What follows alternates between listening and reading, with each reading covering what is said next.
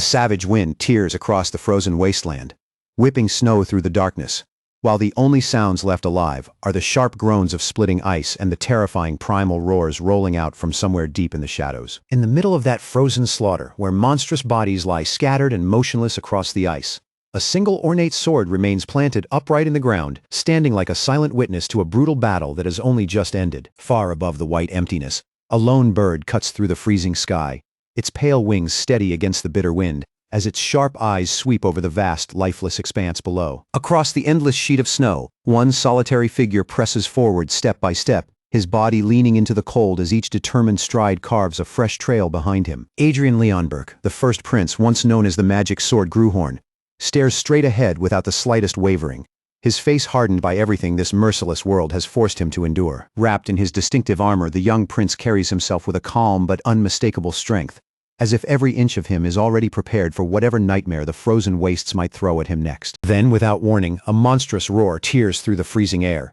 From the shadows, a hulking, red-skinned beast bursts forward, its glowing eyes fixed on him, and its massive body charging like a wall of death. Adrien does not step back. In an instant, he launches himself into battle, his sword flashing upward, in a deadly arc to meet the creature head-on. A blade soaked in dark blood gleams against the cold reflection of the wasteland, and just from the stains along its edge, the violence of the fight that had unfolded there moments ago becomes impossible to ignore. At the same time, a chaotic pulse of energy stirs within the darkness, flickering like something alive as it twists and gathers in the shadows. For countless ages, a terrifying red monster with a single glowing eye had snarled from the depths of this world, standing as a reminder of the ancient horrors that never truly disappeared. Again and again, calamities descended, yet Adrien Leonberg, clad in shining armor, was always the one who threw himself into the heart of the chaos. War after war raged without end, and Adrien fought through them with ruthless precision, his sword sweeping through the darkness like a storm. From the ruin left behind, countless heroes rose, while Adrien Leonberg himself burned like a beacon of power, his entire body wrapped in a fierce blue aura. But no matter how many battles were won, the hideous face of evil always returned, taking shape once more as a green-skinned beast with blazing red eyes that refused to stay buried. Evil had sunk itself into the very foundation of this world. Yet the prince stood ready before it, his resolve unshaken and his spirit sharpened for the fight ahead. Across that broken world, he surged through ruined lands and desolate fields, leaping straight into the path of the spreading darkness, as if battle itself had become his eternal fate. At the center of it all, he stood before a blade blazing with golden light, its brilliance reflecting back on him like a mirror of the legendary existence he had carried through endless war. Because before he stood in this human body, he had been the magic sword Gruhorn, a living legend tempered in the furnace of countless brutal wars. Now, the snow-swept wasteland stretched endlessly around him, cold and silent, bearing the scars of conflict that never seemed to end. Among the frozen corpses of his enemies, the prince stood alone, an imposing figure against a merciless white horizon. A low, quiet sound slipped from him as he extended his hand, not in triumph, but in grim recognition of the chaos and bloodshed surrounding him. His eyes moved slowly across the vast, silent battlefield, until they reached the distant fortress standing beyond the snow, cold and unmoving like a witness to his never-ending struggle. But the battle had not ended. From beyond the frozen haze, new monstrous shapes surged forward, their numbers swelling one after another as they rushed in, hungry for the next strike. With a brutal impact that seemed to shake bone and armor alike, Adrien drove a devastating blow into his enemy, his armored form blurring with raw, concentrated force. The creature folded beneath the crushing power of the strike, its grotesque body giving way as blood and viscera burst violently across the snow. From within a blood-red vortex, more grotesque monsters began to take form, their crimson eyes burning with hatred as every one of them locked onto the same target. Then even more of those twisted abominations poured out, rising like an unstoppable tide of terror. But Gruhorn did not bend, and he did not break. His will stayed firm, his focus sharpened like steel, as the thought rang through him with absolute certainty. He was not merely a sword. Then electric blue light erupted around him, and he shot forward with lethal speed, his blade cutting through the air like a streak of lightning. His eyes burned with fierce resolve, and as the sword in his hands flared with an intense azure glow, his vow became clear.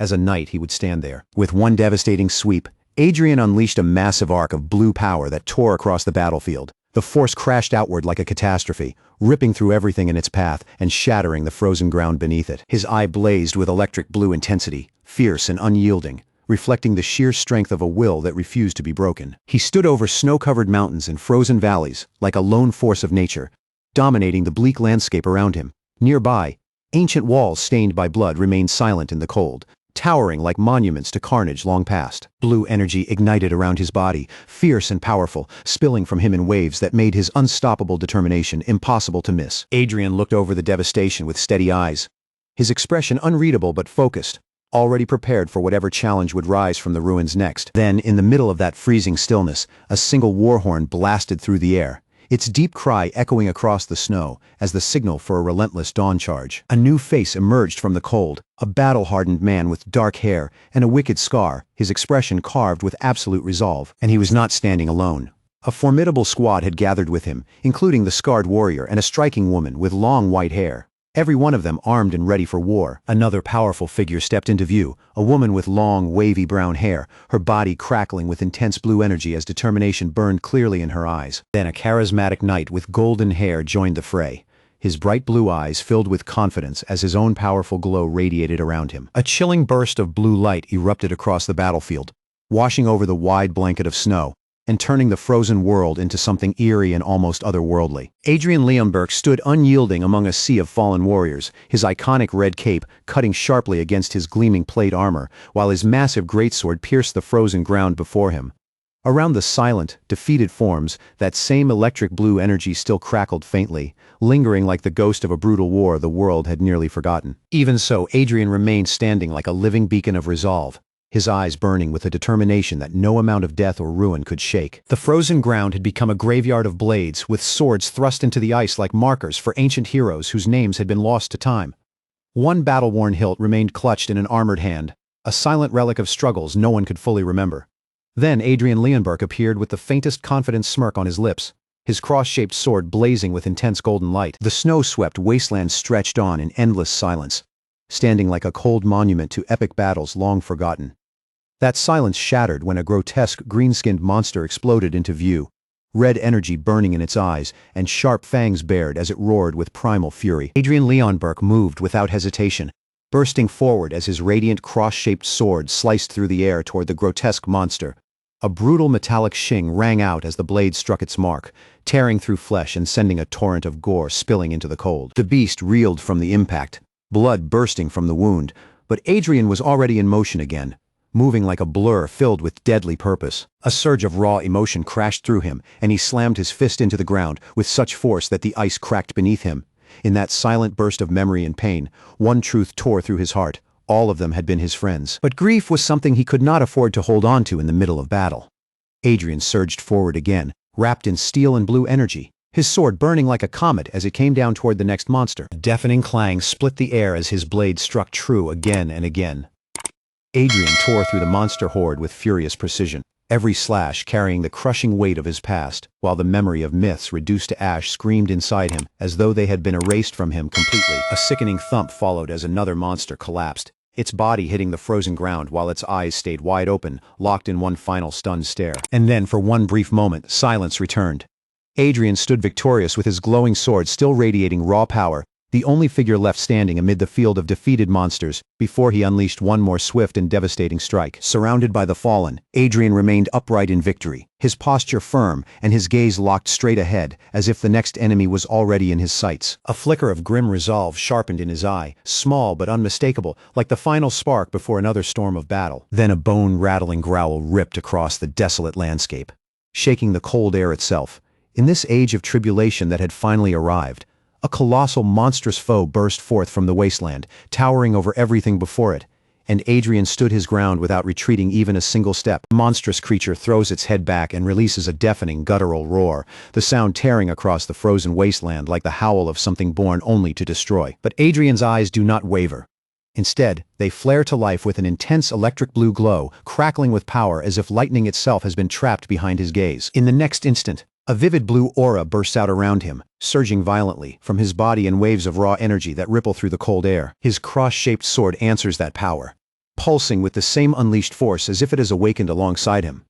Then Adrien crashes down onto the frozen battlefield, his crimson cape whipping around his shining armor, standing like an unbreakable beacon of resolve in the middle of all that carnage. Yet another horror rises before him, its jagged face twisted with hatred and its burning red eyes glaring through the storm, a nightmare given flesh and sharpened by pure malice. Even then, the prince does not retreat. Bathed in explosive radiance, Adrien stands firm against the growing darkness, his very presence roaring back in defiance without him needing to say a word. Once I existed as nothing more than an ethereal mass of pure energy, drifting beyond flesh and form, until that shapeless existence was given new life. My essence gathered, condensed, and took shape. And from that strange rebirth, I was reincarnated not as a man, but as a sword. Over the course of hundreds of long years, countless hands took hold of me, and one master after another carried me into battle. I lent them my strength on blood-soaked fields, my edge carving through enemy after enemy as their struggles became part of my own existence. With my power at their side, I helped shape them into legends, heroes whose names would be remembered across history. And then, after what felt like an eternity of wandering from hand to hand, I finally met my comrade. Adrien Leonberg, the first prince, stood before me with the bearing of royalty and the unshakable presence of someone who refused to bow before fate. But even a comrade like him could not keep every danger away, because a new and terrifying threat had already begun to gather in the distance. Long before that, though, when I first found him, he was only a child from a forgotten village. Together, we fought the monsters that threatened his home, the village of Leonberg, and many other places beyond it. With every snarling beast we cut down, his resolve grew harder, sharper, and more impossible to break. Before long, we were crossing the world together, a terrifying pair on the battlefield, standing against every darkness that dared to block our path. His road was built on endless hardship and courage that never faltered. Step by step, battle by battle, he accomplished things no one else could reach until his name rose above ordinary men and became legend itself. But even legends are not spared from new trials. Somewhere beyond the desolate snow-covered peaks, an immense shadow began to stir like a great dragon waking from an ancient sleep. And with it, a new threat emerged. The glowing blade, now wrapped in dark, swirling energy, waited for the next hand worthy of wielding it. Then Adrien Leonberg was struck completely off guard. A massive crimson explosion erupted around him, tearing through the air, and before he could even blink, a razor-sharp white claw flashed through the chaos and landed a devastating blow. The force of the attack hurled him backward, forcing a choked cough from his throat as blood splashed across his cheek. But even battered and thrown off balance, Adrien was not finished. By instinct alone, he raised one hand, blue energy flaring desperately in front of him to meet the unseen enemy and keep himself alive. But that desperate defense could not hold. The relentless assault smashed through his guard and drove him down to his knees, his once proud armor torn and battered as debris whipped around him like a blizzard. Blow after blow rained down, cracking the ground apart and scattering shards in every direction. The blinding white energy kept raging across the battlefield, carving ruin into everything it touched. Then, from the very center of the storm, the true nightmare finally showed itself, a monstrous shadowy dragon beast, its eyes burning with infernal blood-red light. Its enormous jaws split open, and a hellish red glow blazed deep within its throat, before it unleashed a soul-shaking roar that rolled across the frozen wasteland. Adrien braced himself as the colossal dark entity lashed out with shadowy tendrils and raw power, each strike slamming into him with brutal force. Still, even under that crushing onslaught, he found a chance to strike back, swinging his blade in a desperate counterattack fueled by fierce determination. But the monstrous enemy answered with a devastating burst of crimson energy, swallowing Adrien whole inside a blinding explosion. That overwhelming magical power washed over the landscape like a wave of pure destruction, threatening to bury everything beneath it. But from within that raging darkness, a brilliant blue light suddenly erupted, forcing its way outward with incredible strength. Adrien pressed the assault without stopping, his sword becoming a blur as he unleashed strike after strike in a relentless barrage. Then he poured everything into one final overwhelming wave of azure energy, sending the colossal entity reeling backward. Defeated for the moment, as the dust began to settle, a new voice rang out through the ruined battlefield. A man with a confident smile stepped forward and offered his aid, calling to him. "Let's go, my friend." And with those words, a new ally had arrived. The blue energy slowly faded, leaving behind shattered earth, broken ice, and the lingering cold of a battle that had shaken the field to its core. Then the very air split apart with a deafening crack. Adrien Leonberg unleashed his power again, his face twisted with a primal roar of determination as the force inside him burst free. The monstrous dark entity roared in pain, staggering back as Adrien's blue energy slammed directly into it. A cataclysmic burst of azure light and flying ice shards detonated across the battlefield, swallowing everything in its violent radiance. Through the smoke and flying debris, Adrien emerged once more, unyielding, his sword blazing like a beacon of crackling blue power. The force of his strike had carved deep, jagged fissures into the creature's seemingly impenetrable scales. At last, the monstrous creature glared down at him, its eyes burning with ominous blood-red fury. But Adrien's glowing blade had already found its mark, buried deep in the entity's leg in a blow that struck far more deeply than the beast expected. Then an ancient memory surged back, and the power of a forgotten era burst into view. Back in the days when legends were still being forged, we had crushed impossible enemies together. Especially when we brought down the White Dragon of the Frost Mountains. After that legendary victory, my comrade rose even higher, gaining glory beyond the battlefield until he became the ruler of an entire kingdom and claimed the crown as his own. But as for me, my path remained tied to this legendary blade, the symbol of our victory. Within that sword lived the legend of the Dragon Slayer, the proof of everything we had achieved together. That blade carried one unforgettable name, Gruhorn, and with the solemn plea to protect his descendants, I was passed down through the bloodline of my comrade's family. A piercing metallic shriek suddenly ripped through the air, sharp enough to make the entire space tremble, as if something extraordinary was about to awaken. A voice grumbled at the overwhelming surge of power, demanding to know why it had become so loud, while the legendary Gruhorn ignited with a blinding, otherworldly radiance. The glow exploded outward, so bright and overwhelming that the annoyed voice snapped at it for being distracting. At the same time, a furious booming voice thundered through the chaos, demanding to know who dared place a hand on such a sacred artifact. Then the young wielder answered with a declaration that shook the room itself, shouting that from that moment onward, he was the one and only master of the sword. A furious bearded official, stunned by such outrageous defiance, roared in disbelief as he recognized the youth before him as none other than His Highness. The official's voice boomed with authority as he declared that the sword was a sacred relic, something only the king himself was permitted to touch, and he demanded that it be returned at once without excuse or delay. The legendary blade Gruhorn pulsed with untamed power, its golden hilt gleaming and its razor-sharp edge trembling as though the sword itself was screaming with awakened energy. But the young prince only tightened his grip on Gruhorn, holding it with iron stubbornness as he sneered at the official.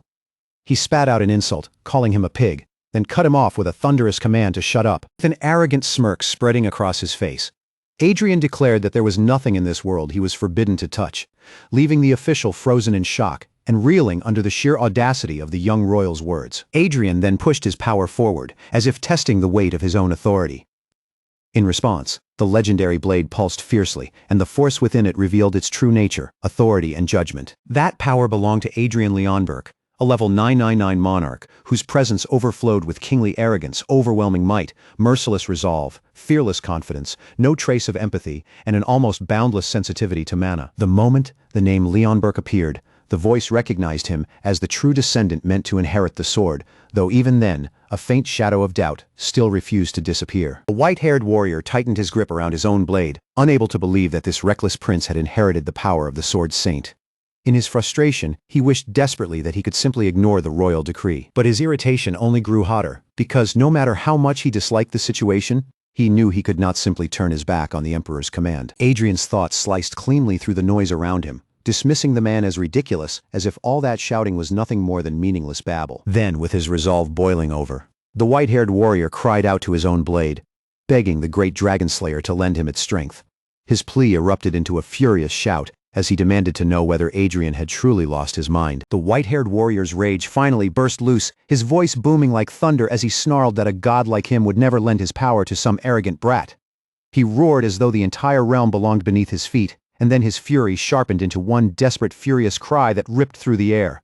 Gruhorn! The raw force of that outburst blasted outward in heavy shockwaves, rattling the guards around him until they could only scream in panic. Terrified that everything was about to collapse into disaster, they begged their highness to calm down before the situation went completely out of control. But the warrior had already gone past the point of listening. His eyes burned with an almost unholy fire as he snapped back at them, roaring for them to shut up and demanding how they dared try to give him orders. Adrien, however, did not look shaken in the slightest. A cold, fearless smirk curved across his face as he threw out a chilling challenge, asking if the warrior truly wanted to begin, daring him to show whatever power he had left. Before the white-haired warrior could even react, Adrien vanished from where he stood, turning into a golden flash of impossible speed and lethal steel. A brutal impact crashed into the warrior before he could make sense of what had happened, knocking the breath from him and leaving only a stunned, disbelieving sound caught in his throat. Adrien's blade had already struck true. The cut was clean, precise, and devastating, slicing deep across the warrior's hand, and in that single merciless instant, the proud man was forced down to his knees, humbled before the calm prince standing above him. In the silence that followed Adrien's overwhelming strike, an attendant's face twisted with pure terror. Her hands flew up to cover her mouth, barely holding back the scream rising in her chest. A raw gasp broke out of her anyway, quickly turning into a frantic cry for His Highness. The white-haired warrior lay sprawled across the cold ground, completely shattered, with a gruesome crimson stain spreading across his chest where Adrien's attack had landed. The attendant dropped to her knees and screamed for someone to call the royal physician immediately. But through the haze of pain, the warrior could barely form a thought, only a stunned disbelief settling over him as he realized that he was the one who had been pierced by the sword. His mind spun wildly, and one furious question burned brighter than the pain itself. How could a scoundrel like this have possibly wielded such a blade? Then the world around him began to tilt and blur, the shapes in front of his eyes melting into a dizzy, disorienting haze. Cold realization struck him at once. If this continued, he was going to collapse. And for a swordsman who had lived by his blade, the shame of fainting for the first time in his life almost felt worse than the wound itself. The entire kingdom had long been tense over a chilling belief: if Prince Adrien ever ascended the throne, ruin would fall on everyone. To the public, he was known as a talentless royal, but his greed had become the stuff of ugly legend. In people's eyes, he was the perfect example of a foolish, lazy, cruel pig of a prince. That was the reputation of first Prince Adrien Leonberg. So foul that even the most infamous villains seemed almost reasonable beside him. The kingdom's future seemed to hang by a thread, like prey trapped beneath a circling hawk.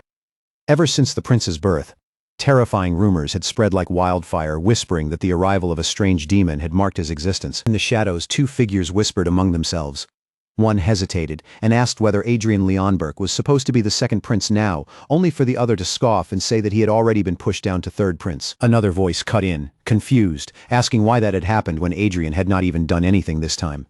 But someone else brushed the concern aside, saying there was no need to worry because he would surely return to his old ways soon enough. But the strangest part was that Prince Adrien himself could not have cared less about any of those rumors.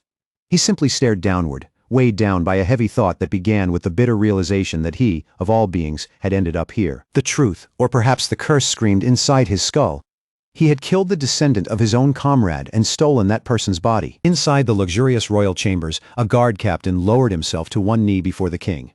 His voice carried open concern as he asked whether His Majesty had already heard the latest whispers spreading through the palace. Then he revealed the shocking news. First Prince Adrien Leonberg, who had barely been seen for months, had suddenly been struck with a demotion and reduced to the position of third prince. Nearby, a royal maid wearing a smile that never quite reached her eyes sharply warned a masked guard to be careful with his words. Back upon the throne, the king watched everything with a sly glint in his eyes, remarking that Adrien had supposedly returned from the brink, and yet it seemed his infamous reputation had not changed at all. With a cold flick of dismissal, he waved the maid away and told her she could leave, since she was clearly useless to him anyway. Then the king's expression sharpened into a sneer as he demanded to know what kind of pig Adrien was supposed to be. The captain, visibly nervous, tried to explain something about a strange demon, though it was obvious he was pretending to understand more than he actually did. Once Adrien Leonberg was finally left alone, he stared ahead in blank confusion, quietly wondering whether that man was truly supposed to be his teacher. He heard someone call him Your Highness, but his mind felt almost completely empty, as if every memory had been wiped away, or perhaps not entirely. With his eyes lowered in thought, he hesitated, wondering if he had been wrong to assume enough time had already passed. Then a guard suddenly shouted that the king had arrived. Adrien's eyes snapped open at once, and the word king rang through his thoughts, as he wondered whether His Majesty had known the truth all along. A quiet sound escaped him as realization struck, and he found himself admitting that the king might be even sharper than he had first believed. His thoughts raced on, because he had genuinely believed that enough time had gone by for the rumors surrounding his bloodline to fade into nothing more than forgotten whispers. But with the king standing right there before him, that hope was crushed immediately. The rumors had not disappeared at all. The king's eyes drilled into Adrien as he coldly asked whether he could not even greet his own father, adding that even a brush with death had failed to change him. Later, after Adrien was confined to his bed, the captain of the royal guard stepped forward with worry written across his face and told His Majesty that he was concerned about Adrien's memory. The king's eyes narrowed at once as he repeated the words, "Memory loss." The captain urgently ordered that the royal physician be brought in immediately to examine His Highness. Adrien remained motionless and unresponsive on the bed, while his father and the guards watched over him, his uncertain future hanging heavily in the room. Adrien found himself facing the king, his own father, who pressed him again and again about his missing memories, asking whether he truly remembered nothing at all. Inside, Adrien's thoughts moved frantically. A cold dread tightened around him as he struggled to deal with the gaps in his memory, desperately hoping the king had not realized just how serious the problem truly was. The king's stare cut into him like a blade, his voice soaked in disappointment as he pressed the matter further. If Adrien could not even recall the things he had done, then perhaps those actions had never held any meaning to him in the first place. Adrien's expression twisted under the weight of that brutal honesty, his face tightening as if the words had struck harder than any physical blow. The king did not stop there. He continued by laying out the harsh truth that admitting one's mistakes and learning from them was what allowed a person to grow, yet Adrien had now been cut off from even that path. His voice hardened like steel as he delivered the cruelest point of all. Adrien had forgotten everything. The king's regal chains glinted in the light, a cold and silent reminder of the absolute power behind every word he spoke. With one final crushing declaration, the king made it clear that Adrien's past was gone, and because of that, he had no choice left but to move forward from the broken present he still had. Adrien Leonberg knelt before the king's icy gaze, humiliation burning through him as his mind screamed in frustration, desperate to escape the suffocating weight of that moment. Then the king's words struck like a hammer, telling him to forget the dignity of being the first prince, and that he should be grateful he was still being treated as a human being at all. Adrien's face contorted into a furious, bewildered snarl, his thoughts roaring in disbelief as he wondered what in the world the original owner of this body had been doing. The shock hit him so hard that he could barely steady his thoughts, leaving him reeling under the sheer brutality of the king's judgment. The king's voice cut through the present, overlapping with a fleeting memory of a younger Adrien held in his father's arms, as he declared that he had heard everything and told Adrien to simply accept it, asking if his memories would return soon. Another painful image flashed through his mind, a young Adrien sitting on his father's lap, but the king's words in the present were merciless, dismissing that trivial past as something that hardly mattered, while his gaze seemed to linger on what remained of his son's once beautiful face. Adrien's expression twisted in pure agony as those cruel words burned into him. The king spoke as though his poor son had wasted away into this miserable state, leaving Adrien to wonder bitterly where exactly that loss had even happened. The king of Leonberg smiled with unsettling calm, declaring that he was pleased Adrien had finally opened his eyes, though the words carried a cold weight that made them feel far from simple relief. But that supposed joy faded almost immediately, as the king gave him a chilling warning. Adrien was never to touch such dangerous objects again.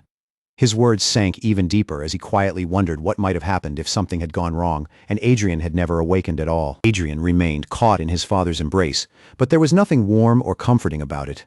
Under the king's unyielding stare, his face sank into despair, as if the weight of that gaze alone was crushing the breath out of him. Inside his mind, Adrien screamed against everything happening to him, desperate to forget the truth, pressing down on his soul.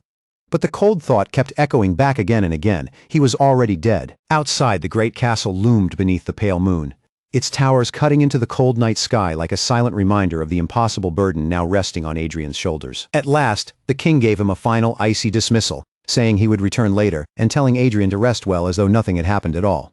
In response, only a low, pained sound slipped from Adrien's throat. Then that quiet sound broke into a single shattered gasp, his expression twisting with utter hopelessness as the despair he had been holding back finally surfaced. Adrien's thoughts drifted back to his past existence, to a time when even after cutting down one of his own, others still expected him to clean up the messes left behind. But deep down, he understood the truth clearly. The real problem had not been them. He was the one who had ruined his own life. Yet that despair did not last forever. A fierce resolve began to burn inside him, and with it came the determination to take back everything he had lost, starting with the memories buried somewhere beyond his reach. Now he had been reborn into a heavy, talentless body, forced once again to clean up after others, even after he had already defeated those who stood in his way. A fat body, no talent, and endless trouble waiting for him, but none of that was enough to make him stop. He clenched his fist tightly, feeling a burning need to rebuild his strength surge through him. Then, in the middle of that determination, a strange question crossed his mind. Just how many children had his old comrade even left behind? Then a name flickered briefly through his thoughts, uncertain and distant, like a fragment of memory trying to surface. Reizu. But whatever questions remained, his path was now perfectly clear. Before anything else, Adrien needed to forge a mana heart. With sharp determination burning in his eyes, Adrien began drawing in the raw energy around him, gathering the first spark of power that would mark the beginning of his return. He threw himself into harsh training, raising his hand as blue energy ignited across his palm, pulling mana inward until it began spinning into a condensed orb of light. The electric blue glow surged brighter, circling around his hand in restless waves as the mana twisted and gathered above his palm. The strain immediately pushed his body toward its limit. His eyes burned with a painful blue light as the unstable power fought against his control, and with a sharp gasp, the mana burst outward. Frustration surged through him as the scattered mana slipped away, proving that his current body was still far too weak to contain such violent power. Even so, Adrien refused to stop. His resolve hardened, And with the stubborn decision to try again, a vivid blue aura erupted around him like fire in the cold air. His eyes blazed with fierce determination as the mana surged even more violently, exploding around him while he forced himself past the limits of his fragile body. Gritting his teeth, Adrien forced his body to obey again and again, refusing to yield no matter how badly it resisted. At last, the blue energy began to gather properly, forming a massive, stable shape around both of his hands. The powerful mana continued to swirl, growing clearer and denser until it looked almost solid, proof of the will he refused to let break. Then Adrien struck the ground, a raw cry tearing out of him as the pressure of the mana threatened to rip him apart from the inside. His face twisted in a desperate scream, sweat flying from him as he pushed through the pain. Rage and disbelief burned through his thoughts as he cursed the weakness of this body and demanded what kind of frailty this was. Adrien jolted awake as if thrown back onto a brutal, snow-covered battlefield, with bodies scattered across the white ground around him. His mind roared in frustration, demanding to know what was wrong with this body. He let out a low, irritated groan, still remembering the overwhelming power he had once possessed. Back then, if he wanted something, he could simply take it, buy it, or force others to move according to his will. Then a soft knock cut through the tension, and the voice of the Royal Guard captain sounded from beyond the door, respectfully calling out to His Highness. Later, Adrien sat at a table while a royal maid carefully offered him a compliment, even clarifying that it was meant as praise, and not some special flattery for him personally. But Adrien's thoughts were elsewhere, silently judging that even this was still not enough. The maid's expression turned serious as she continued asking him to please take Queen Margarita's feelings into consideration. Adrien simply remained seated, quietly absorbing her words without giving much away. Across from him, a flicker of fear passed through the maid's eyes as she silently hoped he would not throw the bowl at her like he had done before. Her gaze stayed fixed on him, cautious and tense, waiting for even the smallest sign of what he might do next. Then Adrien's eyes suddenly snapped open, as if a sharp realization had just struck him straight through the chest. The glowing blue liquid sitting in front of him was not ordinary at all. It was overflowing with raw mana, so dense and vivid that he could practically feel the power radiating from it. The royal maid offered the bowl to him, and Adrien took it immediately, snatching it up without the slightest hesitation. He drank the entire thing in one go, swallowing down the mana-rich liquid so quickly that the bowl was emptied almost instantly. The maid stared at him in complete shock, her mouth falling open as worry spread across her face at the sudden intense way he had consumed it. With a quiet clink, the empty bowl settled back down, drained completely, as if the glowing liquid had never been there at all. Adrien dismissed her casually, asking if she was free to go, and the maid quickly stammered that she was. "Your Highness." A faint smirk then tugged at his lips as he ordered her to bring one more, only this time with fire. The air around him began to crackle, faint blue light pulsing through the room like sparks before a storm. Even in his new, heavier body, Adrien radiated a vibrant blue aura, his eyes burning with intense magical power. A closer look at his glowing blue eyes revealed the fierce determination behind them as he admitted just how effective the mana was.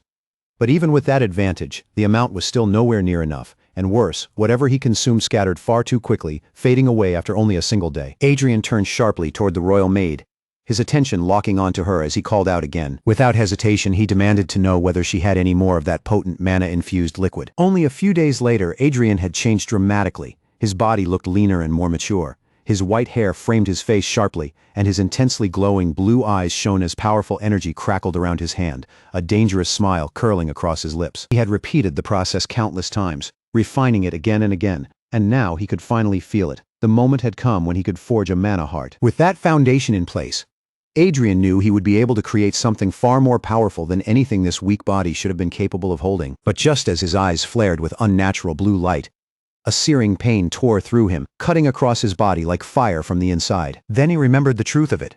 This process had never been gentle, and from the very beginning, forging a mana heart was meant to be agonizing. Pain intensified until it forced him down to his knees, and the pressure inside his chest swelled so violently it felt as though the gathered mana would make him explode. Even then, Adrien forced himself to endure.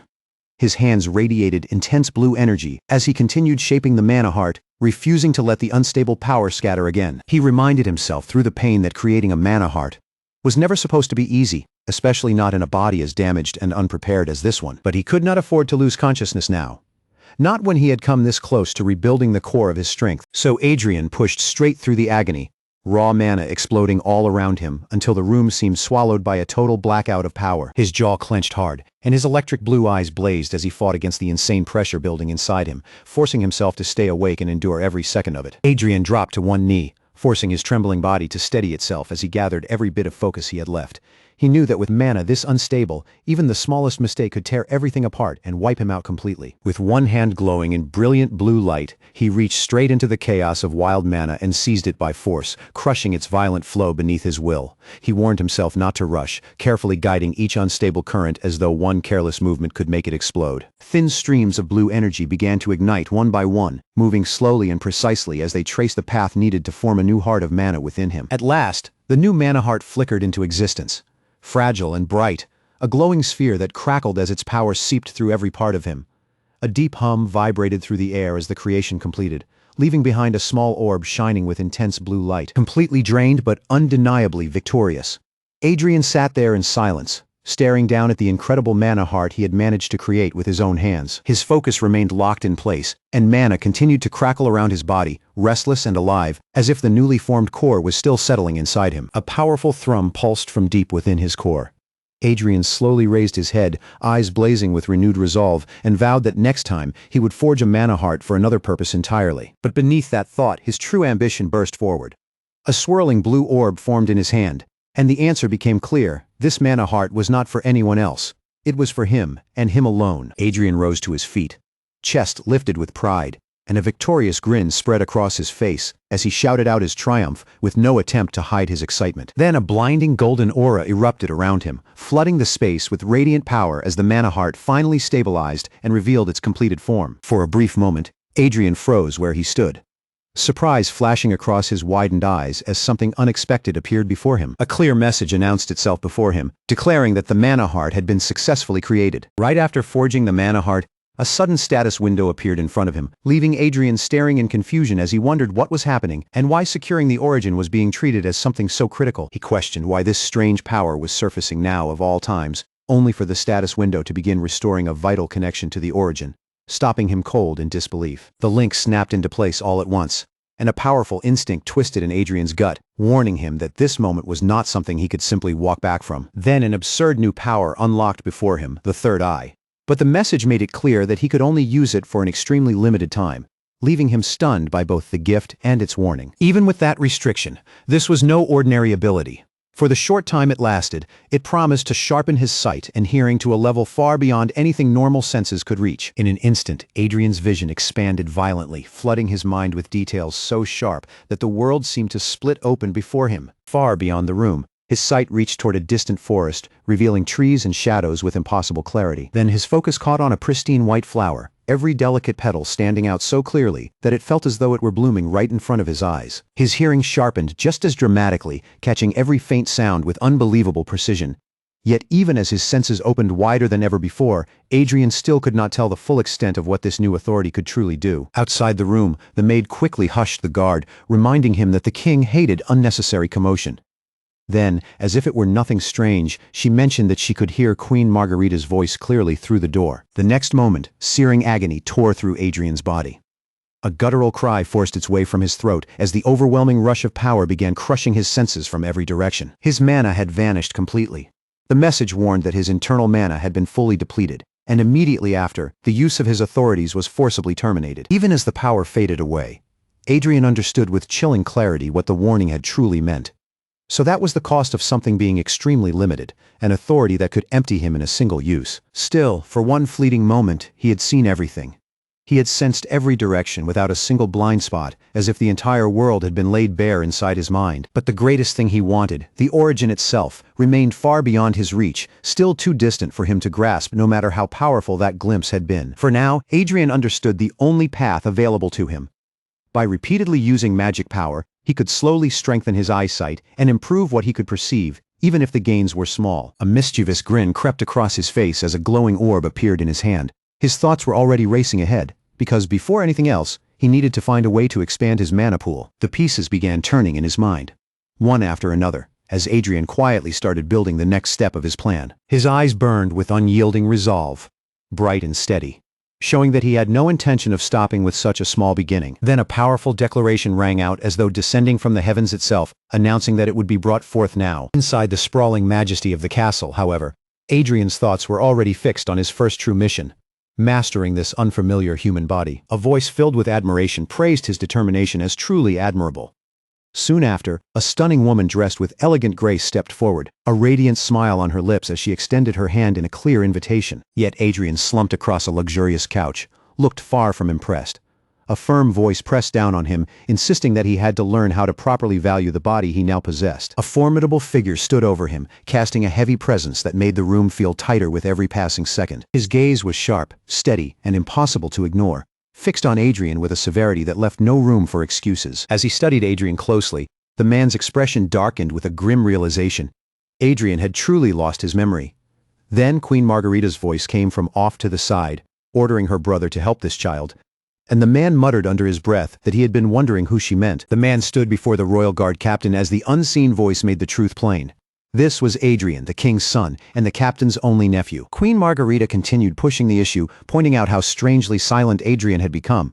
The captain looked visibly annoyed and considered the whole thing a waste of his time, but he also decided that taking a quick look would not damage his reputation. That quick look left Adrien gasping on the floor, his body trembling as he struggled beneath the overwhelming force that had just been used against him. Standing over him, the scarred royal made the rules brutally clear. Vale Ballerhard declared that Adrien would receive a proper royal education starting immediately, and if Adrien ever forgot his place, he would personally make sure the prince never woke up again. A chilling smirk spread across Vale Ballerhard's face as he threw down the challenge, daring Adrien to give everything he had because no one could say what might change if he truly struggled. With defiance blazing in his eyes, Adrien actually considered turning the whole situation around and teaching his uncle a thing or two about swordsmanship. But he dismissed the thought as ridiculous almost immediately, grudgingly admitting that for an imperial prince with absurd talent, being forced into a harsh situation like this was probably unavoidable. Vale Ballerhard's smirk widened as he watched Adrien's anger and resentment simmer just beneath the surface, clearly enjoying how badly the prince wanted to snap back. Then, with a predatory gleam in his eye, Vale Ballerhard offered a new challenge, suggesting that they make a bet. Adrien's eyes burned as he boldly declared that he would surpass Vale Ballerhard in only 6 months, while his uncle silently hoped the prince would not end up regretting that reckless arrogance. With that same fierce fire in his gaze, Adrien laid out the stakes to his uncle. If he lost, he would obey completely, but if he won, Vale Ballerhard would grant him one powerful wish. Vale Ballerhard, ever calculating, simply watched him with a strategist's smile, taking in every word without showing the slightest sign of being shaken. Then he accepted the bet with cool confidence, clearly relishing the thought of watching Adrien struggle his way through the brutal challenge ahead. But that burst of confidence didn't last for long. The fire in Adrien's chest cooled almost immediately as reality came crashing down on him, and even he had to admit he had been far too sure of himself. Sweat gathered along his brow, his breathing tightened, and the weakness of this body pressed down on him harder than any enemy. He clenched his teeth in bitter frustration, silently cursing the fragile body he had been forced to work with. No matter how sharp his will was, this pathetic strength kept dragging him back, and he was completely fed up with feeling so limited. Then, as if his stubbornness itself had taken form, a brilliant blue light suddenly flared around his leg. The energy wrapped around him in a sharp, blazing surge, gathering at his foot like a spark ready to explode. In the next instant, that power hurled him upward. Adrien shot toward the sky with one simple, humiliating goal in mind. Before anything else, before pride or glory, he had to conquer this miserable little fence. Vale Ballerhard's amusement vanished as his eyes widened. For the first time, the easy look on his face cracked, replaced by a flicker of genuine shock as Adrien's hidden potential began to show itself right in front of him. Adrien's magic continued to pulse through the air, each faint thud of power making the blue glow around him shimmer brighter. Vale Ballerhard stared at him in disbelief, his eyes stretched wide as he barely managed to force out Adrien's name through the shock lodged in his throat. Adrien, on the other hand, didn't even flinch. His expression stayed calm, almost cold, and his eyes remained fixed ahead as though this was nothing worth getting worked up over. Vale Ballerhard's jaw dropped open, and his voice rang out with disbelief. He stared straight at Adrien as if the answer should have been impossible, demanding to know whether he had truly created a mana heart. Adrien only gave him a smug little look, as if the glowing power around him were barely worth mentioning. With maddening casualness, he glanced down and asked if Vale meant this, then calmly admitted that he had made it not too long ago. A confident grin slowly spread across Adrien's face. Then he leaned into the moment, practically throwing the challenge back at Vale Ballerhard as he asked whether his uncle was starting to regret making that bet. Vale Ballerhard looked so stunned that his eyes nearly jumped from their sockets. For a moment, all his usual composure broke apart, and the only sound he could manage was a bewildered noise caught in his throat. His uncle's face twisted with frustration, and he quickly corrected himself, cutting off his first reaction entirely. No, that wasn't the real question. What Vale Balarhard truly wanted to know was where in the world Adrien had learned how to forge a mana heart in the first place, even as a faint disbelieving chuckle slipped into the air. Vale Balarhard's thoughts churned wildly as he kept staring at Adrien. No matter how he looked at it, the sight before him refused to make sense, because a mana heart was supposed to be far beyond anything Adrien should have been able to create. Adrien's eyes widened slightly, and a strained breath caught in his throat when Vale Balarhard's voice thundered through the room. His uncle demanded to know how Adrien had mastered a technique that only the weakest and most desperate would ever bother learning. The shock of it seemed to split the very sky. A sharp crackle rolled through the air, and birds burst from the trees in a frantic storm of wings, scattering as if even nature had been startled by the revelation. The entire castle seemed to tremble as a thunderous cry erupted from within, the sheer force of Vale Balarhard's disbelief echoing through the walls. Adrien's mind raced beneath his calm expression, thoughts crashing together like a storm behind his eyes. But Vale Balarhard quickly cut through the tension, forcing himself to explain. He began with the basics, declaring that a mana heart was far from what Adrien seemed to believe it was. Adrien's jaw dropped as the truth hit him. The so-called mana heart, the technique he had relied on, was treated in this era as nothing more than a crude method learned only by low-ranked mages. He couldn't believe what he was hearing. His eyes narrowed, his voice sharpened, and he immediately challenged the claim, asking what Vale Balarhard could possibly mean by that. Vale Balarhard didn't bother dressing it up with more words. He decided it would be quicker to show the difference himself, ordering Adrien to watch carefully as he flicked his wrist and unleashed a blinding turquoise aura from the center of his palm. The raw power twisted in the air, curling and tightening until it took on a perfect shape. In seconds, the loose glow hardened into a flawless ring of mana, shining with controlled, polished force. The turquoise ring pulsed brightly, each wave of light showing just how refined Vale Balarhard's control truly was. Adrien stared at the vibrant blue energy, stunned into silence as one question burned hotter and hotter in his mind. What exactly was he looking at? The blue energy throbbed with incredible pressure, gathering in the air like something alive. Then, without warning, it gave off a sharp and violent crackle. The ring burst apart into countless glowing fragments, scattering like shattered glass. Adrien's eyes widened as he understood the impossible thing happening before him. Mana wasn't supposed to break that way. For one breath, it seemed as if Vale Balarhard was using a mana heart too. But his uncle quickly made it clear that this method was not merely stronger, it changed everything. That truth stood in brutal contrast to the old Eli family. The very people who had once pioneered mana hearts, only to fade into obscurity a century earlier. Their fall had become proof that the age of mana hearts was long over, and in the present day, no sensible mage or knight would willingly rely on such an outdated method. As Adrien absorbed everything, he bent over a document titled Mana Chaining Basic Theory. Page by page, the realization settled over him in silence. The world of magic had advanced far beyond anything Gruhorn had ever imagined in his ancient days. The text laid out the modern method with startling clarity. Mages no longer depended on mana hearts the old way. Instead, they guided their power through radiant orbs that acted as refined channels. Knights, meanwhile, displayed their strength in an entirely different way.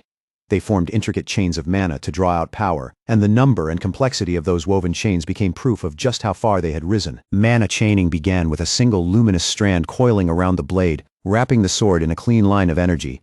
Then, in a flash, that one chain split into two, then three, then four, the glowing patterns multiplying with dizzying speed until a fifth chain burst into place and completed the breathtaking structure. Adrien studied the wild-looking diagrams with a serious gaze, tracing the strange formations with his eyes. As much as he hated to admit it, the theory wasn't useless at all. In fact, it had far more merit than he expected. His attention settled on the section labeled Basic Theory, written by a man named Ernest Adrien. The moment Adrien read that name, something stirred in the back of his mind, and a faint sense of familiarity began to ring like a distant bell. Recognition struck him all at once. Adrien's eyes snapped open with fresh interest, his expression sharpening as the name finally began to connect with an old memory. Far back in the past, a legend had once stepped onto the stage of history. A powerful voice had called out to a swordsman gripping a blade with a brilliant blue gem set into its hilt, demanding to know if he was truly the famed sword saint. The hooded figure held his sword with quiet, overwhelming force, and gave his name without hesitation. Ernest Adrien. His eyes burned with an eerie light as he declared that he had come to see who was more worthy of bearing the title of sword saint, and the old records remembered him as a man who mastered bizarre arts that crossed the boundary between sword and spell. A spark of understanding lit up in Adrien's mind. No wonder the name had felt familiar. It belonged to someone tied to a legend even Gruhorn still remembered. A knowing smirk tugged at the corner of his mouth. Adrien leaned back more comfortably into his seat, letting that old memory settle as if he had just found an amusing piece of the past buried in the present. And then came the natural question that lingered after any old legend resurfaced. What had become of that man in the end? Not long after, deep within the splendid halls of the royal palace, Adrien found himself facing the royal guard captain and a maid, the tension between them tightening the air of the room. He turned his attention toward the captain, his eyes carrying a sharp, testing glint. With the book close at hand, Adrien challenged him directly, asking whether he would dare read it himself. The royal guard captain met Adrien's gaze without backing down and snapped out a firm warning, telling him not to open the book at all. But Adrien ignored the caution completely, holding the forbidden tome in his hands as the captain's voice rose in disbelief at the sheer nerve of what he was about to do. A defiant smirk crossed Adrien's face. He glanced away as though the warning barely mattered, letting out a low, amused sound that made his refusal even more blatant. As his eyes moved across the ancient writing, Adrien stated that he couldn't find even the smallest trace of what he was searching for inside these quarters. The pages offered plenty of old words, but none of the answer he wanted. The captain's expression hardened into stern disapproval. With a sharp click of his tongue, he demanded to know whether Adrien truly failed to understand just how dangerous the situation had become. Then, as if answering the captain's challenge for him, a heavy sound burst through the room. Brilliant blue energy surged outward and swallowed the book in Adrien's hand, bathing the old tome in a fierce, unnatural light. Power pulsing from the book seemed to carry a hidden truth with it. Not every human heart was merely a mana heart. Some were shaped with a specific purpose and class in mind. Adrien looked up with those same blazing blue eyes, his stare daring and intense as he left one pointed question hanging between them. The royal guard captain stood visibly shaken by the force radiating from Adrien and the book. His eyes widened, and he finished Adrien's unfinished question himself, asking whether he had ever heard of such a thing. At times there were people much like the ancient mercenaries, fools who convinced themselves they were heroes born from forgotten centuries. A golden-haired youth stood before the royal guard captain, his gaze burning with intensity as he delivered a question heavy enough to change the entire mood of the room. He demanded to know whether the captain understood what happened to those who failed to choose a side between two warring kings. As he spoke, images of ancient warriors wrapped in glowing power flashed like memories of a brutal battlefield, their blades clashing in the chaos of war. The blond youth's eyes gleamed as he pressed even harder. He asked whether the captain believed he was somehow different from those conflicted souls of the past, then threw down a direct challenge, daring him to try bringing down a double-chain knight. The royal guard captain answered with an unreadable smirk resting on his face. Coolly and without hesitation, he said that he would become Adrien's guardian, exactly as Queen Margarita had always wanted. But the blond youth's proud front didn't hold as firmly as before. His eyes wavered for the briefest moment, and that small crack in his expression revealed the doubt he had been trying to hide, as he quietly admitted he wasn't entirely sure that promise could really be trusted. The tension carried them into a smaller, darker space that felt almost like a dungeon, where the conversation pressed on with even heavier weight. The royal guard captain kept his gaze fixed on the mysterious blond youth, while the youth stood upright among the others, his presence impossible to ignore as the captain's words sank deep into him. The royal guard captain's voice rang out sharply, cutting straight through the room. He challenged the young prince head-on, demanding to know whether Adrien had truly just questioned his worthiness to serve as a guardian. Then a commanding figure stepped forward, blue energy blazing fiercely in his eyes. With the kind of authority that made the air around him tighten, he announced himself as a count of the kingdom and the commander of the Black Spear Cavalry. The royal guard captain's voice followed like a formal declaration, adding weight to the reveal as he named him the master of the Black Spear Cavalry. He went even further, stressing that this man was also one of the 5 silver lions who had sworn their loyalty. At that moment, the knight's entire body flared with a crushing blue aura, power pouring from him in waves. The captain's voice grew even stronger as he revealed the most important part. This was a man who had sworn himself to Adrien's bloodline, and the fierce light burning in his eye made that loyalty feel absolute. Then the captain declared his name with unmistakable force: Double-Chain Knight Vale Ballarhard. Those words settled over the room like a verdict, making it clear exactly what kind of protector stood before Adrien. Vale Ballarhard's presence filled the space completely, his armor catching the light as if he had stepped out of a battlefield. But Adrien refused to shrink back, throwing the challenge right back at him and asking whether that was really supposed to be enough qualification. Count Ballarhard didn't waste a single breath answering. He simply placed his hand on the hilt of his sword, and that silent movement alone spoke louder than any threat could have. A faint smirk touched his face, and the glint in his eyes radiated absolute confidence, as though defeat had never once crossed his mind. But before the tension could explode into action, the royal guard captain moved fast, grabbing Adrien and shouting for Count Ballarhard to stand down. Count Ballarhard's smirk remained exactly where it was. His piercing blue eyes stayed locked on the captain, and not a trace of worry or hesitation showed on his face. As for Adrien, his grin only stretched wider. There was something wild and unsettling in that smile, especially with that eerie light burning deep in his eyes. Not long after, Adrien was on the ground, battered but far from broken. Bruises marked his body, yet that chilling grin still clung to his face as a brutal impact rang out, followed by the sickening sensation of something being torn away. He folded forward, clutching his stomach as a rough groan forced its way out of him. The pain made one thing brutally clear. He had come far too close to dying, and yet the sinister figure with glowing eyes only looked down at him with a mocking smirk. It was almost as if the whole thing had been staged for pity, a twisted little performance designed to make him seem more pitiful than he really was. Back in the present, a heavier Adrien stomped through the palace halls, every step carrying the heat of his anger.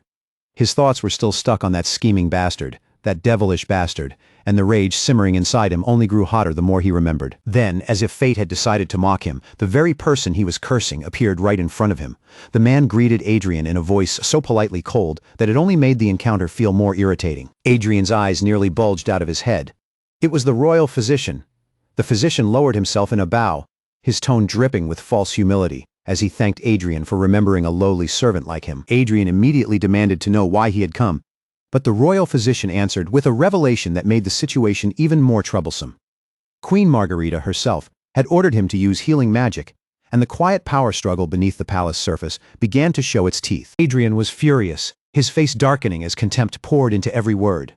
He wanted nothing more than to drive the royal physician away before the man could meddle any further. He snapped that he didn't need any healing, and ordered the physician to get out.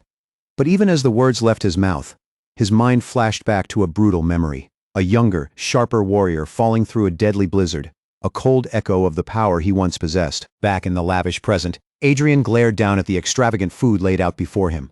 The sight only made him grumble about how wasteful it all was. His irritation barely held behind his clenched expression. Meanwhile, the royal physician remained completely composed. He simply watched in silence, his calm eyes carrying a cold, calculating depth that made him impossible to read. Suddenly, the heavy quiet of the grand hall broke apart as Gillian Leonberg entered with a maid and a guard at his side.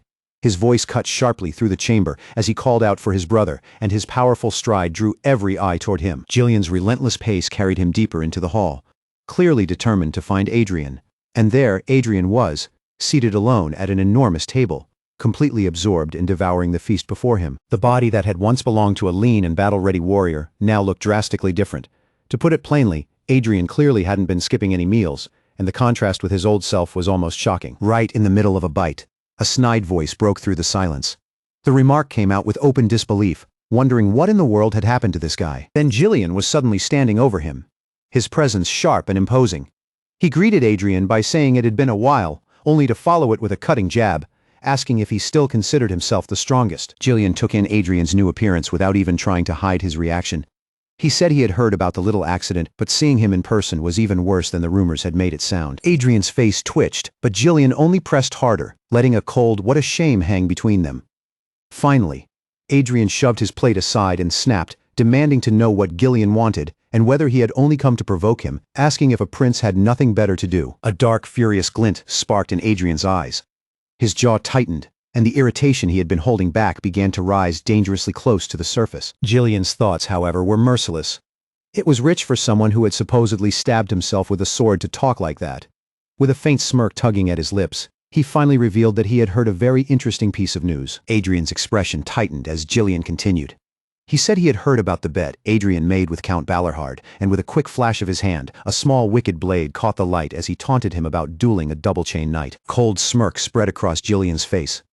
His eyes burned with an unspoken challenge, making it clear that he wasn't simply here to chat. Adrien lowered his gaze for a moment, his thoughts churning like a storm beneath the surface.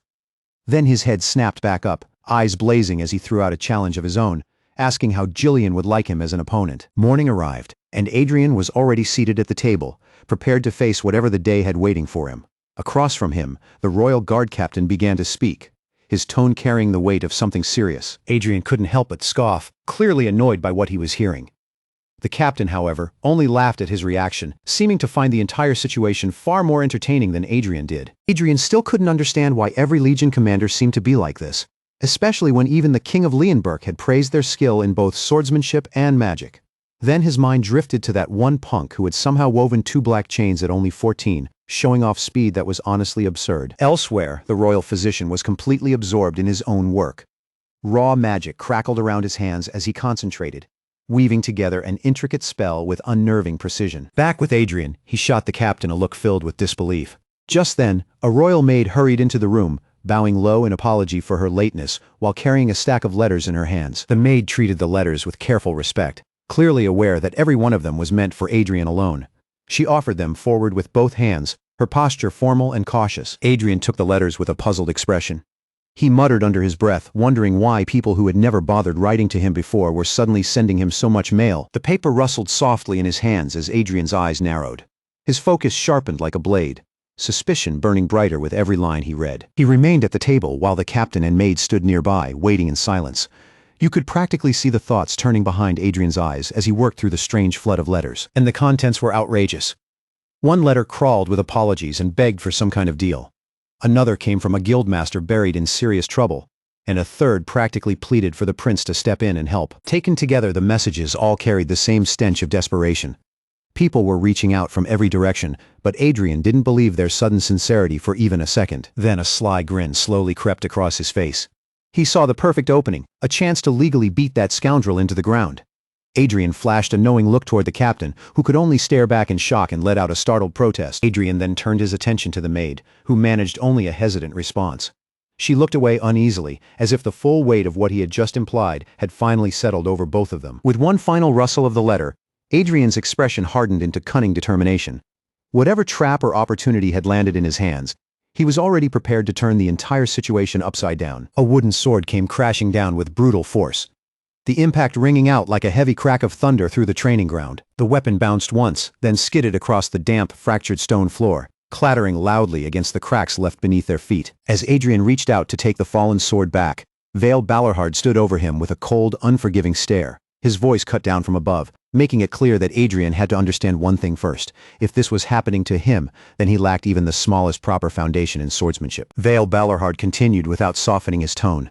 He admitted that he hadn't wanted to believe it at first, but the thing Adrien had lost because of his weakness was not merely one battle. Then Vale drove the blade of his words in even deeper, saying that Adrien might have avoided this mess entirely if his personality had been even a little better. Before Adrien could properly answer, a swift kick slammed into him. Pain shot through his body in an instant, cutting off whatever complaint had been rising in his throat. His eyes flashed with a sharp blue glow as he folded around the pain, clutching his stomach and crying out about his aching muscles. Vale Balarhard paused at the sight, looking down at him with a sudden hint of suspicion. Then Vale's expression shifted slightly, as if something had only just occurred to him. With surprise slipping into his voice, he asked whether Adrien had not received healing magic at all. Even so, Vale Balarhard did not let the lesson soften. He laid down the truth with the weight of a commander, telling Adrien that a true knight understood how important the foundation was before anything else. He grabbed Adrien by the collar and pulled him close, forcing him to listen. These were not decorative moves meant to look impressive. They were the building blocks needed to recover the strength Adrien had lost. A low growl rumbled from Vale's throat, and his stare locked onto Adrien with frightening intensity, as if he would not allow the prince to look away from the lesson. Looking down at Adrien, Vale made his decision clear. No matter how stubborn the prince was, no matter how many times he collapsed, Vale would teach him properly. With Adrien still on the floor, Vale hammered the point home. This technique was not some optional trick for show. It was the absolute bedrock every knight had to stand on. Then, with a sudden burst of force, a blinding blue-green aura erupted around Vale Balarhard. His armor and sword blazed with raw magical power as he raised the glowing blade high and named it the kingdom's training sword. The sword shone brighter and brighter, its edge vibrating with fierce light until it seemed to scream with power, the gleam sharpening into a brilliant flash. As the energy reached its peak, Vale Balarhard's eyes ignited with the same electric blue radiance. The power pouring from him made the air feel heavy and alive. He moved so fast that his body almost blurred, the weapon carving downward in a clean arc, while a trail of blue-green light followed behind it. Every muscle in Vale's body tightened and released in perfect rhythm, gathering his strength from head to toe and driving all of it into that single strike. The air twisted around the glowing blade as it descended, warping under the pressure of the attack, as if nothing in front of it could possibly stop it. Vale's eyes flared brighter in that same vivid blue, burning with the power moving through his entire body. That light proved the technique had fully awakened, not just in the sword, but through the knight wielding it. The final path of the swing became nothing but a blur, a streak of radiance slicing through the space before Adrien's eyes. It was pure concentrated force given shape, a single motion refined until it looked less like swordsmanship and more like a natural disaster. Then the strike landed with a deafening crash, the sound booming across the training ground like stone splitting under lightning. Ground beneath them burst apart, fragments of stone flying outward as the shockwave ripped through the floor in every direction. Adrien was hurled backward by the concussive force, his body thrown across the broken ground while fresh cracks split open around him. He stared with wide, stunned eyes, unable to speak for a moment. The power he had just witnessed was so overwhelming that even his thoughts seemed to freeze. As the dust slowly settled, the destruction remained carved into the earth. Vale Balorhard stood completely unfazed, while Adrien could only gape at the torn-up ground, his mind stuck on the terrifying force of what had happened just now. That level of raw power was absurd, far beyond anything Adrien had expected from what was supposed to be a training session. Vale watched Adrien's reaction with icy calm, then let the lesson sink in. A real knight's strength, he made clear, was never just about swinging a sword. A sly smirk crossed Vale's face, as if he already knew Adrien had barely begun to understand. The kind of power he had just shown might be too much for the prince to grasp all at once. Adrien's stunned expression slowly changed into a wicked smirk. His eyes glinted with sudden realization, while the shattered ground still pulsed with blue energy, glowing like proof of the magical devastation Vale had unleashed. From within the swirling, crackling energy, a legendary name seemed to blaze into existence in brilliant blue light: Dragonslayer. Adrien's face shifted from shock to understanding as the full weight of that technique finally struck him. Adrien's eyes burned with power as his mind raced ahead. If he mastered this technique, it would not only mean victory, it might give him the strength to lead an entirely new knight order. Or perhaps, just perhaps, this one skill alone would be enough to win the bet. Then a chilling voice cut straight through that grand ambition, shutting it down with a simple declaration that there was no need. Even the idea of Adrien leading a new knight order after mastering such power was dismissed on the spot. Caught off guard, Adrien turned toward the voice, his thoughts stumbling over the claim. Lead another knight order? Just that? As if mastering Dragonslayer alone would already be enough. The sheer nerve of saying it so casually was almost insulting. A scarred, unyielding man had been watching everything unfold from the side. His expression barely changed, but a contemptuous huff slipped from him, carrying more judgment than a full speech. With his hand already resting near his sword, the scarred man finally gave in. His answer was short and rough, telling them to do as they pleased, and that curt permission sealed the moment. Then, before anyone could properly react, the man moved with impossible speed. His blade flashed through the air so quickly it looked more like a phantom than steel. He dropped into a battle-ready stance, and Adrien's eyes locked onto every part of the motion. The ground cracked under the force of his step, a raw display of power, yet people still whispered that this royal sword style was nothing more than a simple training exercise. Adrien clicked his tongue in bitter frustration. As much as he hated being impressed, he had to admit what he had just seen was undeniable. A force so natural and overwhelming, it felt almost like a phenomenon of the world itself. In a blinding flash, the sword erupted with brilliant blue energy humming with condensed power. This was the legendary Dragonslayer sword style, though ironically it was not a technique that could truly slay dragons. The fools who had inherited it in this era had forgotten what made the technique terrifying in the first place. The swordsman moved like a blur, blue power streaming behind every precise motion as he unleashed something that had once been treated as mere training. The blade struck down with devastating force, landing with the kind of impact that seemed to shake the very space around it. The sound echoed across the ground as the scarred swordsman lowered his weapon, his hard gaze fixed on the mark left behind. Adrien watched in silence, awe and frustration twisting together across his face. The scarred swordsman, clearly a master who knew exactly what he was doing, continued teaching through both words and action. He made the truth plain. Real power did not come from simply hoarding as much energy as possible inside the body. What mattered was guiding that power perfectly, letting it surge through you with the sharp, direct force of lightning racing through your veins. He drove the lesson in even deeper, explaining that strength had to rise from the bones, pass through the core, and flow all the way into the blade. It could never be reduced to a simple swing of the arm. Adrien took in every word, every motion, and every trace of power left behind.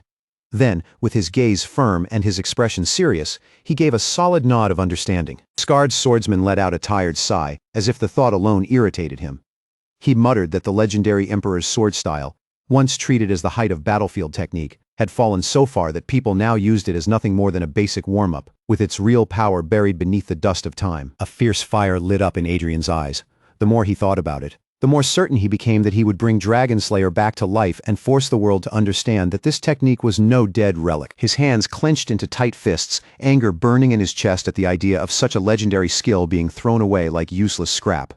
With that new purpose driving him, Adrien stepped forward, and from that day on, time blurred into a relentless march toward his goal. He threw himself into training without holding anything back, grinding his body down to its very limit from morning until night. A full week passed in a storm of sweat, pain, and constant effort. But Adrien's determination never once cracked under the pressure. Then an entire month slipped by, leaving him exhausted to the bone, yet undeniably stronger than the man who had first picked up the sword. All that brutal work began to show real results. Adrien could feel his progress accelerating at a ridiculous pace, and at last, he even reached the difficult chance stage he had been aiming for. Even better, the clumsy trait that had dragged down every movement and made his body feel awkward was finally gone. In its place came true general dexterity, allowing him to move with far more control. Adrien stood upright with his sword ready, carrying himself with a grace and confidence that had not been there before. He looked like someone reforged by sheer stubborn will, his entire presence sharper and more dangerous. He drew in a deep breath, released it slowly, and gave a quiet nod to himself, acknowledging just how much his body had changed through all that suffering. Blue energy sparked in Adrien's eyes as his fingers tightened around the sword hilt. Through the blade he could feel raw mana surging, alive and responsive beneath his grip. He had reached a level where the power was no longer some distant concept. He could feel it clearly now, and with that certainty settling in his chest, Adrien declared that he would swing the sword. His body moved with surprising smoothness, each motion flowing far more naturally than it had only a month earlier, as if the sword were finally beginning to answer him. But just as the motion gathered force, a sudden voice rang out from somewhere out of sight, sharply ordering him to stop. Adrien ignored the warning completely. Instead of pulling back, he pushed harder, realizing in that very moment that he had already surpassed the version of himself from yesterday. The voice shouted again, louder this time, telling him to stop. Adrien still refused, driving the technique forward as it became cleaner and sharper with every passing instant, until the unseen speaker finally snapped and yelled at him for not listening. In the middle of that powerful swing, Adrien held a wooden sword already glowing with strange otherworldly energy. The practice blade was cracked along its body, yet it still held together, pulsing softly from within as his hands gripped the hilt with crushing force. Then the hilt detonated with a thunderous crack, bursting apart as a torrent of raw energy erupted from the broken weapon. Elsewhere, beneath a merciless downpour, a younger man stood beside an older figure clad in heavy armor. With a rifle in his hands, the younger man looked down in silence, his expression unreadable through the rain streaming across his face. Back with Adrien, his hand tightened around yet another sword hilt. A sharp crack rang out as the weapon split violently, glowing with unstable mana before power burst outward once again. On the rain-soaked earth, a pool of crimson slowly spread. The younger man stared down at the gravely injured older figure before him, frozen by the sight of blood mixing with the stormwater. His voice came out barely above a broken whisper. With his eyes wide in terror and disbelief, the younger man choked out one word, "Uncle." Adrien now stood before a colossal cracked sword embedded deep in the ground, its overwhelming power radiating outward in a blinding golden burst. At the same time, the sharp sound of wood breaking tore through the storm of memory and training. A training dummy was wiped out completely, shattered by the sheer force released from the strike, as if it had never stood there at all. But the real storm was written across the young man's face. Tears ran down through the rain as he clenched his jaw, and a furious shout ripped from his throat, calling the fallen man a stupid fool. He dropped to his knees over his uncle, grief and anger tangling together as he demanded answers. Of all days, of all moments, why had his uncle gone out to train in weather like this? His rage boiled over even harder. If that had really been all there was to it, then his uncle would not have ended up lying there, unable to breathe. Then, like a miracle in the middle of the storm, the blood-soaked hand began to glow with an eerie, otherworldly light. In that desperate moment, the truth revealed itself. The hyper-focused trait could only be born under the pressure of extreme concentration. And there, in the crucible of pain and terror, the legendary ability finally awakened. Still shaken, the young man let out a bitter laugh that sounded almost like defiance toward fate itself. Through clenched emotion, he wondered whether he could really be fooled again. But that forced defiance collapsed almost immediately. His face twisted into a raw grimace of agony, every ounce of pain laid bare as the rain continued to pour over him. Then a towering familiar figure appeared above him, casting a heavy shadow through the rain. The young man could barely acknowledge the King of Leonberg's presence before his anger flared again, his fists tightening as if he were ready to fight, even with a guard standing nearby. Yet, under the King of Leonberg's cold, unwavering stare, that defiance slowly broke apart. The young man's head lowered, and the fight drained from him in a crushing display of defeat. Rain ran down his face, hiding the emotion he could no longer control, as he shut his eyes in pain. From above, the King of Leonberg's voice cut through the downpour, delivering a brutal judgment aimed straight at him. Then consciousness returned in a flicker. Adrien's eyes snapped open, and instead of rain and blood, he found himself staring into the luxury of a lavish room, confusion clouding his gaze. A heavy wave of disorientation rolled through him. For a moment, all he could do was lie there and wonder whether he had actually lost consciousness. He pushed himself upright, and the realization struck him with uncomfortable force. Adrien still did not truly understand the limits of this new body. In his former life, as the living sword grew horn, he had already conquered everything there was to master. He had been the nameless war hero, the ultimate swordmaster, whose legend had been carved into history and the founding force behind an entire kingdom. His old path had been nothing but conflict, a crimson road paved with endless battles and fallen enemies. Gruhorn had led wars to absolute victory, pushing beyond every limit while sharpening both body and soul through unbreakable will. A terrifying presence that guided heroes and shaped destinies like a blade cutting through fate itself. He had been a wise advisor and an extraordinary teacher, always standing close to greatness, yet still only as a third party who helped others claim the glory. Now, as Adrien stared down at his own hands, he finally understood why he had kept swinging the sword until his body collapsed into this state. For the first time, he had become drunk on the feeling that every drop of sweat, every ounce of effort, and every hard-earned result belonged entirely to him. He knew he had to reclaim both his strength and control over this body, until he could once again stand as someone who could say that whatever he desired, he would obtain it without delay. More than a month had passed since Adrien obtained the mana heart, and during that time, he had built up an enormous amount of mana. The next stage felt close now, almost as if it were calling to him from just beyond reach. His eyes burned with raw power. But even Adrien understood that the body he had now was not limitless. The problem was painfully clear. His body still could not fully keep pace with the ridiculous amount of mana gathering inside him. He needed only a little more to push through to the next level. Then, in a sudden breakthrough, the mana heart inside him expanded violently, swelling with a massive surge of power. With that breakthrough, electric blue mana erupted around Adrien's hand, crackling brightly as it wrapped his fingers in fierce light. It was a clear sign that his body was finally beginning to rise to meet the insane power coursing through him. The mana heart pulsed again, and a glowing alert flashed before Adrien's eyes, confirming that his body was evolving alongside the explosive surge of power. Raw, uncontrolled energy churned in the air, twisting around itself as crackling sparks of mana snapped and flashed with dangerous force. Adrien's gaze sharpened at once. His eyes locked onto the power surging inside him, watching it move as if he could finally see the shape of his own strength. His body swelled under the crushing pressure of the mana, muscles straining as if they were being forced beyond their limit. On his chest, a radiant symbol blazed to life, marking the moment he pushed through a barrier that had been holding him back. But Adrien quickly steadied himself. The pressure was intense, yet his expression settled into control, and a determined smirk touched his lips as he said they might as well see what came next. His fingers tightened around the hilt of his sword, gripping it with the quiet confidence of someone ready to test his new power for himself. A glowing status window flashed before him like a triumphant declaration, announcing that he had officially reached the rank of sword learner. And that was not all. Another line appeared right after it, revealing that Adrien had unlocked a new ability and could now release the most basic form of aura. A faint blue glow spilled from the blade, thin and ethereal at first, then sharpening into an electric aura around the sword. The energy hissed softly as it gathered along the edge, and Adrien's confidence grew with it, his smirk deepening as he declared that he could at least handle the basics now. Elsewhere, the scarred swordsman spoke with a grim look on his face, telling his younger companion that rumors had spread all throughout the kingdom.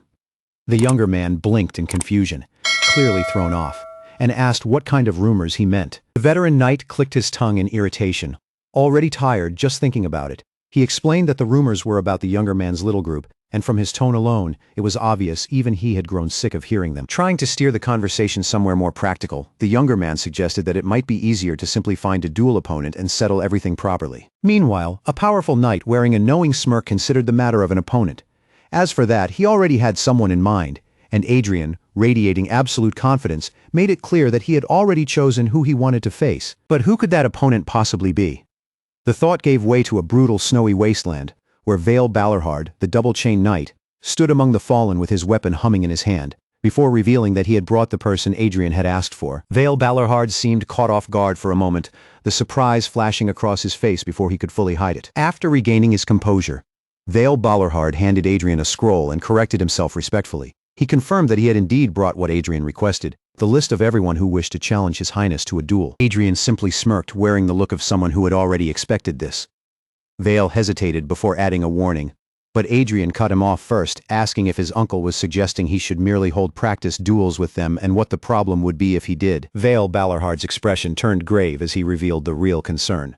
From what he had heard, these challengers were practically marching against Adrien like crusaders, and many of them cared less about a fair fight than about using the duel to win favor. Adrien remained completely unfazed. His smirk did not fade at all as he calmly stated that he already knew exactly what they were after. Vale still looked worried and tried one last time to make him listen. That was precisely why Adrien needed to hear him out, but even as he spoke, his armored figure stood in stern silence, gleaming with the weight of a man who knew the danger ahead. Elsewhere, a blonde-haired figure held a knife in hand and barked out one simple but critical order during the duel. They only had to make sure no one died. Then, with a challenging smirk, he pressed further, asking if granting him that much of a favor was really too difficult.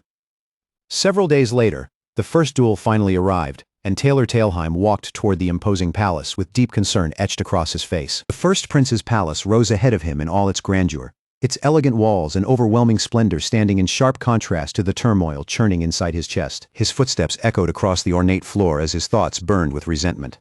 This was the first prince's palace, the place where that scoundrel lived, and the man walking inside was Taylor Talheim, the formidable son of a mere baronial family. Then the memory snapped back to a few years earlier.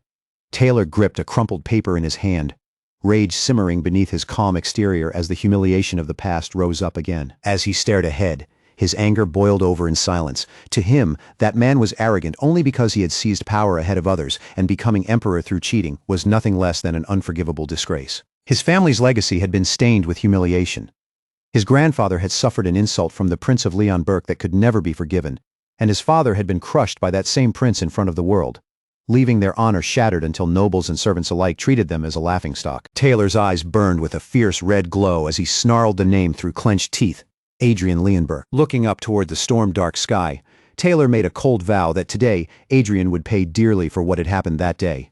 This, he thought, would be his formal greeting to His Highness, First Prince Adrien Leonberg, as the memory flared with the image of two armored figures standing in a stark courtyard, their eyes fixed on what was about to unfold. The younger Taylor stood firm and introduced himself with clear resolve. He declared himself Taylor, the second son of the Talheim family, and as his hand tightened around the hilt of his sword, he added that he was a single-chain apprentice knight training in Talheim swordsmanship. Around him, the gathered crowd began to murmur.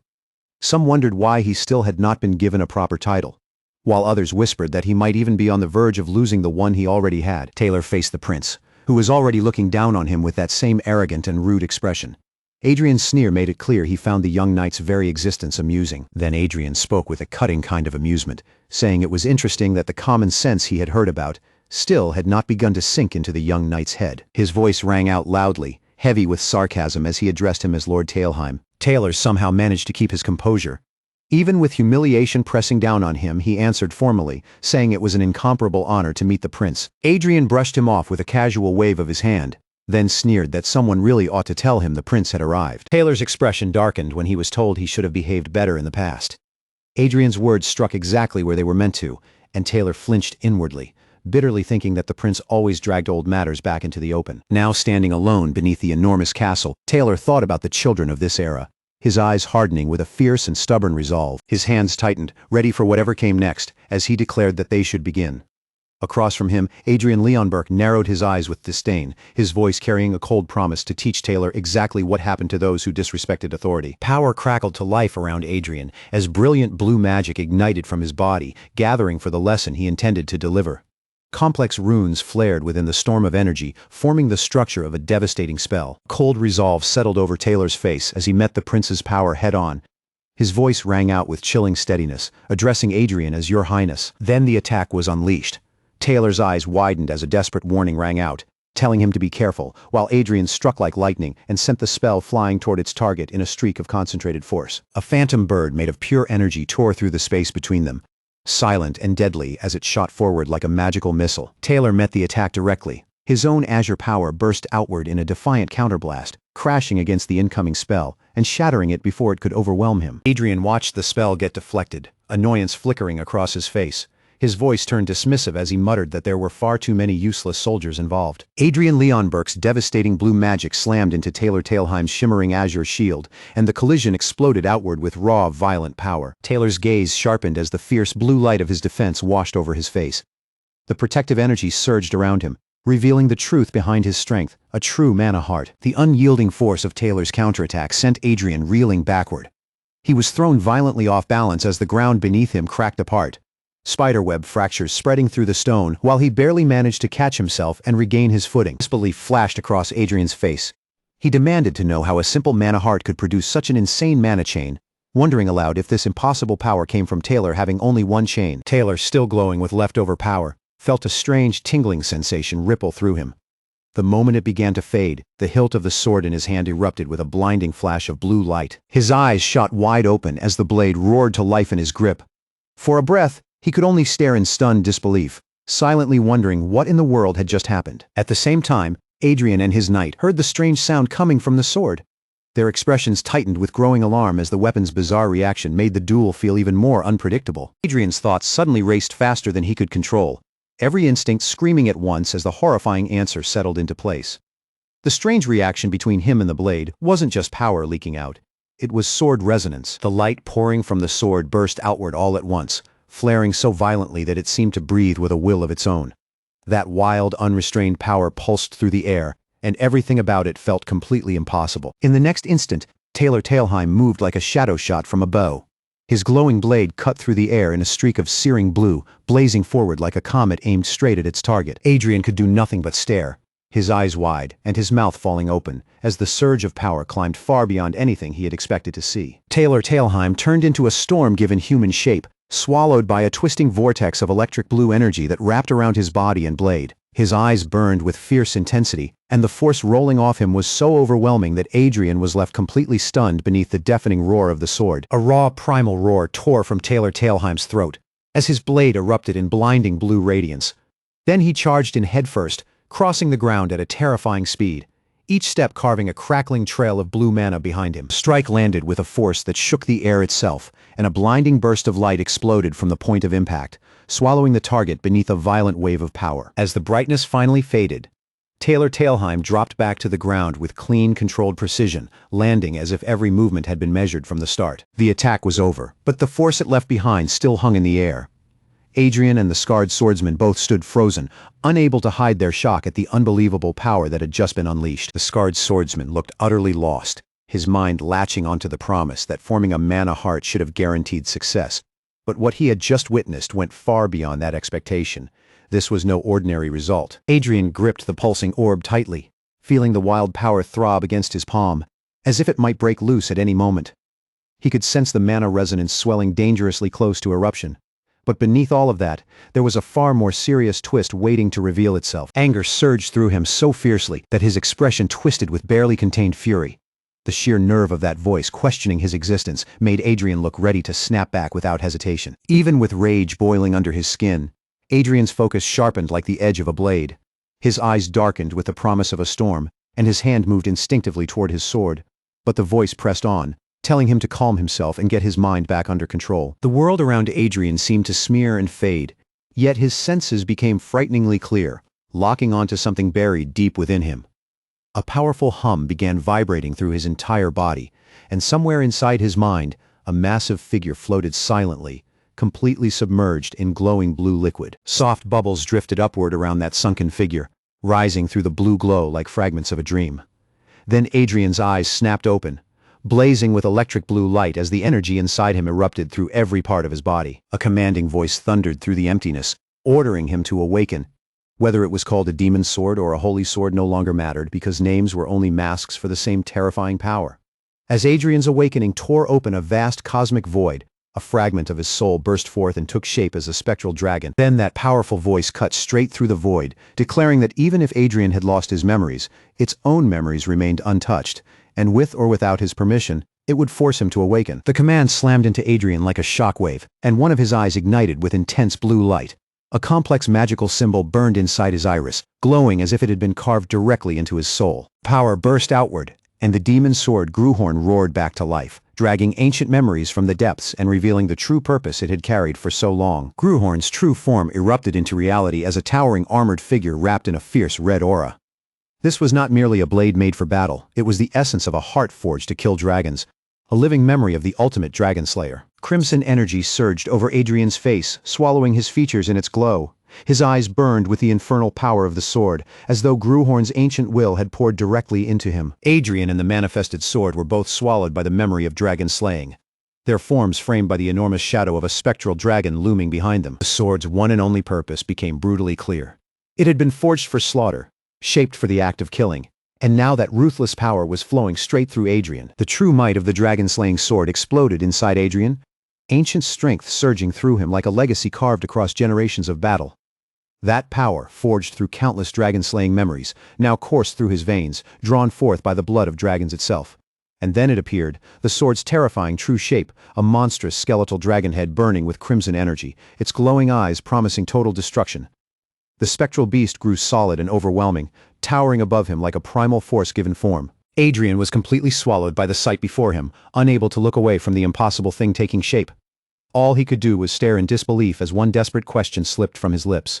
What in the world was this? Taylor Talheim stood frozen after witnessing the impossible, his face drained with pure disbelief. Even the scarred swordsman, despite all his experience, shouted out in panic, throwing a desperate warning into the air against a force that had already begun moving beyond anyone's control. The warning came too late. Adrien's hand flared with the same violent crimson energy, and the transformation pushed forward even faster. His eyes burned a fiery red, his expression hardened into terrifying resolve, and the power closed around him as if it had fully taken hold. All at once, a desperate shout tore through the heavy silence, ringing out with urgent force. "Stop!" A sword hilt throbbed with a dangerous pink glow, its light pulsing like a warning sign. At the same time, Gruhorn released a dark twisting aura, and the raw power spilling from it made the air feel heavy. The voice cried out that the sword was dangerous, its warning sharp and frantic. But Gruhorn showed no fear, turning instead toward his uncle, and saying that before their spar began, there was something he needed to ask. Intrigued, Vale Balarhard looked back at him and asked what it was. Gruhorn's eyes flared to life, glowing with a terrifying red light. Then he made his request in a chillingly calm voice. If it ever looked like he was about to kill his opponent, then, before the weight of those words could fully settle, he burst into motion, his body coiled for a relentless attack. Gruhorn took his stance with silent intensity, every line of his posture challenging Vale Balarhard as the spar was about to begin. With a cold declaration, he challenged his uncle to stop him before things went too far. Vale Balarhard accepted without hesitation, his eyes blazing with intense blue light as a surging aura rose around him. Gruhorn was just as prepared, his own eyes burning crimson while menacing red energy curled around his body. Then the two forces collided in an explosive clash. Crimson and blue energy crashed together violently as Gruhorn's sword slammed straight into Vale Balarhard's blue-charged fist. Vale Balarhard did not give an inch. He stood firm beneath the impact, his resolve unshaken as the blue power around him pulsed even harder, and a thunderous quang ripped through the air. When the force finally settled, Vale Balarhard remained standing as the clear victor, having completely repelled the prince's furious assault with overwhelming strength. Counterattack was so powerful that Adrien was launched backward, skidding harshly across the ground. Shock flashed across his face as he struggled to process how completely he had been thrown off. The spar ended in a violent burst, and for a moment a ringing silence settled over the area. Only the metallic echo of a blade broke through the stunned stillness. A furious accusation cut through the tension as someone demanded to know what Count Balarhard had done. Adrien knelt on the ground in defeat, surrounded by knights, while Vale Balarhard stood over him. From the watching crowd, a panicked voice shouted that the commander would be punished for what had happened to Adrien. Vale Balarhard remained unmoved by the uproar around him. With a cold, steady voice, he cut through the chaos and ordered everyone to stand back, making it clear that Adrien had been the one who asked for this. Adrien was still reeling from the blow, his teeth clenched tight. As humiliation and anger churned behind his eyes, he forced the words out, admitting that he had asked Vale Balarhard to do it. But Vale Balarhard simply stared down at him and delivered the brutal truth. He had never said he would knock him out gently. A low primal growl tore from Adrien's throat, his eyes igniting crimson as raw power burst around him and his jaw tightened with barely restrained rage. A nearby knight stammered in terror, barely able to form the words as he addressed the prince. At the same moment, electric blue energy exploded into being, crackling wildly before gathering into a phantom, almost human shape, a vivid, living remnant of the overwhelming force Adrien had just faced. Adrien looked down at his hand, where a faint blue glow still lingered over his skin. As he studied it, he could not help thinking that his own magic had genuinely come close to cracking under that impact. The image of Vale Balarhard wrapped in that same powerful aura stayed burned into Adrien's mind. He understood now that his uncle's strength was on an entirely different level, far beyond any ordinary chain user. He clearly remembered taking that direct hit, the blue energy still swirling around his chest as he considered just how dangerous it had been. Fortunately, as he examined his glowing hand, there seemed to be no lasting side effects, but it had been far too close for comfort. A victorious grin slowly spread across Adrien's face as the soft blue light continued to radiate from his hand. Despite everything, he proudly declared that he had still won the duel in the end. From across the room, Vale Balarhard watched him with a doubtful look, unable to ignore that smug smile. At last, he asked Adrien why he was grinning so widely. Then the scarred swordsman stepped forward, his expression serious as he demanded to know what had brought them all the way there. At the same time, Adrien's uncle was still shaken, pressing him to explain what kind of absurd move he had just used. Adrien looked at the mysterious glow flowing from his hand and questioned the true nature of the unrighteous sword he had unleashed. Power still seemed to radiate from him, but Vale Ballarhard refused to accept it calmly. With disbelief written across his stern face, he insisted that he had never taught Adrien anything like that. Adrien did not look shaken at all. Instead, he answered coolly, saying he had simply followed the true essence of the blade. His words carried complete confidence, and as he stared ahead with unwavering resolve burning in his eyes, he looked ready to face whatever came next. Vale Ballarhard fell silent as Adrien's words sank in, his stern gaze lingering on the prince. Only a true warrior could understand the essence of a sword so directly, and that essence was not justice or honor, it was pure, merciless killing intent. A brilliant crimson flash burst across the space, flooding everything in red light as the power around Adrien flared again. It was raw, overwhelming, and almost unreal, the kind of force that could steal a person's breath while pulling them in at the same time. Vale Ballarhard's expression finally cracked, his face twisting with open astonishment. Even he, a man who had seen countless battles, looked completely shaken by how far Adrien had changed in such a short time. Adrien himself seemed caught off guard by the result, his eyes lowering slightly, as if he was trying to understand what had just awakened inside him. For once, his usual confidence gave way to quiet thought. Vale Ballarhard had been prepared to lecture his nephew about the true path of the sword, to hammer some hard-earned wisdom into him, but after seeing that impossible display, even his words had been knocked clean out of him. In the end, the veteran warrior had to admit the truth plainly. He was a soldier, not a scholar who could dress things up with clever explanations. Concepts that deep were beyond him. What he understood was victory, and if winning required throwing away the idea of righteousness, then that was simply the path he would take. Adrien answered with perfect calm, as if the explanation were the most natural thing in the world. The one who had taught him was not a person at all. It was the sword itself. Vale Ballarhard's face remained hard and unreadable as he gave his warning. That kind of killing intent was dangerous, a trap disguised as strength, and if Adrien let his guard down for even a moment, it could swallow him completely. Adrien let a small, knowing smirk tug at the corner of his mouth, clearly absorbing every word without looking frightened. Then he threw the warning right back at his uncle, asking if all this seriousness meant Vale Ballarhard was trying to fix him. Vale Ballarhard's eyes narrowed, his stare sharpening with quiet pressure. He made it clear that from now on, he would be watching closely to see whether Adrien would be consumed by that power or whether the strength inside him would prove stronger than the blade's hunger. 3 days passed in a blur of brutal practice duels, each one pushing both men to their limits. By the end, with his blade still giving off a faint hum of power, Taylor Tailheim looked at Adrien and asked for his name once more, as if he needed to confirm it with his own ears. Adrien stood with his usual composed silence, his posture calm and steady. The sword in his hand seemed less like a weapon he carried and more like an extension of his own will. Then, for a rare moment, a faint smile softened Adrien's expression. He looked at Taylor Tailheim and offered a simple but meaningful acknowledgement, telling him that he had done well over the past 3 days. For 3 straight days, Taylor Tailheim had been forced to stand against a sword that radiated nothing but killing intent. Every clash had meant facing that pressure head-on, with the blade's murderous presence bearing down on him again and again. Taylor Tailheim was clearly impressed, but there was a trace of frustration mixed into his expression.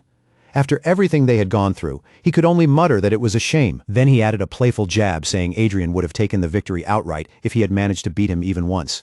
But the truth was simple. Adrien had not been able to knock him down. Taylor Tailheim paused for a moment, his tone shifting from teasing to respectful. With a small nod, he told Adrien to bring it over. He then revealed a magnificent treasure chest, its polished surface and reinforced edges making it clear this was no ordinary box. Addressing Adrien as Your Highness, Taylor Tailheim declared that he would accept it. After their intense duels, Taylor Tailheim faced Adrien with a more serious expression, clearly thinking back on what had happened before. Holding out the intricate wooden chest bound with metal, he asked whether this offering would be enough to make amends, his uncertainty showing as he wondered if it could truly compensate for the past. Then Taylor Tailheim told Adrien to take the chest to Baron Tailheim instead.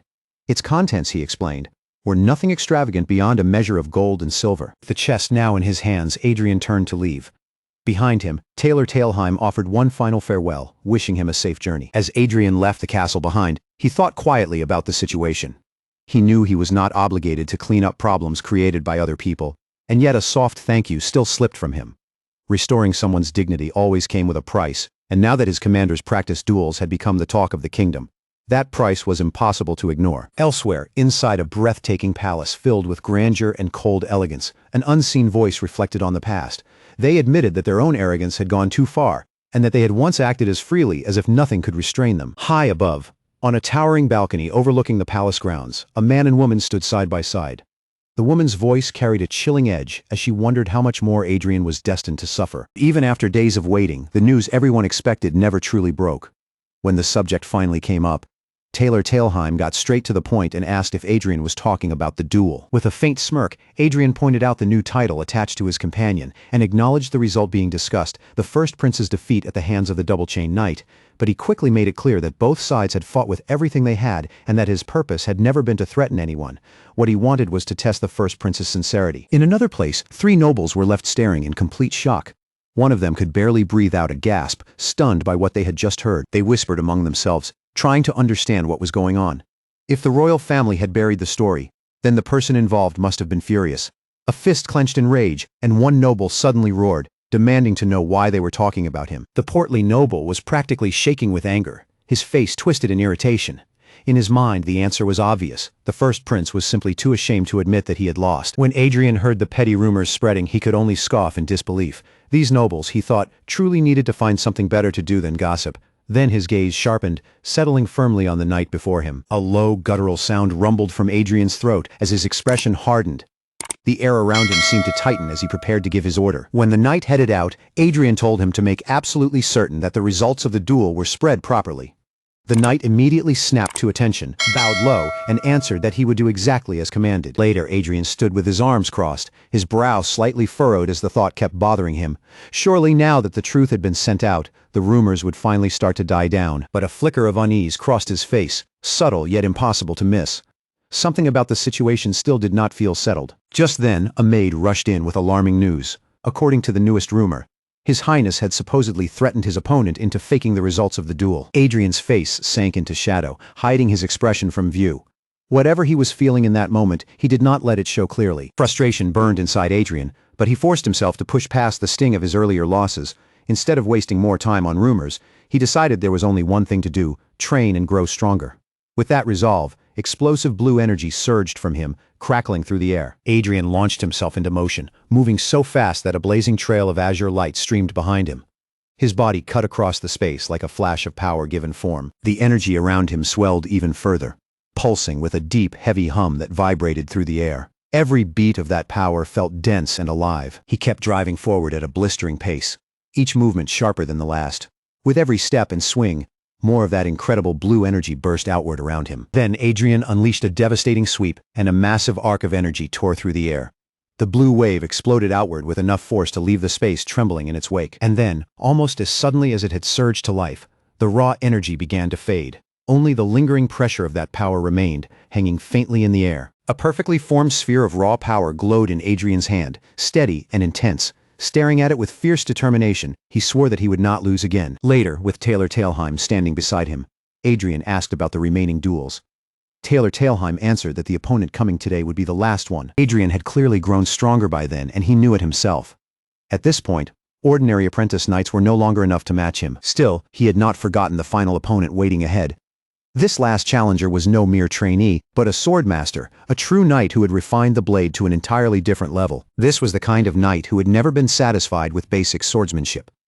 A genuine prodigy. She had entered a knighthood not for comfort or status, but to push herself harder and sharpen her limits. Her name was Arwen Kurgayan, a probationary knight of the Iron Lion Knights, and even that title carried the weight of someone far from ordinary. And then she appeared, standing inside the opulent hall with a presence that immediately demanded attention.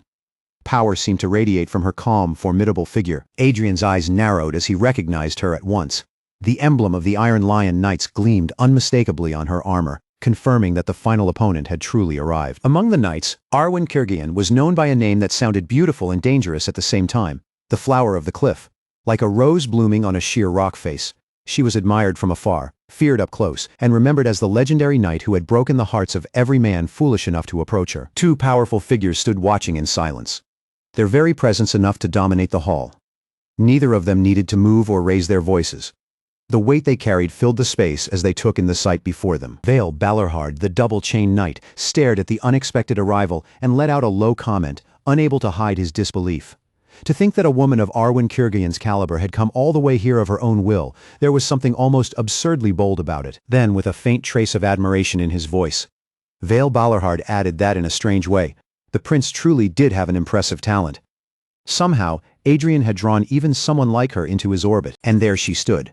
Arwen Kurgain herself, the so-called thorny rose. Her gaze was sharp and unwavering, her posture still and controlled, yet the pressure radiating from her made it clear she was no delicate flower, fully prepared for battle. Arwen Kurgain looked almost unreal, wrapped in an aura of raw strength that seemed to shimmer around her armor. Watching her, Vale Balarhard gave a sharp challenging remark, wondering how amusing it would be if the prince ended up humiliated by that woman. Speaking of the Iron Lion Knights, Vale Balarhard could not help emphasizing their reputation. They were famous for overwhelming strength, and even among people like that, Adrien was a prodigy who stood out in a way that could not be ignored. And among their rising talents was Arwen Kurgain, a probationary knight who had already proven her worth. Even before her formal position was fully secured, her skill had made it clear that she belonged among the Iron Lion Knights. But Adrien's thoughts were caught somewhere else entirely. He could not understand why a genius like Arwen Kurgain would go out of her way to duel him. Seeing his confusion, his attendant quickly stepped in, trying to soften the matter by saying there had only been a slight misunderstanding in the past involving Sir Arwen. Adrien scoffed at that explanation immediately. In his eyes there was no chance someone like her would draw a sword without a reason, and he flatly rejected the idea that it could be brushed off as a simple misunderstanding. Then Adrien turned the pressure back onto his attendant, his stare sharpening. If there had been something between him and Arwen Kurgain in the past, then he wanted to know exactly what had happened. The attendant froze under that stare, his mouth opening and closing without a proper answer.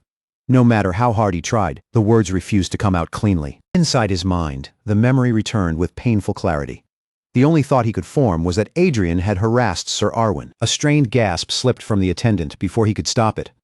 The memory was so outrageous that even breathing normally became difficult. As the full weight of Adrien's past behavior crashed back into him, the attendant could only scream inwardly. In his heart, he cursed the prince as an unbelievable madman. The memory flashed back clearly. Adrien, wearing an arrogant smirk, had looked at her and asked if her name was Arwen.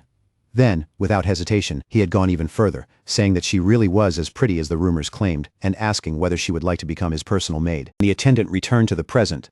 The anger from that memory was still burning inside him, but all he managed to force out through clenched restraint was a strained address to the prince. Deep down, his fury was exploding.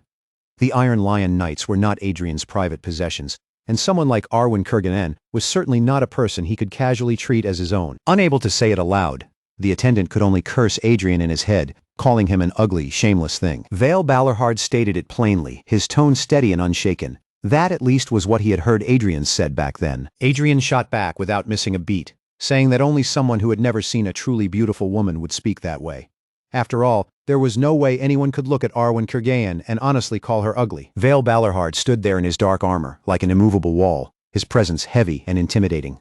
A faint smile touched his lips, but there was something cold enough in it to send a chill through the air. Adrien addressed him with calm familiarity, saying it had been a long time, Your Highness. Then he added that Vale Balarhard had not changed at all, but beneath those words, Adrien's expression tightened with distaste. The person standing there may have looked the same, yet something about the one inside felt completely different. In an instant, Vale Balarhard's eyes ignited with fierce yellow energy.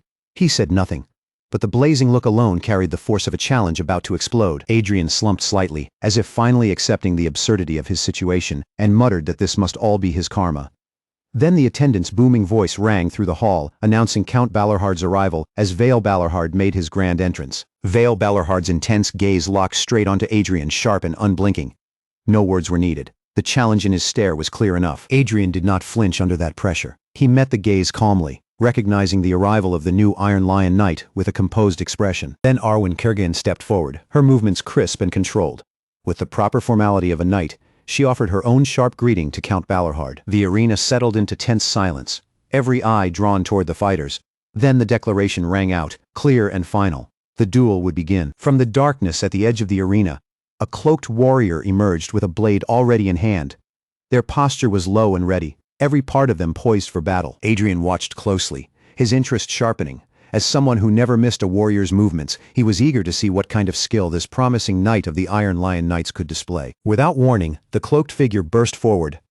One moment they were standing still, and the next they were a streak of motion tearing across the arena at terrifying speed. Adrien's eyes flared electric blue as he followed every movement. Even at that impossible pace, his gaze locked onto the fighter's hyperspeed maneuvers without letting a single motion slip past him. A blast of raw blue energy erupted from the strike, bursting outward in a violent flash. The attack landed cleanly, smashing into Vale Balorhard with brutal, lightning-fast force. Vale Balorhard was sent flying backward, overwhelmed before he could fully respond. The speed was so unnatural that it felt as though the attacker had slipped through the flow of movement itself. He barely had time to recover from the first blow before the cloaked figure closed in again. A sword flashed from beneath the cloak, already angled to deliver another devastating attack. There was no room to breathe. The next strike came in like lightning, crashing into Vale Balorhard and shaking him to his core. And before he could regain his balance, a brutal kick connected with his body. The impact sent him flying again, completely breaking his stance. The sword dropped in a blur, and Vale Balorhard only barely managed to raise his arm in time to block it. The force of the blow rattled through him, shaking him down to the bone, and then a crushing kick to the chest hurled him back, leaving him breathless and exposed. Watching from the side, Adrien could hardly believe what he was seeing. The mysterious fighter's power and speed were so far beyond expectation that his shock slipped out before he could contain it. But the battle was nowhere near finished. As Vale Balorhard struggled to rise, the cloaked figure's eyes suddenly burned with fierce blue light, and a powerful aura erupted around their body. That blue energy changed in an instant, twisting and exploding into terrifying crimson power. The red force crackled violently as it gathered around the fighter's leg, and a blazing message appeared before Adrien's eyes. Dragonslayer's heart had been activated. The fighter's eye now burned with a fierce crimson glow, bright enough to make the air feel dangerous. That single flash signaled the awakening of a new and terrifying power. He unleashed a merciless storm of red-tinged slashes, forcing Vale Balorhard to recoil again and again beneath the relentless assault. The sword in his hand hummed with cold blue energy, and its strange, frightening nature was now fully revealing itself. Another heavy blow landed with a resounding impact, the force brutal enough to make it feel as if bone itself might crack. Vale Balorhard was driven even farther back, his body reeling under the pressure. The assailant moved with deadly, fluid grace, his body becoming a blur wrapped in streaks of crimson energy. Without giving Vale Balorhard a chance to recover, he pressed the advantage with ruthless precision. From a distance, Arwen Kurgayan watched the duel unfold without looking away. Her eyes were fixed entirely on the assailant's weapon, studying it with sharp, focused intensity. Adrien, taking in the overwhelming display before him, understood immediately that this swordsman was operating on a level completely different from anyone he had faced before. This was not ordinary skill, it was something far more dangerous. Adrien's own eye began to glow with blue light as another message appeared before him. It revealed that the authority of judgment could only be used under limited conditions, making the timing of that power even more critical. Truth behind the attacker came out like a blade pulled from its sheath, and it was far more shocking than anyone expected. She had once been a female apprentice knight, and now she rushed forward with killing intent, her sword wrapped in a sinister blue glow. That weapon was no ordinary blade either. It was Taylor Talheim's legendary sword, burning in her hands as she charged straight at Adrien Leonberg. Just seeing her hold that sword was enough to make Adrien's expression twist with contempt, even if she could only draw out a sliver of its real strength. The fact that she could touch the blade at all made him scoff coldly, as if the sight itself offended him. Then Adrien's eyes flared a deep, violent crimson. A blazing red aura burst around his body like fire-given form, surging higher and sharper as he prepared himself for the clash that was about to decide everything. The attacker moved first, vanishing into a blur as her glowing sword sliced through the air like a streak of blue death. Adrien watched every angle of her strike, reading the flow of her power in an instant, and he quickly understood that what she wielded was nothing compared to him, only a tiny fragment of the strength he truly possessed. The next moment, metal crashed against metal with a shriek that rang across the battlefield. Adrien met the incoming blow head-on, stopping her blade before it could bite any deeper. Wrapped in a furious surge of red energy, she let out a roar, and the real battle erupted at last. Their blades slammed together with explosive force, crimson and blue power bursting outward in a wild storm. The shockwave snapped through the air like lightning, ripping apart the space between them with every collision. Adrien was already driving himself far beyond comfort, sweat running down his face as he fought to keep breathing.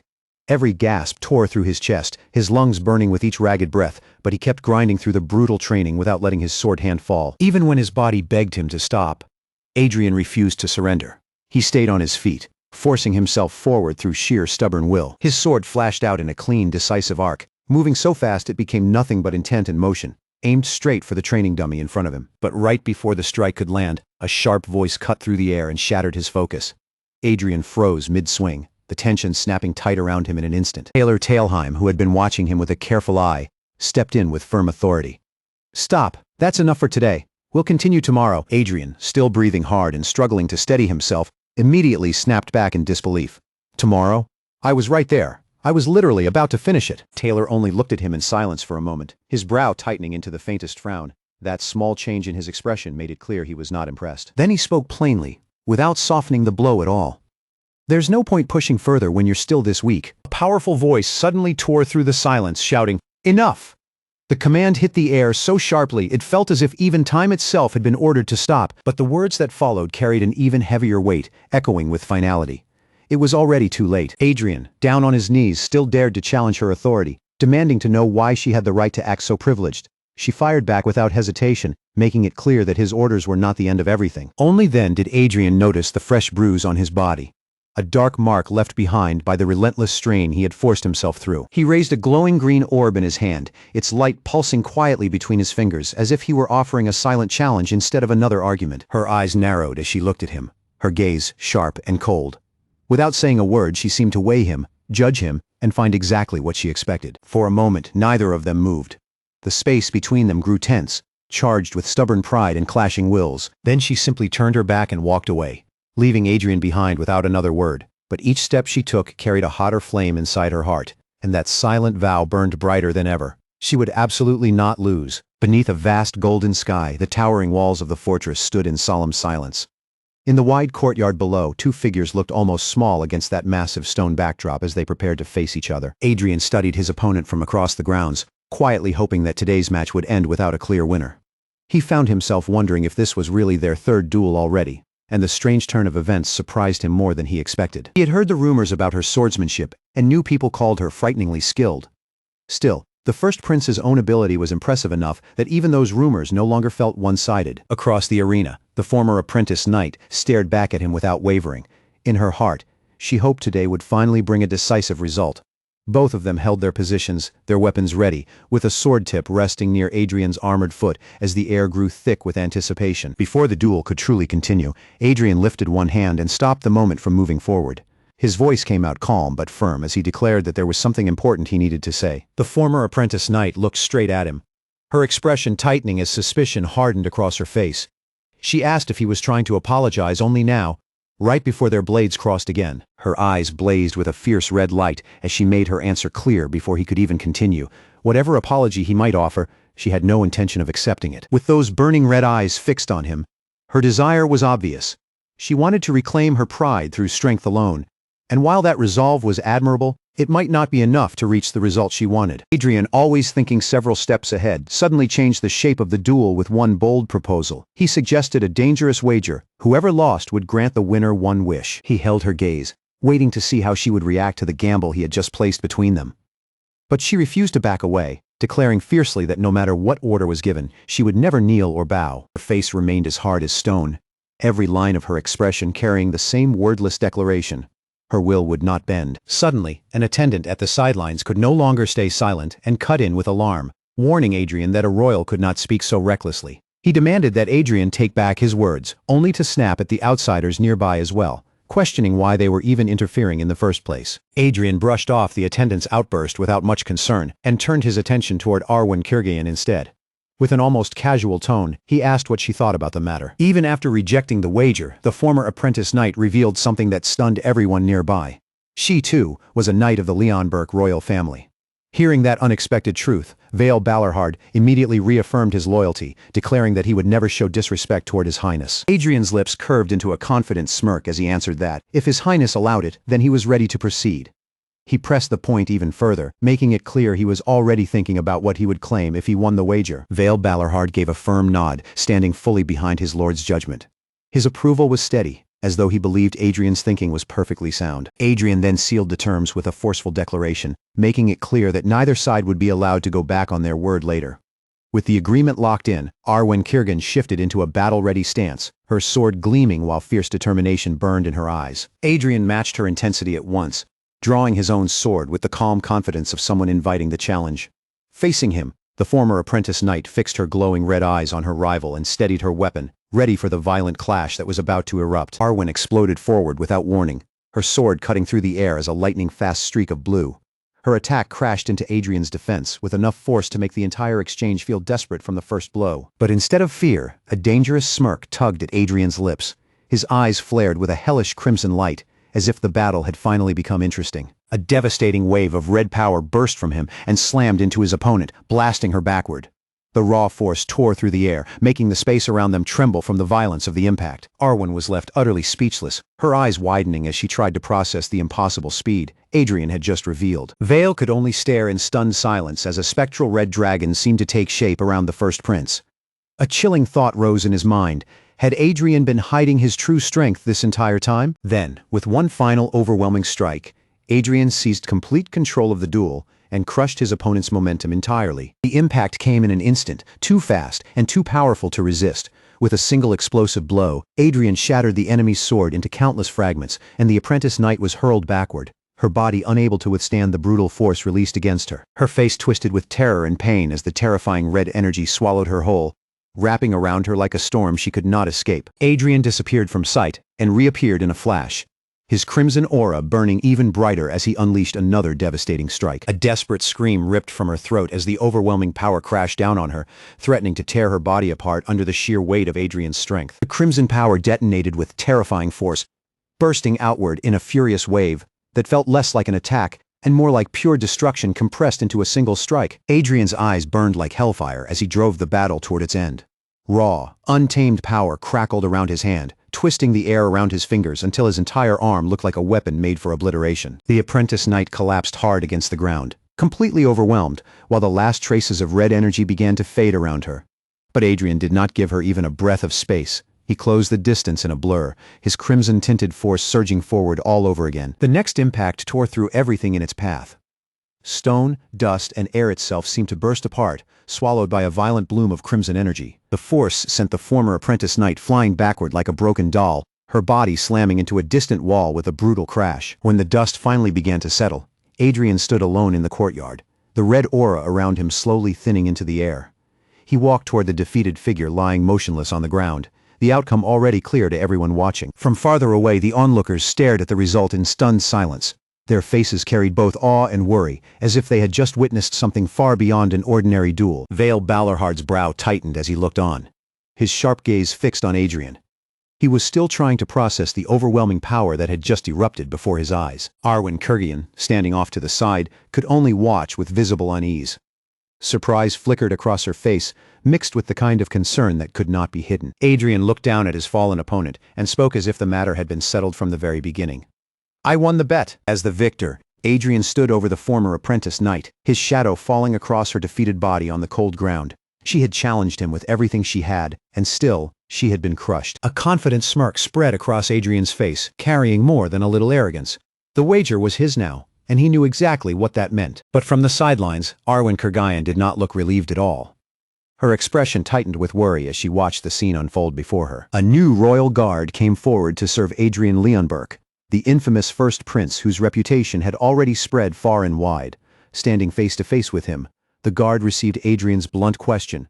"You're the new royal guard?" Vale Balorhard answered with a sharp, respectful nod. "Yes, I look forward to serving you, your highness." Adrien gave only a short nod in return and said, "Right, I'll be counting on you." And that alone was enough to surprise everyone, because the prince had not dismissed him coldly the way they all expected. With that brief exchange finished, Adrien turned and strode away. His footsteps carried a firm, commanding rhythm as he left the others behind. At first glance, Adrien might have looked arrogant, distant, and impossible to approach, but the truth beneath that attitude was something else entirely. Rain suddenly poured from the sky, drenching the entire castle in a heavy gray curtain. Beneath the downpour, Vale Balorhard stood alone, watching the storm crash over the grounds. The rain only grew stronger, hammering rooftops, stone walls, and armor without mercy. Nearby, the attendant looked visibly strained and asked whether they should really continue under conditions like this, worry for his highness clear in his voice. Then a sinister call cut through the roar of the storm, followed by one chilling command. Now, in the same instant, panic exploded across Adrien's face as a frantic warning rang out for his highness to be careful. Before anyone had time to react, Vale Balorhard was already in motion. A blinding surge of power flashed through the rain as he deflected the incoming danger, moving like a crimson inferno as he forced the attack back. Adrien could only stare, rain plastering his hair against his face as he took in the raw power before him. Vale's eyes never left the threat, his posture steady and unshaken, because he had seen this danger coming from far away. Standing tall in the relentless rain, he remembered how firmly he had once believed his highness was destined for greatness, yet now that conviction felt painfully distant. Later, Prince Adrien stood tall upon the ramparts, his appearance changed and his presence sharper than before. Beside him was a young apprentice knight, and the air between them tightened just before Adrien fixed his powerful gaze on her and said, "I want you." The apprentice knight froze as if the words had struck her directly. A shocked gasp escaped her lips, her thoughts scrambling so wildly that she could barely speak before stammering, "H, how scandalous." Adrien watched her reaction closely, reading every twitch of surprise on her face. For a brief moment, a doubtful thought crossed his mind. Had he misjudged her completely? But the tension did not end there. The former apprentice knight, her red eyes glowing with fierce intensity, had heard Adrien's words as well, and disbelief slipped from her in a sharp gasp. She stepped into the moment without wasting a second, her voice cutting through the air with a clear challenge. "Is that truly what your highness desires?" Adrien did not flinch. He met her gaze directly and answered with cold certainty, "Of course, as you are now." Then he delivered his judgment without mercy, telling her that at present she was nothing more than an ordinary apprentice knight who could not even defeat a goblin's thrall. But Adrien's true intention was not to claim just any knight. With that piercing look in his eyes, he revealed what he really wanted: the overwhelming future potential of the legendary knight, Reincarnation. Even in that moment, Arwen's presence could not be ignored. There was strength in the way she stood, a pressure around her that made it clear she was no ordinary fighter. Adrien stared forward with unwavering resolve, his decision already made. What he needed was simple and absolute. "I need a knight who follows me." Vale Balorhard bristled at those words and answered with sharp agitation to him. A true knight was not some disposable piece to be moved around at will, but a person of genuine worth, someone who belonged only to the lord they chose to serve. Adrien looked over the knights before him, measuring their worth in silence. His thoughts moved quickly, weighing their talent, their presence, and what each of them might become. Before Adrien's eyes, Arwen's abilities stood out with absurd clarity: swordsmanship at an exceptional level, archery far above average, and mana sensitivity so high it was almost frightening. On top of that, her nature revealed a sword prodigy with a fierce competitive spirit, a soft heart, and a pure core that made her talent shine even brighter. That was why Adrien's conclusion did not waver. The one he had chosen was Reincarnation. Then Adrien gave her the challenge directly, his words landing with the weight of an order. "Become my knight." The command struck the young woman in dark armor, cutting straight through the noise around them. It was the dream she had chased her entire life. She had finally become the kind of knight she once longed to be, but the reality was nothing like the shining image she had imagined. In battle, she moved like a storm of steel, tearing through enemies with her brutal scythe-like weapon while whispers spread through the crowd. "Is that the kid?" Yeah, the rumors were true. Behind her fierce gaze and dark, flowing hair was a life filled with struggle. No matter how strong she became, and no matter how much power she showed, people still refused to see her as a real knight. So she pushed herself harder than everyone else, training twice as much, enduring twice as much, and forcing her way past every wall through nothing but raw determination. Now her weapon burned with a strange, otherworldly light, shining like proof of every grueling hour she had poured into her strength and every limit she had broken. She moved with lightning speed, her blade becoming a blur as it knocked her opponent's weapon away. A heartbeat later, he was crashing to the ground, completely overwhelmed by her strike. The announcement rang out across the arena with undeniable finality. Winner, Reincarnation. And even after she had defeated every apprentice who stood against her, her skill remained impossible to deny. When another attack came, she turned it aside with effortless precision. Her sword met the incoming blade with a sharp metallic ring, the sound snapping through the air like a declaration of her strength. Again and again she produced results no one could ignore, proving her ability with every battle she survived and every opponent she brought down. And still, the hateful words never stopped echoing in her mind. "Don't you dare call yourself a knight? Who could you protect when you're that weak? You're no knight." No matter how hard she fought, the title she wanted most kept slipping out of reach. Now, Adrien's offer left her shaken in a completely different way. A blush crept across her face as his armored hand reached out toward her, and doubt tangled with hope inside her chest. Was he truly recognizing her skill? Or was he only seeing her as a woman? Adrien's expression remained serious, without even a hint of teasing. And that only made the question hit harder in her mind. Was he really being sincere? In the vast courtyard, with Adrien's companions watching from nearby, the moment stretched thin and heavy.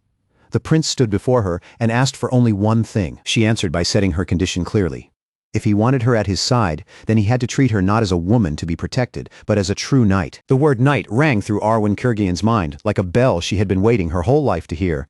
Adrien's armored hand clenched firmly, and with that single gesture, he accepted her condition completely. His eyes stayed sharp, steady, and unshaken as they met hers head-on, leaving no room for doubt or hesitation. Then Adrien gave his answer in a clear, decisive voice. "Fine, I promise." Arwen moved almost instantly, so swift and quiet that the motion seemed to cut through the heavy silence around them. In the next moment, she was down on one knee before him, her armor giving a soft metallic clink as she lowered her head and pledged her loyalty. Elsewhere in the Grand Hall, Vincent Balerhard, eldest son of the powerful Balerhard family, stepped forward with solemn resolve.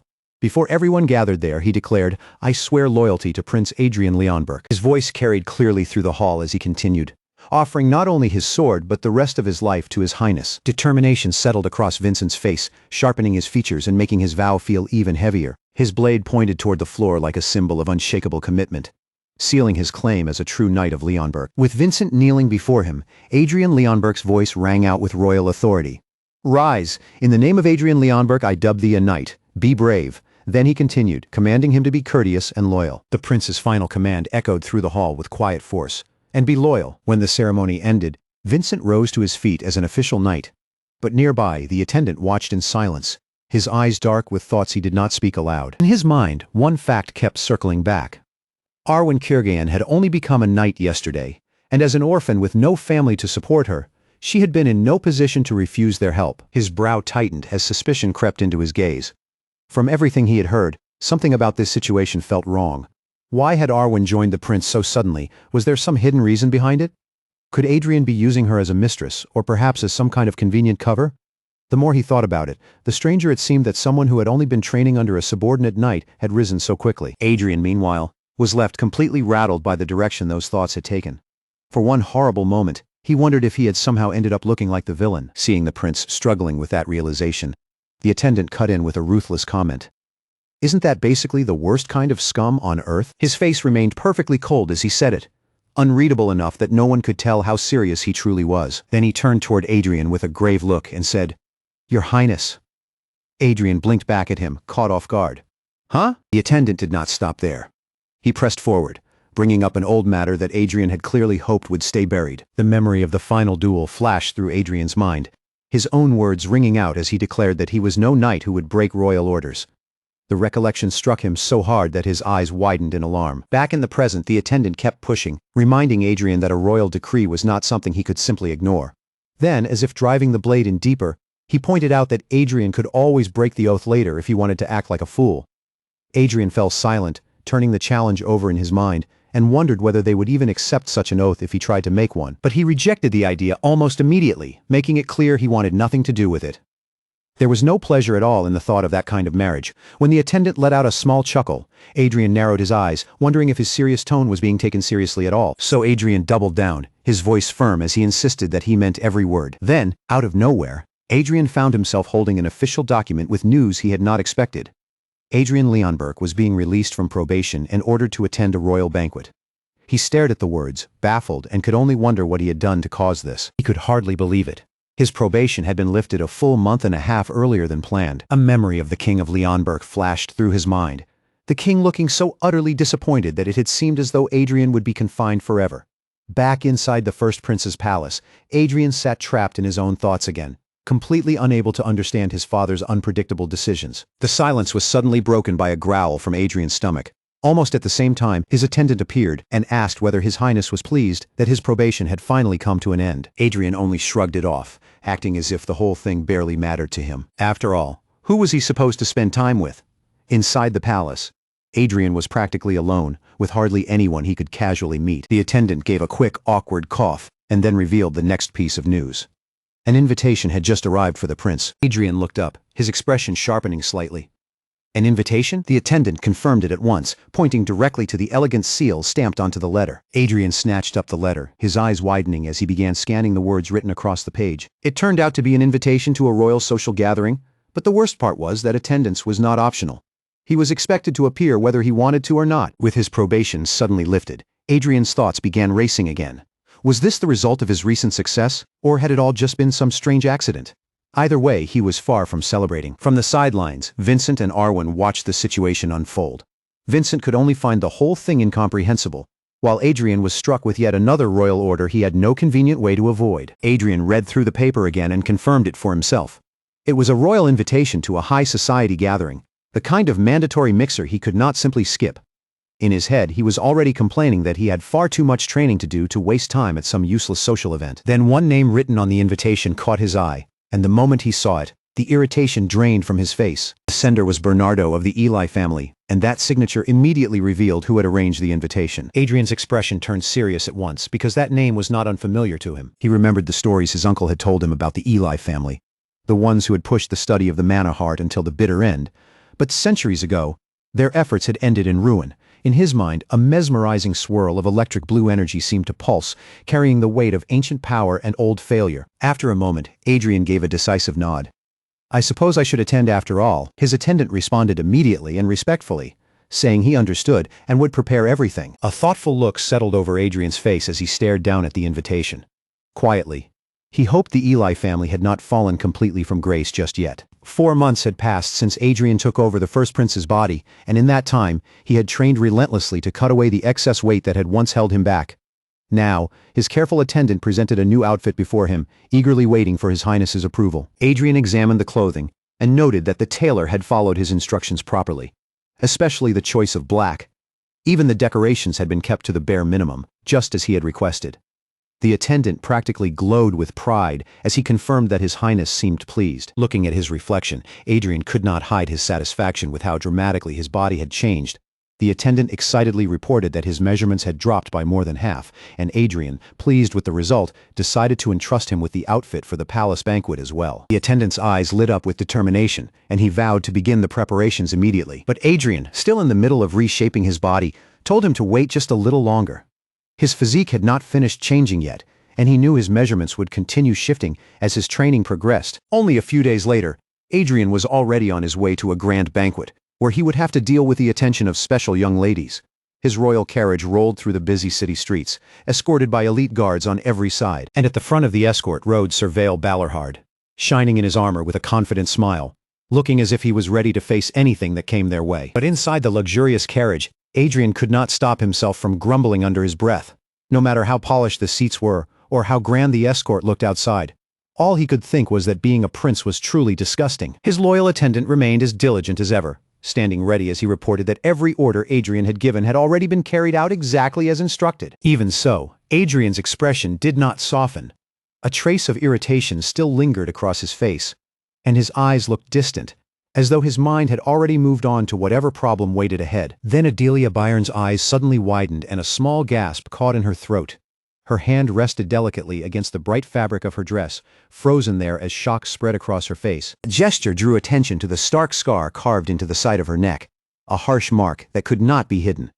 A voice soon pressed her for the story behind it. Adelia told Adrien that the scar was a brutal reminder from her past, a wound left behind by someone who had more than earned every ugly insult that could be thrown at them. The weight of yet another grim story struck Adrien harder than he expected. Inside, he almost screamed, wondering why this kept happening again and again. Dark purple energy crackled around him as frustration boiled over, and he silently raged at the fact that every time he dug into the past, another nightmare seemed to crawl out. Across from him, Adelia lowered her gaze, her expression growing quiet and inward. Even after months had passed since she had been separated from that past, the relief she expected still had not come. Adrien settled across from her and cut through the uneasy silence with a direct question, his eyes fixed on her without looking away. Meeting that intense stare, she finally gave him the name tied to her bloodline. "Byron, Your Highness," Adrien repeated the name softly, and recognition sparked in his eyes. It was not just any name. It belonged to a noble family he had heard of before. He could hardly believe that name had appeared in front of him here. Of all places, his thoughts drifted back to a far older age, long before cities took shape, when tribes still wandered the continent among countless different races. In that ancient era, humans were born with mana as naturally as breath, and among them were rare people strong enough to stand against the monsters that terrorized the land. Then, when the Great War finally reached its end, the people of the continent gave a legendary title to 5 extraordinary figures. They became known as the 5 heroes of the new era, and among those 5 heroes stood none other than Gruhorn. In the old memory, Gruhorn stood atop a jagged peak, looking down at a battlefield soaked in an ominous fiery glow. A deep question burned inside him as the chaos below stretched endlessly beneath his feet. He remembered the terrifying scale of the enemy. An enormous horde of tribal giants, their faces twisted with primal fury as they swung weapons powerful enough to crush the earth. Yet the red-cloaked warrior did not hesitate. He plunged from the heights with his sword flashing, crashing straight into the towering body of a giant. For a brief instant, an image of Adelia Byron flashed through his mind, her fiery hair and unwavering gaze tied to a promise about what they would do once the war was over. but the memory was violently torn apart by a blinding white slash of energy, followed by a devastating impact that thundered across the battlefield. Then Gruhorn stood victorious, lightning arcing around him as he rose above the collapsing body of a defeated giant beneath a burning sky. This was not the strength of an ordinary warrior, but the power of a legend who had carved his name into the age. A golden fist pulsed with raw, untamed force, radiating power that seemed impossible to measure. Before him stood the king of giants, the one said to have ended an era of conflict with his own hands, wrapped in a blinding golden aura. That overwhelming figure struck again, sending a colossal giant flying backward as if even its massive body could not withstand the blow. Then a fiery red-haired warrior burst into motion, her blade already singing as she launched herself into the battlefield. At the same time, the image of the ancient hero Gruhorn appeared, his tiger-skin cloak billowing as his gaze burned with fierce resolve. The warrior racing through the carnage was none other than the legendary iron-blooded sword angel. Her very presence carried the weight of a battlefield icon, and when she struck, her enemies were crushed beneath a devastating crash. Her eyes blazed with intense golden fire, shining with a will so fierce it seemed impossible to extinguish. Victorious, she stood tall above the fallen enemies around her, looking less like a person and more like a force of nature. That golden light in her eyes did not fade. Instead, it burned on like a warning that her next attack was already coming. With her blade still ready, she charged forward again and declared that she would grab something to eat only after she finished beating down everyone in her way. The iron-blooded sword angel stood like a whirlwind of crimson fury above a mountain of defeated foes. Her voice roared across the battlefield as she spat at them, saying they only ever thought about themselves, like pathetic worms. Her hand tightened around her sword as power surged through her grip, and she mocked the bodies they were so proud of as nothing more than tools fit for the lowest choices. Her face twisted into a furious snarl, the rage in her expression sharpening as if she wanted to crush their pride along with their skulls. A raw wave of crimson energy pulsed from her hand as she crushed the hilt in her grasp, making the metal groan under the sheer force of her strength. The memory snapped back to Adrien, his eyes glowing in the oppressive darkness. He scoffed and brushed the thought away, as if it disgusted him, muttering that even thinking about it dirtied his ears. A low, rough growl rumbled from his chest, and his face twisted with visible disgust as that unseen memory continued to cling to him. Adelia watched him closely, worry gathering in her eyes. She could not help but wonder what kind of memory had made him react with such open revulsion. Adrien's eyes snapped forward as his focus returned to the present.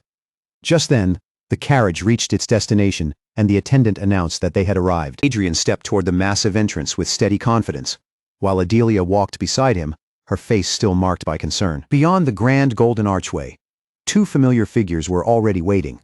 When Adrien spotted them, a faint smile tugged at his lips, and he remarked that their timing was perfect. He glanced briefly toward Adelia and lowered his voice. Whatever had just passed between them would have to wait. We'll talk later. Between Vale Balorhard and Arwen Kurgayan stood a striking young woman in a red gown, her eyes fixed directly on Adrien as he approached. Vale Balorhard immediately stepped forward with deep respect in his voice. "Your Highness? Have you arrived safely?" Before Prince Adrien Leonberg now stood a descendant of the Eli family, a bloodline many had believed was already lost to history. Her voice overflowed with relief as she looked at him. She said she could not even express how happy she was to see him safe and sound. Adrien's eyes narrowed as he took in her appearance, noticing how thin she had become. He remarked that she must have worked herself to the bone to end up looking like that. Then he let out a low, confident chuckle, as if the tense atmosphere had only made him more amused. Adelia, still worried, pressed him quietly and asked whether he was truly feeling all right. Adrien brushed off the concern with ease, coolly saying that his presence here alone was already a good thing. Then he made a suggestive little gesture and added that, thanks to her, today was going to be very entertaining. Adelia was left staring at him in complete confusion, unable to make sense of the cryptic remark. Adrien drew her a little closer, a smirk playing across his lips as he wondered aloud how she would react, almost as if he expected her to see something she had never witnessed before. His touch lingered just long enough for him to compliment her fine skin, and Adelia immediately flushed, flustered as she demanded that he stop teasing her. The setting shifted to a lavish chamber, where Adrien, Adelia, Vale Balorhard, Arwen Kurgayan, and the mysterious Eli descendant gathered around a low, ornate table. The Eli descendant closed her eyes, and a strange, almost unsettling expression crossed her face, as though she were sensing something deeply unusual. Her thoughts turned toward Adrien, because under normal circumstances, a man like the first prince would already be drunk, loud, and flirting with everyone in sight. But Adrien remained strangely calm, sitting there with a wine glass in hand while his golden hair caught the light. As he quietly looked over the room, someone nearby whispered that the feeling around him was completely different from the way he used to be. Adrien lowered his gaze for a moment, and even that small motion made the air around him feel slightly different, as if something behind his expression had shifted. Then a wide, almost mischievous grin spread across his face. His eyes narrowed with pure amusement, making it clear he was enjoying the situation far more than anyone expected. Adelia Byron, clearly irritated, snapped at him without holding back, accusing him of getting involved with the rich lion's daughter as if the rumor itself was already driving her mad. Of course, those rumors had already spread everywhere, all because of Adrien's outrageous past and the reputation he had left behind. With Adrien surrounded by Adelia Byron, Vale Balarhard, Arwen Kurgayan, and the Eli descendant, Adelia kept pressing him. She said there was plenty more she could reveal, but her eyes had not been good enough to see it all. If she had known everything back then, she would have torn that woman's eyes out first. Adrien only grinned at her reaction, a strange thought passing through his mind. Even in armor, that woman had been stunning, but at the same time, she had been nothing short of a monster. He stared ahead as a darker, unsettling thought flickered through him. Something about flesh too tempting to ignore. Then, as if nothing strange had crossed his mind at all, he casually called out to Vale Balarhard and asked a bizarre question. Did he have any siblings back home? For a moment, silence settled between them. Then Adrien tilted his head slightly, as if the answer should have been obvious, and reminded him that he had a younger brother. A cold smirk formed on Adrien's face as he lifted his drink and took a casual sip. Vale Balarhard was left completely stunned, his eyes widening as he struggled to understand what Adrien was getting at. All he could manage was a broken, confused sound. Before Vale could finish that thought, a blinding crimson flash tore through the room. Adrien's blade moved with terrifying precision, cutting through the air faster than anyone could follow. The strike landed with brutal force, sending blood spraying across Vale Balarhard's face. Pain twisted his expression as the shock of the blow crashed into him all at once. He hit the floor with a sickening sound, his body crumpling beneath the force of the attack. Adrien stood above the fallen man without the slightest hint of hesitation, as if victory had already been guaranteed. The room fell into a dead silence. Adelia Byron, Arwen Kurgayan, and the Eli descendant could only stare, their faces frozen in a mixture of horror, shock, and disbelief. For an instant, even Adrien's own face seemed to fracture with shock and anguish, his earlier composure breaking apart under the weight of what had just happened. Then a chilling voice cut through the silence. A new figure with red-burning eyes spoke coldly, saying it was a relief that the family line would not end there. Blinding burst of purple energy exploded the next second, crashing through the air with a deafening impact that made the whole space tremble. In the brutal aftermath, Adrien stood in dark, imposing robes over the fallen Vale Balarhard, who lay utterly defeated on the luxurious floor beneath him. With red eyes blazing and a fierce, determined gaze fixed forward, the young man declared that a new era was beginning. Then Adrien struck again, unleashing a devastating blow with no hesitation at all. His fist slammed into the King of Leonberg with shocking force, snapping the king's head back in an act so brazen it felt like pure defiance against the throne itself. Adrien grabbed his father by the collar, fury burning in his eyes, while Taylor Talheim stood nearby, too stunned to immediately move. Taylor finally shouted in disbelief, demanding to know what madness had taken hold of the prince and why he would commit such an outrageous act. But before Taylor could even begin to process the answer, Adrien moved again and drove a lightning-fast kick straight into his stomach. Taylor doubled over, gasping for air as he collapsed, his voice trembling with disbelief, while he tried to question Adrien's motives. Adrien ignored him and drove another brutal punch into the king's already battered face. The King of Leonberg staggered under the punishment, his face smeared with blood and bruises as Adrien loomed over him like a storm that refused to stop. Then Adrien looked down at Taylor, who was still writhing on the floor. Even through the pain, Taylor insisted that this treatment was unacceptable. Adrien Leonberg showed no sign of holding back, his fist blurred with glowing energy as it slammed into the king again, and he coldly declared that his father needed to suffer even more. The impact sent the king flying, a strangled cry escaping him as blood burst from his face. Adrien barely spared Taylor Talheim another glance. His focus stayed locked on the king, now collapsed in a broken heap on the ground. Then another merciless blow landed, the impact tearing through the air with frightening violence. Adrien stared down at his father's ruined body, while Taylor could only watch in horror, helpless to stop the nightmare unfolding before him. The king's face had become a battered mess of blood and bruises, his eyes shut tight as he lay completely unconscious. After the carnage finally paused, Adrien dropped to his knees and lowered his head. Into the heavy silence, he whispered a single haunting name. Eli? He stood over the fallen knight with chilling authority in his voice, making it clear that he was the one giving orders now. A sinister smile curled across his face, his eyes glowing an unsettling red, as he declared that this day was about to become very interesting. The knight, still shaken by everything that had just happened, could only stare up at Adrien in terror, unable to understand what had become of the prince. Then Adrien gave him a shocking command, ordering him to bring the royal knights immediately. Once the order was spoken, he simply turned away and walked off. Even though Taylor Talheim was still shaken to his core, his loyalty forced his body to move. He pushed himself up and set out to obey the prince's terrifying order. The grand royal palace loomed in silence, its massive walls standing over the chaos as if watching everything unfold. Adrien then stormed into another chamber, where several women and others sat gathered around a huge circular table. He did not waste a single breath on greetings. The moment he entered, he cut straight to the point and ordered every woman in the room to leave at once. Meanwhile, the double-chain knight Vale Balarhard moved through the palace halls with serious purpose, his expression set and unreadable. Each step rang sharply against the polished floor, creating a steady rhythm that carried his determination through the corridor. Back in the chamber, Adrien Leonberg turned sharply, his eyes locking onto a man who had dared to remain seated. In a cold voice he reminded him, "I believe I said women." His face hardened with icy fury as he continued. If the man wanted to leave, he could leave. But before the man could react, Adrien's hand shot out and clamped down on his shoulder with crushing force. His voice dropped into a dangerous growl as he warned that if the man did leave, he would be leaving as a woman. A guttural scream of agony ripped through the chamber as Adrien slammed the man to the floor, leaving him shaking, terrified and broken beneath the weight of the prince's brutality. The women in the room froze in horror, while the remaining men sat in stunned silence, too afraid to speak or even move. Then, one after another, the women hurried out of the chamber, their footsteps quick and hushed as they fled the terrifying scene. Once the women were gone, Adrien's piercing gaze swept over the men left behind, now kneeling before him. His voice dripped with contempt, as he snarled that not a single one of them had properly knelt before a prince.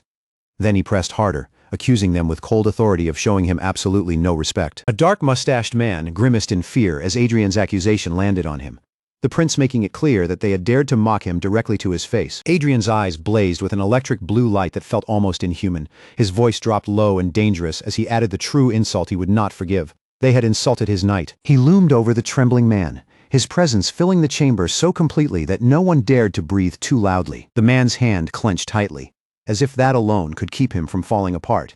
With fear cracking through his voice, he barely managed to stammer out a question, asking what charges could possibly apply in a situation like this. Adrien's hand cut sharply through the air, the motion cold and final, as if he were slicing away every excuse they might have tried to hide behind. Since they had dared to look down on royalty itself, their insult was no longer a petty slight against one prince.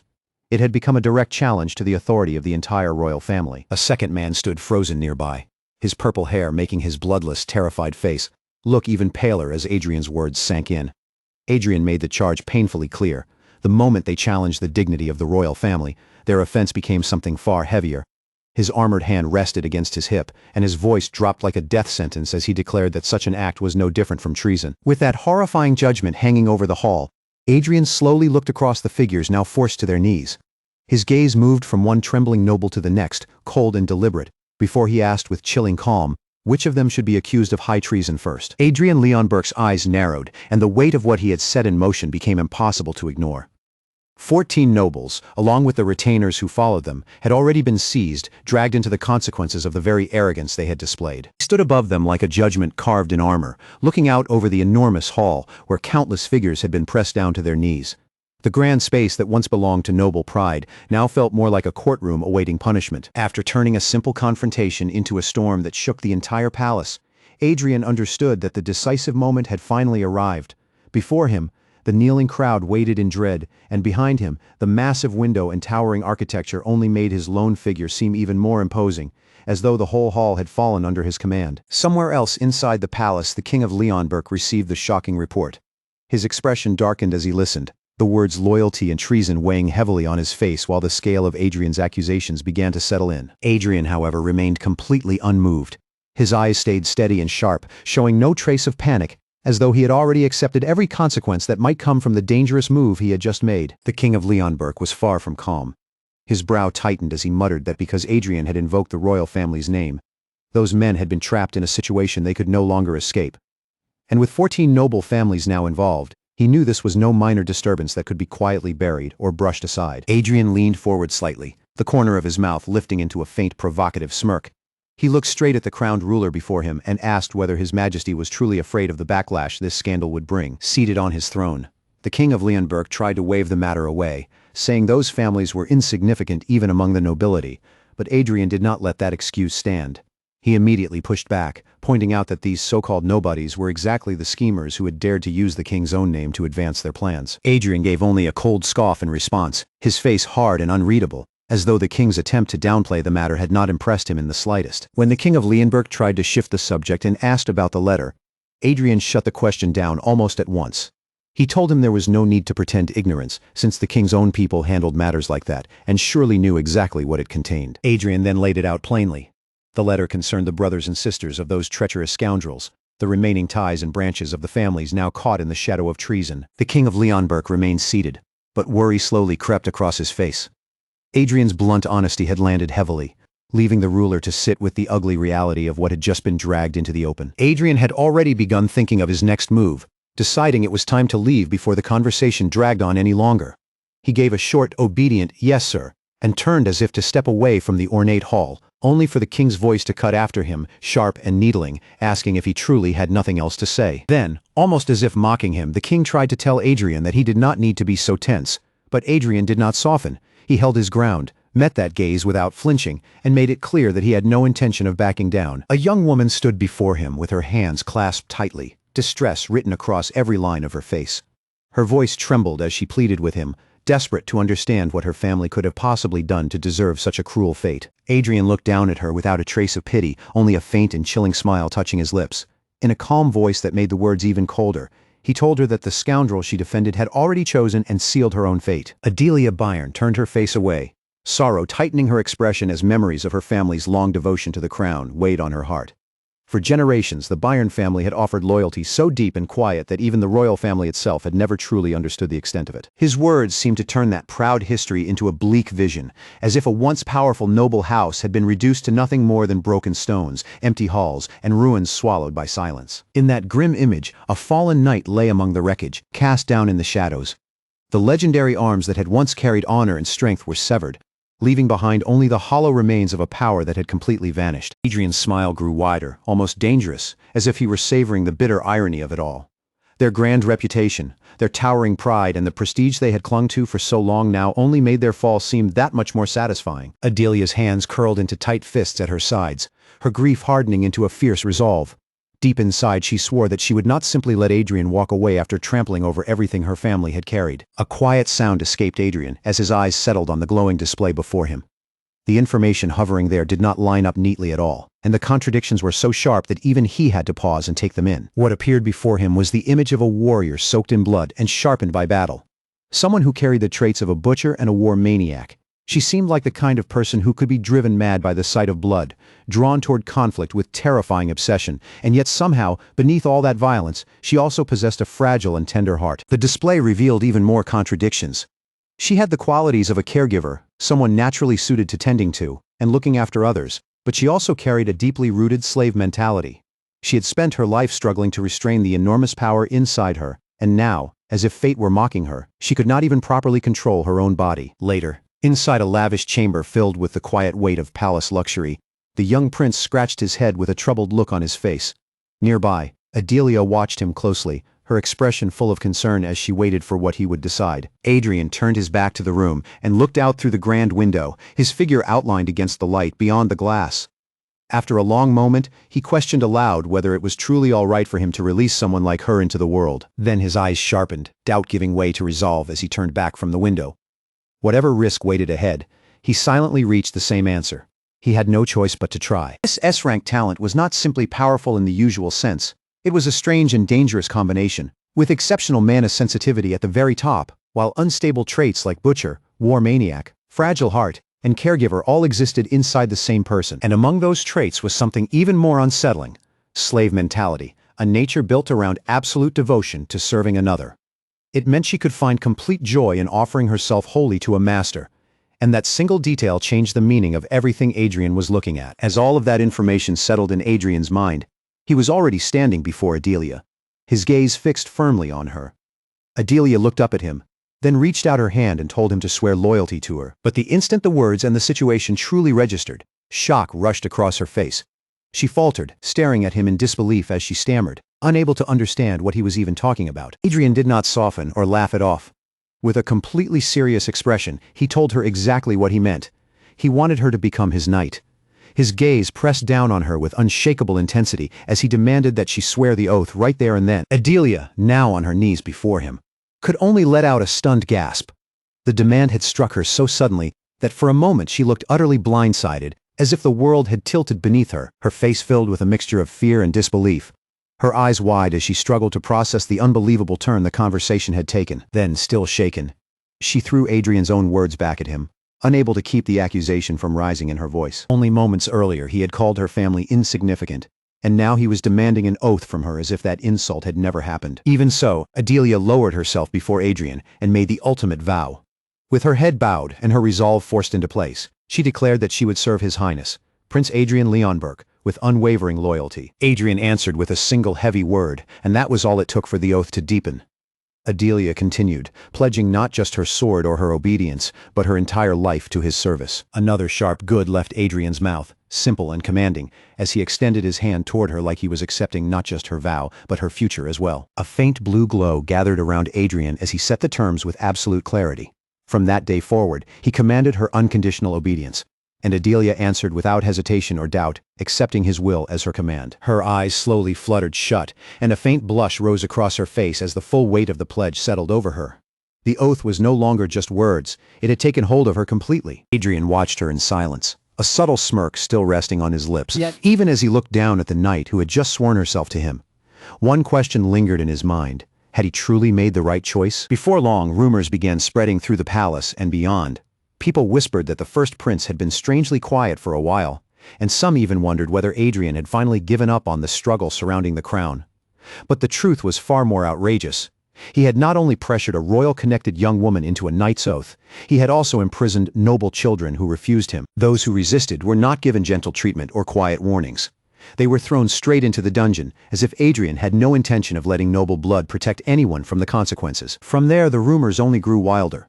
People began saying Adrien was obsessively searching for a personal knight, and many claimed that this so-called search was nothing more than a clever excuse to gather warriors and build a private army of his own. Adrien himself could not help wondering why everyone had suddenly become so fascinated with him and his supposed quest for personal knights. From his point of view, the whole thing had been blown completely out of proportion. He grumbled inwardly that he had only taken in one personal knight, nothing more, while Vale Balarhard stood nearby with his usual steady loyalty. But before Adrien could settle the matter in his own mind, an older and unmistakably regal voice cut in, telling him that he had been a source of trouble since birth, and that cleaning up the mess he had just created was giving the speaker a truly massive headache. The crowned ruler's patience had clearly reached its limit, his eyes sharpened into a withering glare, the kind that could make an entire room fall silent without him needing to raise his voice. He continued pressing Adrien without mercy, openly accusing him of running around after women instead of focusing on what truly mattered. Then, with brutal contempt, he summed it all up in one cutting word: pathetic. The air between them tightened as the older royal figure stood with his back turned, demanding to know whether Adrien had completely given up on their wager. Adrien only answered with a sly smile tugging at his lips. Rather than looking ashamed, he shot back with the same sharp tongue, mocking the old man for acting surprised that he would appoint a maid as a knight, as though that kind of stubborn move suited him perfectly. Still wearing that faintly amused look, Adrien wondered how rumors could possibly spread through the palace so quickly. But before he could even settle on an answer, a loud voice rang out from beyond the room, announcing that the queen had arrived. Adrien, seated on the throne, visibly stiffened at the sudden announcement.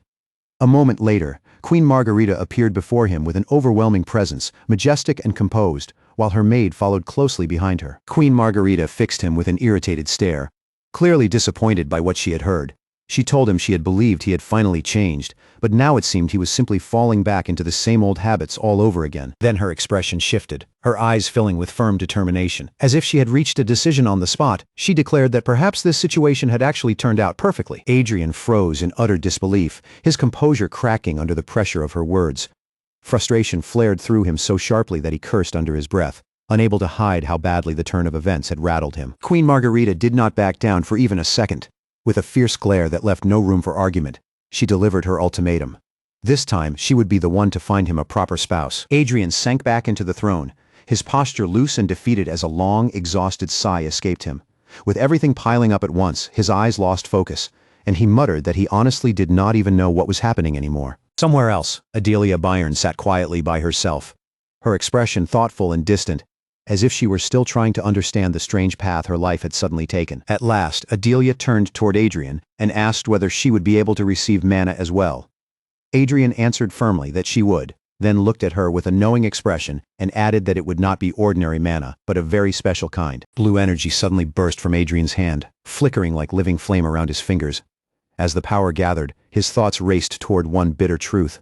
The world had completely forgotten the sword marquee and everything that name had once meant. Adelia's eyes lit up with a brilliant golden glow, the light burning fiercely within them. Her face, once uncertain, now reflected a determination that seemed to rise in answer to the power awakening before her. A fierce red aura flared around Adrien's body, wrapping him in a heat-like radiance as his voice rang out with absolute conviction. He had not forgotten a single thing. Then a blinding golden light erupted, drawing out the very essence of Adelia's past and the footsteps she had left behind. Along with that light came the image of a phantom sword, the weapon that had once danced at her fingertips, as if it were part of her own soul. Every fragment of that forgotten path gathered together, swelling into a vivid, living aura that felt almost impossible to believe. That radiant energy shimmered with a power too vast to put into simple words. It moved wildly at first, surging and pulsing through the air, before gradually beginning to fall into rhythm with a magnificent beating sound. And that rhythm came from Adelia's own heart, beating steadily beneath the rising storm of golden light. Golden brilliance surged even higher, wild and overwhelming, as Adelia Byron felt mana rush through her entire body. Her eyes burned as though power itself had taken root inside her. Adrien watched in stunned silence as the mana successfully carved its mark into Adelia's very being. The process had worked, and the change happening before his eyes was impossible to deny. Adelia's gaze had changed completely. A deeper light now rested within her eyes, carrying the unmistakable weight of mana that had finally settled inside her body. A golden glow burst from her hand, bright and undeniable, as raw power surged outward from her. Adelia could only gasp in astonishment, staring at the force that had answered her as if it truly belonged to her. As the full scale of the transformation struck her, Adrien stood over her with a firm and commanding presence. He declared that the ritual was complete, and from that moment onward, she was his warrior, which meant he would be the one guiding and taking responsibility for her. Adelia was so overwhelmed by the sudden weight of his declaration that she could barely speak. All she managed to force out was his title, her voice trembling with disbelief. When she noticed Adrien's exhausted eyes as he turned slightly away, concern immediately crossed her face. Adrien released a heavy sigh, clearly drained by the entire ordeal, grumbling that going through all of that for one person's mana heart had taken far more effort than anyone would expect. Still shaken by everything that had happened, Adelia looked at him and challenged him directly. She demanded to know why he would go so far for someone as lowly as her. For a moment, silence settled heavily between them, thick enough that even the smallest movement seemed to stand out. But Adelia could not let the question go. She pressed him again, her voice filled with confusion and emotion, asking why he was being so kind to her in the first place. Then, overcome by fierce resolve and deep gratitude, Adelia Byron lowered herself into a profound bow before him. She vowed to serve Adrien with every part of herself for the rest of her life. A nervous sweat drop seemed to break the seriousness of the moment as Adrien quickly set the boundary in his own blunt way. He told her not to forget who he was, her master. Adelia's eyes snapped wide open at once, and her response came bursting out with almost startling eagerness. She answered again and again, making it clear that she understood. Adrien turned away from her, his figure quiet but commanding, carrying the kind of presence that did not need many words. Then he glanced back with a piercing look and warned that he was afraid she might forget. Adelia's expression fell slightly, and with a soft, resigned answer, she accepted his concern as if she knew he was right to say it. A few days passed. Sir Vale Balerhard stood before Adrien with the steady discipline of a loyal knight, addressing him formally as he brought up the matter concerning Bernardo Eli. Adrien listened as Vale continued the report. According to what he had been told, Bernardo Eli had been granted permission to see her up until a certain point. Adrien's eyes flashed with disbelief the moment he heard it. He demanded to know whether that was truly the case, and annoyance quickly rose in his voice as he asked if he was really expected to repeat the entire trial again. In his mind, the thought was absurd. Royalty did not stand before trials like common offenders, and yet this latest piece of news had somehow managed to make the situation even more troublesome. Still caught in thought, Adrien sat with a cup in hand, outwardly relaxed, despite the irritation simmering beneath the surface. As another man listened nearby, he spoke in a measured tone about what it meant to be a man of proportion. Then his attention shifted toward Adelia. He asked her directly how she was doing, and she flinched slightly at the sudden question. When she asked what he meant, Adrien went straight to the point and asked whether her mana heart had stabilized yet. Adelia answered with proper respect, confirming that everything was fine.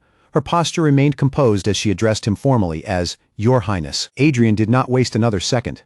Without hesitation, he told her that starting that very day, she would be joining his training. He gave her a confident thumbs up, as if the decision had already been settled beyond discussion. Then he ordered her to change clothes and meet him at the training grounds, making it clear there would be no excuses. And just as she was absorbing that command, Adrien added one more thing. He told her to leave the bag behind, because that was a knight's bag, not something meant for her to keep carrying around like a servant. Soon after, the scene shifted to the training grounds, where Adrien was already waiting. He stretched his body with practiced ease, loosening himself up as if preparing to push the coming session as hard as possible. Adrien Leonberg, looking sharp even in a simple casual shirt, snapped at his attendant with irritation. His eyes narrowed as he demanded to know what the man thought he was doing. Then Adrien gave a confident smirk and clarified the situation himself.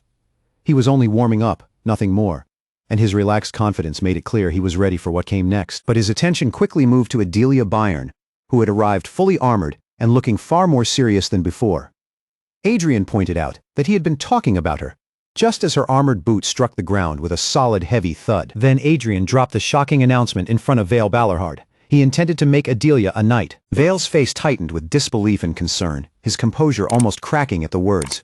To him, the idea sounded reckless, and he could not understand how Adrien could treat the title of knight so casually. Adrien brushed off the objection without hesitation, telling Vale to back off and asking when he had become so nosy. Then, as if throwing the challenge right back in his face, Adrien told him that if he was so bothered by it, he could try handling the matter himself. Adelia Bayern marched past them without slowing, her armor clanking with each firm step as she headed toward the training grounds. Behind her, Vale Ballarhard called out anxiously to His Highness, his voice carrying clear worry over what Adrien had just decided. By the time Adelia finally stopped, her strength had nearly drained away. She dropped heavily to her knees, breathing hard, and forced out the words that she had completed all 10 laps. But Adrien Leonberg had no intention of letting her rest for long. To him, that brutal physical training was only the beginning, just enough to wake up her body. Now came the part that truly mattered, putting a sword in her hands and teaching her how to wield it properly. Adelia lowered her head, her voice quiet as she apologized for the weakness of her past self. Yet despite the humility in her words, her eyes had changed completely, burning with a new determination that said she was ready to give everything. Adrien noticed that fire in her gaze and answered it with a knowing smirk. He started from the very beginning, breaking down the most basic stance first, where to place her feet, how to hold her body, and how to build a foundation solid enough for real swordsmanship. Then his blade flashed. Adrien moved with deadly elegance, the sword cutting through the air in a smooth, powerful blur before completing a flawless arc that made the entire motion look effortless. After showing her the movement, Adrien handed the sword over without any extra explanation. His meaning was simple and direct. It was Adelia's turn now. Adelia tried to copy what he had done, but her body could not match him so easily. Her posture came out stiff and uneven, with awkward angles that looked nothing like Adrien's natural grace. Then, as she focused harder, something strange sparked within her. A faint, otherworldly green light flickered in her eye, like a new power suddenly stirring awake beneath the surface. Adelia's training quickly grew sharper and more intense. Her sword sliced through the air and landed with a ringing impact. And when she stepped back, her armored foot struck the ground with a heavy thud, already preparing for the next motion. Adrien watched her closely. His gaze narrowed with the focus of a mentor who refused to miss even the smallest detail. The sight left him stunned. In his mind, one thought rose above everything else. She had copied the move almost perfectly after seeing it only once. Adelia looked up at him with eager, searching eyes, still holding the sword as she asked whether her stance had been correct. Adrien's eyes flashed with surprise for a brief moment before narrowing again. Not even a minute had passed, and she had already reached that level of imitation. He realized he could not afford to relax around her, not even for a second. After all, this was supposed to be the weakest training partner of the eldest royal, and yet she was already showing signs that could overturn that assumption. Then Adelia's eyes lit up again with that eerie green glow, and a dangerous thought shot through Adrien's mind. What if at this rate, she surpassed him right here and now? The thought struck him like a sudden shock, sharp enough to leave him momentarily frozen in place. Adrien could only let out a low sound as his thoughts raced, completely shaken by the raw talent unfolding in front of him. But before he could fully process what he had seen, Vale Ballarhard was already beside him, gripping his arm. Vale's voice came out harsh and urgent as he demanded to know what Adrien thought he was doing. Adrien's expression twisted into a silent challenge, his eyes making it clear he had no intention of lowering his head. Vale's warning crackled through the air as he told Adrien not to even think about coveting Adelia. But Adrien did not step back. Instead, he fired a cutting question right back at him, asking what Vale could possibly offer that child. Vale scoffed as if the answer was obvious. To him, Adrien was still a novice, someone who had only held a sword for a few months and had no right to speak so boldly. But as Vale's dismissal hung in the air, raw blue energy erupted around Adrien, crackling wildly as his eyes blazed with an unnatural light. Wrapped in that surging power, Adrien's voice turned cold as he declared that Vale Ballarhard could not handle her. Adrien's eyes narrowed, and a fierce resolve hardened inside him. The weakness of his former self was no longer something he would accept or allow anyone to use against him. That old version of him was already gone. Adrien made it clear that he had moved beyond it, and the power he carried now belonged to a completely different level. His eyes burned brighter with blue light as he steeled himself for the true burden ahead. If protecting Adelia meant facing a trial that others could not endure, then he would take that challenge himself. A massive blue aura exploded around him, swirling like a storm and pouring out with enough force to make the space around him feel almost unbearable. With his eyes blazing, Adrien made his answer absolute. If Vale could not handle it, then no. Adrien himself could. Because Adrien was not speaking from empty pride. His mind flashed back through nightmare after nightmare, through battles so monstrous that ordinary warriors would have broken just remembering them. He had faced the giant king, the mad dragon, and countless other terrifying creatures that should never have been challenged by a single blade. In those memories, a legendary weapon gleamed through blood and chaos, proof of the savage history he had survived. That blade seemed to carry the echoes of endless battle within it.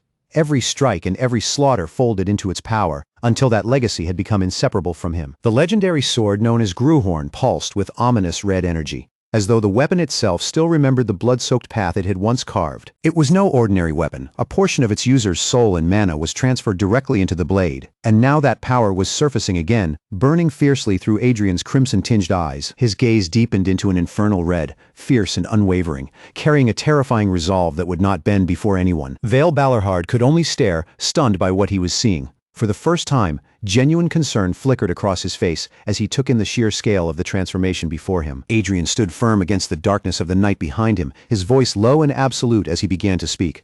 Red light around him flared even stronger, almost bursting outward with the force of his conviction.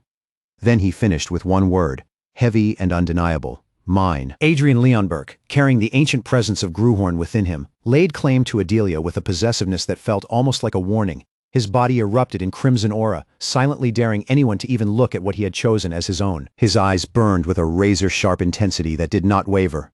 From him came a chilling hatred toward anyone foolish enough to challenge his will or reach for what he had already claimed. Then the prince turned, his armored figure moving with quiet force, the raw power around him making even that simple motion feel overwhelming. One of his eyes flared with a dark, blood-red glow, ominous enough to make the air around him seem heavier. A soft, unsettling gurgle slipped from him as his face twisted in sudden distress. It was as if some invisible force had wrapped around him, dragging his awareness away and blurring the world into a place he could no longer fully grasp. Adrien began to lose himself, unable to even hold on to the feeling of life and vitality. He sank into a dark, watery abyss where cold pressed against him from every side. And the deeper he fell, the more his senses slipped into absolute darkness. In that blackness, his eyes ignited, and a single question rose from him in dread.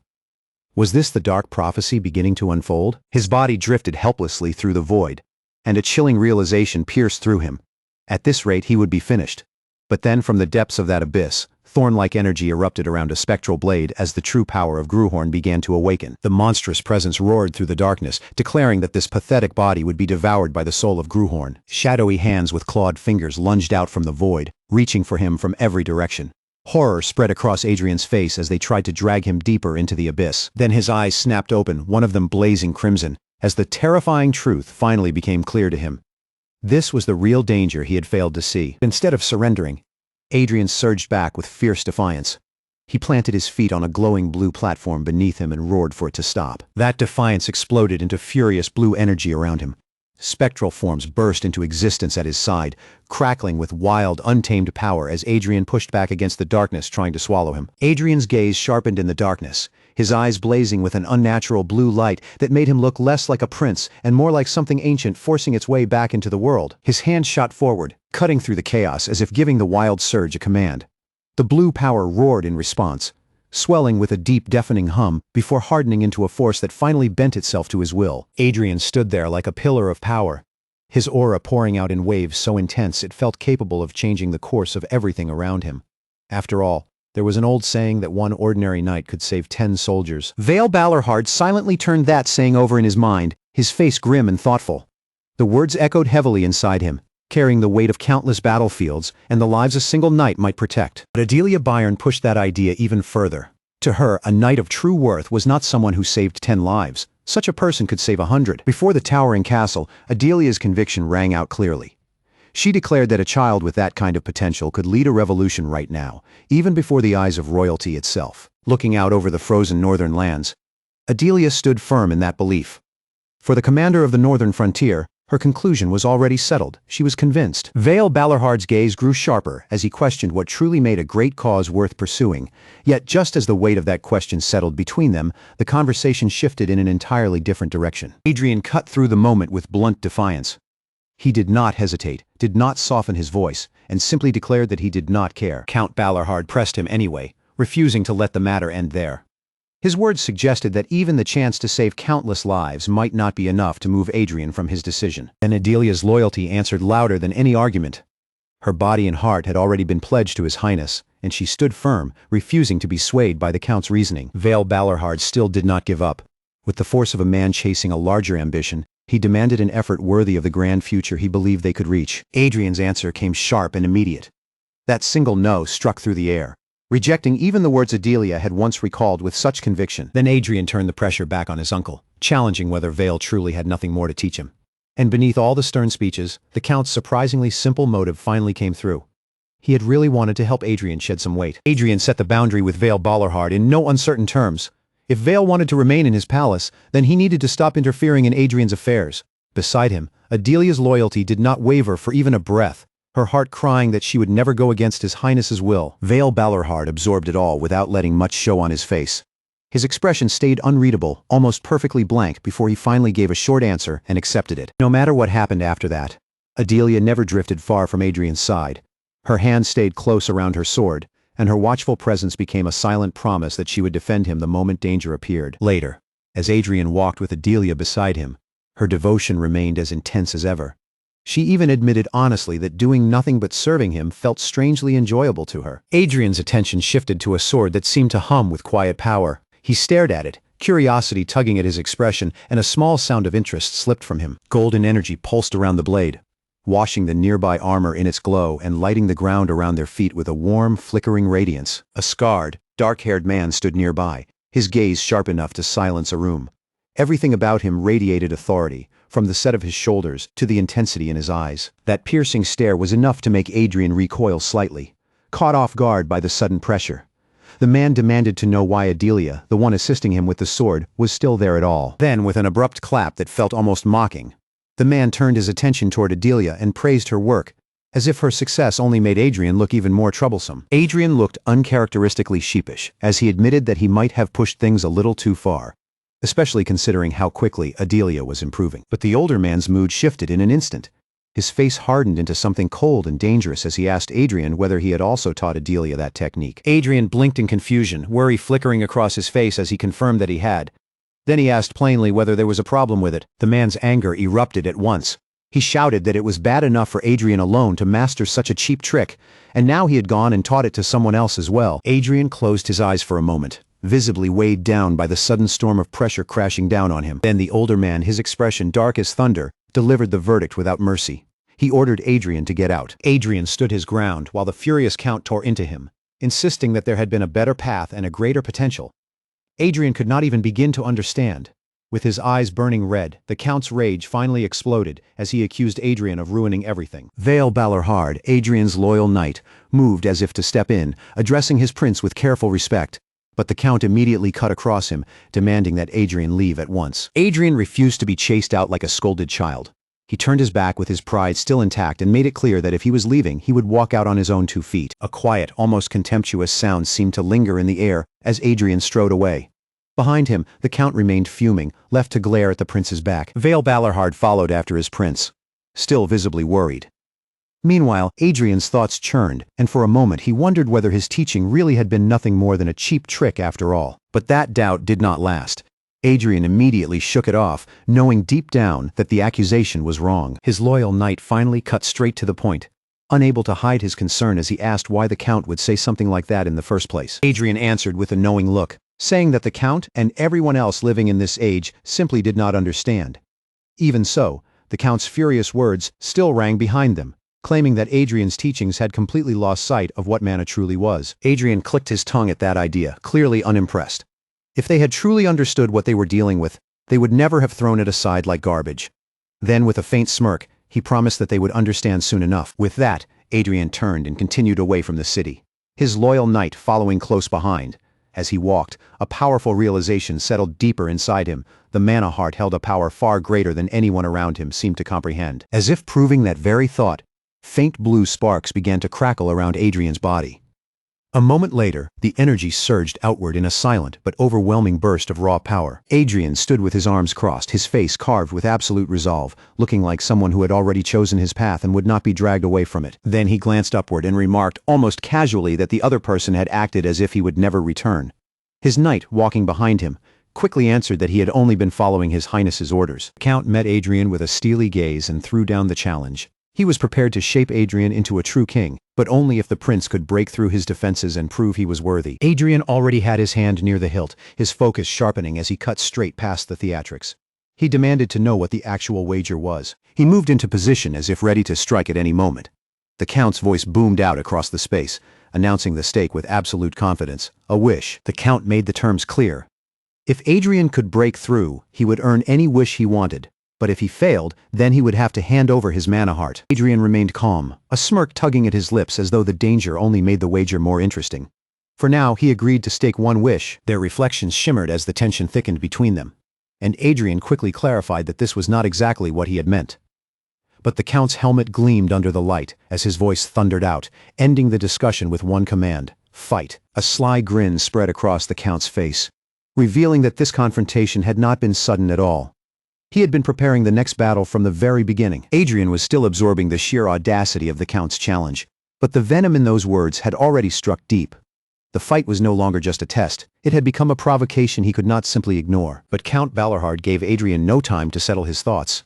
Wrapped in a whirlwind of dark intent, he launched forward in a blinding rush, his spear already thrust out like an extension of his iron will. Adrien's blade flared to life in response, catching the incoming strike head-on. The two weapons collided with a deafening clang that rang through the air like a bell of war. Count Balarhard did not stop with a single blow. He drove forward with a relentless storm of attacks, each strike heavier and sharper than the last, forcing the young prince to defend with every ounce of focus he had. The spear became nothing more than a deadly blur in front of him, a shining streak of killing intent that cut through the space between them again and again. But Adrien refused to keep retreating. With a burst of strength, he pushed back, and his counterattack tore through the air with enough force to send a shockwave rippling outward. Count Balarhard only grinned at the attempt. His eyes blazed with dark power, and his voice dripped with contempt as he mocked Adrien, asking if that was truly all he had. The young prince's expression hardened at once. Frustration flashed across his face, but beneath it burned a fierce resolve that refused to break under the Count's pressure. Adrien kicked off the ground with explosive force, white energy bursting around him as he shook off the force of the Count's brutal assault and threw himself back into motion. Count Balarhard watched him without the slightest change in expression, his face as hard as stone. Then his cold voice cut through the tension, asking whether Adrien had already given up. Adrien held his stance, fully aware that the opponent before him was almost impossibly strong. Even so, the idea of losing was something he simply could not allow. Then blue lightning began to rage around Count Balarhard, and Adrien understood just how far beyond him his uncle truly was. This was a terrifying level of strength, the kind that let him pour out his full mana without hesitation, and every bit of it seemed aimed at crushing Adrien in the most humiliating way possible. A pulsing blue mana core ignited with overwhelming intensity, its power beating like a second heart. With a mana heart that fierce turned against him, Adrien could feel just how close this was to becoming a death sentence. Adrien's eyes widened as a strange chill ran through his thoughts. Something about this felt wrong, and the question rose in his mind before he could stop it. Wasn't this situation a little too strange? Count Balarhard's face remained locked in cold determination while blue energy swirled violently around his body, gathering and twisting like a storm waiting to break. Centuries ago, the world had once been filled with countless mana heart knights. They achieved feats that seemed almost impossible, their armor pulsing with raw power until a revolutionary method of mana manipulation appeared and changed everything. That technique allowed knights to release their power across incredible distances. In truth, the legendary knights of that era had all been mana heart knights, and their greatness had been built on that foundation. The so-called mana chain was not some greater path at all. Adrien believed it was only a clever trick, a way to stretch mana manipulation outward and control power from a distance. Hearing that, Adrien challenged the very idea being placed before him. His eyes narrowed as he demanded to know what Vale Balarhard was really trying to say about the mana heart. Vale Balarhard offered a completely different view. The mana heart itself had never been weak, he insisted. The failure belonged to the people who had used it poorly. He stood there with his sword gripped tight, weighing the truth of his own words. Adrien fixed his gaze on the older man, cutting straight through the tension as he waited for the real point behind all of this. Vale then revealed something far more important, asking whether Adrien had ever heard of a martial spirit hymn. He added that the very place where they stood was known as a place of crossed swords, a legendary battleground tied to warriors and their paths. Adrien, however, immediately brushed the subject aside as though it had nothing to do with the fight at hand. Adrien answered with a knowing smirk, as if he had already guessed where Vale was trying to lead the conversation. Vale continued anyway, explaining that once the mana heart had been conquered, those who used it were left in a lower position, almost like servants. Then he threw Adrien's own earlier words back at him, forcing the prince to face the contradiction. The amount of information came at Adrien all at once, heavy enough to make it feel almost overwhelming. When he was asked whether he needed a moment to breathe, Adrien rejected the offer immediately and made it clear he could take more. For a knight, the path itself mattered more than anything. Every step taken, every battle endured, and every mark left behind became the proof of who they were. The image shifted to a harsh battlefield buried beneath snow and wind, where a young knight stood with conviction blazing from his entire being. He declared that his 100 victories were the source of his greatest pride. He went even further, claiming those victories were not merely his pride, but his power as well. Vale Balorhard's eyes narrowed as he processed the meaning, a quiet sound escaping him under his breath. Then a blinding blue light erupted from the young knight, ethereal and fierce, marking the moment a martial spirit hymn was engraved directly into his being.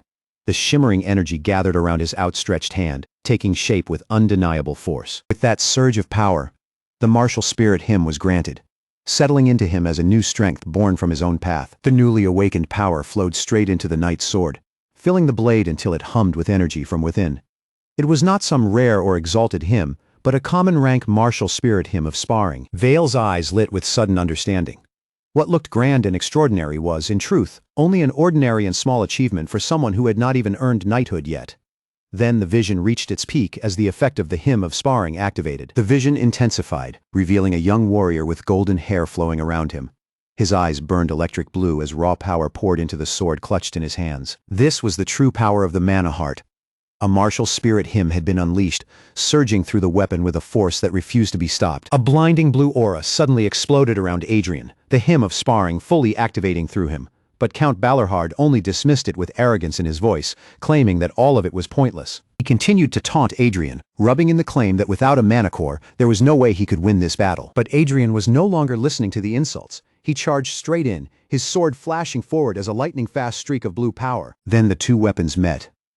Steel crashed against steel in an explosive burst of sparks, the impact tearing through the battlefield between them. The ancient power of Gruhorn surged through Adrien, coursing through the powerful rings and overflowing from the core of his being. He forced himself through the pain, refusing to collapse as blue lightning erupted around him, and the raw power took hold of his body. Count Balorhard simply watched him struggle, a cold smirk slowly spreading across his face as though Adrien's effort only amused him. Their weapons clashed again, steel screaming against steel as sparks scattered around them.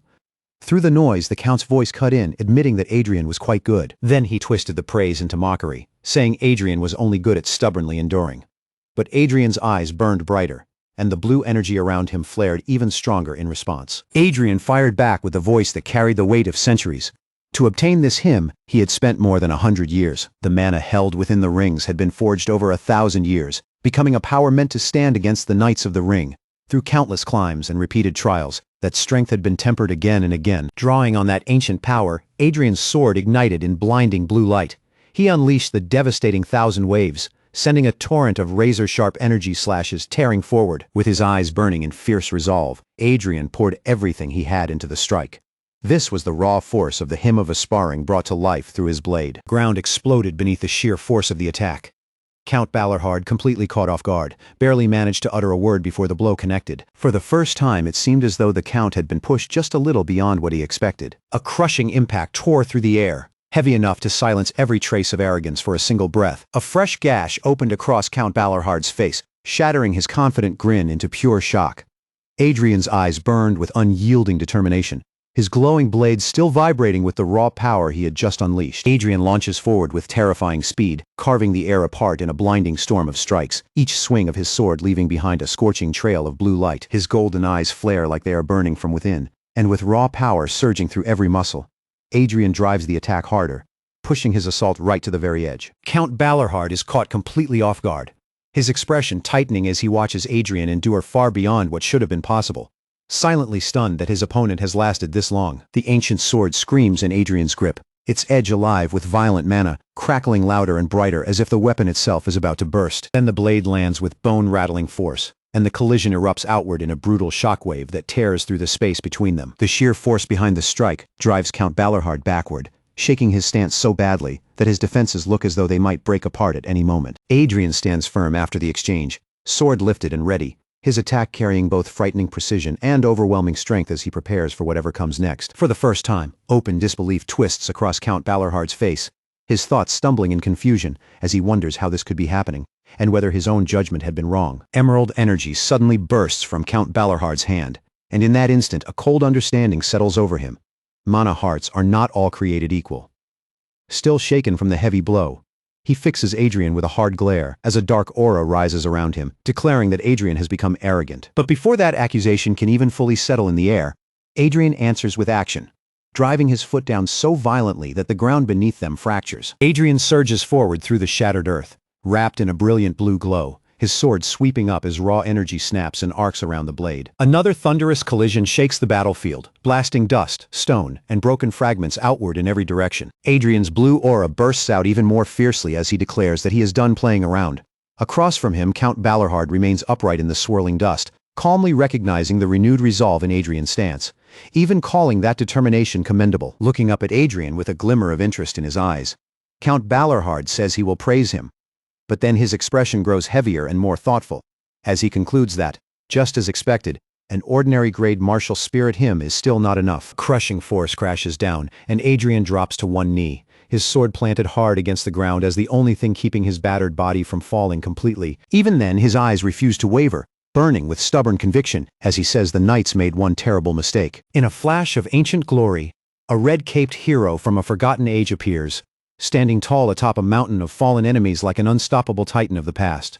Those legendary knights had failed in one crucial way. They left no true strength behind for the generations that followed them. At the very beginning, everything had been inherited properly, passed down whole and untouched, with none of its original brilliance lost. The old legend unfolds further, showing the hero perfecting devastating sword techniques and mastering the deep martial spirit method used to temper and refine the heart. There had even been shining martial spirit hymns, radiant with power. But time is merciless, and little by little, it began to chew away at those once glorious achievements. The figure of the ancient hero, once blazing with triumph, now seems weighed down by forgotten history, until those incredible feats faded into nothing more than distant whispers, no different from stories of dragons no living person had ever seen. There had once been an age where colossal kings and monstrous beings walked the world, yet now even their existence has thinned into rumor, carried only by the faint winds of history. In that forgotten era, even the greatest martial spirit techniques eventually slipped into myth. Humanity, of course, survived by adapting, creating new martial spirit hymns in place of the lost ones. But compared to the ancient arts, their power was painfully limited. Back then, defeating 10 knights with one hymn was already considered extraordinary, and cutting down 100 soldiers stood as the absolute limit for a hymn made only to fight humans. Those newer martial spirits simply could not compare to the legends of old. They never rose to the level of myths or heroes, and in the face of even a basic holy strike, they were too weak to hold their ground. Adrien sits alone in a dark room, his gaze fixed on the glow spreading across the wooden table before him. As his thoughts race, the truth becomes impossible to ignore. With these incomplete, half-formed martial spirits, reaching true power is nothing more than a fantasy. From high above, Adrien Leonberg looks down with biting contempt and throws out a sharp challenge, asking whether the man below has been drinking dirt. He cannot even make sense of the nonsense being thrown at him, and with a flash of blue energy, he moves swiftly, almost dismissively. But the man standing against him is Vale Balarhard, and he shows no sign of retreat, his eyes blazing with stubborn defiance. Adrien's power erupts around him in a brilliant blue aura as he snarls at Vale Balarhard, calling him an arrogant and foolish knight. He stomps down with crushing force, his voice thick with contempt, and demands that Vale understand exactly how great a thing he has lost. Then something terrifying begins to take shape. A monstrous shadow swells around Adrien, pulsing with an infernal red glow until its dreadful form becomes clear, its eyes burning like twin points of crimson malice. Fully unleashed, the dark entity looms before Vale Balarhard, its voice echoing with a chilling promise to teach him a brutal lesson. A huge glowing hand reaches forward, making the threat feel even more inescapable. Dark crimson energy coils around Adrien's hand as the transformation ignites, radiating a force that no ordinary sword could ever hope to pierce. It is a power fierce enough to tear through even a dragon's scales. As Adrien rips a blade from its sheath, his entire body becomes a storm of shadow, red lightning, and violent pressure. A primal roar tears out from deep inside him, and his eyes blaze with infernal crimson fire as the transformation erupts with even greater force. That raw power detonates through his body and smashes into the earth beneath his feet, cracking the ground as the savage force inside him seems to howl for the blood of his enemies. Adrien understands that this monstrous strength comes from the ancient hymn of true dragon. But as his hand twists and his fingers sharpen into razor-like claws, the overwhelming might of the hymn begins threatening to rip his current body apart from within. A guttural cry of agony bursts from Adrien's throat, blood spraying from his mouth while chaotic crimson energy rages across him. At his chest, a strange blue light struggles desperately against the inferno, fighting to keep the power from consuming him completely. Yet one vital part of the hymn is still missing, leaving a hollow gap inside the ancient chant.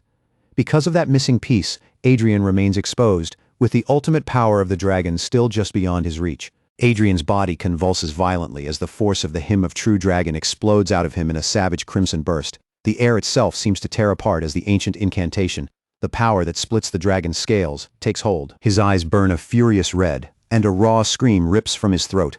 He clenches both hands until his knuckles whiten, fighting desperately to contain the unstable power surging through him. Then, from within the darkness, a figure wrapped in heavy energy strikes. Their attack flashes like a blade of azure light, crashing violently against Adrien's raging crimson aura. The collision shatters the air around them, sending brilliant shards of blue energy bursting outward as the azure force begins to completely overwhelm the red. Adrien's eyes widen in genuine shock as the terrifying truth hits him. At this rate, the power will devour him from the inside out. The blue energy gathers and twists together, forming a radiant vortex that churns in the air, pulsing with wild, untamed power. Then, with a deafening roar, the two opposing forces slam into each other in a catastrophic explosion, ripping apart the ground beneath them. The clash blooms into a blinding golden-orange blast, as if the battlefield itself is being torn open. Adrien is thrown back by the force of the explosion, battered by the blast as a desperate cry of "Your Highness" cuts through the chaos around him. But through the smoke, dust, and broken rubble, the shadowy figure continues advancing, dark energy crackling around them with no sign of stopping. Adrien clutches his injured arm in pain, staring ahead in disbelief, forced to understand that the fight has already slipped completely out of his hands. Count Balerhard stands over the defeated prince, his presence cold and overwhelming, and delivers a cutting taunt, asking if Adrien had not said he would use only one ring, with his eyes glowing a cold blue.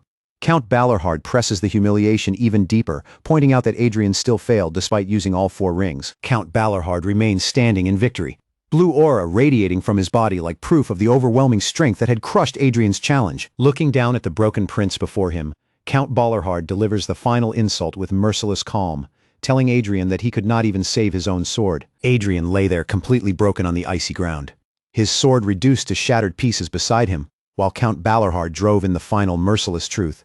This outcome had been decided from the very beginning. Crushed by defeat and unable to rise, Adrien could only stare up from the frozen battlefield as Count Vale Balerhard stood over him, making the brutal end of their battle impossible to deny. Those piercing electric blue eyes remained fixed on the fallen prince, cold and unrelenting, yet it was the scarred count, crimson light burning in his gaze, who delivered the blow that cut deepest of all. Adrien had lost. From the depths of the void, a terrifying dragon-like beast bursts into view, its jaws stretched wide and its eyes blazing with pure rage. Dark energy erupts around it like a storm, but Gruhorn's own blade flashes forward in an instant, rising to meet the monstrous threat head-on. But the force bearing down on him is overwhelming. Gruhorn's hand trembles under the pressure, barely keeping hold of his sword as dark energy splashes violently through the air, and a raw, desperate no tears out of him as his spirit refuses to give in. The struggle only grows fiercer, and Gruhorn screams for it to stop into the swirling abyss around him.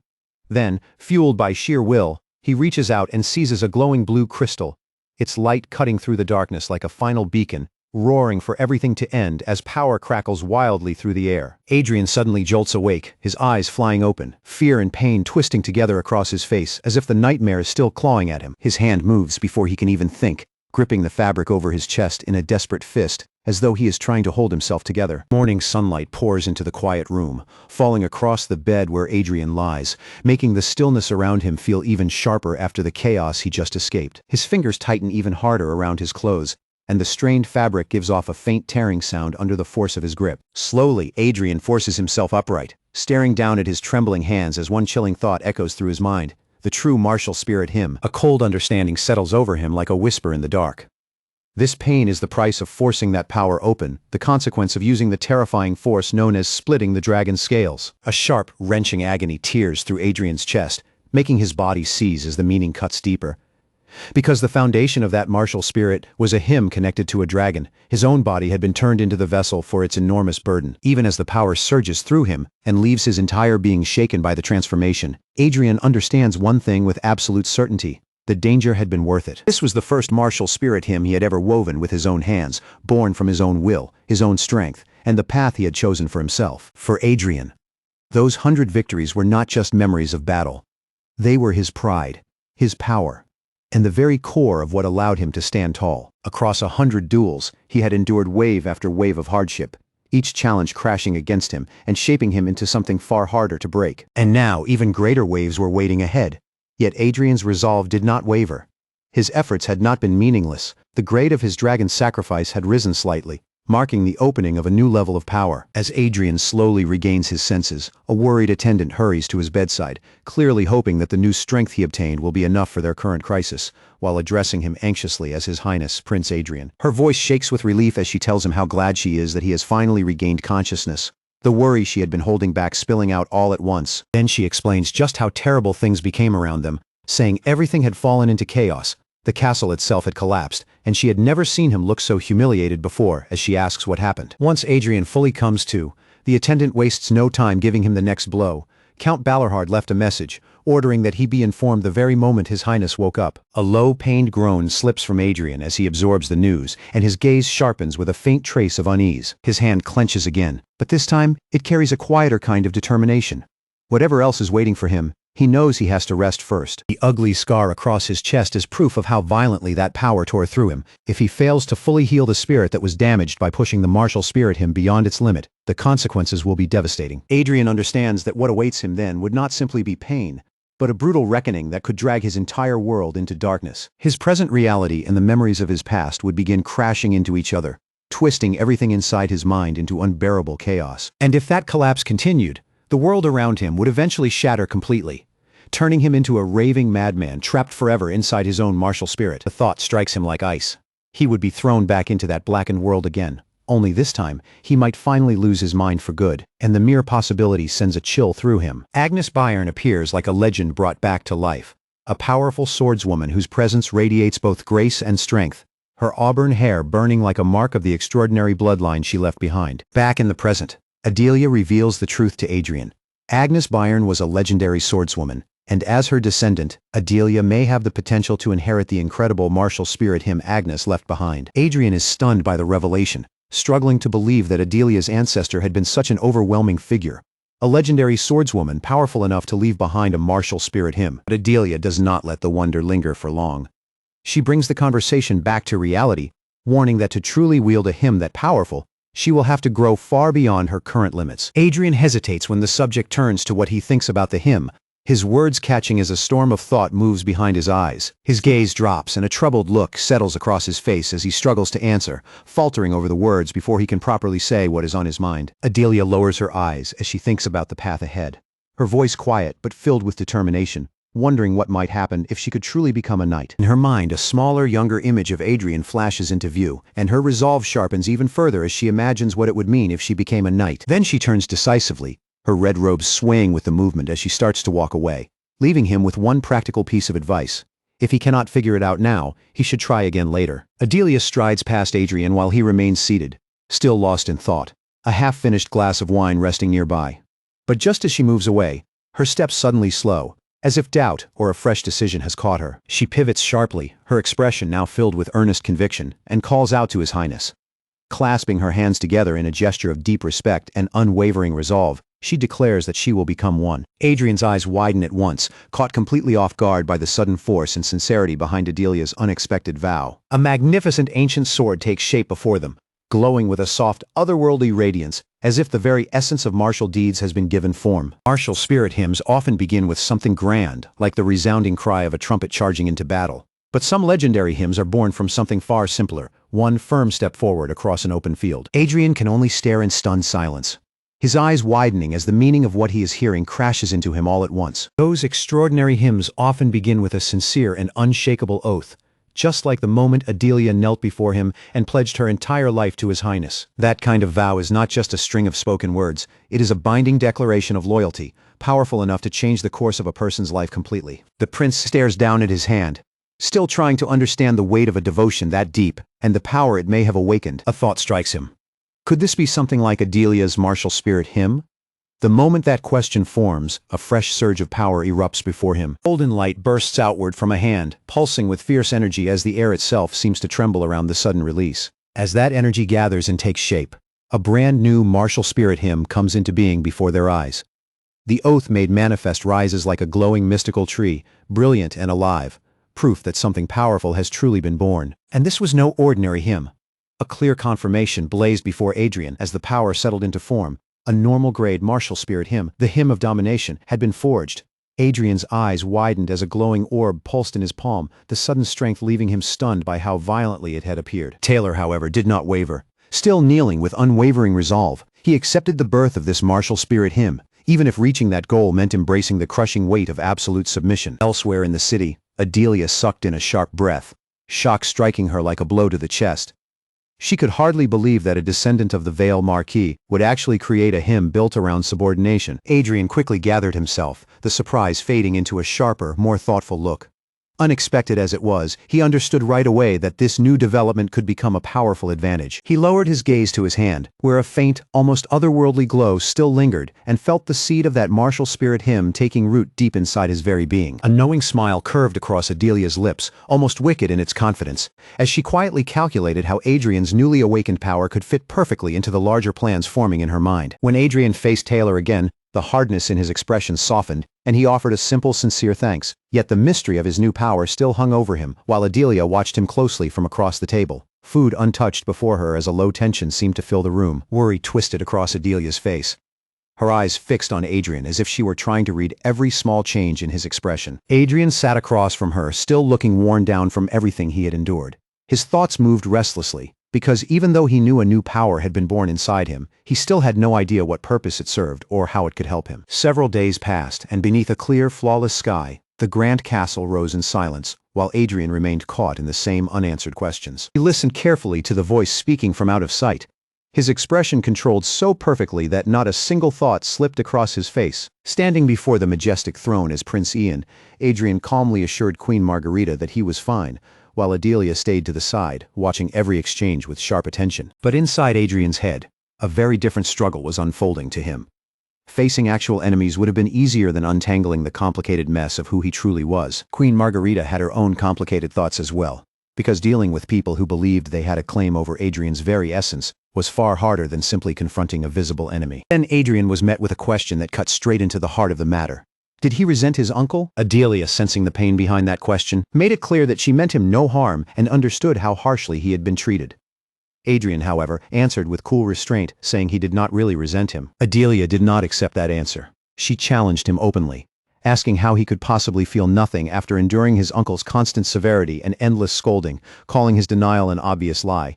Yet Adrien only shook his head and repeated firmly that he truly did not resent him. With an unshaken stare, Adrien held his ground even more firmly, insisting that no such feelings existed inside him. Beneath that calm face, something far more dangerous stirred.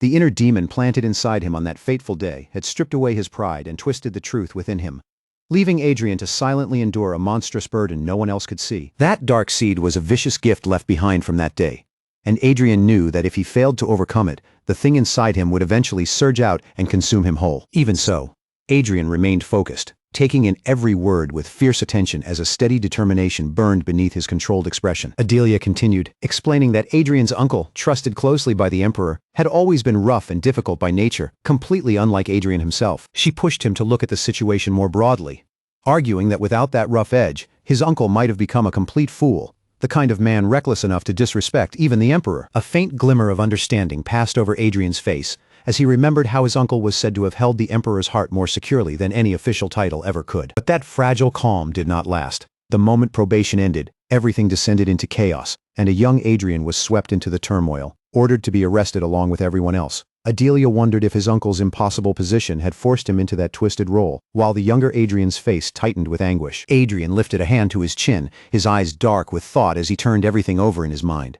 But he chose not to answer right away. He turned toward the window instead, letting out a heavy sigh as the weight of the past pressed down on him.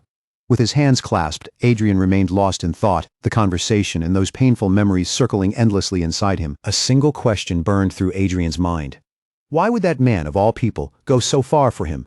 Before he could sink any deeper into that thought, the old scholar Niccolo Marchietto called out to the prince with a grave expression. But Gruhorn's response came immediately, sharp and defiant, cutting Niccolo off without the slightest hesitation. Adelia Bayern, watching the tense exchange from nearby, could only think about how uncomfortable the atmosphere was becoming. Niccolo kept pressing, his voice growing heavier as he warned that if neither side gave way, the fragile human demon peace would be destroyed. He nearly shouted as he asked whether the prince was truly prepared for this, reminding him that he had only just returned. The tension climbed higher with every word, but Gruhorn refused to retreat, firing back that he had not even begun yet, and that no one should try to toy with him. Though Gruhorn appeared young on the outside, his mind was already far ahead, and he had gathered more than enough information to understand the board in front of him. Niccolo looked almost defeated as he apologized, saying he could not simply allow this to happen, but then his stance shifted, and he offered to stand with Gruhorn if the prince was truly determined to continue. Niccolo laid out his condition clearly. Gruhorn would have to face a series of trials, and only if he proved himself worthy would the old scholar lend him the full weight of his power. Gruhorn's expression twisted into a confident, almost predatory smirk, and his answer came with chilling ease. He liked the sound of that. Niccolo slammed a book onto the table, the heavy sound echoing through the room. Gruhorn's conviction burned as he stated that humans always had to be watched carefully because they would exploit anyone who showed too much leniency. Niccolo's eyes widened just slightly, forced to acknowledge how coldly accurate the prince's assessment was. Then he pushed the book forward, a sharp glint in his eyes, promising that Gruhorn would find its cold economic breakdown of human-demon relations quite interesting. The book's argument was brutal. The Mana Protection Act had been a complete deception, benefiting only the demons and turning them into idle burdens carried by humanity. Niccolo's words struck their mark, and the young prince could not simply reject the logic, conceding that every relationship was ultimately a two-way exchange. The scholar dug deeper into the text, pointing out key sections with precise emphasis as he strengthened his argument. Outside, the sun slowly sank toward the horizon, stretching long shadows across the magnificent castle. Niccolo turned back toward the prince, the heavy book between them standing like silent proof of everything he had just laid out. Gruhorn let out a surprised breath, but Niccolo only smiled and said he would wait for the prince's decision. The prince lowered his gaze and stared quietly at his own hand. Then the truth of the exchange settled in, and a dry laugh escaped him.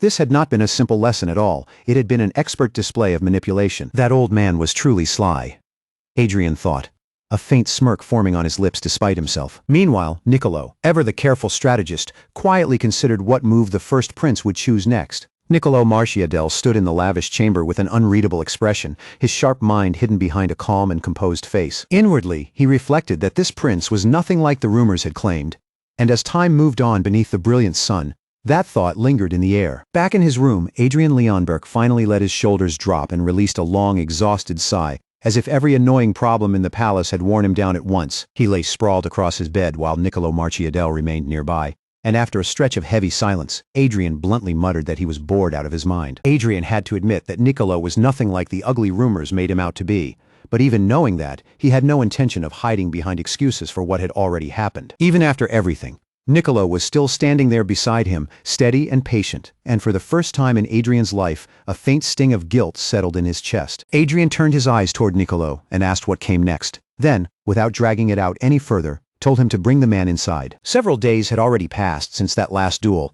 and Adrien could feel that the moment he had been waiting for had finally arrived. Niccolo Marchietto, ever sharp-eyed and careful, understood it too. This long-delayed meeting could no longer be avoided. Yet the instant Adrien faced the newcomer, a faint uneasiness crossed his face, darkening his expression before he could fully hide it. The room seemed to tighten as the imposing figure stood before him, his eyes fixed on Adrien with a cold, unwavering stare. In that gaze, Adrien immediately recognized the resentment still burning beneath the surface, the kind of hatred only a painful past could leave behind. The man did not say a single word, but his silence was heavy enough to fill the entire room. Adrien's chest grew tight, and with a rare softness in his face, he lowered his gaze and let a sincere apology slip from his lips. A sharp flash of anger passed through the visitor's eye, as if every miserable thing the prince's foolishness had caused was rising back up at once. Looking down at Adrien, his voice cut through the stillness, firm and unshaken, declaring that he regretted nothing, absolutely nothing. Even after those unforgiving words landed between them, Adrien felt a strange sense of relief.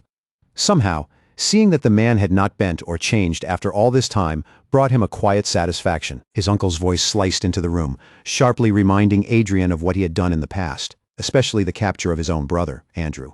But Adrien barely flinched, simply meeting the man's anger with a calm question about what he wanted. The uncle's scarred face remained hard as carved stone, and his eyes burned with a stubborn intensity that refused to soften. Then, almost desperately, he offered up anything Adrien might demand. His arm, his eye, even whatever else would satisfy him.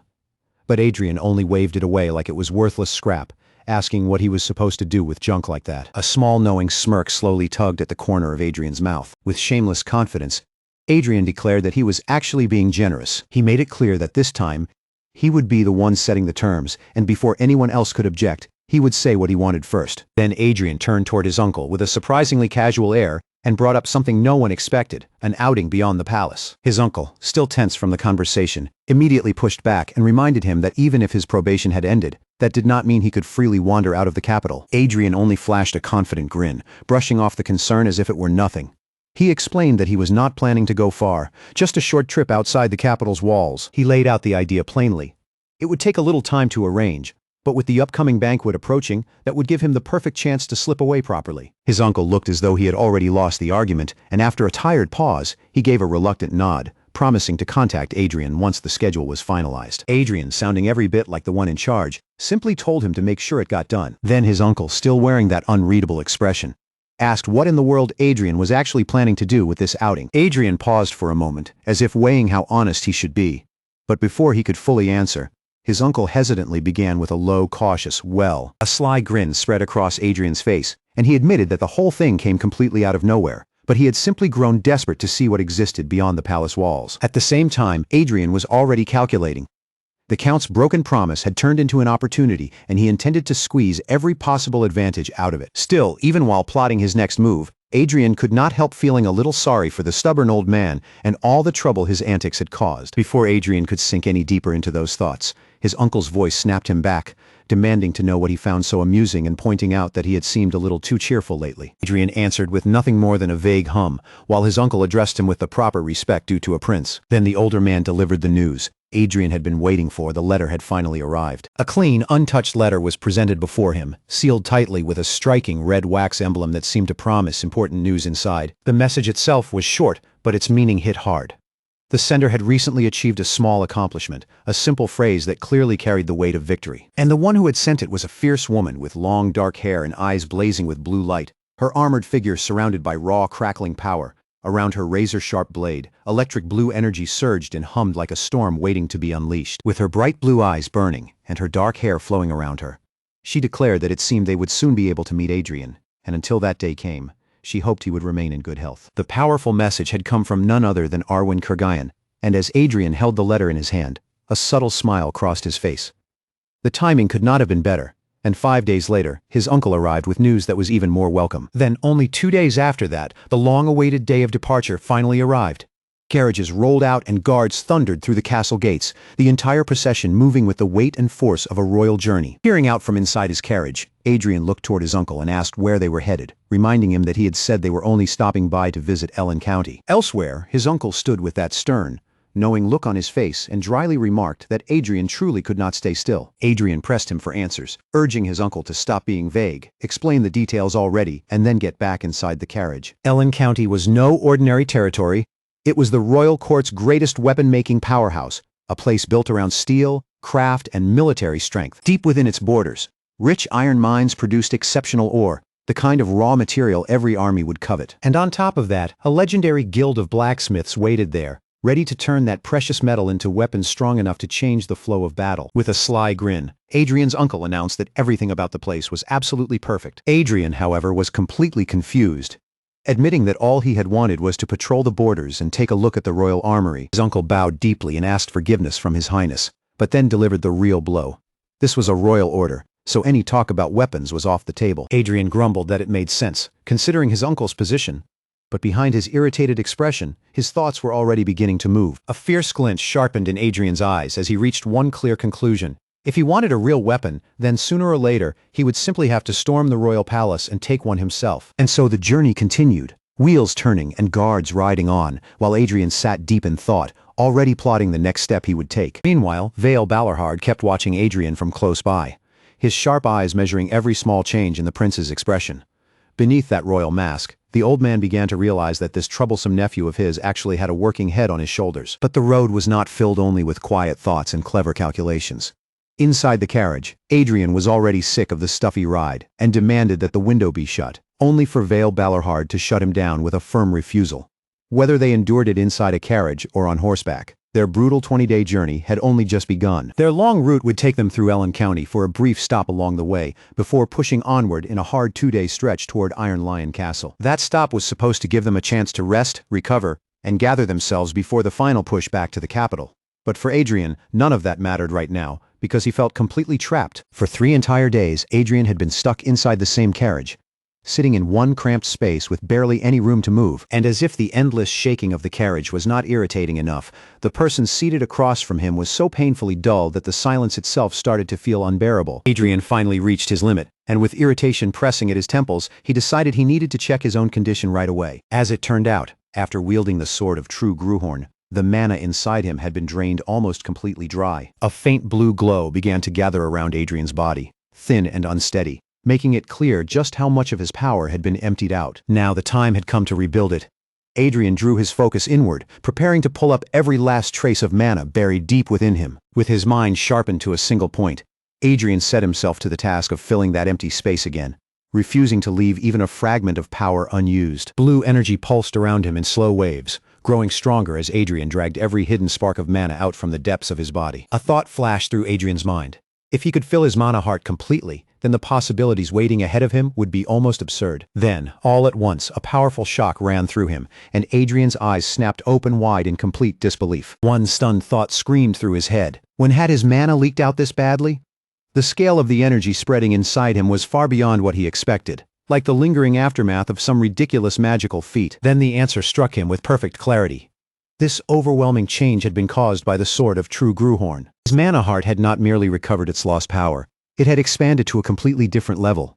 Adrien could feel his entire body changing from the inside out, as if that enlarged mana heart was reshaping his very foundation. And because of that transformation, his body could now contain far more mana than it ever had before. Adrien had finally reached the sword expert stage, and with it, an entirely new condition for his power had opened before him. Even better, some of the limits placed on the authorities he had recovered began to loosen, giving him more freedom than before. And among them, the legendary Gruhorn Sword Authority had clearly risen to a much higher level. The messages faded away, and Adrien was now lounging on a plush couch, completely absorbed in what rested in his hands.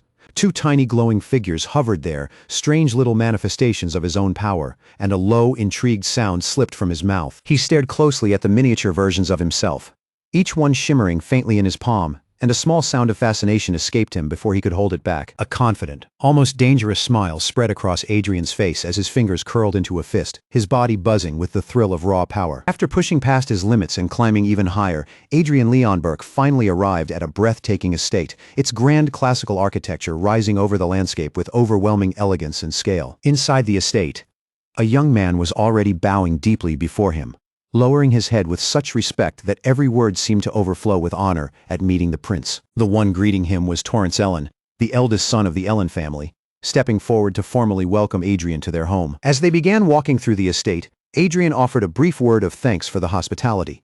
Torrance, acting every bit the polished host, quickly assumed the prince must be exhausted from the long trip and offered to guide him straight to his room. Adrien listened without showing much on his face, his expression calm and unreadable as he continued walking beside him. But Adrien had come to an estate famous as a major center of weapon production, and the moment he arrived, his attention naturally drifted toward the enormous collection of weapons displayed around him. The problem was that most of them were nothing more than decorations, flashy pieces meant to impress the eye rather than serve in real battle.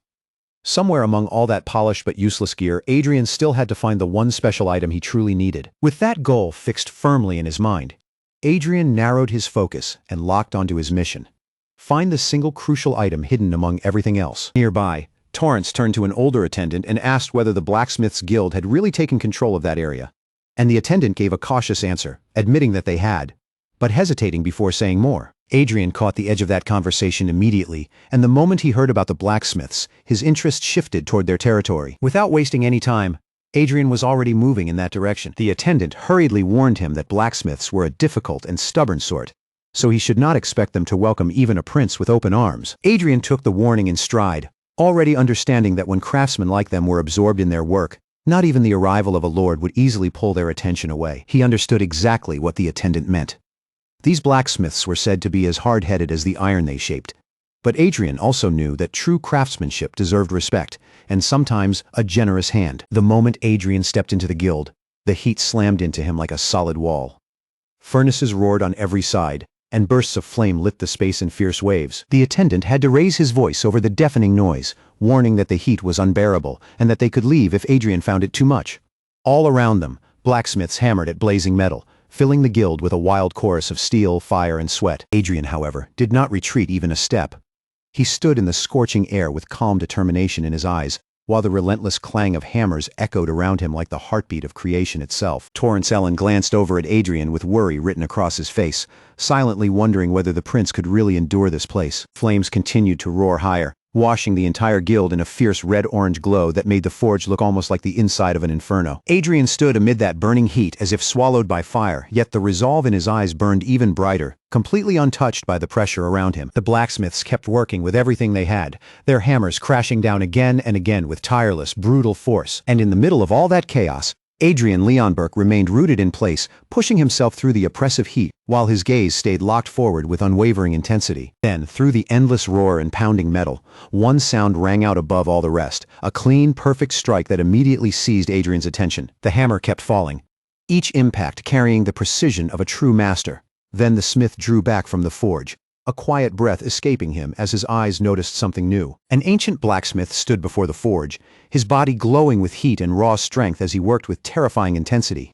His hand, wrapped around the hammer, seemed almost ablaze with power, revealing the incredible force behind every strike. Adrien's eyes flared with golden light as realization struck him all at once. That was the one. A burning memory rose inside him, a roaring inferno, a legendary sword, and the very first thing he could remember. Back in the present, Adrien Leonberg stood inside the blacksmith's guild, with sweat running down his face, the entire place blazing around him like a furnace packed with raw, violent power. Adelia Byron, standing close as his loyal attendant, noticed immediately how heavily he was sweating, her eyes lingering on him with quiet concern. Adrien only let out a short, dismissive sound, as if the heat bothering him was hardly worth admitting out loud. A brief sigh slipped from him as he looked across the burning guild, taking in the rush of flames, sparks, and hammering steel all at once. The blacksmith's guild was alive with movement. Craftsmen worked everywhere, the air shaking with the deafening clash of steel, while the forges breathed out waves of scorching fire. Heavy footsteps echoed through the massive hall, each step carrying above the noise. Then a man pushed forward from the crowd, lowered himself deeply, and offered his respects to the prince. Adelia quickly leaned in and explained that the man before them was Saxon, the master who stood at the head of the entire blacksmith's guild. But Adrien Leonberg's attention was already fixed on the forge, drawn in by the glowing metal, the flying sparks, and the fierce power radiating from the work before him. Before Adrien could so much as blink, Saxon suddenly erupted, shouting at him with explosive force, and barking that he should show proper respect to his highness, calling him a rascal in the same furious breath. Adrien simply looked down at the fuming guildmaster without a trace of fear, and with chilling calm cut through the noise with one blunt remark. He was loud. Saxon froze in pure disbelief, his expression collapsing as if he could not believe the prince had the nerve to answer him like that. On the anvil, the heated metal bar continued to glow, its surface pulsing with fierce, untamed heat, as though it had swallowed the fire itself. Adrien's eyes stayed locked on that bar, and he realized the blacksmiths were still struggling to control the heat even after all their preparation. And worse, they were carrying out work he had never ordered. Saxon snapped back at him, saying that unless Adrien planned to step in and work the furnace himself, he should stop standing there like an obstacle. Around them, the other blacksmiths kept grinding through their labor, one of them shouting urgently for his partner to grab the tools. Adrien ignored Saxon completely, his gaze lowering toward the forge before he gave one unexpected command in a calm voice. Step on the pedal. His eyes settled on the furnace with unwavering focus, and Adrien's silent presence felt almost like a sharp judgment pressing down on the entire workshop. The forge answered with a roar, flames surging as hammer strikes thundered one after another, falling into a relentless rhythm of power. Each blow sent sparks bursting outward in blinding showers, and the sound of steel against steel tore through the air like a ringing command. Adrien's focus never left the blacksmith's work, every strike showing a force that could not be denied. Then, as the inferno raged in front of him, something inside him stirred, and a piercing blue light ignited in his eyes, reflecting the wild power of the forge. The air around Adrien seemed to explode into motion, twisting into a vortex of roaring flame, searing heat, and blinding light. Through that raging blaze, the hammer came down again, crashing into the incandescent metal, with a force that felt strong enough to shake the earth. Adrien stood firm in the middle of the inferno, his gaze locked on the blacksmith as the man continued without hesitation, each blow shaping the metal as if carving destiny itself. Then an overwhelming golden energy suddenly burst around Adrien, rushing through him with a sensation so intense it nearly stunned him where he stood. He reeled under the force of it, desperately trying to understand what this strange new feeling could be. In his mind, a brutal battlefield appeared beneath falling snow, countless bodies scattered across the frozen ground, and there lay the one once known as the demon sword Gruhorn, the legendary ancient hero himself. But for some unknown reason, that vision gave way to a lavish hall where Vale Balorhard and Torrance Ellen were deep in conversation about a master craftsman who had spent 100 straight months melting and forging without pause. Torrance Ellen could not hold back his confusion, asking whether all that effort had only produced failures.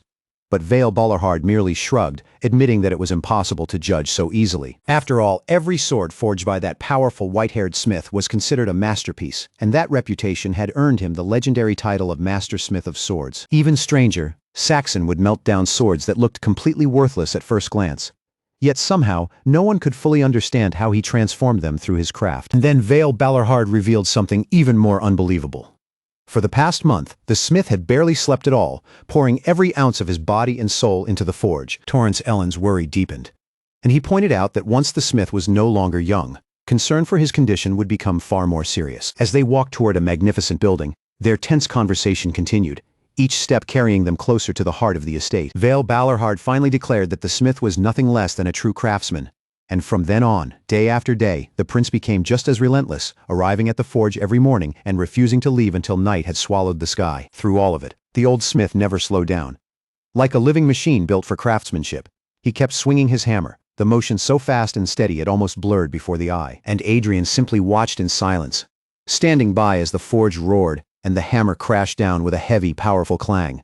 Then came another strike, just as earth-shaking as the last. Eventually, the townsfolk grew so used to seeing the first prince near the forge that his presence no longer shocked them, and most of them barely reacted when he appeared. Then at last, the moment came for the prince to leave, his footsteps sounding with a quiet thud as he stepped out. His hand rested a newly made sword, its fresh surface gleaming with a sharp, clean brilliance. Adrien stared down at the blade, a deep and unreadable thought settling in his eyes as the force behind its creation seemed to echo inside him. The forge blazed again, golden energy bursting with every thunderous clang, as the master smith unleashed the full weight of his power, crafting something that felt truly legendary. But back at the estate, Adrien was caught deep inside his own thoughts, his mind racing with too many ideas to easily untangle. He could not stop the regret tightening in his chest, because more than anything, he wanted just one final glimpse of the master's legendary creation before he had to leave. With his back turned to the lavish surroundings, Adrien carried that silent weight with him, the desire left unspoken but heavy in his posture. Still, duty would not wait. With a heavy heart, Adrien gave the order to his attendants, saying it was time to go, since there was a party that night and an early departure waiting for them the next morning. What Adrien did not realize was that Saxon had been watching him, a knowing smirk slowly forming on the old master smith's face. Deep down, Saxon wanted the prince to see the finished sword, even if only for a single second, the magnificent blade now shining with a power that felt almost otherworldly. Just as Adrien began to leave, a sudden shout rang out behind him, stopping him dead in his tracks. He turned back and saw Saxon standing there, announcing with unmistakable pride that the sword was complete. Around them, the air crackled with energy, and a quiet gasp spread as something extraordinary began to take form. With his golden hair catching the light, Adrien stared upward, and everyone with him stood frozen in shock at the incredible sight unfolding before them. Across town beneath the blaze of the setting sun, Saxon had finally finished his work. Two extraordinary blades, forged to perfection, now stood ready. Saxon wiped a bead of sweat from his brow with a calloused hand, his rough palm silently showing just how much effort and endurance had gone into the brutal work he had just completed. There it was. The newly forged sword shone with a brilliant force, its light bursting outward like something sacred had just been born from fire and steel. Then came a reveal no one expected. Saxon stepped forward, no longer dressed like a soot-covered blacksmith, but wearing the refined clothes of a nobleman, as he knelt before Adrien and presented the legendary sword with both hands. He lifted the blade high, his voice steady and powerful, as he declared that he was dedicating this sword to his highness. Zaxxon's eyes stayed fixed on Adrien's, filled not with pride alone, but with a quiet resolve that made the moment feel even heavier. Adrien and everyone who had come with him could only stare in stunned silence, completely caught off guard by the sudden and extraordinary turn of events. The metal seemed to burn with the heat of 1,000 suns, its fierce power hammered, folded, and shaped, until it reached its final, flawless form. Then, with a sharp and powerful swish, the newly made blade slid free from its scabbard, revealing itself in full. Its polished surface caught every trace of light around it, gleaming so cleanly that it almost seemed to glow on its own. This was not just another weapon pulled from a forge. It was the legendary blade spoken of in the Song of the Smiths, the sword said to bring forth a sun-like blade and a king. Adrien wrapped his hand around the magnificent weapon and immediately felt its perfect weight settle into his grip. Zaxxon watched him closely, then offered the blade a name with solemn confidence: Twilight. The name Twilight might have carried the feeling of fading light or approaching darkness, but to Adrien, this sword felt more like the first glow of dawn. Adrien's mouth curled into a smirk as he remarked that Zaxxon had chosen surprisingly elegant words for a blacksmith. Zaxxon looked genuinely taken aback, his stern composure cracking as he could only stammer out a bewildered reply. Then the old blacksmith let out a deep sigh of relief, raising his gaze toward Adrien, who stood before him holding the newly born blade. Zaxxon's weathered face, marked by exhaustion and the brutal labor of the forge, now carried the unmistakable glow of triumph. Later, with Vale Balarhard and Adelia Byron nearby, Zaxxon approached Adrien as if he had something important to say. Adrien, however, simply told him to take the matter to his uncle instead. Night settled over the castle, and Adrien decided he would remain there until morning, while guards stood watch along the battlements beneath the dark sky. Alone in his room, Adrien sat quietly, his thoughts turning over and over as the events surrounding the sword refused to leave his mind. While Adrien rested, Zaxxon stood in silence, thinking about the prophecy. To him, this sword was tied to Adrien's destiny, as though it had begun taking shape the very moment the prince first appeared before him. Adrien was awake now, listening as Zaxxon continued, saying that the sword had practically chosen the day of its own birth. Adrien's eyes narrowed slightly before he asked, with clear skepticism, whether Zaxxon truly believed that. Adrien's expression turned serious, the weight of Zaxxon's words settling over him as he considered what the old smith had just revealed. He held the old man firmly, and Zaxxon's face shifted from shock to dawning horror as a chilling realization finally reached him. "I see," Zaxxon breathed, his eyes snapping open as a terrifying new understanding flashed across his face. Adrien's fingers tightened around the sword as Zaxxon's earlier words echoed in his mind, and he thought that now, more than ever, he understood exactly what the old man had been feeling. Still lying there, Zaxxon whispered again in a faint, trembling voice, as if the truth had only just fully settled in his heart. His eyes closed for a moment as the weight of that revelation passed through him. Then, with a sharp breath, they flew open again, burning with renewed determination as he finally understood. Zaxxon looked up at Adrien and slowly reached out one hand, asking his highness to lend him the sword for just a moment. Adrien watched in silence as the old blacksmith's hand moved toward Twilight's hilt, the air between them growing heavy and tense. With a steady and knowing grip, Zaxxon took hold of the blade. As his rough fingers closed around the hilt, a deep realization seemed to strike him, and he offered a heartfelt plea for the sword's future. With quiet emotion in his voice, Zaxxon begged that this sword might one day become as great as Adrien himself. Adrien looked down at the blade, and a fierce resolve began to harden across his face. His hand closed around the weapon with unwavering strength, as though he had already accepted the weight of what it was meant to become. Then Adrien met the elder's eyes and answered with absolute certainty, declaring that it certainly would. Later, Adrien remained beside Zaxxon, keeping a quiet watch as the exhausted old master finally rested. Zaxxon's face looked peaceful in sleep. The tension and fire of the forge softened at last. Outside, under the wide stretch of the night sky, Vale Balarhard and Adelia Byron kept watch, while Adrien's firm promise seemed to linger through the silence. It certainly would. A luxurious box lined in deep red velvet snapped open, revealing the gleaming silver blade of Twilight resting inside like a treasure meant for royalty. Torrance Ellen, speaking with the smoothness of a practiced diplomat, explained that the true value of a sword could only be understood in battle, then suggested that it would be extremely convenient for Adrien to have it. Adrien, surprisingly calm, acted as though it was nothing serious, saying he had only happened to come into possession of the sword and intended to offer it to his father, while warning Torrance not to misunderstand. The moment Adrien's hand wrapped around the hilt, his mask slipped. A genuine, almost instinctive smile rose on his face, silently admitting the truth. This was a good sword. A truly excellent blade. Torrance remained completely composed and simply repeated that a fine sword was a gift, and Adrien should just accept it without hesitation. Then, with polished confidence, Torrance proudly declared that the Ellen family's loyalty to the royal family had always been exceptional. Adrien gave a thoughtful little sound in response, while Torrance smoothly finished by saying that serving the royal family was an honor for the Ellen family. Adrien's real thoughts, however, were far more cunning. He had originally planned to use this flashy magic sword as bait to get the Master Smith's true sword back, but somehow he had ended up gaining a perfectly good weapon for nothing. Under a wide, clear sky, the journey moved on. The cavalry pushed ahead at full speed, their horses tearing down the road, but the carriages and wagons behind them were struggling badly to keep up. They were already far behind schedule, so Vale drove his troops hard, shouting for them to quicken their pace and close the distance. Seeing how focused the knights were, Adrien glanced over and could not help commenting that Vale looked incredibly busy. Vale, however, was genuinely surprised to see Adrien at all, since the prince had been absent from the county for so long. Adrien quickly explained that he had been carrying out a secret mission from the king. Adrien's armor gave a faint creak as he shifted, and a thought settled in his mind. His father, the king of Leonberg, had clearly been moving behind the scenes. Vale then laid out their plan for a lightning-fast ride back to the capital, warning that the pace would be brutal for anyone who could not handle a horse. Adrien's face stiffened slightly, and after an awkward pause, he muttered that there was one small problem with that. Then Adrien said it outright, with no graceful way to soften it.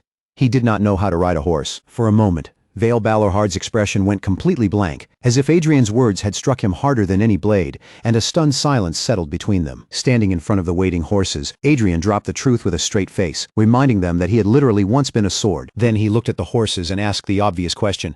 How, exactly, was a sword supposed to learn horseback riding? The road to Iron Lion Castle turned into a rough and chaotic ride, with Adrien and Taylor Tailheim running into more than a few miserable bumps along the way. Even so, the group kept moving forward, forcing their way through every bit of trouble that tried to slow them down. Adrien's face stayed set with stubborn determination, his eyes fixed ahead as if nothing on the road could make him turn back. It was messy, exhausting, and far from elegant, but somehow they completed the journey in a single day. At last, the great Iron Lion Castle appeared on the horizon, and Adrien led his squad of knights straight toward its towering gates. Adrien looked up at the massive fortress, taking in its size and presence, and the thought settled in him that they had finally arrived. With a heavy thud, first Prince Adrien Leonberg and his companions finally set foot on the grounds of the legendary Iron Lion Castle. There, York Walladin was already waiting with visible excitement, ready to formally greet His Highness. The proud stronghold, steeped in the noble blood and history of Leonberg, now stood open for the prince's arrival. Adrien gave a faint smile as he watched the welcoming party, silently thinking that their enthusiasm was almost ridiculously intense. Standing nearby, Torrance Ellen could not help wondering aloud why they were receiving such an exaggerated welcome in the first place. Adelia Byron, wearing a sly little smirk, smoothly picked up the thought for him and said the reason was painfully obvious. Then, as if the moment needed even more drama, Arwen Kirgayan stepped forward and casually asked whether she should make things a little more interesting. She turned toward Adrien and addressed him in an overly formal tone, the kind that sounded polite on the surface but carried a teasing edge underneath. With that same sharp composure, Arwen declared that she had graciously allowed herself the honor of meeting His Highness once again. Adrien did not waste a second. He immediately called Arwen out, demanding to know what exactly she thought she was doing. But before that tension could settle, a mysterious young woman appeared, her fiery hair standing out as she clutched a book against her chest and radiated a cold, powerful presence. Adrien reacted instantly, drawing in a sharp breath of surprise. Without hesitation, Adrien moved to shield Adelia Byron, his body placing itself between her and the threat, as if warning that any danger aimed at her would be answered with his fury. While Adrien quickly weighed the situation in his head, Adelia simply watched him with visible confusion, clearly unsure why he had reacted so dramatically. Adrien brushed the moment aside, smugly thinking that it really had been useful to build such absolute loyalty in Adelia from the very beginning. A confident smirk touched Adrien's lips as he prepared to make his next move. He ordered his loyal followers to keep up with him, then strode ahead with the kind of confidence that made it clear he expected them to follow without question. A daring grin spread across Adrien's face, his expression making it obvious that he was ready to settle things. He boldly declared that everyone should remember the knights standing behind him now, because their loyalty was firmly locked in place. Standing tall with his sword resting casually over his shoulder, Adrien radiated confidence as he looked over the knights who now stood at his back. Before him, the Iron Lion knights stood in perfect formation, their armor flashing brilliantly beneath the sunlight. Adrien turned to face the assembled warriors head-on and threw out a challenge, demanding to know who among them would dare show him the sword of the Iron Lions. The detailed plates and polished edges of a knight's armor gleamed under the sun, every piece shining with the pride of the Iron Lions. With a fierce and determined look in his eyes, Adrien watched as Taylor Tailheim turned and walked away, clearly having understood and accepted the command he had been given. Then Adrien pivoted back, a confident smirk spreading across his face as he met Vale Ballarhard's gaze, and declared that he was staking the entire Leonberg name on this, holding him personally responsible for how their spar would turn out. Vale Ballarhard only scoffed, asking if there was truly still no end to this. Meanwhile, Torrance Ellen and York Walladon stared in shock, realizing that the so-called iron-hearted knights of the Leonberg family had now become part of one enormous bluff. The tension in the courtyard grew thick as armored knights faced one another beneath the open sky. Then a new challenger stepped forward, announcing himself as Dale Dinant, ready to make his move. Dale Dinant came forward representing his proud family, refusing to back down as he asked permission to challenge the prince directly. The knight's resolve was unmistakable, and he boldly stated that he would stand before the prince himself. Adrien, however, had no interest in dragging things out and cut straight to the point, telling him that permission was not needed. Dale Dinant did not simply let the matter pass, emphasizing that he had still asked properly for that permission. Then his tone shifted coldly as he warned Adrien to be careful. The talking was over, and in the next instant, Dale Dinant exploded into motion, his staff blurring as he charged forward. Adrien's expression tightened, his eyes burning with fierce focus as the challenge began. A burst of electric blue energy shot forward with unbelievable speed. The armored attacker, wrapped in a powerful blue aura, launched himself into action like a bolt, tearing across the courtyard. A young knight was completely caught off guard by the lightning-fast assault, and a rough scream tore from his throat the instant the blow struck. The impact hit with brutal force, sending him flying backward before his body slammed hard into the unforgiving ground. From a short distance away, Adrien remained perfectly calm, watching the chaos unfold while a small blue orb pulsed quietly in his hand. Another knight stood over the fallen trainee, staring down at the damage with a cold, unreadable gaze. Someone shouted Paul Rothheim's name in shock, realizing the fallen knight was only a first-year trainee, while the one speaking was already in his third year. The fallen knight groaned again in pain, his body still being battered by the relentless force of the impacts. Another knight roared that he was Rally, a magic apprentice, coughing as he poured everything he had into a powerful magical attack. Adrien answered without hesitation, unleashing a devastating sword strike so fast it became little more than a blur. Debris burst through the air from the force of the hit.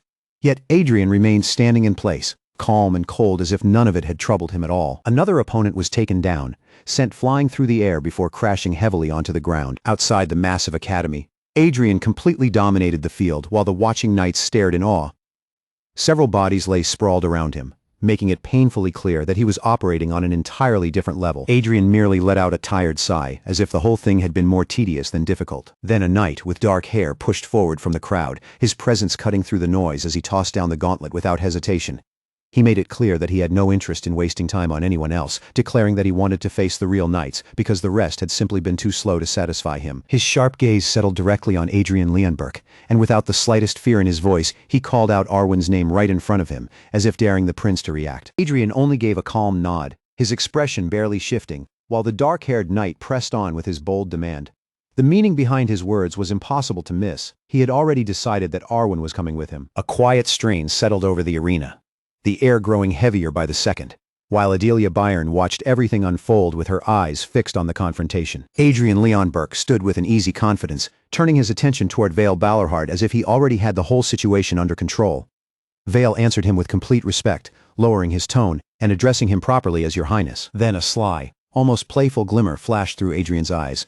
He looked across the gathered crowd and raised his voice, openly reminding them that he knew exactly how much they loved a good wager. With the mood already tense, Adrien proposed a bet that was meant to stir the blood of everyone watching, the kind of gamble that could instantly turn the entire arena restless with excitement. But Adelia Bayern had no intention of letting that pass without a word, and her expression hardened the moment she realized where this was going. She cut in sharply, making it clear that Arwen was not some prize to be passed around in a game. Adrien, however, did not back away from his decision, and his next command rang out across the space with unmistakable authority. He called for Karl, ordering him to bring the sword forward, and the entire gathering seemed to hold its breath as they waited to see what kind of blade the prince intended to place on the line. The legendary sword now in his hand, Adrien Leonberg raised the stakes in a way no one had expected. He set the weapon before them as the ultimate reward, declaring that whoever claimed victory would walk away with the blade. There would be no waiting, no drawn-out preparations, and no chance for anyone to reconsider. That sword was being offered here and now, in front of everyone, as the prize of the match. The crowd went silent in stunned disbelief.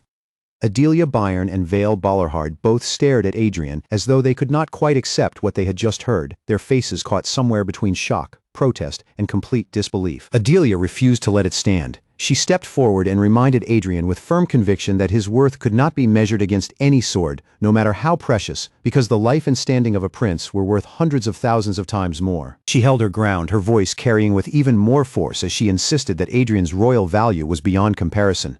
No blade, no matter how famous or beautifully forged, could ever equal what he represented. Vale Balarhard immediately supported her words, his approval coming without hesitation. To him, Adelia's argument was not just correct, it was brilliantly stated. Before the tension could settle, another challenger stepped into the open. Dunham Fahrenheit moved into the center of attention and introduced himself with pride, declaring that he was no ordinary swordsman but an official knight of the Iron Lion Knights ready to unleash the famed triple chain. Adrien looked genuinely taken aback by Dunham's confidence, a small gasp escaping him as he studied the knight's determined face. He asked whether Dunham truly meant to go through with it, as if even he had not expected that level of resolve. As Dunham Fahrenheit accepted the challenge and stepped forward, Adrien revealed an extraordinary blade, presenting it as the 17th masterpiece forged by the legendary master smith Saxon. Then Adrien made the prize unmistakably clear. If Dunham won, the blade would belong to him. Dunham's eyes widened at once, and he could not help blurting out how unbelievable the coincidence was. The weapon itself was breathtaking. The kind of sword that drew the eye before anyone even saw its edge. Every detail of the hilt spoke of master-level craftsmanship, polished and shaped with a skill far beyond the ordinary. Adrien lifted the sword high for all to see, admitting that owning a creation by a master smith had been one of his lifelong dreams.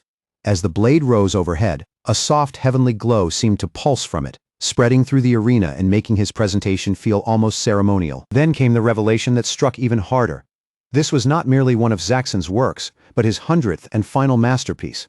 Dunham Fahrenheit was left stunned, realizing he had never even heard such a rumor, and in that instant he understood the blade's terrifying value as the mastersmith's last and greatest creation. With a powerful, defiant resolve, Adrien accepted the challenge fully. His entire body began to burn with a fierce blue aura that crackled around him, while Dunham watched and admitted that even if Adrien's path looked twisted to others, the tireless effort behind it could not be denied. A low vibration of power rolled outward as Adrien made his declaration. Blue energy gathered around his hand, bright and alive, while he promised to pour everything he had into the battle ahead. The force around him surged stronger, humming through the air like a living current. In that moment, Adrien reflected on how others might call the road before him misguided, judging the path he had chosen from the outside. But Dunham Fahrenheit, wrapped in his own faint blue radiance, scoffed at the display. To him, Adrien's conviction meant little, nothing more than a convenient political performance meant to inspire the people watching. That quiet insult cut toward Adelia Byron as well, and she could only stand there with worry clouding her face, watching the confrontation tighten around Adrien. Even Vale Balarhard, normally so calculating and composed, sat bathed in the strange blue light with an expression no one could read, silently weighing the meaning behind what was unfolding before him. Adrien's eyes shone with an intense electric blue glow, and his conviction did not waver for even a heartbeat. To him, this path was righteous, especially if it was taken for the sake of his people. He turned his gaze toward Adelia, locking eyes with her as his voice sharpened into a firm command. He told her to watch closely, and the sudden weight behind those words left her completely bewildered. Then, in a violent burst of power, Adrien released an enormous circle of electric blue energy.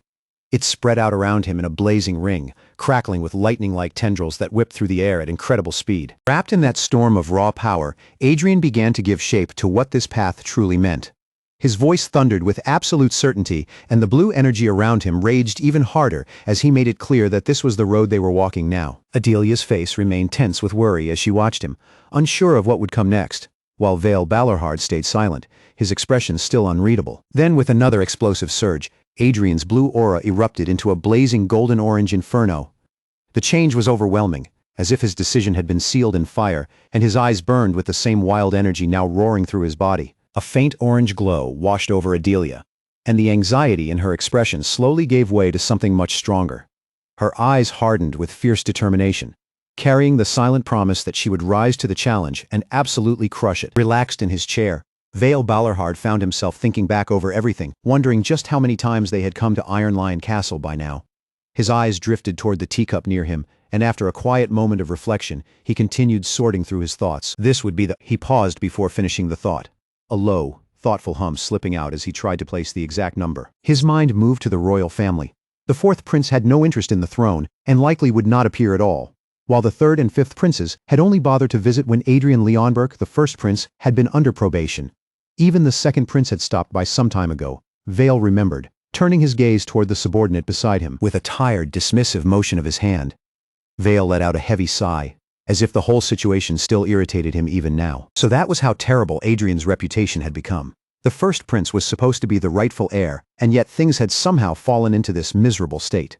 Vale's eyes sharpened with anger as he finished the thought, making it clear that his subordinate also carried part of the blame. He continued, thinking back to the time when the commander of the Third Legion had shown at least a small measure of support for the first prince. His voice sank lower, touched with regret, as he admitted that Adrien should never have been left so completely alone. Then Vale snapped at his subordinate, his eyes flaring as he demanded to know why the man had spent all this time acting like some guardian angel. Yet even as he said it, Vale nodded in bitter acceptance, admitting the truth himself. His subordinate had not been wrong, and Vale had indeed abandoned his own nephew. His thoughts turned to another prince, one who would have been a disastrous ruler in his own way. Still, Vale knew that kind of tyranny would at least have been simple to control. But then there was Adrien Leonberg, his nephew and the first prince, whom Vale had once berated for obsessing over some bizarre waxed potion.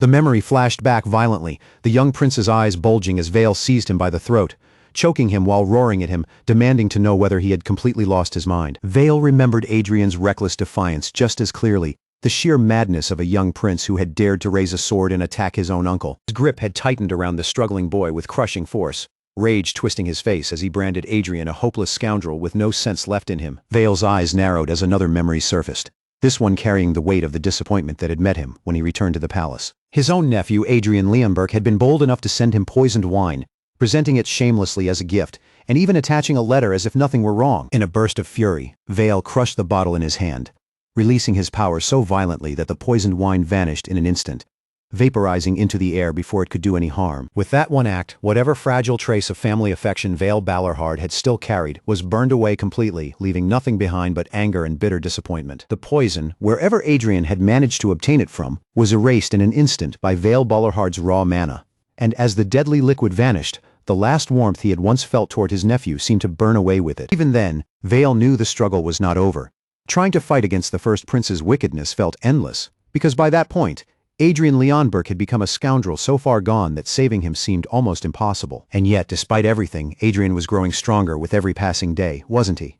That single truth hung heavily in the air. The first prince had truly begun to stand like a king. Vale pressed the point further, saying that as the eldest prince and rightful heir, Adrien had changed into someone almost unrecognizable compared to the disgraceful young man he used to be. The man listening to him absorbed every word with a severe expression, his face carved with grim intensity.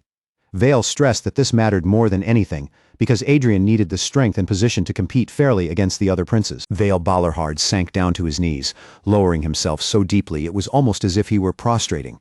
He pleaded desperately for understanding, and when the full weight of what had been revealed struck him, his eyes flew open in stunned realization. He brought a hand to his chin and rubbed it slowly, his brows tightening as confusion overtook him. No matter how many times he turned it over in his head, he still could not fully make sense of what had happened. Looking up at the man before him, Vale admitted that he no longer knew which of them had changed more, himself or the first prince. The elder's gaze sharpened as it bore down on him, and he ordered Vale to lift his head, addressing the man known as the Silver Lion. As that figure turned and strode away, Vale Balorhard called after him, his voice rising with urgency as he addressed him as Your Excellency Walladen. Elsewhere, the tension continued to build as Adelia Byrne spoke up, unable to hide the worry in her voice as she asked about the first prince. The great castle towered beneath the wide sky, silent and imposing, its stone walls standing in sharp contrast to the explosive tension brewing inside.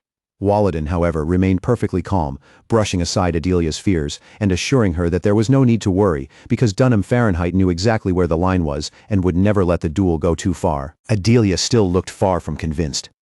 Her eyes tightened with doubt as she asked whether Dunham could truly defeat Prince Adrien, even in a duel where neither side was holding anything back. Walladen answered with a knowing look, as if the answer should have been obvious from the start.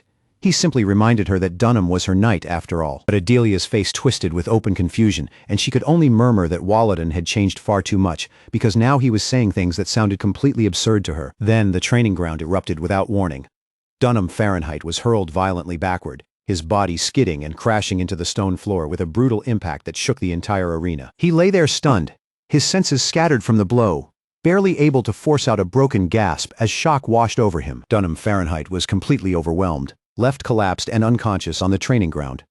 The watching crowd buzzed in disbelief, because Adrien had dominated the match so decisively that his monstrous strength was impossible to question. Without lingering over his fallen opponent, Adrien turned his back and walked away, blue power still radiating from him like heat from a flame. From a distance, two stern-faced men watched the scene unfold, and one of them spoke with calm certainty, as if he had expected this outcome all along. Adrien lowered his gaze, his hand slowly tightening into a fist, and the atmosphere around him shifted into something far heavier and more dangerous. A confident smirk spread across Adrien's face as his aura flared violently around him. Then he made the truth clear. Dunham had never been the one everyone needed to worry about. Power gathered around his glowing hand as he called for the next challenger, and in that instant, a memory surfaced in his mind carrying the words his uncle had always said. He remembered a night wrapped in brilliant blue energy, and the lesson that true night only began once 2 rings had been reached. The moment that memory came alive, Adrien's blue aura erupted around him with terrifying force, pulsing outward in waves of raw, unrestrained power. Surrounded by crackling blue light, Adrien stood firm, and the pressure pouring off him made it clear that his earlier words had not been arrogance or empty boasting. But even as that power surged through him, one sharp thought cut through the chaos. This strength still was not enough. With this alone, he could not bring down a dragon that had devoured a feudal knight, and that realization hardened his gaze with a cold new resolve. Once Adrien made that decision, the blue energy surrounding him exploded outward again, twisting into a violent vortex that seemed impossible to stop. A blazing message flashed before him as trait overload activated. The instant the trait took hold, the wild storm of energy around Adrien fell into an eerie silence, leaving only the burning glow in his eyes. His fingers clenched tighter around the sword hilt, and blue light continued to pour from his body, making it seem as if the power itself had become part of him. Then a cold, unsettling sensation spread through him.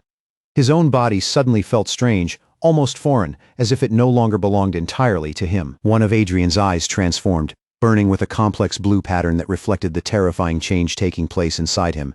He felt it again, that electrifying sensation from before, the kind of power surge that did not merely strengthen him, but changed him completely. In the next instant, Adrien moved with lightning speed, releasing a torrent of brilliant blue energy as his sword tore through the air with a fierce whoosh.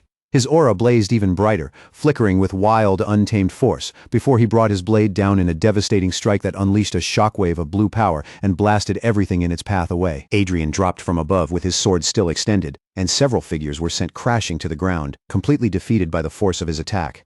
When he landed, the impact thundered through the arena, cracking the earth beneath him with a brutal, bone-rattling force. But even after such an overwhelming display, Adrien gripped his chest tightly, and blood slipped from the corner of his mouth. That kind of power clearly demanded a price from his body. Outside, the onlookers stared up at the massive structure in stunned silence, their faces filled with awe and fear at the destruction before them.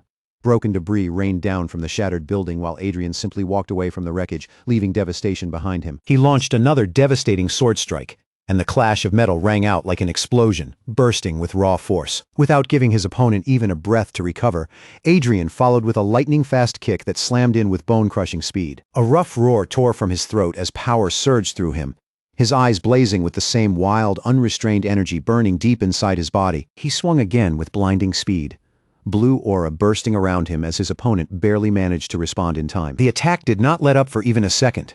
Adrien's movements blurred together, his blade flashing like a blue streak against the opponent's desperate attempt to defend. With a deafening crash, Adrien's sword struck home and sparks burst outward along with a violent surge of power. Adrien immediately seized the momentum, blue energy swelling around his blade as he forced his opponent backward step by step, refusing to give them any room to breathe. Terror flashed across the opponent's face as their sword began to groan under the pressure, cracks spreading through the blade from Adrien's overwhelming force. Then, with one final earth-shaking blow, Adrien's glowing sword smashed the weapon apart. Adrien's eyes burned with that unmistakable blue light, proof that power was still raging through him. A final streak of azure energy carved through the air, then faded away as if swallowed by the wind. All that remained on the ground was a broken sword hilt, abandoned and useless, a silent proof of the absurd power Adrien had just unleashed. Beside it, a motionless hand lay against the ground, its faint orange glow already dimming away.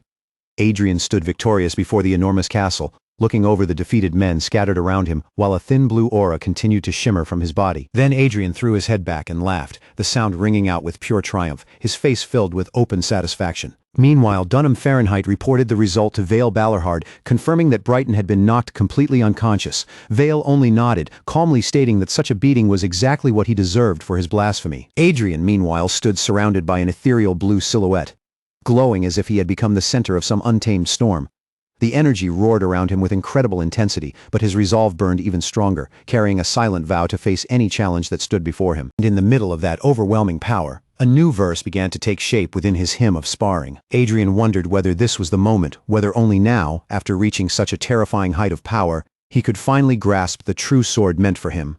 The raw energy surged, tighter and tighter, gathering around the hilt of his blade with fierce intensity. At that moment, it became undeniable that the hymn of sparring had broken through into an extraordinary grade, its very nature shifting and reshaping itself to match the terrifying new height of Adrien's power. Adrien slowly lifted his gaze upward, silently accepting the change surging through him. Brilliant blue light wrapped around his entire body, crawling from his boots all the way to the sword in his hand like a living flame. Hymn of sparring no longer remained as it had been. In its place, something far more formidable had awakened, the hymn of dueling. As Adrien realized what he had achieved, a triumphant grin spread across his face, filled with fierce satisfaction. From somewhere beyond the settling dust, a voice cut sharply through the heavy silence, calling out and demanding to know whether he was all right. Standing once more, Adrien met the eyes of his steadfast ally, and for a brief moment, no words were needed between them.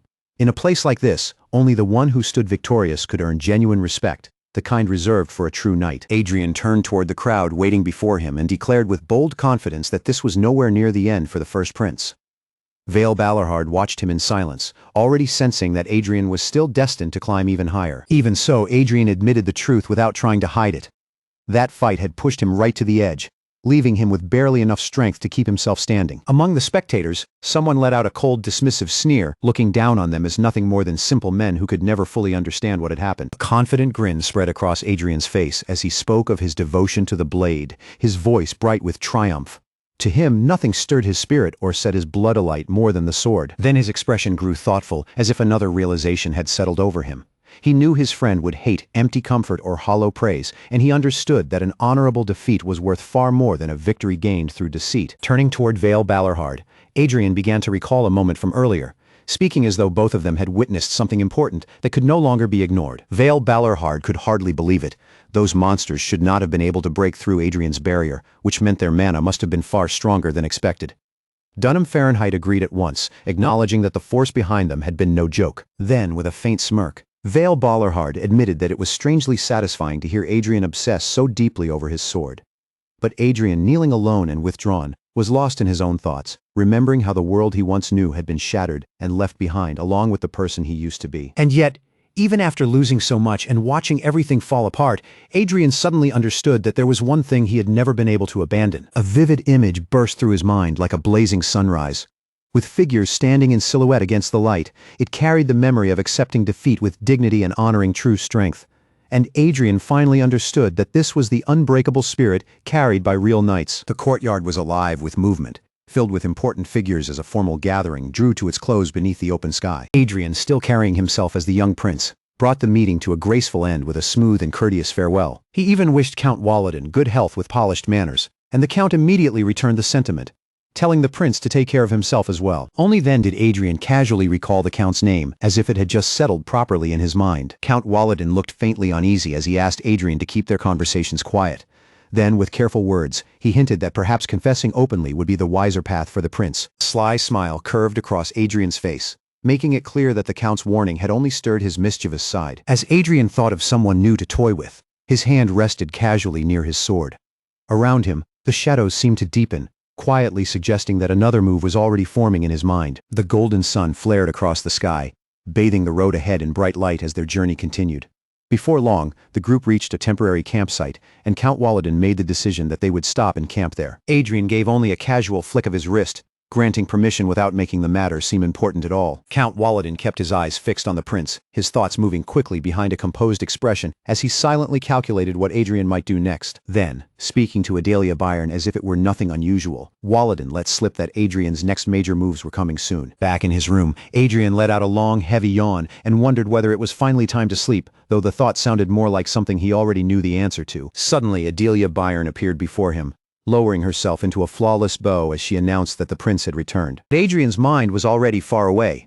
He found himself thinking that his true calling might be to live as an absolute slacker, though of course, one blessed with talent rare enough to make that laziness almost unfair. Clearly in no mood to deal with anything more, Adrien turned his back on Adelia, while she cautiously addressed him as Your Highness. Still lying in bed, Adrien cut her off before she could continue, sharply telling her to forget it and leave him alone. A deep, contemplative look settled over Adrien's face, his thoughts turning inward as the quiet of the room pressed around him.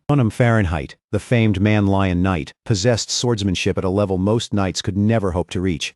Many would spend their entire lives failing to even touch B-grade. Yet Dunham had always understood that Adrien was different, especially whenever the power of Gruhorn stirred within him. The kingdom's strongest figure, the one standing at the very top, existed on a level that ordinary warriors could barely imagine. But as blue light radiated powerfully from Adrien, he understood something deep in his bones.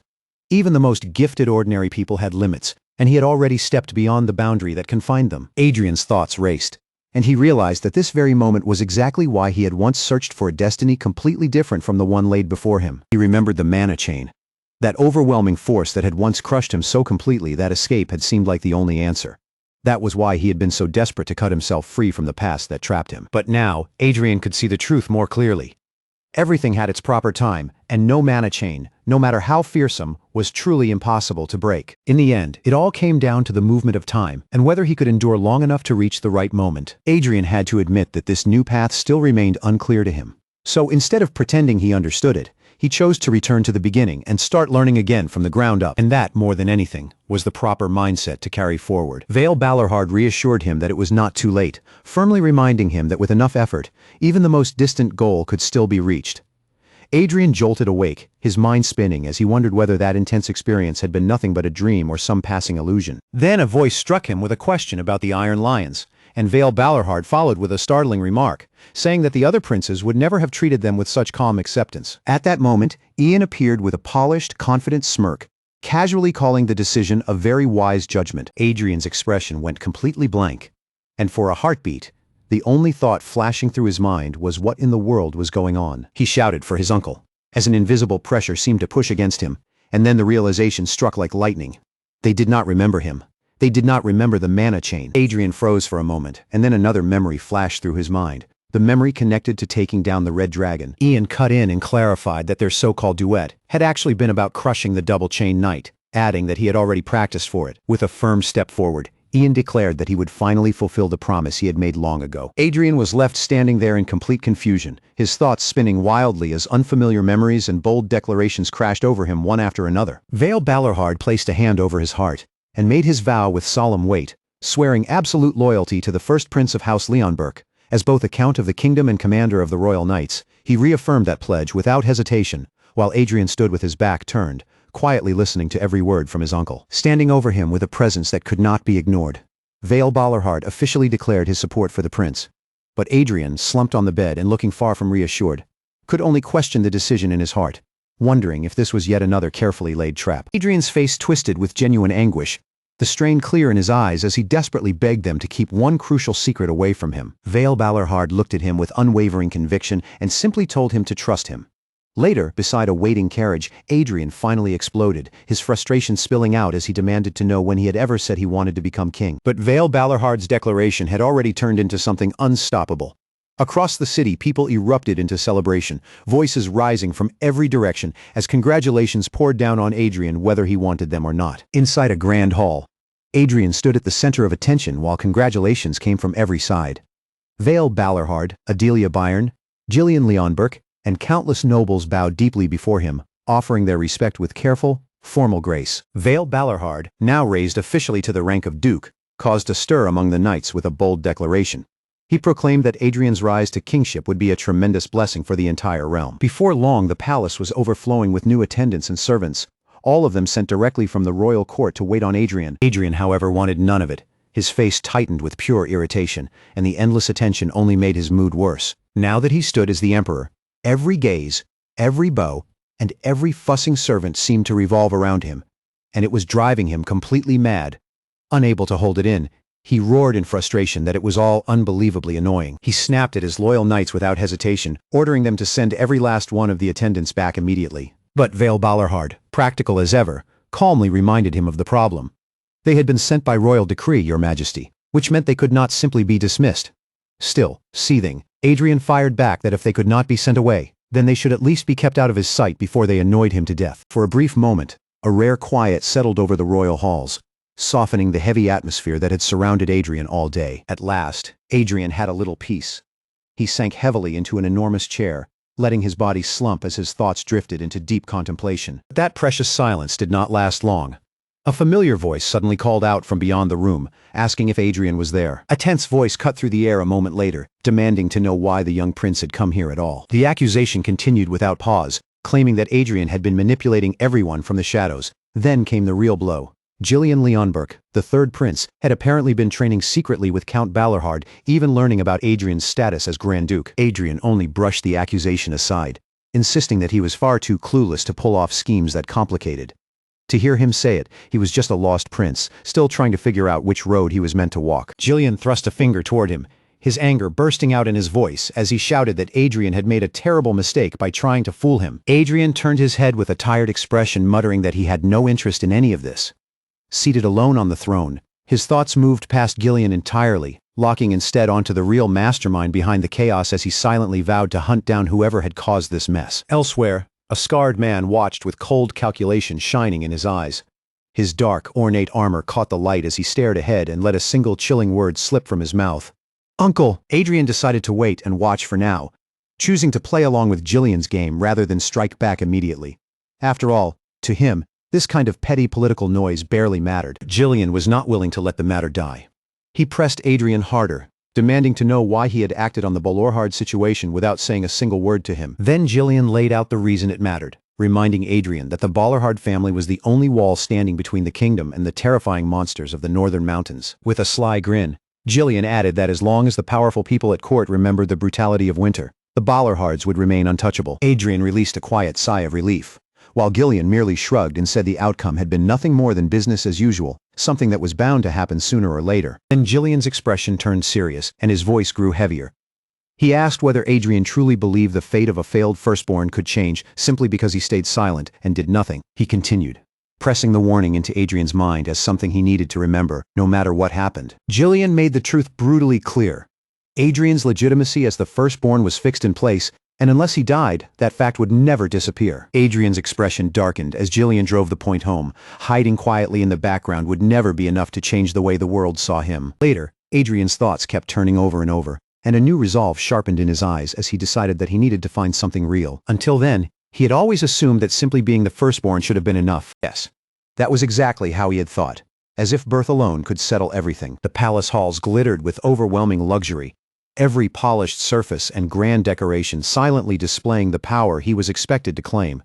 Surrounded by nobles and courtly schemes, Adrien watched the kingdom's power struggles unfold, each one reminding him of the weight carried by the legitimate bloodline of Leonberg. He walked into the opulent hall with steady, deliberate steps, his entrance alone announcing the arrival of the eldest son of the Leonberg royal family. As he moved through the crowd, whispers spread from noble to noble, confirming what everyone already saw.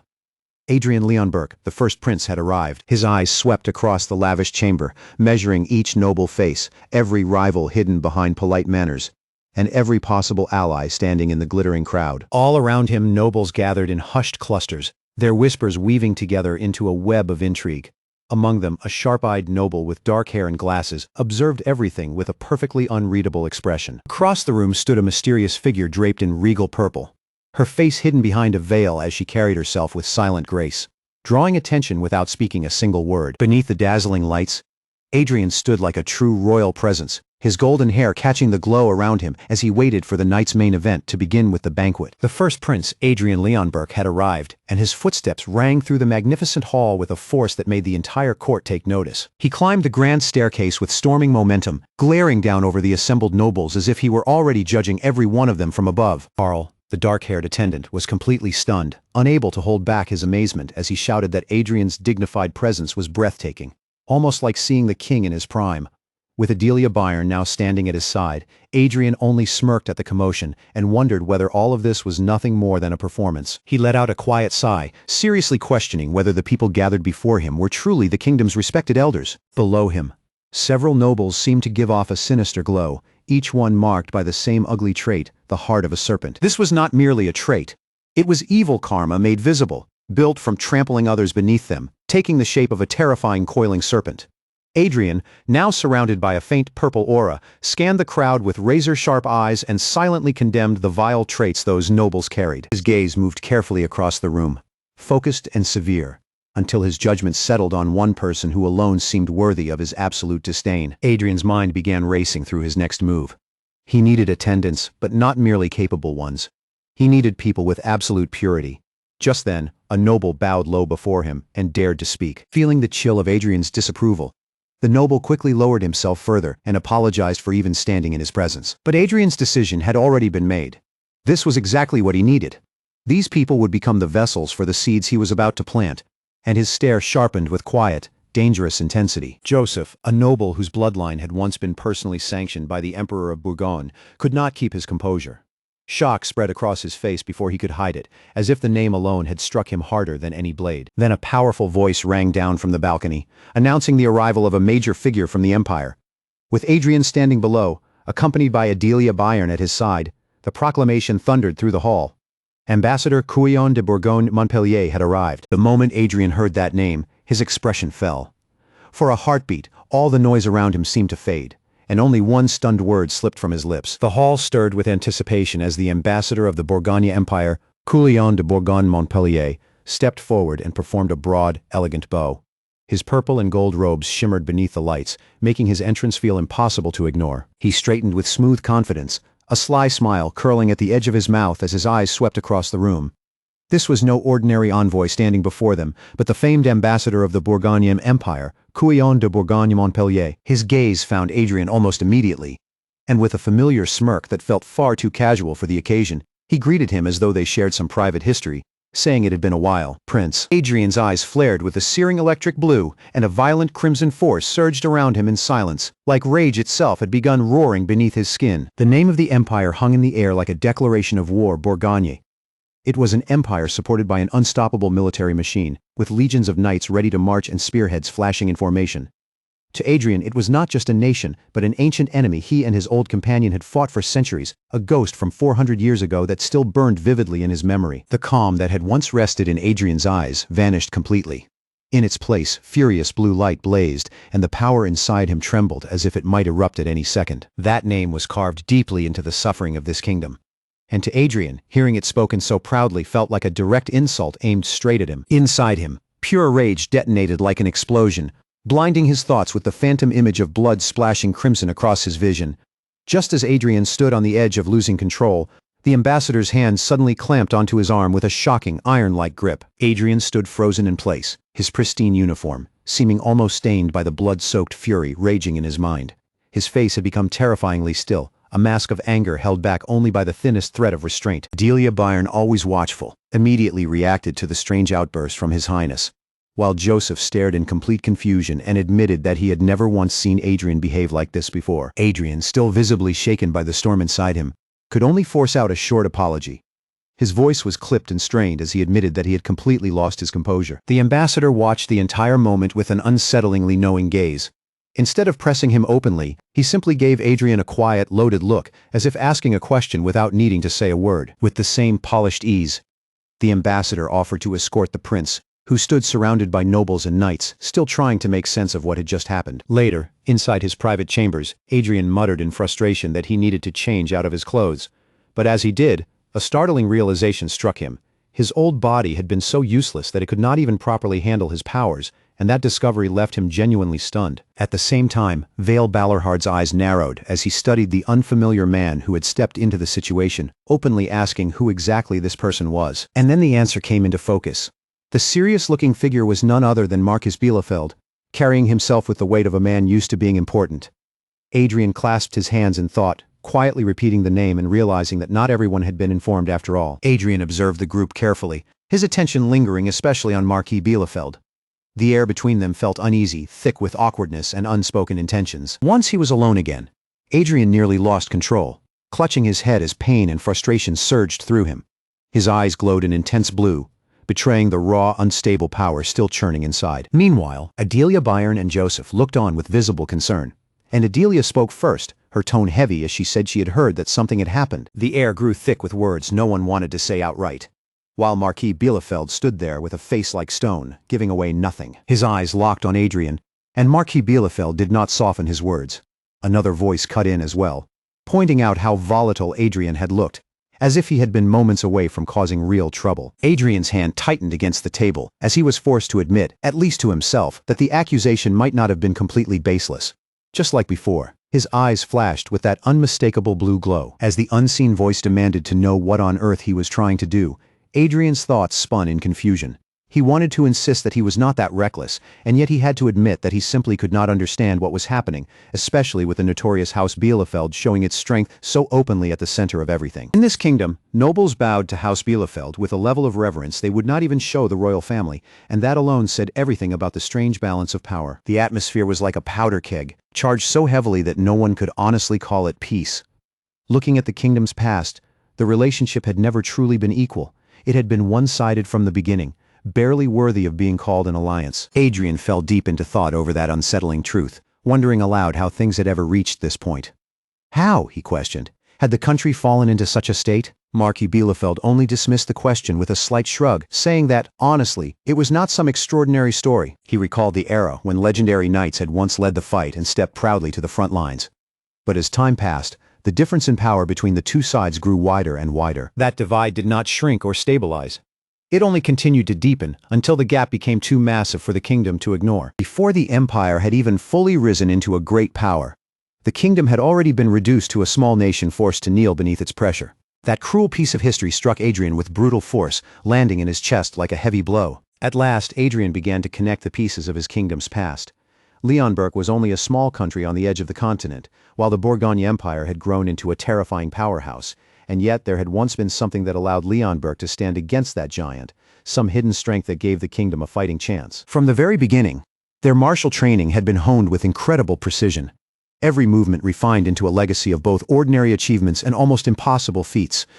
Those accomplishments became heroic tales, then legends, and eventually myths that shaped the identity of the kingdom itself. Adrien, wrapped in a soft blue glow, sank into thought over those martial hymns, realizing that they had once formed the very core of Leonberg's strength. He finally grasped the deeper meaning behind the martial spirit hymns, the battle anthems that had made his family legendary. But along with that understanding came a heavy truth: they had lost everything in the end. Later, Adrien looked straight at Vale Ballarhard and delivered his decision without hesitation, telling his uncle that he had completely changed his mind. Vale Ballarhard was caught off guard, immediately asking what Adrien was talking about. But Adrien's thoughts had already settled on one thing: becoming king. The confident, almost mischievous grin. Adrien declared that he was actually going to try it. Even after everything Adrien had contributed to the kingdom, Vale Ballarhard struggled with a deep sense of regret as he looked at the path his nephew had chosen. Adrien, however, did not waver.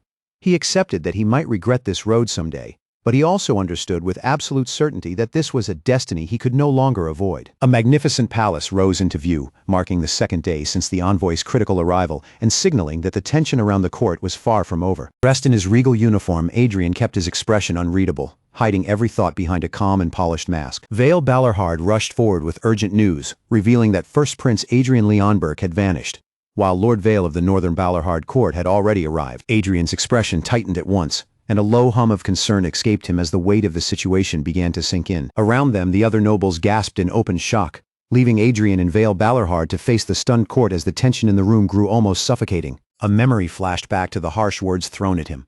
The blatant disrespect from people who saw him as nothing more than a country bumpkin daring to stand before royalty. Not a single person in that place had believed that this young man could ever truly become king. He began as nothing more than a child from some forgotten village, the kind of place people passed over without ever bothering to learn its name. To everyone else, he was a complete nobody, a boy with no standing, no reputation, and even among the other cast-offs, he was never the one people expected to rise. But even with every odd stacked against him, even with all that contempt pressing down on his shoulders, he refused to stay buried. He chose to step forward anyway, moving out in front of everyone's judging eyes, just like the moment now demands from him once again. Adrien rises to his feet, and the air around him begins to shimmer, a deep blue aura rolling off his body, while a quiet, powerful vibration hums through the space. His eyes sharpen like a drawn blade, steady and unshakable, as if some defining memory has dragged itself back up from the depths of his soul. He remembers every person who looked straight at him and still failed to see what was standing right in front of them, even swallowed by a crowd of countless faces.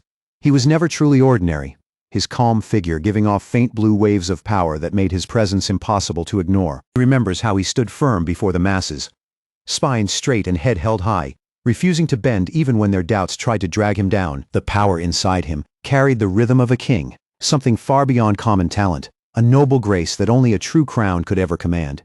Yet those same people had written him off as unworthy, mocking him as a country bumpkin and whispering that the kingdom would fall into disaster if he ever reached the throne. As the youngest, he had always been treated like a joke beside his older brothers, each of them seeming more polished, more prepared, and far easier for the kingdom to accept. Still, beneath all their scorn, his eyes burn with a fierce and stubborn light, the same bright blue energy flaring as if his determination itself has taken shape. Adrien's resolve hardens like stone.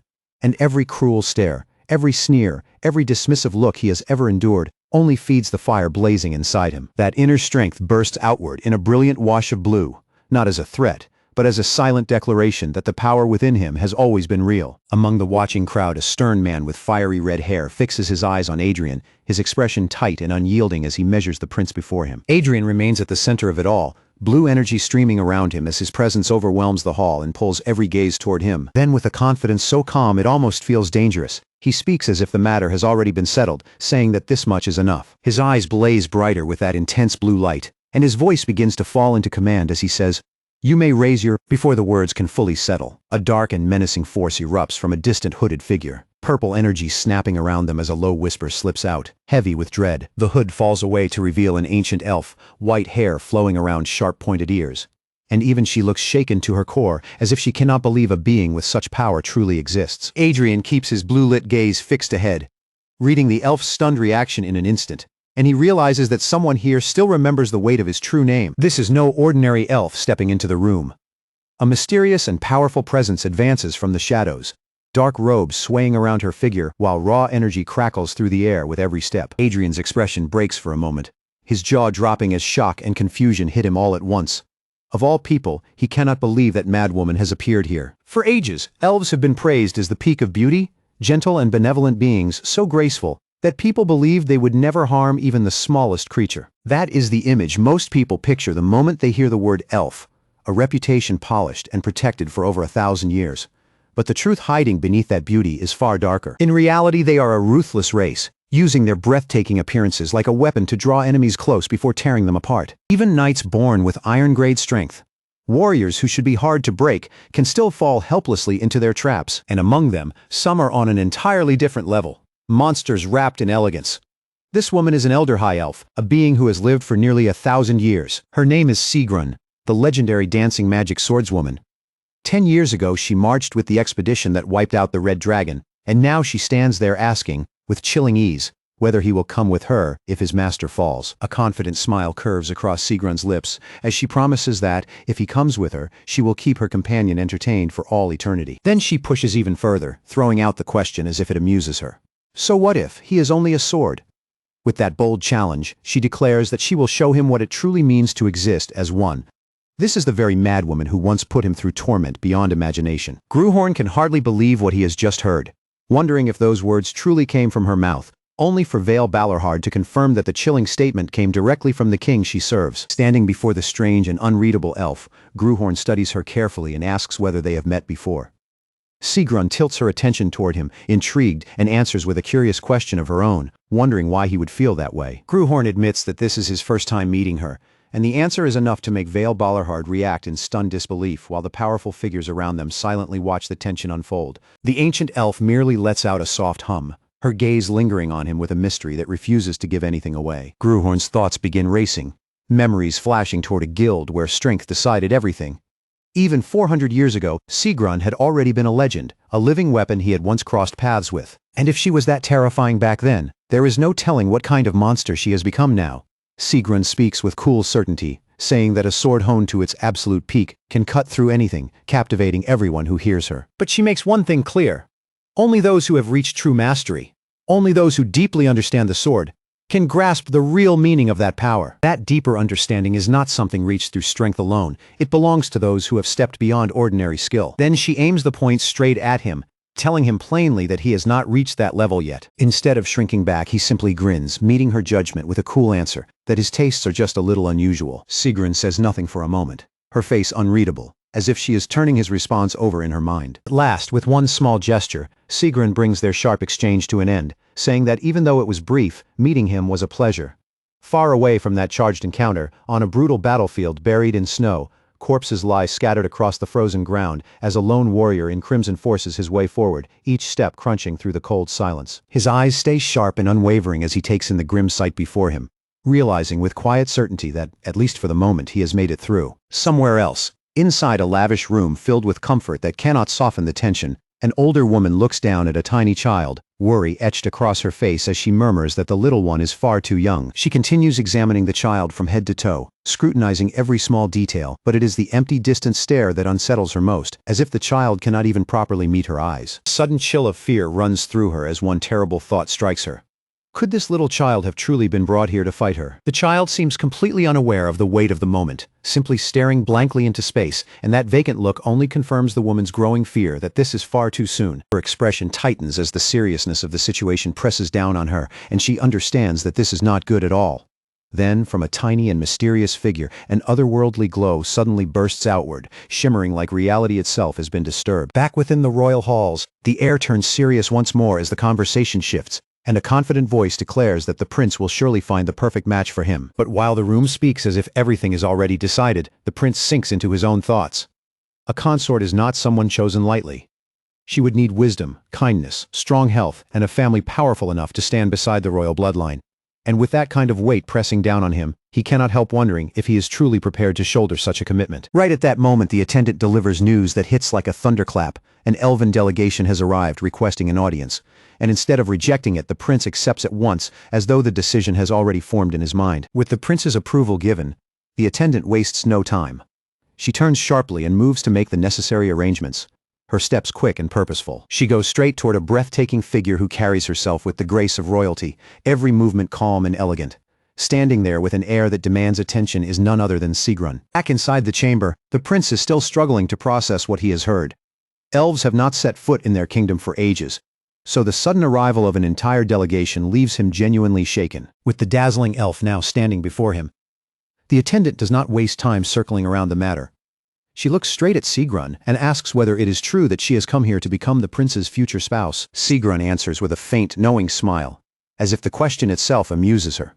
Then she confirms it without hesitation, proudly making it clear that she is a high elf. She calmly begins laying out her status, making it clear that she is not just some wandering elf, but someone comparable to the highest nobility from an ancient and powerful lineage. The prince's hand tightens almost unconsciously, his fist clenching as Gruhorn's thoughts spin wildly, trying to understand what Sigrun is truly planning. Sigrun continues, without the slightest trace of nervousness, speaking as though every word is simple fact. Her age alone far surpasses his by an overwhelming margin. She has lived for a full millennium, and the souls of ordinary mortals could never even begin to reach hers. Baron can only stare in stunned silence as Sigrun speaks as casually as if they were discussing the weather. Then the high elf adds, with unsettling confidence, that it was a beautiful day for a human, and that she herself was the reason the prince had followed her. Her gaze grows sharper, locking onto the room with an intensity that makes the air feel heavier. Then she reveals that everything began from the very instant she first laid eyes on His Highness. Gruhorn is so shocked that his jaw nearly drops, the sheer boldness of her words leaving him momentarily unable to respond. He knows one important truth. Elves do not casually lie about fate or bonds, which makes Sigrun's claim strike even harder. Bayern, still rattled by how confidently the high elf is pushing forward, can only ask if everything Sigrun just said is truly real. Her face is frozen in disbelief, her eyes wide as she quietly wonders just how unbelievably daring this elf really is. Still shaken by the high elf's outrageous declaration, Bayern's thoughts race in every direction. She questions everything she thought she understood about fate, and whether this elf is seriously trying to turn destiny into a marriage alliance with the prince. As though she can see straight through those thoughts, Sigrun delivers another stunning declaration. With a certainty that feels almost divine, she says the prince's destiny has always been intertwined with her own. Her words settle over the room like a heavy blade, daring everyone present to challenge what she has just claimed. Gruhorn is completely baffled, yet he cannot simply dismiss her words because he knows elves do not speak falsely about such things. All he can do is stammer in disbelief, demanding how she can possibly call a bond this deep mere coincidence. The nobles around them begin to fall apart. Gasps ripple through the room, whispers break out everywhere, and one furious noble practically explodes, unable to tolerate the arrogance of her words. Just when the tension reaches its breaking point, a sharp tack cuts through the chamber. A hand grips the door handle from outside, ready to swing it open and interrupt the scene. Yet even as the door is about to open, Sigrun does not so much as flinch. The ancient elf remains perfectly composed, her presence so powerful that she still seems to command the entire room without lifting a finger. Then she states her purpose with absolute clarity. She has come for one reason alone: to marry the prince and bind their ancient clans together. The elder high elf fixes him with a piercing stare, her eyes intense and unwavering, and presses forward as if demanding his answer right then and there. Meanwhile, Gruhorn stands ready like a veteran executioner who has served loyally for 2 decades. His blade and stillness, carrying the cold weight of a man accustomed to death. Sigrun's dagger-sharp eyes bore into him as she pushes the line even further, asking whether he has come simply to uncover the truth, or whether he is here to deliver the fatal strike himself. A sly smile curls across her lips, and the look on her face makes it clear she is enjoying every second of his reaction. Caught off guard by how much she seems to know, Gruhorn can only force out a stunned question, asking how she knows anything about him at all. In response, terrifying purple energy surges around Sigrun, twisting through the air like a storm of raw magic.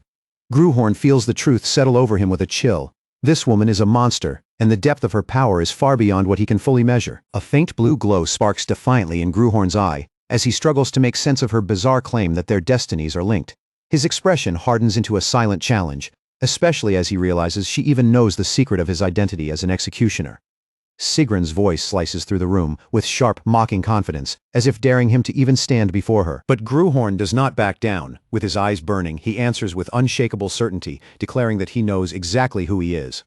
Sigrun, however, only continues her mind games, reminding him that he has been speaking so boldly right in front of an executioner. At last, Gruhorn's patience snaps. He has had more than enough of Sigrun's games, and his expression makes it clear that he is done letting her control the stage. He draws a firm line, telling her to stop meddling with his destiny and to keep her hands away from the path he chooses for himself. Sigrun, however, remains completely unbothered. Her smirk lingers as she casually admits that, for now, he is simply an entertaining little mystery to her. Gruhorn's face turns cold as a brutal realization sinks in. If he leaves things as they are, this insane elf could erase his entire kingdom from history. So he makes a silent vow to transform himself into something impossible for her to ignore, a feast so irresistible, so exquisite, that she would not be able to treat him as a passing taste. The moment he throws out that audacious thought, Sigrun's eyes narrow. For the first time, a real question slips from her lips as she asks who he truly is. Gruhorn answers with hardened resolve, saying that right now, he is only a prince abandoned by his own father. Even as Sigrun challenges the very nature of his existence, his voice does not waver. But if she is that curious about him, then she will simply have to watch and wait to see what he becomes. The ancient elf falls silent, staring at him with a gaze so piercing that her thoughts remain impossible to read. She had always sensed that something about Adrien's trial felt wrong, as if the entire ordeal carried a meaning that did not fit on the surface. But now the pieces finally connect in her mind. At last she understands that everything was happening because of him. A violent wave of realization crashes into Gruhorn, and the truth lands with terrifying force. That strange heritage from another world suddenly carries a far deeper and more dangerous meaning than before. Then in a burst of blinding light the scene shifts. He appears striding through a magnificent hall bathed in sunlight, his presence immediately drawing the eyes of every noble and guard around him. The crowd erupts in shock as he stands there openly, hand in hand with Sigrun, making a declaration before them without needing to say a word. Together they look impossibly imposing, like two forces standing side by side with enough influence to shake the entire kingdom. Then he turns his sharp gaze toward the gathered crowd, his expression steady as he prepares to deliver the announcement that will change everything. And he says it clearly for all of them to hear. He is going to be engaged to Sigrun. Even as the words leave his mouth, a part of him nearly recoils in disbelief, as if he has just realized how casually he called out her name in front of everyone. But beneath that bold announcement, he is already thinking several steps ahead. He knows he cannot afford to oppose Sigrun right now, so this engagement becomes a calculated move. Even if an alliance with the elves looks like a small matter on the surface, the truth is that it carries enormous weight. His real goal is much simpler and far more dangerous: deceive her, pull her close, and turn Sigrun into his own personal spy. After considering every angle, he decides this is the strongest move he can make, especially because of how much it could benefit the queen. Sigrun is far too sharp to be fooled by the performance in front of her. Behind that calm smile, she understands perfectly well that this engagement is not romance at all, but a calculated power move meant to benefit her as much as anyone else. But for Gruhorn, none of that matters.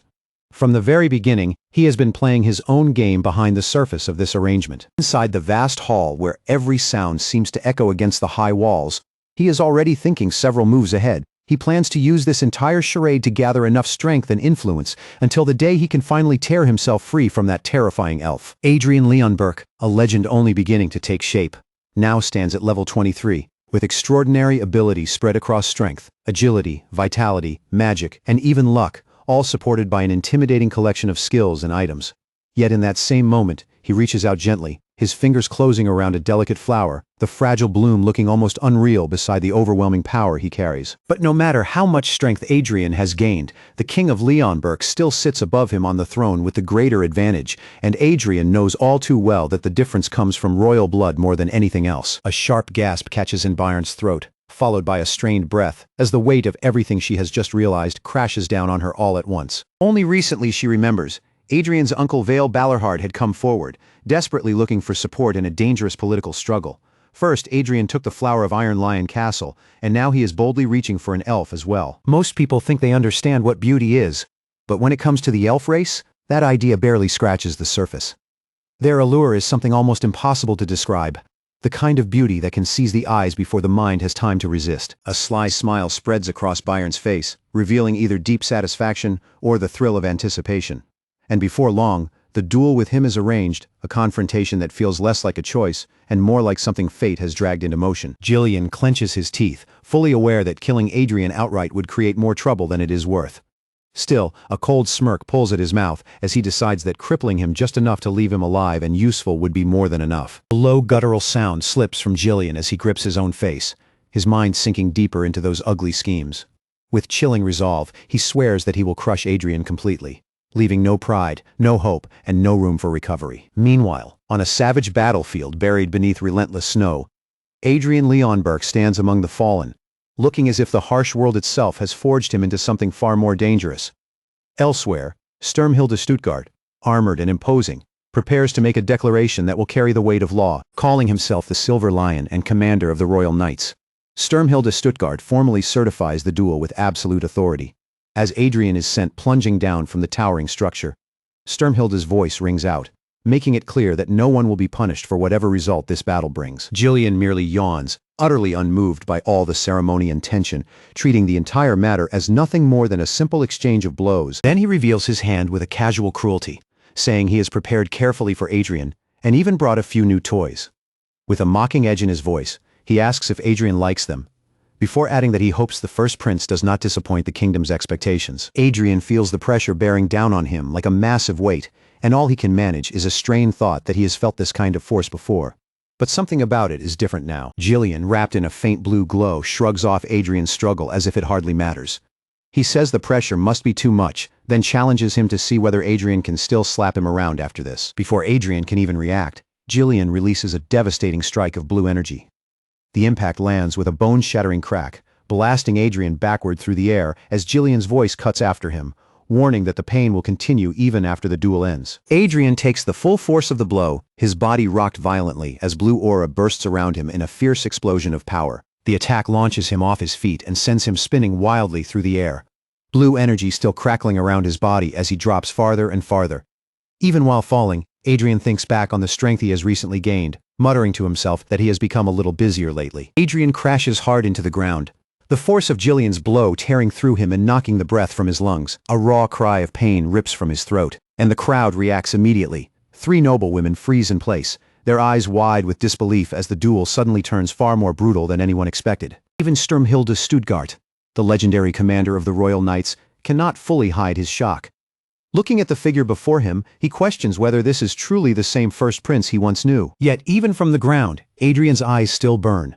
There is pain in his face, but beneath it remains a stubborn spark of defiance that makes it clear this fight is not over in his heart. Then Sturmhilde's powerful voice cuts through the tension and officially declares Adrien, the first prince, the winner. Adrien stands over the fallen Gillian with triumph hanging heavily in the air, while the surrounding nobles and guards stare in a mixture of awe, shock, and unease. With the finality of a gavel striking stone, Sturmhilde delivers the verdict and announces that the third prince has officially been removed from the fight. A wave of stunned cries ripples through the crowd as Gillian, beaten but not entirely broken, lies staring up toward the sky, his fate now changed by the outcome of this duel. Even the clean lines of the defeated prince's uniform seem painfully out of place against the turmoil inside him. That pristine uniform only makes the contrast sharper, standing neat and noble on the outside, while everything within him twists in humiliation and rage. Gillian, still reeling from the loss, can only lower his gaze as the nobles' whispers circle around him from every side. Inwardly, he scoffs at their petty judgment, refusing to let their words matter. Across the way, Adrien stands beside Vale Balahard, who can barely process what has just happened, and asks in disbelief whether Prince Gillian truly lost. The shock of it spreads through the room. Gillian was defeated by someone who had only trained for a few months. Pure rage twists across his face, and he curses Adrien with every bit of fury he can force out. Even the hardened guards, men trained to keep their expressions steady, cannot hide their disbelief as they stare at the result before them. Still shaken by the outcome of the duel, Gillian snaps his head up and blurts out a sharp, disbelieving question, unable to accept what he has just heard. Elsewhere, Adrien drops another startling piece of news on Vale Balahard. The first prince left Balahard territory immediately after the duel, and now he is gone as well. Vale can only stare back, stunned, barely managing to respond. The word spreads quickly. Adrien is heading north, straight toward Balahard territory. A massive convoy of carriages and armored knights rolls through the enormous gate, leaving the capital behind as the road opens toward the frozen lands ahead. Inside his private quarters, Adrien sits with his head still wrapped in bandages, watching a tiny furry companion with a curious look. He mutters about how the little creature has somehow learned to ride, then declares that now that it can hold the reins, it is time for the real thing. His fist tightens as a silent vow settles in his chest. He thinks he should have kept his mouth shut, and that he still needs to learn humility. At the same time, his uncle Vale Balahard confronts him directly, demanding to know why he is rushing away so suddenly. Adrien turns his eyes aside, knowing the banquet has only just ended, and that a few days of rest would have been the wiser choice, but dressed head to toe in battle gear, his gaze burns with firm resolve as he admits the truth. There is no longer any place for him in the capital. Somewhere in the shadows of power, a dark presence seethes over the arrogance of those who dare forget who truly rules this empire, even while they continue plotting for more authority. Elsewhere, Adrien throws a pointed question at Vale Balahard, asking whether those so-called loyal knights were ever truly faithful. Vale only scoffs, reminding him that they were mercenaries, not nobles, and asks if Adrien actually believed their performance. But Adrien has already made up his mind. His expression remains firm, his resolve locked in place without the slightest sign of turning back. His uncle, however, cannot hide his concern. Vale thinks that if they simply endured hardship together, their bond could have become unbreakable. Yet Adrien's rushed decision feels reckless in a way he cannot ignore. Both he and Vale keep their attention fixed on the prince, who seems trapped inside his own thoughts. Adrien knows one thing with absolute certainty. If he delays any longer, he will end up tied to that terrifying woman. A cold shiver runs down his spine as he remembers Sigrun, the elder high elf, and the cruel truth that everyone she ever took an interest in was eventually destroyed. With a fierce light in his eyes, Adrien vows that he must become stronger. And he must do it quickly before that nightmare becomes real. Thinking of Sturmhilde Stuttgart, he realizes that all the effort he poured into growing stronger inside the peaceful capital has left him with no choice but to escape this situation. Deep down, he understands that true growth, the kind that sharpens not only the body but the soul itself, can only be found in a place of real danger. Meanwhile, back in the capital, Gillian falls into silent thought as he looks out at the unending snowfall. This northern land is the ultimate proving ground for humanity. A harsh truth that seems to weigh heavily on Bayern as she gazes into the distance as well. It is a brutal place where legends are born through blood, cold, and survival, and Adrien's eyes burn with unwavering determination as he faces that reality. For Adrien, there is no doubt left in his mind. The battlefield is the only place where he truly belongs. Now, deep within the merciless mountains buried under snow, Adrien gestures toward the ominous peaks rising in the distance and confirms that those are the legendary Blade Mountains. This is the sacred border his family has defended with their own blood, and the bitter cold itself seems to testify to how unforgiving this land truly is. Beside him, his companion is nearly frozen stiff, complaining like a walking icicle that he is about to die from the cold, prompting Adrien to deadpan and ask why he did not just stay inside the carriage if he could not handle it. Adrien Leonberg forced his way through the merciless mountain path, the freezing wind clawing at his cloak and armor from every side. Even with the cold biting straight through him, he kept moving as if the storm itself was nothing more than a nuisance, and with a crooked bit of humor, he wondered whether this journey was somehow making him put on extra weight instead of wearing him down. Yet somewhere behind that bitter cold, like a memory buried in darkness, his uncle thought back on everything he had sacrificed to stand where he did now. The weight he had carried was never light, and every step of his life had been bought with burdens that no ordinary man would have been able to endure. He wondered when the emperor would ever be able to rest, if not for his endless effort and vigilance.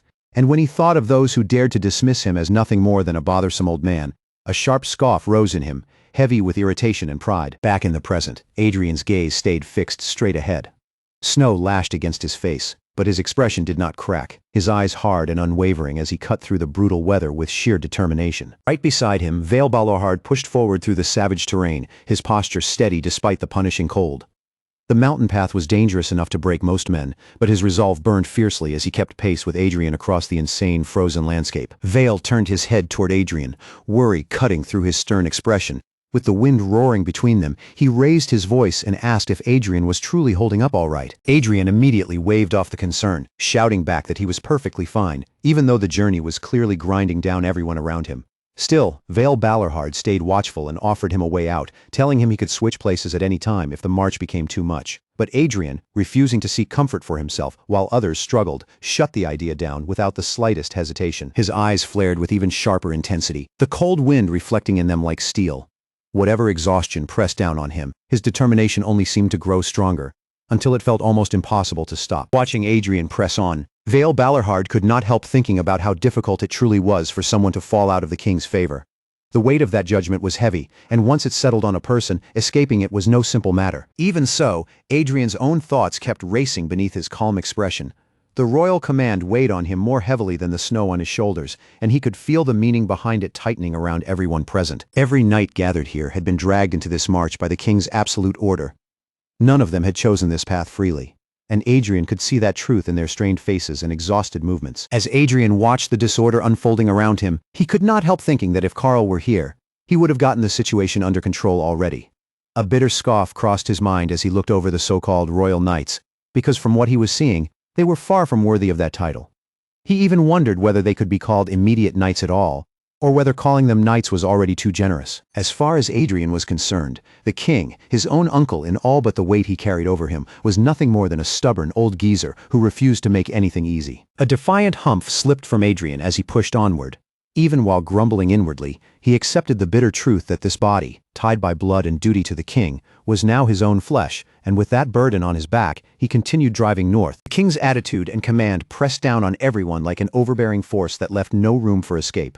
Through the stabbing snow and the relentless northern wind, the knights kept moving, their bodies battered, but their resolve still holding as they marched deeper into the unforgiving lands ahead. The frozen wasteland stretched endlessly before them, white and brutal in every direction. But Adrien did not slow down. He glanced back at the people following him, his eyes burning with fierce resolve, knowing that if they wanted to survive, they had no choice but to break through this place together. He shouted over the howling wind, warning them that if they did not pick up the pace, the blizzard would swallow them whole, almost as if the mountain itself had heard him. The weather suddenly worsened, and the air twisted into a violent storm of snow, ice, and screaming wind. The snow changed in an instant, as if someone had flipped a switch and thrown the entire mountain into full-blown blizzard mode. What had already been a brutal march became a forced charge through chaos, with the wind shrieking so loudly that even the person beside you felt far away. Adrien kept pushing at the very front, eyes locked on the path ahead, while Vale Balohard struggled to keep close, barely able to make his voice carry through the storm. The blizzard turned the world into a complete whiteout, swallowing the road, the sky, and even the shapes of the riders in front of them. With visibility nearly gone, the knights had no choice but to trust their horses, their instincts, and the faint sense of direction that kept them alive in the madness. Still Adrien, a flash of gold against the swirling white, continued leading the charge.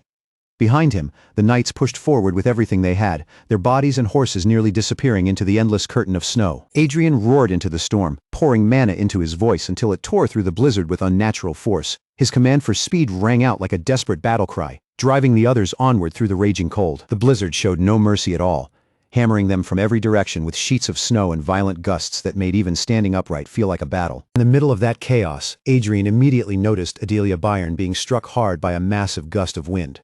Her enormous shield caught the gale like a sail, yanking at her body and throwing off her balance, and Adrien shouted toward her the moment he saw the danger. Right away, Vale Balohard reacted, sharp and alert despite the storm. He called out a quick word of thanks to the prince, acknowledging the warning before the situation could spiral any further. Then, still worried for Adrien himself, Vale turned his attention back to him and checked whether he was all right. Adrien answered that he was fine, but even through the roaring wind, there was an uneasy pause after his words, as if something was still troubling him. Adelia was still being battered by the wind, her footing unstable as the shield dragged against her with every gust. Arwen Kurgayan shouted at her to be careful, warning her that if she kept getting pushed around like that, she was going to fall hard. Seeing Adelia nearly tossed about by the storm, Adrien immediately barked an order to Arwen, No matter what happened, she had to keep Adelia safe and make sure the wind did not take her down. Arwen answered at once, accepting the order without hesitation. Vale Balarhard also shouted toward Adelia, telling her that if she wanted to stay steady in this wind, she needed to throw away those shields. Adrien quickly added the reason, making it clear that those massive shields were not helping her anymore. In this violent wind, they were turning her into a human kite, dragging her off balance with every blast of air. His expression hardened as he shouted for her to drop everything because no piece of equipment was worth risking her life over. But Adelia, calling out to him as big brother, refused immediately, clinging stubbornly to the shield she could not bear to abandon. She tried to explain that the shield was too huge and awkward to simply stop and discard in the middle of the march, leaving Adrien visibly questioning her judgment. Around them, the blizzard kept slamming against the group again and again, dragging down their pace as the endless wind and snow tried to bring the entire journey to a halt. Even the strongest knights were being worn down by the storm, their armor and weapons becoming heavy burdens instead of protection. Through the wind, ragged gasps could be heard as one of them began to falter, her body losing the strength to keep moving. Then came a heavy, sickening thud.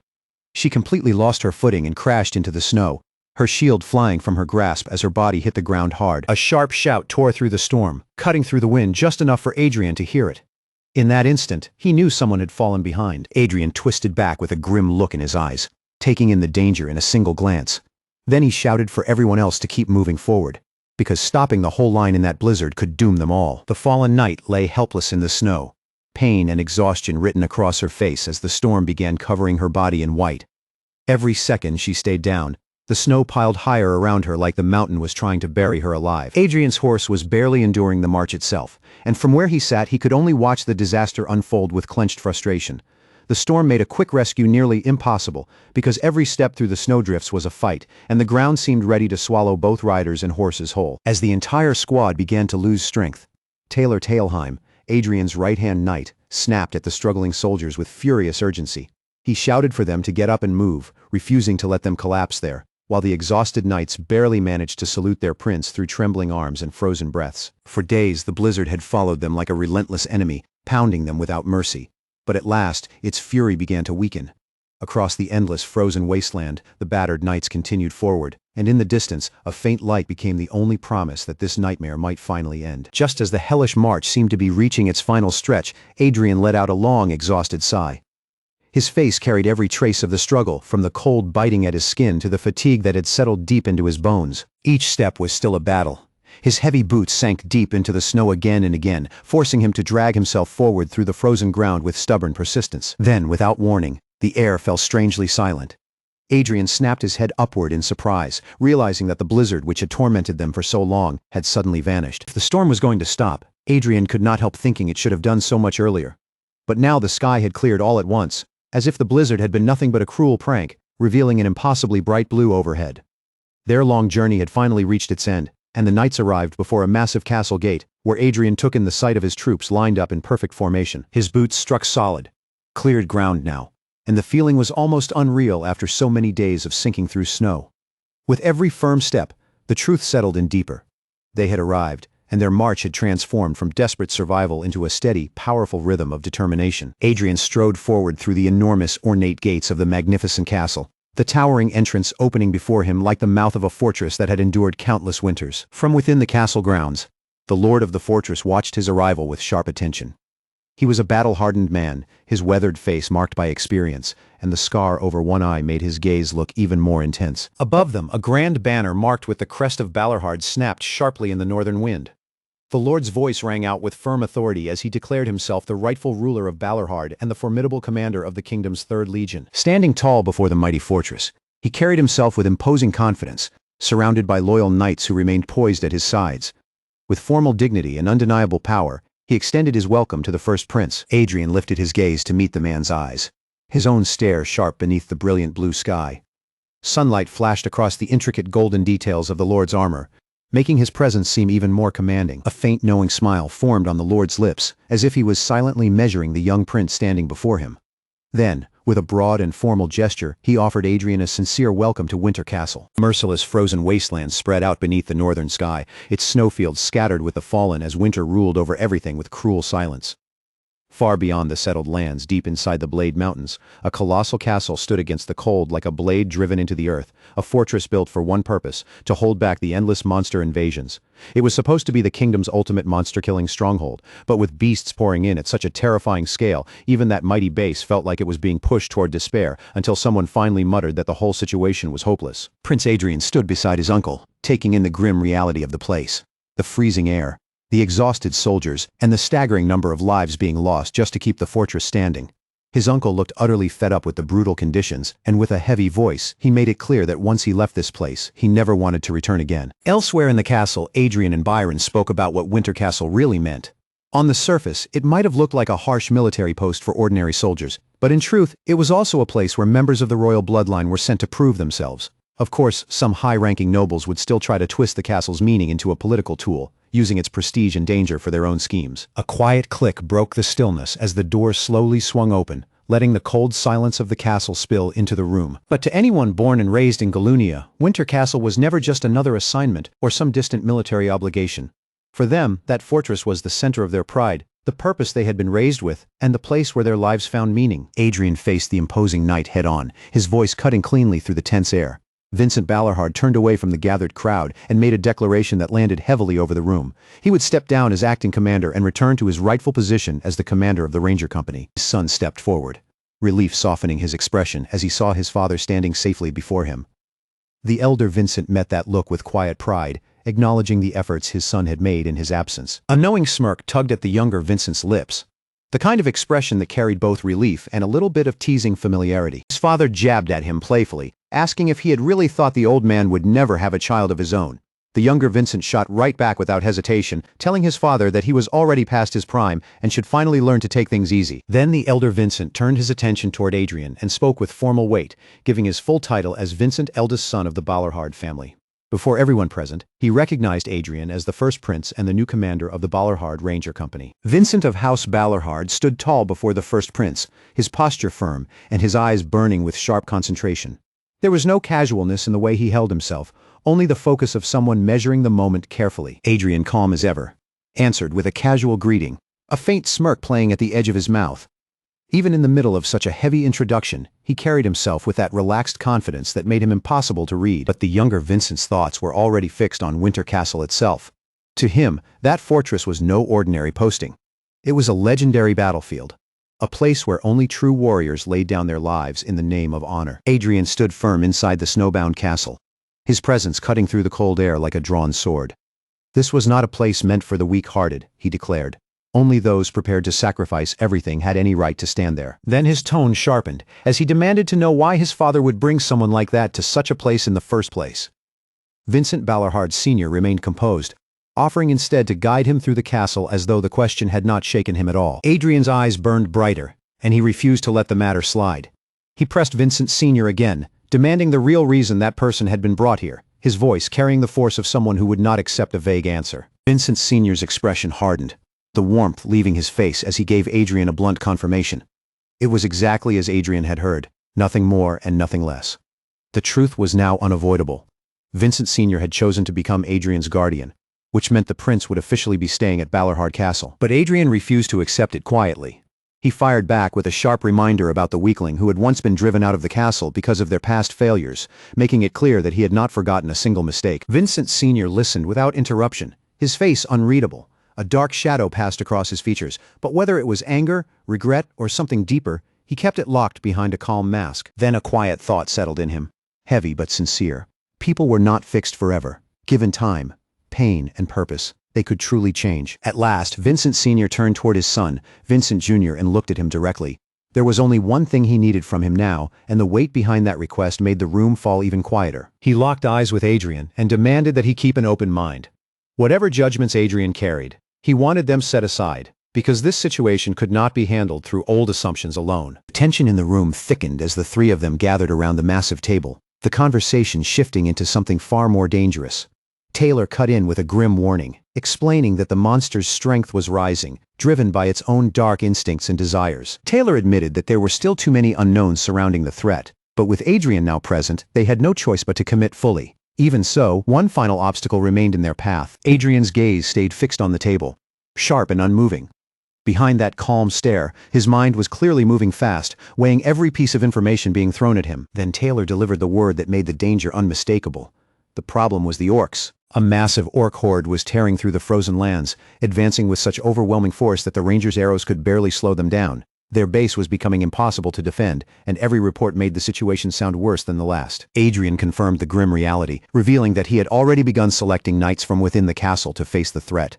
He was not waiting for the enemy to come to them. He was preparing a force to meet the danger directly. He began with one simple word, but the force behind it landed across the entire group, like a command they could not ignore. Adrien, the prince, flashed a confident grin as if the plan had already taken shape in his mind. With a cold, steady expression, he locked the decision in place and made it clear that he would handle this. Taylor cut in again, refusing to let confidence blind them to reality.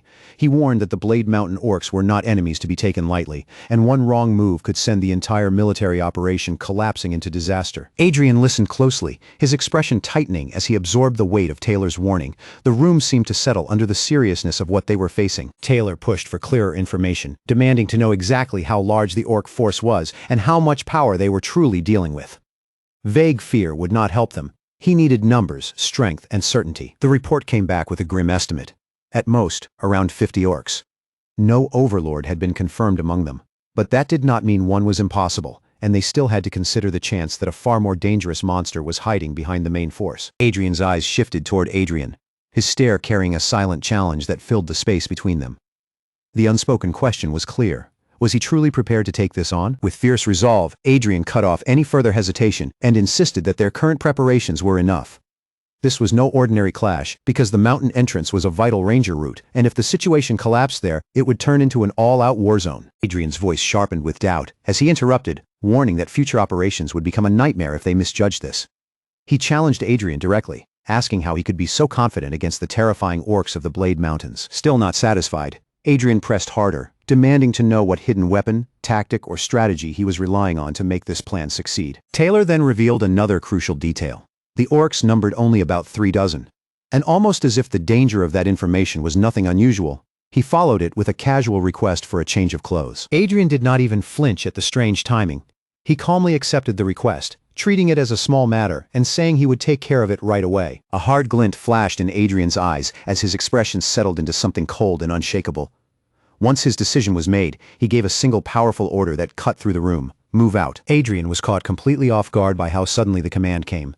He could only stammer in confusion, still trying to make sense of the plan as he demanded to know what Adrien meant and why they were being sent out on a mission involving the orcs. Adrien, calm and strategic as always, answered without raising his voice. Their mission was to escort and protect the Imperial Knights. But Adrien still could not accept that explanation so easily. He pushed back at once, asking why those Imperial Knights would even need his protection in the first place. Adrien gave him the answer like a blow. The 3rd Legion was coming for them. Adrien visibly recoiled at the weight of those words, and before he could fully process it, the order followed. Get his gear and report back. But from a distance, someone else was watching everything unfold. The Imperial Knight Joseph kept his eyes fixed on the group, his gaze sharp and unreadable as he silently judged them, thinking that whether he liked it or not, these soldiers had better prove useful. The thought continued to trouble him, especially the memory of how badly they had been caught off guard by the blizzard. It clearly still bothered him, lingering in his mind like an unanswered problem. Joseph, an Imperial Knight moving under the cover of a secret inquiry, kept his disguise firmly in place while observing the situation with careful eyes. High above the snowy peaks, Winter Castle stood alone like a watchman over the frozen expanse, its powerful defenses facing a wilderness where weaker creatures moved among far more dangerous ones. A distant tower rose into the sky, stark and lonely against the desolate white landscape. Inside the fortress, Adrien's sharp gaze settled on Gruhorn, his expression firm and unyielding as he began to speak. He warned that even if Gruhorn did not trust the reported numbers, the orc population was far greater than he imagined. Then he brushed aside Gruhorn's worries about failure, telling him plainly that he was thinking too much and letting doubt turn the situation larger than it needed to be. All at once, Adrien released a violent burst of power, and a blinding flash exploded between them like lightning trapped in the hall. His eyes shone with a fierce blue glow as he pushed forward, forcing Gruhorn back beneath the pressure of his will, while the others stood frozen behind them, watching the clash unfold. Gruhorn's eyes answered in kind, flaring with a sharp golden light. It was not a calm reaction, but something instinctive and powerful, as if the sudden assault had awakened a force buried deep within him. Adrien remained strangely calm and tried to call up the status window, but the familiar interface refused to appear.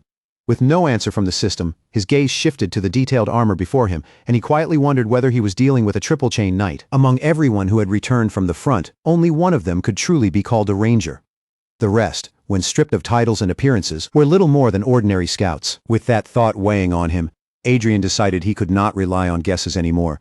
Before he made another move, he needed to confirm his own condition and understand exactly what he was capable of. Back in the hall, Gruhorn raised his voice to gather the knight's attention. His words cut through the restless atmosphere, as he made it clear that it was time for everyone to listen closely. As they prepared for the mission, Adrien gave instructions to Adelia Byron, while her thoughts raced behind her tense expression. If his power ran wild at the wrong moment, she knew she would be the one thrown into the deepest trouble. Crossing those snow-choked mountains was not something anyone could survive with half-hearted strength. Out there, stamina was everything, and every single step demanded focus, endurance, and the will to keep moving. Once stamina dropped too low, the body would begin to betray itself, the limbs stiffening until even lifting a foot became painfully difficult. In those deadly snow mountains, where one wrong step could become fatal, that was a terrifying risk. And now, stuck traveling with Gruhorn, Adrien could not help thinking that this man's nagging was even worse than his father's. They pushed onward across the frozen land, their horses charging through the snow and kicking up white spray with every heavy stride. The cold terrain stretched ahead of them, but the group kept riding without slowing down. Deep in the frozen wilderness, Adrien took the lead and raised his spyglass toward the distant horizon. His brows drew together in confusion as he focused on a small shape through the lens and wondered, for a moment, whether he was looking at a rabbit. But as the image in the spyglass sharpened, that harmless thought vanished instantly. A dark, ominous figure was moving through the snow, its shape too heavy and threatening to belong to any ordinary animal. No, it was definitely not a rabbit. What stood there was a massive orc, its green face twisted with menace, red eyes glowing through the cold air as a deep, animalistic snarl rumbled from its throat. Adrien's expression hardened at once, all trace of uncertainty disappearing from his face. Through the spyglass, his eyes locked on the target, and the weight of what they had just discovered settled heavily over him. He quickly passed the information to Gruhorn, making it clear that there was not just one orc ahead, but an entire group. Now that they had found the enemy, the next decision would determine how the mission unfolded. Gruhorn narrowed his eyes, his features sharpening with cold resolve. Whatever came next, he looked ready to meet it head-on. Without wasting another second, Adrien began readying his weapons, the distinct sound of equipment being loaded breaking through the tense silence. Side by side, he and Gruhorn stood like a pair of blades drawn at the same time, prepared to face the orc horde closing in ahead. Meanwhile, the orcs continued their unsettling advance through the frozen forest. Their low growls rolled between the snow-covered trees, making the wilderness feel even colder and more dangerous. The harsh mountain wind whipped around him as Gruhorn stood poised in the snow, scanning the bleak white wasteland before him. Then a primal roar split the silence, thick with killing intent and violent hunger. A confident smirk flashed across Gruhorn's face as he turned toward the approaching threat. With chilling calm, he greeted the danger as if facing an old acquaintance, murmuring, "Well, hello there. Long time no see." There was no hesitation in him, only raw, explosive force. A blazing inferno erupted from his body and surged outward, but at the same time a monstrous orc packed with muscle and fury charged through the snow, ready to crush anything standing in its path. Too slow. Gruhorn moved first, his kick snapping out with frightening speed and smashing straight into the orc's face. The impact landed with brutal force, scattering blood across the freezing air. The strike hit so hard that the beast's massive body was hurled backward, sent flying through the snow like it weighed almost nothing. But before the first enemy had even finished falling, the ground began to tremble beneath the heavy footfalls of more approaching foes. Gruhorn's hand moved instinctively to the hilt of his sword, his body already prepared for the next wave. The first orc slammed into the ground unconscious. But the real battle had only just begun. As the air still vibrated with murderous roars, the prince braced himself, then blurred into motion, his legs turning into streaks of speed as he charged straight into the fight. He dropped from above like a falling meteor, his weapon flashing through the cold air. The moment he struck, the impact tore into the ground and sent the earth shuddering beneath him. His eyes burned with an unnatural light, and Gruhorn's face twisted into a look of pure battle hunger. In that instant, he looked less like a man fighting to survive and more like someone who had finally found the battlefield he had been waiting for. A geyser of crimson burst across the untouched snow as the orc's body exploded in a gruesome spray of blood and flesh. The clean white field was stained red, and the thick metallic scent of blood spread through the freezing air. Gruhorn took a slow step forward, his boot crunching down into the snow now soaked deep with blood. The sound was heavy, wet, and impossible to ignore. A chilling smile spread across his face as the feeling settled into him. This was it. The thrill, The violence, the clash he had been missing and craving for far too long. Standing over the mangled corpse, Gruhorn looked toward the next wave of orcs and grinned with dark excitement. His voice carried a dangerous thrill as he said it was great. The frigid air over the battlefield grew heavy, as if even the cold itself had been stained by the blood spreading through the snow. As Gruhorn stood over the fallen orc, a dark-haired woman behind him urgently called out a warning. Her voice was tense as she told him it was dangerous and ordered him not to come any closer. Worry was etched across her face, but she quickly pushed back against the fear in the moment. She insisted that she was not trying to approach, even as the danger in front of them kept rising. Gruhorn, dressed in his ornate armor, did not give her panic much of a reaction. He simply shifted his stance, steadying himself as if preparing for something far greater than another ordinary clash. A faint smirk touched his lips, and a powerful inner light began to burn in his eyes. The glow intensified, making his expression look both calm and terrifying. What stirred in him reached far back through time, to a tale older than 800 years, and buried beneath countless forgotten battles. It came from an age when orcs ruled the continent as mighty, unquestioned masters. But this was not the glorious legend of a hero, nor some celebrated myth passed down with pride. It was the story of a man so insignificant to history that he could not even leave his name behind. It was the hymn of a pitiful man who hated orcs with every piece of his soul, a hatred carved into him so deeply that even time could not erase it. There was sorrow in it too, the image of a father who fought again and again, burning through every last bit of strength until his body could no longer continue. A torrent of crimson energy erupted from Gruhorn, swelling with enough force to bury countless green corpses beneath a rising mountain of power. This was the brief, burning verse of an extraordinary avenger, a fury that existed only to repay blood with blood. As a red pool spread beneath his feet, Gruhorn's eyes blazed like embers from the depths of hell. Surrounded by blood and snow, he began to recite the hymn of his vengeance. His uncle spoke as if delivering casual news, mentioning that he had heard people had died at Winter Castle. Then, almost immediately, he softened the blow with reassurance, telling him not to worry too much because he would not have to fight. But that calm mask did not last. His uncle's expression twisted with contempt as he sneered, asking what anyone could possibly expect that scoundrel of a prince to achieve. Then came the real point, cold and unmistakable. What mattered was not that worthless prince at all. It was Balorhard. His hand tightened into a firm fist, the silent gesture revealing the resolve he refused to put fully into words. Gruhorn looked up at his uncle, doubt flickering across his face as he asked whether he could truly do it. Even so, he promised that he would do his best for him. His uncle's gaze bore down on him with chilling intensity. The words that followed sounded less like advice and more like a command, naming him with the weight of rank and duty as the Count of the Royal Court. Elsewhere, Joseph and Sturmhilde Stuttgart were shaken by the shocking information they had just received. Joseph could barely force the words out, insisting that it was exactly what he had heard, while disbelief cracked through the reply like someone refusing to accept the truth. Then the battlefield erupted again. A monstrous orc roared and brought its axe down in a savage, crushing swing, the force behind it enough to rattle the air. Joseph barely managed to block the blow, his body straining under the impact as his mind reeled, unable to understand what kind of insane creature he was facing. The battle refused to slow for even a breath, turning the snowy field into a brutal chorus of steel, roars, and shattered ground. Even Sturmhilde Stuttgart, the Silver Lion, could only watch the relentless onslaught with a grave expression, but Joseph refused to yield. His voice rang above the chaos as he ordered the first rank to hold firm, tighten their formation, and push forward against the monster. But the orc moved like a beast, completely unleashed, swinging its axe so fast that the weapon blurred through the air. Another crushing strike slammed into Joseph's guard, rattling his entire body and forcing a sharp cry of pain from his throat. Joseph was being driven dangerously close to his limit, and a furious thought flashed through his mind as the pressure kept piling on. Gritting his teeth, he roared for the second rank to charge in and seize the opening before the line broke apart. Then, with a raw, primal shout, Joseph threw himself straight back into the fight. This time, there was no hesitation left in his body, no restraint holding him back from the enemy in front of him. His gaze sharpened until it looked almost carved from steel. A fierce resolve burned behind his eyes, the kind of determination that could only belong to someone ready to force the battle's momentum to change. Joseph was taking one brutal hit after another, each blow hammering against him with terrifying weight. His defenses were crumbling under the orc's savage assault, and every impact made it seem like the monster was about to break through completely. He barely managed to raise his gauntlet in time to deflect the next strike.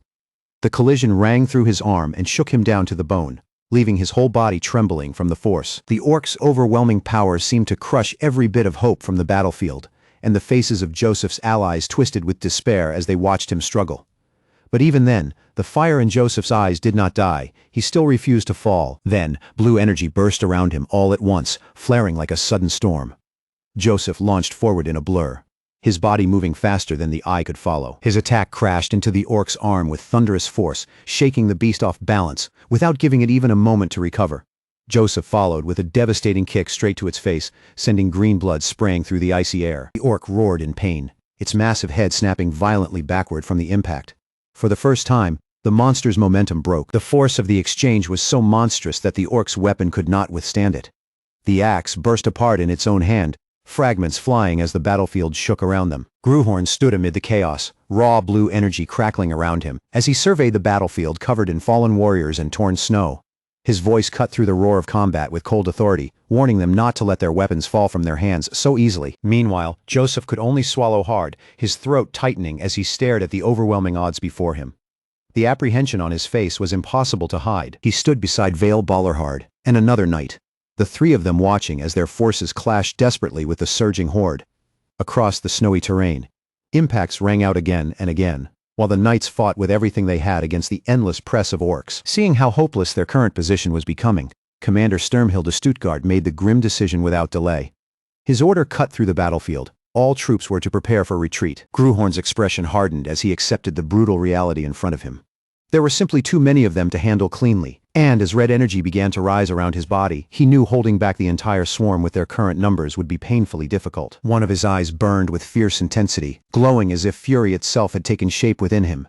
The power swelling inside him reflected in that gaze, sharp and almost violent. The battlefield erupted again, as a hulking orc let out a savage scream that shook the air. Then came a sickening crunch, followed by a violent spray of blood that splashed across the snow and painted the chaos in gruesome red. Even warriors as seasoned as Joseph and Commander Sturmhilde Stuttgart could only stare at the carnage unfolding before them. Their expressions were grim and hardened, but the rising tide of battle threatened to swallow them all. Adrien's sharp gaze cut through the chaos, his face locked in intense focus as he took in the cruel reality of the fight. Every movement, every scream, and every falling body told him just how desperate the battlefield had become. Yet in the very heart of that storm, Gruhorn stood unshaken, his golden hair striking bright against the blood spraying through the air. His eyes burned with fierce resolve as a terrifying fanged maw lunged toward him, razor-sharp teeth bared and ready to tear through anything in its path. Gruhorn did not retreat even half a step. With a defiant roar, he slammed his feet into the ground, and a blazing red aura erupted around him, announcing a powerful counterattack, born from pure desperation. His eyes ignited with infernal crimson light, and the raw power around him twisted like a raging flame. The aura surged violently, untamed and overwhelming, wrapping him in a force that looked almost demonic. Watching from a distance, Adrien and Vale Ballarhard could only stare in stunned awe at the prince's explosive power. Adrien barely managed to voice his shock, the words catching as he questioned what was happening to his highness. Bloodied but still standing, Gruhorn's gaze burned like a living inferno. The power he had unleashed continued to surge through him, making every breath and every movement feel heavy with danger. Then he exploded forward again, throwing himself straight into the enemy line. Behind him, a desperate cry of "Your Highness" rang out, but he was already moving too fast to be stopped. His grip tightened around his weapon, and furious crimson energy began coiling around the blade like a living serpent. The weapon seemed to pulse in his hand, hungry for the next strike. The blade transformed into a conduit of pure destruction, blazing with an unholy red light. Every edge of it seemed charged with the power to tear through whatever stood before him. Another orc fell beneath his attack, collapsing into the blood-stained snow. But the assault did not stop, because the horde kept surging forward in an endless wave of monstrous fury. He slashed, cleaved, and cut down one enemy after another, his weapon moving with merciless precision. And still, no matter how many fell, the orcs continued pouring toward him. Red lightning snapped from every swing he made, ripping across the battlefield as his strikes carved a path of destruction through the enemy ranks. Wherever the crimson arcs flashed, bodies fell. His eyes burned like twin embers filled with that same terrifying power. Behind the glow was not madness alone, but a grim will that refused to bend. The crimson-edged weapon seemed to hunger for the very life of his enemies, cutting through them as if it had been made only for death. Gruhorn stood alone amid the fallen, a crimson-clad titan surrounded by bodies, and the sheer scale of his power was impossible to deny. Across the frozen, desolate plains, he had once wandered through barren lands ruled by orcs. His relentless march carried him deeper and deeper into enemy territory, as if the very world had become nothing but a battlefield. In a blur of crimson steel, his blade tore through another enemy, the strike so devastating that it left only a bloody ruin behind. The horde seemed endless, but his resolve never wavered, his eyes burning with determination as his hand tightened around his weapon for whatever came next. He plunged back into the chaos, becoming a streak of red that ripped through the green tide. Every swing of his blade felt like a declaration that nothing in front of him could stop his advance. His mana was already gone, completely drained from his body, but he continued moving on sheer will alone. Refusing to stop, he dragged himself forward with heavy steps across the frozen ground, leaving behind faint crimson traces where his boots struck the snow. He pushed past the pain and exhaustion as if suffering no longer mattered. It was as though devouring orc blood and tearing through their flesh was the only thing keeping the fire inside him alive. And with every step he forced himself to take, the legendary Gruhorn continued onward. Against odds that should have broken him, his spirit remained unshaken. Still, the more he advanced, the more his body weakened. Each step made him look more fragile, as if the man beneath the blood and power was slowly being worn away. The demonic sword in his hand was the only thing still driving him forward. It burned through what remained of his life force, feeding his impossible resolve at a terrifying cost. Everything he endured was for one final wish. It was a wish born from a past where everything had been destroyed, where nothing and no one had been left standing. He remembered the devastation with painful clarity. He remembered the emptiness that came afterward, the crushing silence that followed the loss of everything he had known. He remembered the warmth of his family too, a memory that now felt unbearably distant. What drove him was a requiem, a final desperate prayer offered to his wife and daughter. And at the end of that sorrow, a vow of vengeance burned inside him. It shone in his blood-red eye, fierce enough to outlast grief itself. When he finally stood before the enemy he had pursued his whole life and brought them down, crimson aura was already pulsing around his body. Victory was his, but the power surrounding him made the terrible cost of that triumph impossible to ignore. He walked away from the fallen enemy, leaving the aftermath behind him in the silent snow. The desolate white landscape absorbed the blood, the violence and the weight of the battle without a sound. But now in the present, that same man had been reduced to a battered wreck. His face carried the scars of pain and time, a harsh shadow of the glory he once possessed. A weary sound slipped from his lips, low and exhausted. It carried the crushing weight of his existence, as if even breathing had become another burden he was forced to bear. But in the next instant, every trace of frailty vanished. His eyes ignited with a hellish red glow, and a monstrous crimson aura erupted from his body, blasting outward with enough force to tear away the illusion that he had ever been weak. That single burning eye reflected a shadowy figure at its center, carrying a silent oath so terrifying it felt carved into the soul. Then, with a primal roar, he released the full weight of his devastating power, and crimson energy exploded beneath him, ripping the ground apart at his feet. The raging red storm swallowed him whole, twisting around his body like a living vortex of destruction. He looked consumed by the very power that was keeping him alive, as if every surge of strength demanded a piece of him in return. Gruhorn burst into motion, wrapped in a crimson inferno that blurred his outline against the battlefield. His masked face flashed past like a nightmare as he unleashed a strike so fast it seemed to split the air itself. The collision thundered through the chaos, deafening and violent. The force of the blow tore across the battlefield like a shockwave, making the snow and broken earth tremble beneath it. Then the flow of power changed in an instant. His hand flared with a blinding purple light, gathering a concentrated force that looked ready to erase whatever stood before him. That compressed power slammed straight into the orc's face, crushing through its defenses with terrifying brutality. Its green skin warped under the impact, twisted by the sheer force of the attack. A guttural scream tore from the beast as it staggered backward from the earth-shaking hit. Yet elsewhere in that same brutal clash, even the legendary commander Sturmhilde Stuttgart found no miracle waiting for him, as blood burst from his face when a crushing blow struck him head-on. The monstrous orc loomed above him, huge and terrifying, its presence alone enough to smother the battlefield. Its raw power was undeniable, pressing down like a mountain of muscle and fury. The attack sent him crashing downward, smashing him through the ground beneath his feet.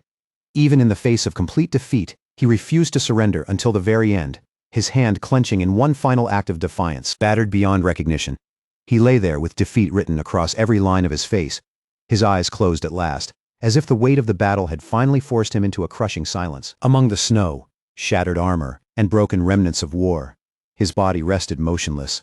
In that frozen field, he looked like a silent monument to an age the world had nearly forgotten. It was a tale so ancient that memory itself could barely hold onto it, a legend worn thin by time, until only scattered traces remained. But at the center of that ancient chaos, Gruhorn, the Golden Knight, struck with blinding speed, blue energy erupting from every movement he made. The echoes of that era existed only as broken fragments now, and only one soul remained to witness what had truly happened. A young man carried that history in his eyes, his expression weighed down by everything he was seeing. Before him, the battlefield raged beneath a blood-red sky, swallowed by chaos, violence, and raw destructive power. Amid the fallen bodies and ruined ground, Gruhorn, the Golden Knight, stood victorious.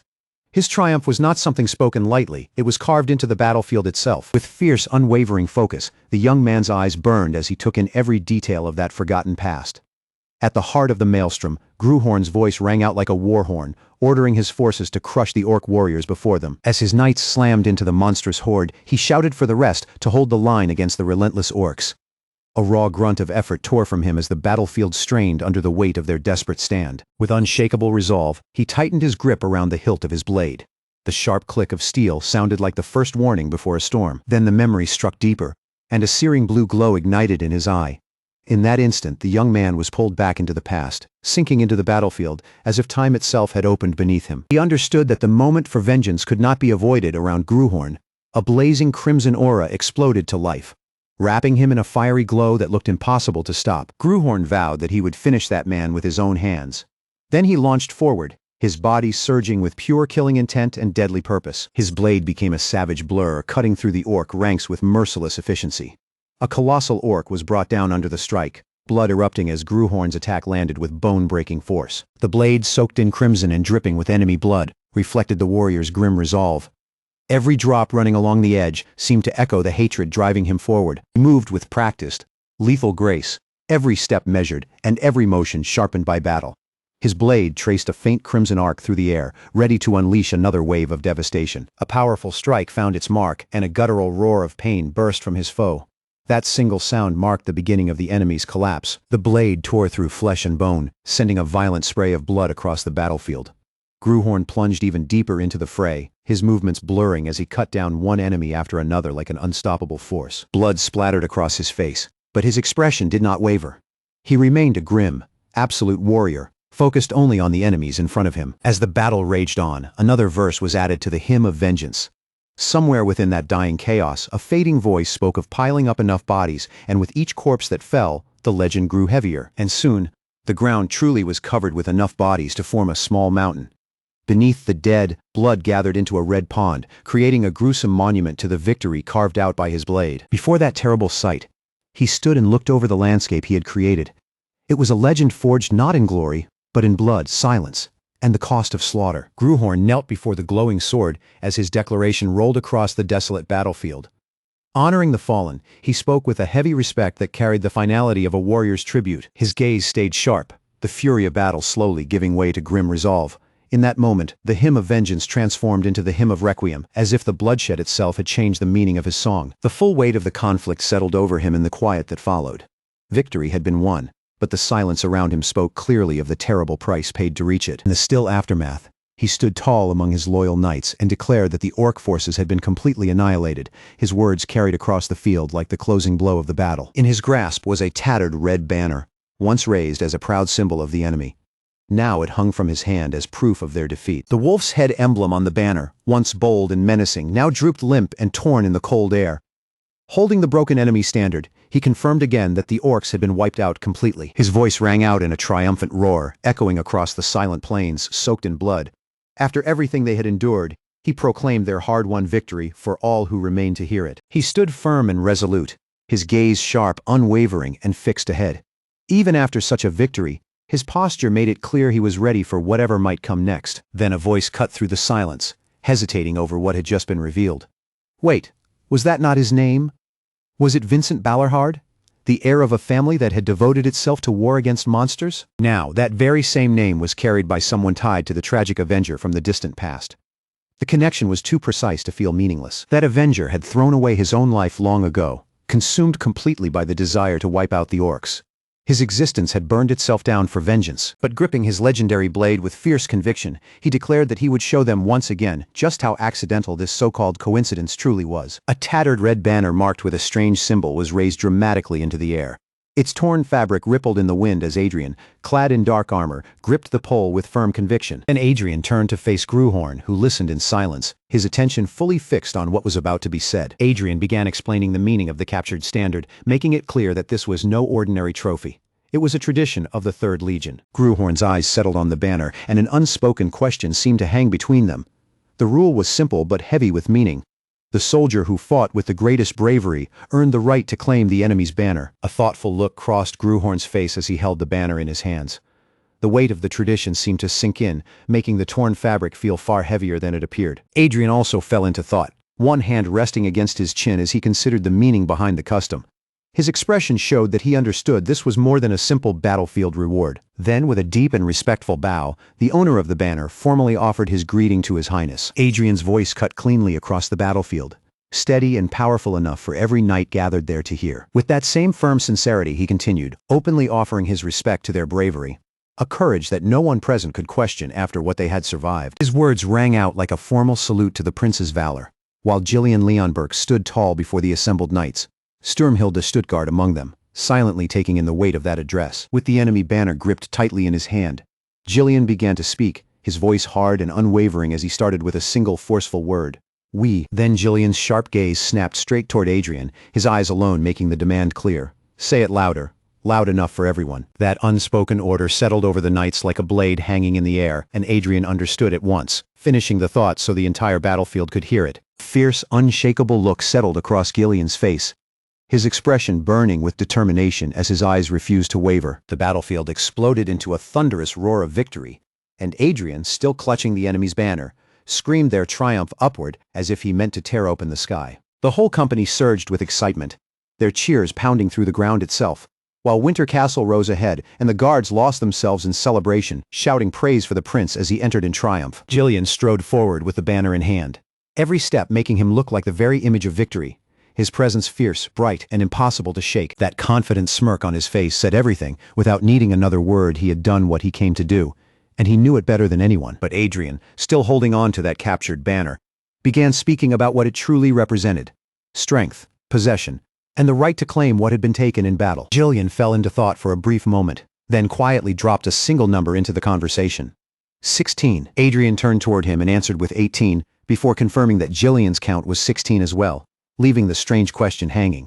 What exactly were they counting? As Adrien walked through the castle alongside Sturmhilde Stuttgart, he could only shake his head, his voice low as he muttered that the whole situation was almost absurd. Gillian Leonberg, the Golden Prince, stood his ground without the slightest hesitation, his eyes burning with resolve as his grip tightened around his sword, and he declared that the banner belonged to him. He lifted the enemy standard high above him like a trophy carved from blood and victory, while the loyal soldiers around him roared until the air itself seemed to shake. Adrien watched the entire display in silence, an uneasy groan rising only in his mind, caught somewhere between admiration and a creeping sense of trouble. Later, a massive bonfire blazed to life, its flames swallowing everything thrown into it as the inferno surged higher and higher. The fire crackled hungrily and twisted toward the night sky, and before that towering pyre, Gillian stood like a solemn commander watching over a ritual that carried far more weight than simple celebration. Adrien stared into the flames, and somewhere deep in his thoughts, a strange, heavy sound seemed to echo, hinting that this fire meant more than it first appeared. Adrien stood watching as the dust of the brutal clash finally began to settle,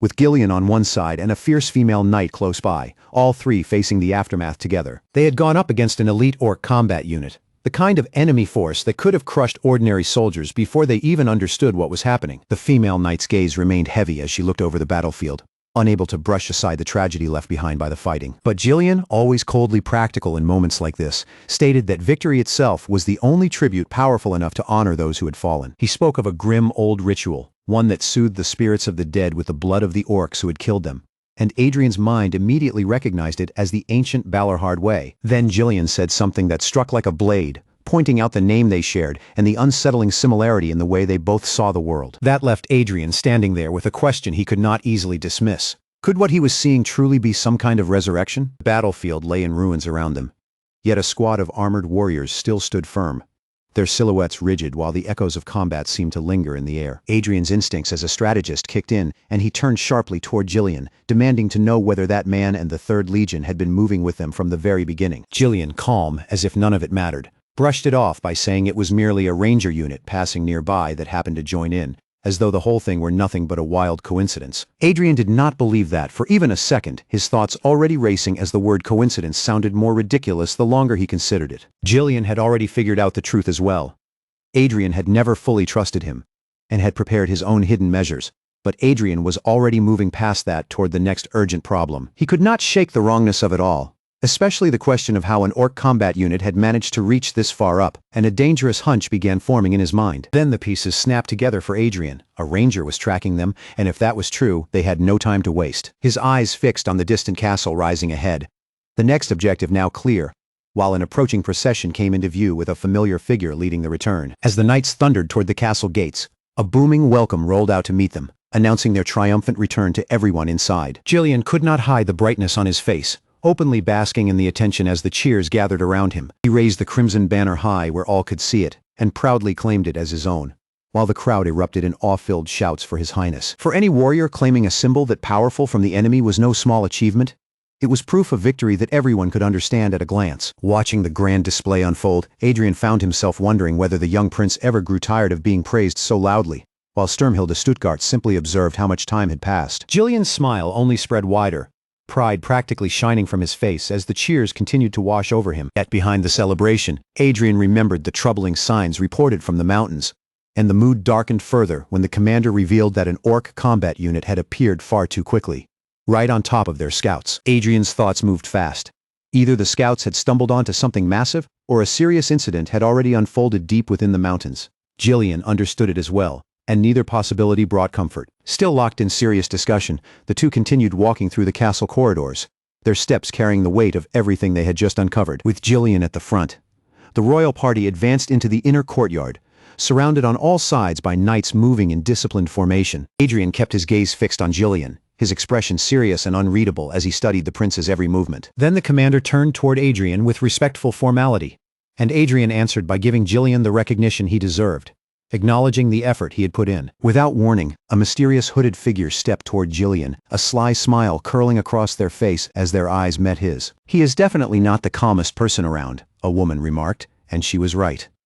Gillian looked completely embarrassed by how quickly his attitude had shifted. Then, just as the moment seemed to settle, someone suddenly called out to Adrien in shock, their voice cutting through the courtyard as if they could hardly believe he was really standing there. The woman from before came rushing toward him without hesitation, relief written all over her face, now that she could see he had returned safely and in one piece. Adrien recognized her at once and murmured, "Adelia," while she poured out everything she had been holding back, telling him how frightened she had been without knowing whether he was all right. Adrien stayed quiet and listened as Adelia kept fussing over him, her worry spilling out faster than she could properly control. Her expression was filled with pure concern, her eyes fixed on him so intensely that anyone watching could tell exactly how deeply she cared. Meanwhile, a royal banner was unfurled with dramatic weight, and Sturmhilde Stuttgart stood at the center of it all, pointing toward the emblem before asking whether Adrien even understood what he was looking at. Inside the richly decorated royal chambers, the atmosphere shifted again, and another important conversation quietly began to take shape. The strategic discussion quickly grew serious.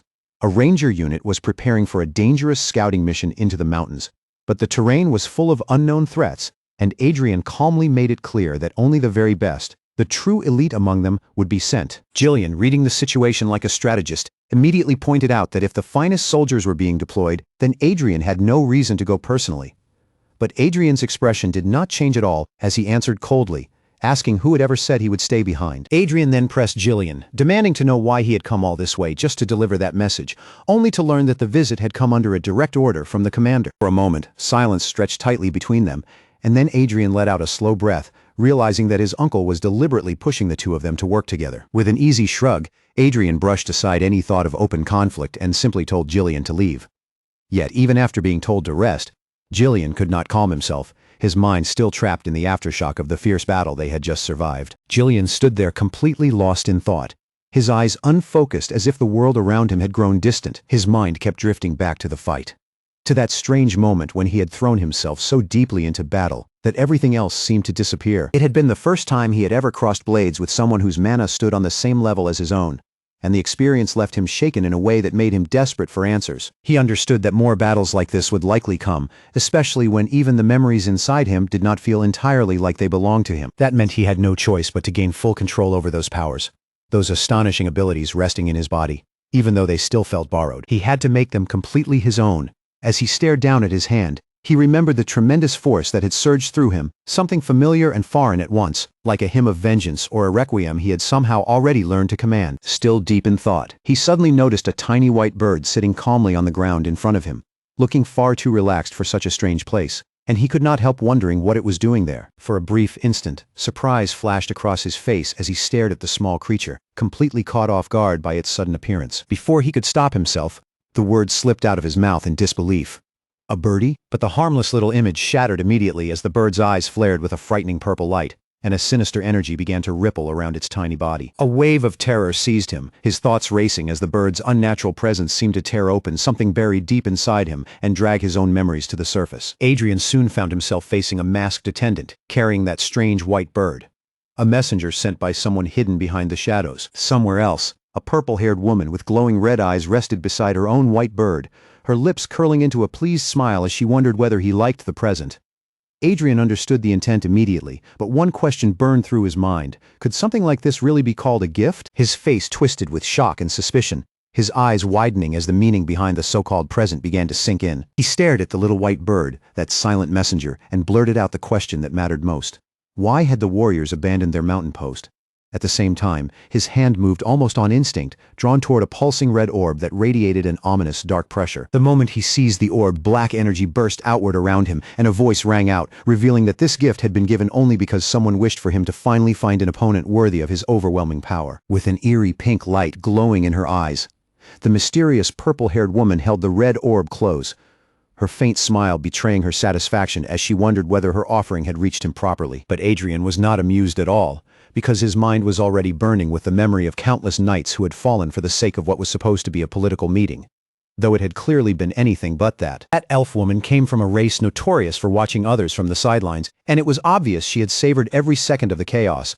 She must have enjoyed the confrontation with the orc warlord immensely, mixing hatred, fascination, and admiration together before judging it all as impressive. And somehow she had the nerve to call it a favor, looking down at Adrien as he reeled from the aftermath, as though the entire bloody mess had been offered to him as a thoughtful gift. Adrien, thoroughly sick of her games, snapped back and told her to stop playing around and reveal what she was really after, only for the bird to chirp in response, calling him cold. He shot back that he had no interest in one-sided love, but the bird only chirped again, as if asking what else she could possibly do. Then, speaking for the elf, it revealed that she was simply waiting for the day His Highness finally opened his heart to her. And with that, the strange exchange came to an end, the white messenger bird lifting into the air and flying away while Adrien was left alone with the absurd weight of what had just happened. Adrien stood with the messenger bird perched on his arm, as a chilling thought settled into his mind.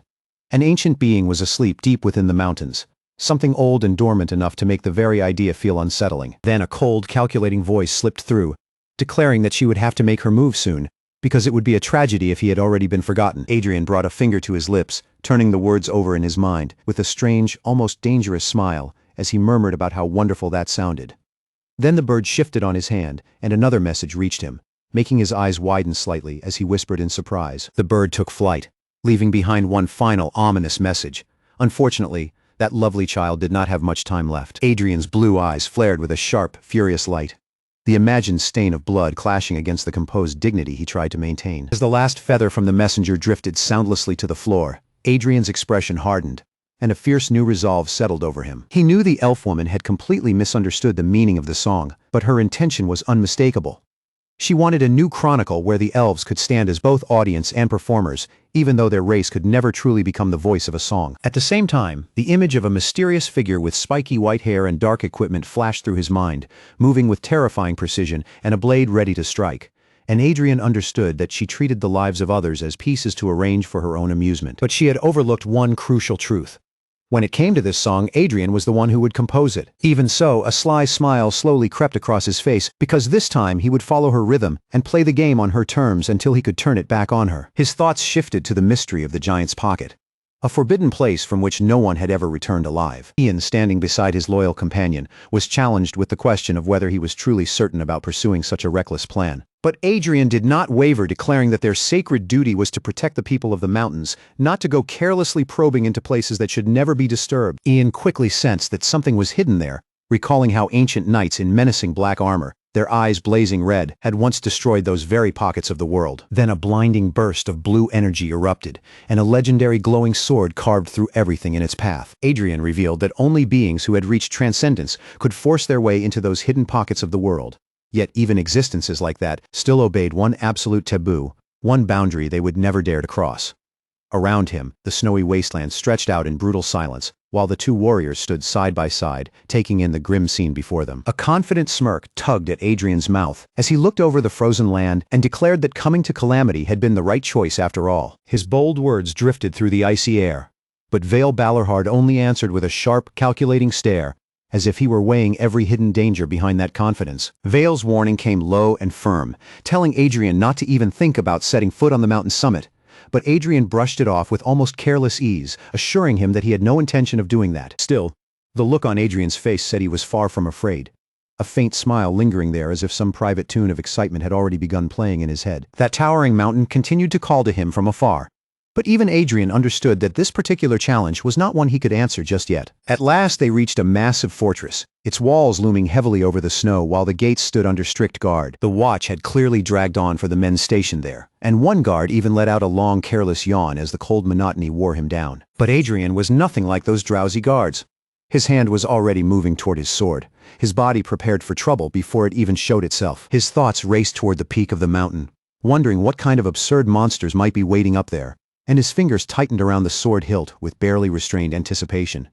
He wanted stronger enemies, fiercer battles, and victories worthy of carving into memory. Standing beside Vale as they looked toward the castle, Adrien could feel it clearly. The real fights were no longer distant rumors, and they were about to arrive much faster than anyone expected. The great castle stood like a stubborn giant beneath the relentless downpour, its battered walls turning the whole place into a grim battlefield. Inside, tension pressed down on every corridor, armor clanked with each hurried step, and Vale Balarhard advanced upward with the heavy authority of a commander who had already seen too much war. He met Adrien on the battlements, where the full danger finally came into view, and Adrien did not soften the truth at all, as he stated that they were completely surrounded up there. Vale narrowed his eyes as he scanned the enemy masses below, his resolve hardening when he spoke of the people outside the walls.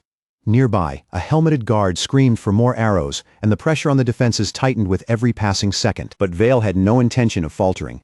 His expression turned to iron, the kind of cold, unbreakable look that told everyone around him he was ready for whatever came next. He turned sharply toward the archers and commanded them to hold their positions, leaving no room for panic or mistakes.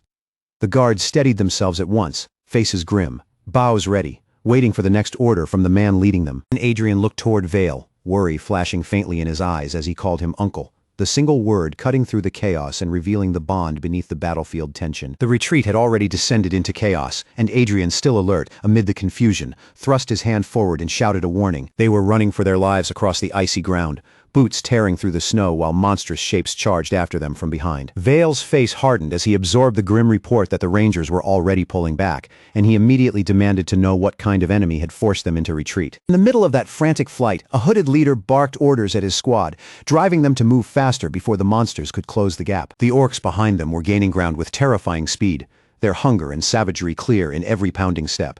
Then the true horror revealed itself as a massive, snarling wolf beast burst forward, exposing the wolf riders that were hunting them down. Back at the fortress, Vale stood firm where he was, his gaze fixed on the castle walls as if measuring how long they could endure. The hooded leader spat out a furious curse, frustration breaking through as the enemy continued pressing relentlessly at their backs. Adrien, brow furrowed with concern, turned toward Vale and confirmed the worst of it. The enemy had already begun crashing against their defenses. From a snowy ridge, he looked down at the castle below, now swallowed by the flames and noise of battle, with the sounds of war tearing through the freezing air. A cold realization struck him all at once. If nothing changed, they were going to be wiped out. But Adrien's eyes burned with fierce resolve as he stared into the chaos, already deciding that he would buy them the precious seconds they needed. Out on the merciless snowfield, a silver-haired warrior fearlessly met a monstrous wolf rider head-on, her weapon flashing against the charging beast.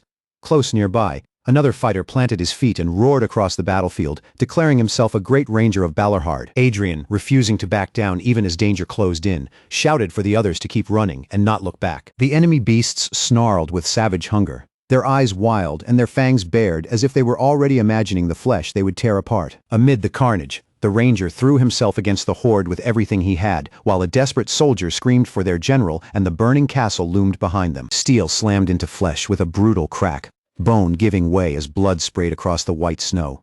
The siege had become a massacre, each impact sending crimson through the cold air in a violent burst. Turning toward his companion, he made one thing clear: What they were doing was not an execution, at least not in the ordinary sense, and certainly not at that moment. The monstrous leader and its followers held their positions, while the red banner above them stood like a grim signal over the silent, snow-covered battlefield. He stared out over the scene, and then the truth struck him with chilling force as everything finally clicked into place. An ancient being was sleeping deep within those mountains, and now he had finally connected enough of the pieces to understand what that meant. A memory of an earlier battle with the orcs flashed through his mind, locking his theory into place. And from that moment onward, only one answer remained: fight. Meanwhile, the monstrous creature raised its blazing eyes and roared with burning conviction, swearing to fight with honor and reclaim the name that had been taken from it. Its booming voice tore through the battlefield as it screamed its grim loyalty, vowing to survive for the sake of its king. Adrien delivered the devastating news to Vale. The orcs had already smashed through their lines and were preparing for a full-scale assault. Vale's expression remained carved from stone. But Adrien continued, making it clear that many of their own people still failed to understand just how dangerous the situation had become. With a hard glare, Adrien challenged Vale to see the brutal reality with his own eyes if he still refused to believe it. Vale's gaze sharpened, and for a heavy, silent moment, the full weight of the crisis seemed to sink into him. A hand reached out as if sealing a dangerous agreement, only for a sharp cry of pain to break the moment. Then a hulking green-skinned orc leader roared his ultimatum. Everyone here, except the mercenaries, would become slaves, whether dead or alive. The orc leader bellowed again, furious and baffled that any mere human could defy what he saw as the very nature of communication, his roar echoing like an accusation of betrayal against their own kind. But Adrien, standing with Vale and a fierce female warrior at his side, answered with unwavering loyalty. Vale's face hardened into grim determination as he demanded to know how that orc had managed to pull off such a move. Then he accepted the challenge outright, swearing in a cold voice that anyone who dared interfere in the coming duel would meet his blade. He turned back toward his allies, his eyes cutting through them with a single pointed question, asking whether they believed him now. But Adrien's face tightened with worry as a cold sense of déjà vu crept over him, stirring the feeling that he had seen this exact situation before. As the pressure climbed higher, Adrien, Ian, and their allies stood together against the chaos, and even the prince could not fully hide the confusion tightening across his face. Ian's eyes snapped wide open in sudden alarm, his thoughts racing as he tried to grasp what kind of force was truly advancing toward them. Beyond the frozen wasteland, the orcs had gathered into a colossal army, ready to launch their most devastating assault yet. He stared out across the white silence, and a cold wave of dread settled heavily over him. Even with that grim sight spread before them, Adrien's voice cut sharply through the tension, telling them not to waste their shock now, because the real battle had not even begun. He laid the enemy's plan out in simple terms. They were coming straight at them. Ian immediately followed the logic and asked whether these were the same enemies who had avoided the previous clash. With the ranger listening closely beside them, Ian's mind flashed back to the last brutal fight in the snow, where warriors had collided in pure chaos. He confirmed what he suspected, recalling the mountain battle where they had been crushed. Adrien then turned his gaze toward him and asked directly whether he was prepared to join the fight. With determination sharpening his expression, Adrien declared that he would strike the barriers as quickly as possible, and the ranger immediately made it clear that he would stand with him. A confident smirk spread across Adrien's face as he pointed out that they already had 2 fighters ready to move. Then the realization hit Ian with terrifying force, like a memory returning too clearly. This entire situation felt painfully familiar, and he wondered who else could possibly understand what was unfolding. Adrien let out a strange sound under his breath, but Ian fixed him with an unyielding stare and insisted that they face this challenge with their own hands. There was no backing away now. How could he abandon the people depending on him when everything was hanging by a thread? At that moment, another figure stepped into the scene. Arwen. Arwen lowered herself in a respectful bow before Adrien, giving him the proper royal address as she called him Your Highness. Ian, instantly intrigued, asked how she could possibly know the ancient tongue, and Arwen answered as if it were nothing unusual, simply saying that she had studied it. Ian could hardly believe what he had heard, muttering in disbelief that knowing such an ancient language was absurdly rare and could change everything for them. The more he thought about it, the clearer it became that Arwen was truly exceptional, because only someone with the refinement of a real noble could ever master that ancient language. At the same time, a twisted goblin-like monster let out a harsh roar, signaling that the enemy had begun to move. Ian's thoughts snapped back into focus, and he instinctively compared Arwen's rare ability with that detestable figure from before. He made the decision that it was time to return, but deep down, he knew one thing for certain: in this world, true coincidences almost never happened. The moment he stepped into this world, an elf envoy who had never interfered with him before suddenly appeared, as if drawn out by his arrival. And then, almost as if following the same timing, the orc warlord had appeared in Balorhard at exactly the same moment. Now Adrien wore an expression heavy with concern, as he admitted that he had no idea what would come next. He stood on the frozen battlefield with bodies scattered around him, yet his focus remained razor-sharp, leaving no room for distraction or hesitation. His eyes narrowed, and a hard, unwavering resolve burned fiercely in his stare. Desolate, snow-swept peaks loomed around them like silent witnesses to the storm about to break. Beside him, the cloaked figure stood motionless, a quiet but powerful presence in the middle of the rising chaos. Adrien understood it clearly now. There was no more time to think things through. The moment to act had arrived. Then, a colossal green-skinned warrior stepped forward with an axe in hand, each heavy stomp radiating raw power and brutal confidence. Adrien stared the massive enemy down and challenged him without flinching, asking if he was supposed to be his opponent, and whether the orc had a problem with that. The orc warlord's tusks flashed as he answered with a contemptuous, guttural scoff, dismissing the idea as ridiculous. Adrien stood ready with his ally beside him as a booming voice tore across the frozen wasteland, building the tension of the challenge before them. The orc warlord loomed like a living mass of menace, then promised that their flesh and blood would become a feast. Adrien only smirked, completely unmoved by the threat, and fired back that the orc warlord's grand speech was almost laughable. Still, the hulking creature facing them was no ordinary enemy.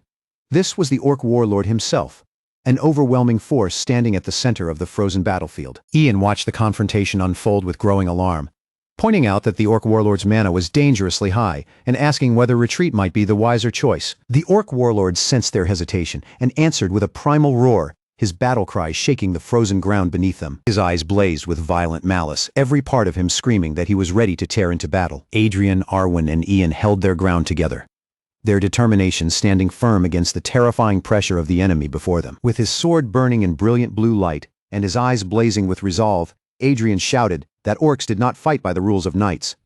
Blue energy surged from his blade and armor as he called out to his comrades. His resolve ignited the battlefield as he charged into the chaos, his glowing sword cutting a devastating blue streak through the enemy horde. The empowered blade struck with explosive force, smashing through the orc's crude armor and scattering broken fragments through the air. With one swift and precise slash, he severed an orc's limb in an instant, proving just how far above them his combat skill truly was. Then the orc warlord himself surged into motion, swinging his colossal axe downward as a furious roar tore from his throat. Adrien did not retreat.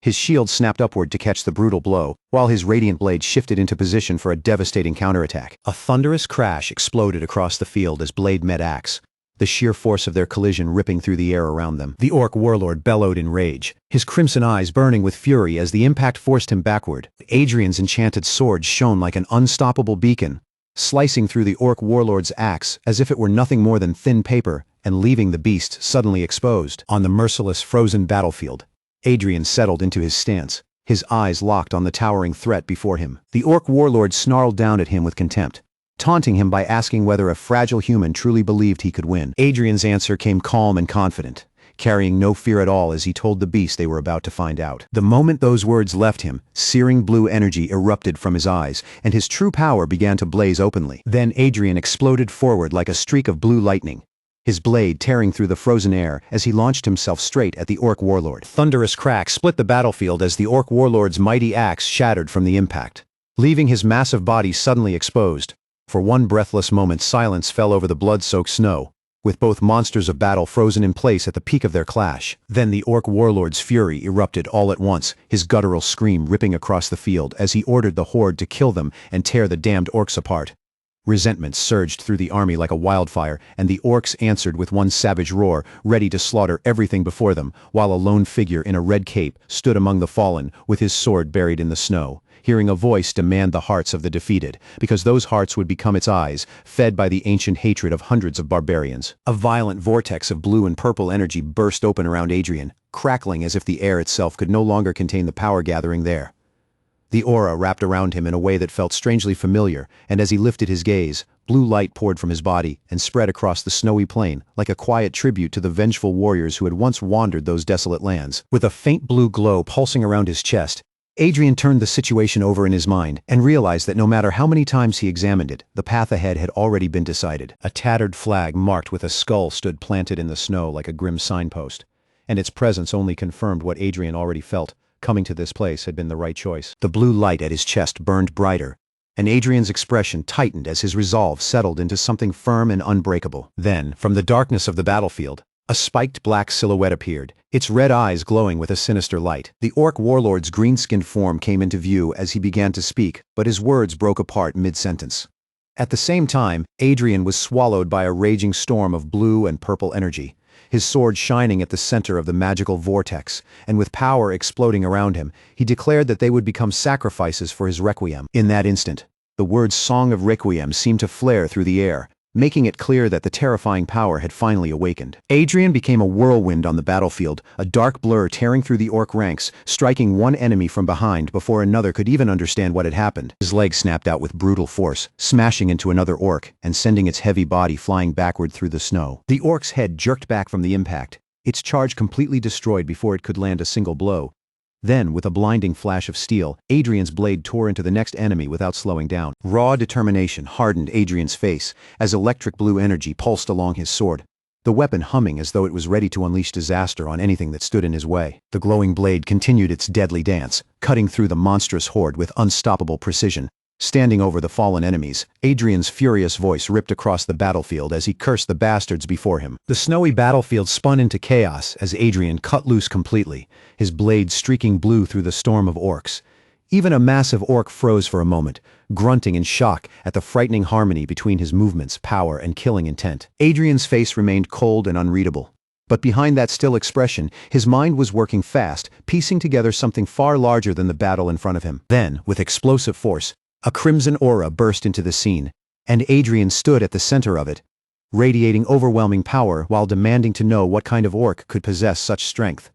Even an orc warrior prince should not have been this absurdly powerful, but the hesitation vanished as Adrien's resolve surged again, his eyes blazing with electric blue light while his aura erupted around him like a storm ready to break. He shot forward in a blur, his weapon flashing like a bolt of blue lightning as he shredded through the orc lines one after another. Watching that terrifying display unfold, Ian understood it clearly and confirmed that the enemy they were facing truly was an orc warrior prince. Adrien stood tall and unshaken, his eyes fixed on the chaos he had just carved open, already prepared for whatever came next. With blue aura blazing around his fist, he looked down at his enemy and coldly asked if this was truly all a loyal subject of a king could offer. The orc warrior prince, wrapped in a raging red aura, roared back in fury, declaring that cheap taunts like that only made his anger burn hotter. Before the orc could properly move, a brutal strike slammed into him with explosive power.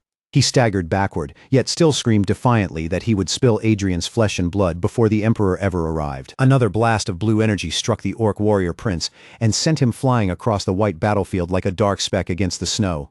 Adrien did not let up for even a second, his entire body crackling with blue power as he prepared to finish the fight. He drove a devastating punch forward, and the moment it landed against the orc warrior prince, blue force erupted outward in a violent explosion. The impact tore through the ground beneath them, smashing ice and rock apart until a massive crater opened across the frozen battlefield. Adrien unleashed a sweeping arc of blue energy that ripped through the air like a blade of light. Closing the distance in a flash, he continued the relentless assault, his sword moving as a blur of ethereal power. The orc warrior prince could only gasp in disbelief, choking out broken sounds as blow after blow crashed into him faster than he could defend. Moving at blinding speed, Adrien was already shifting into position, lining up the next decisive strike before his enemy could recover. His blade struck with savage force, sending a crimson spray across the untouched snow. Adrien followed through without hesitation, carrying the full momentum of the attack into the next motion. The orc warrior prince screamed in agony, a guttural cry tearing from his throat as he clutched at his wounded chest. The sheer force of the blow hurled him backward in defeat, his blood staining the white snow beneath him. Around them, the shattered ice and torn earth showed just how violently Adrien's overwhelming power had scarred the battlefield. Adrien stood victorious over the ruined orc warrior prince, whose body lay broken in the snow amid the remains of his fallen army. A chilling silence settled over the field as Adrien looked toward the distant castle, the final heavy thud marking the end of the chaos. But his thoughts had already moved elsewhere, and a quiet vow formed within him. Since he had borrowed that power, it was only right to grant its wish. A fierce light ignited in Adrien's eyes, and his expression hardened as resolve rushed through him like a silent gust of wind. Suddenly a blazing red orb of energy formed in his grasp, and Adrien whispered a solemn farewell as a voice deep in his mind answered with reverence, calling out to its king. The crimson light faded, only to be replaced by a crackling burst of blue aura that ignited around him. His eyes blazed with otherworldly power as violent blue energy surged from his hand through the spray of blood. Adrien's face was washed in that fierce blue glow, his eyes burning with an intensity so unyielding it almost seemed terrifying. The pressure radiating from his gaze was impossible to ignore, leaving behind one chilling thought. What kind of eyes were those? Once again, Adrien was thrown into the heart of battle, a blazing red aura flaring around him as the fighting spiraled out of control.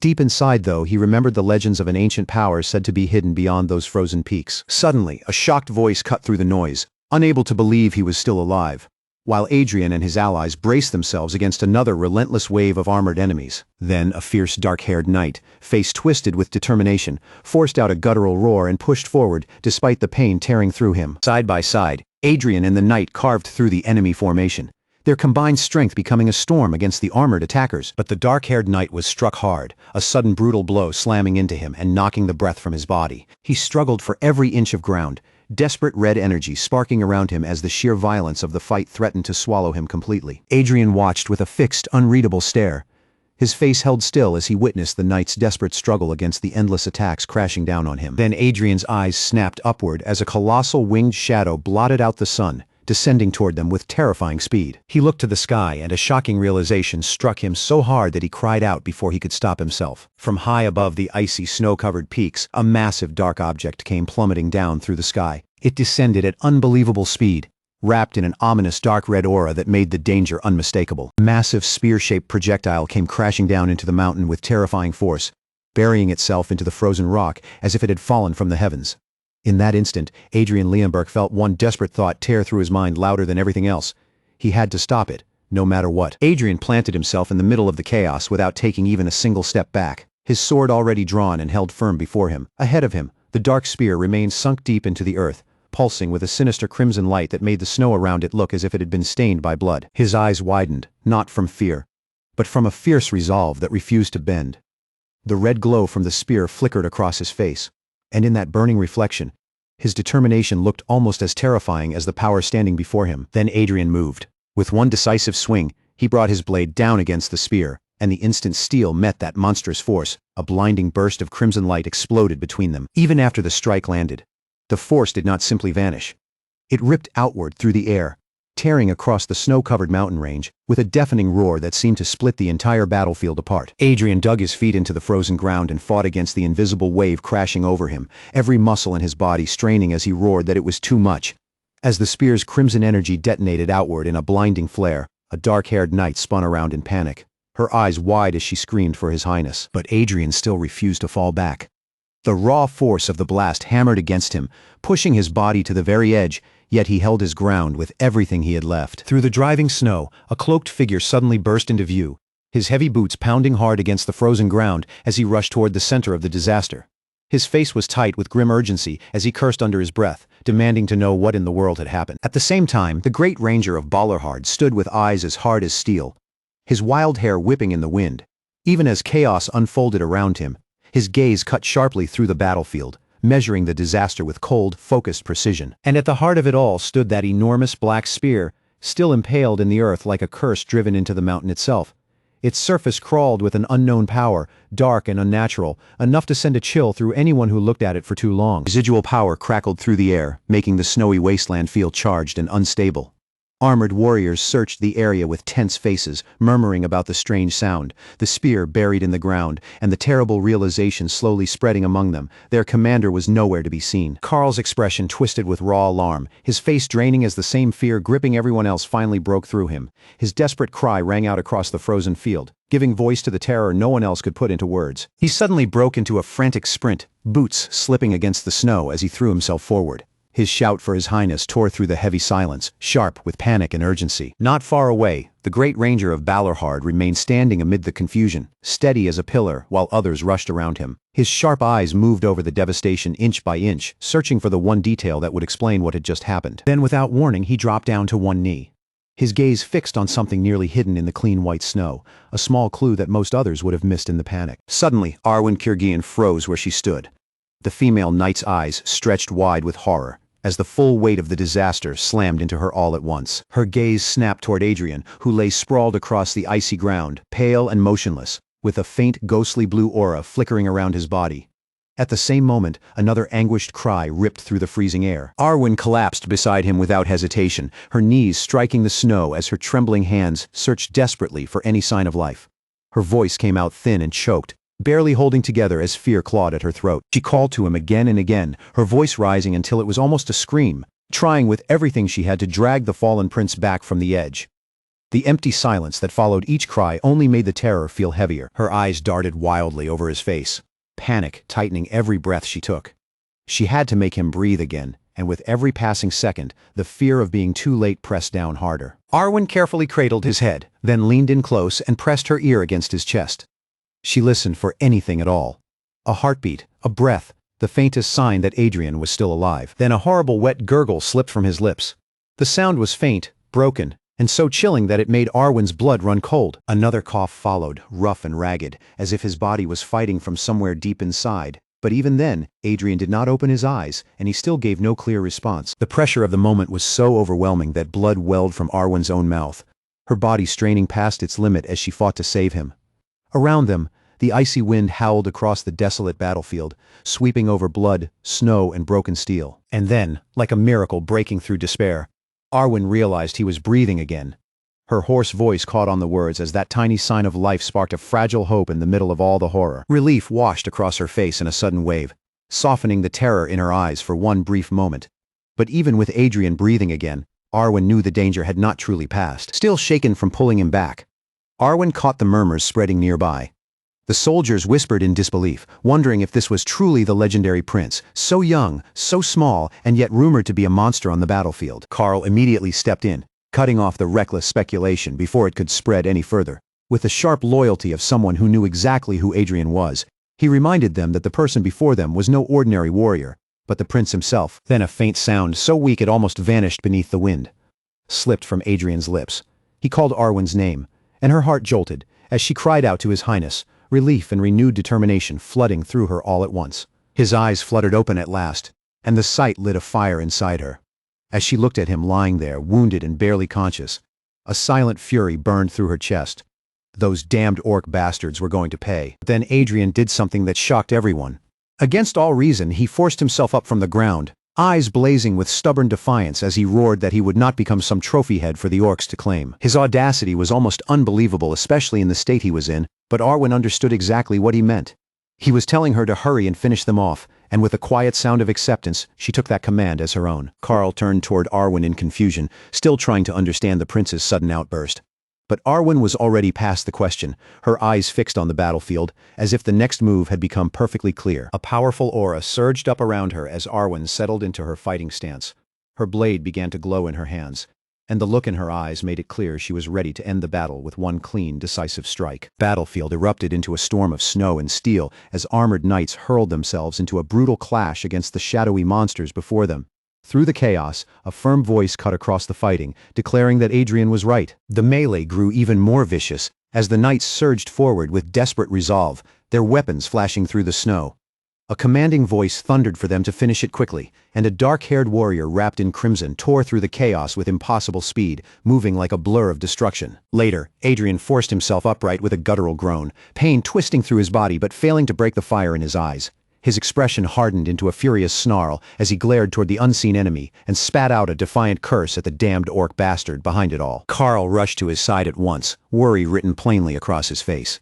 Leaning in with urgent concern, he asked if his highness was truly all right. Adrien sank back onto the bed, his heavily bandaged arm resting stiffly at his side.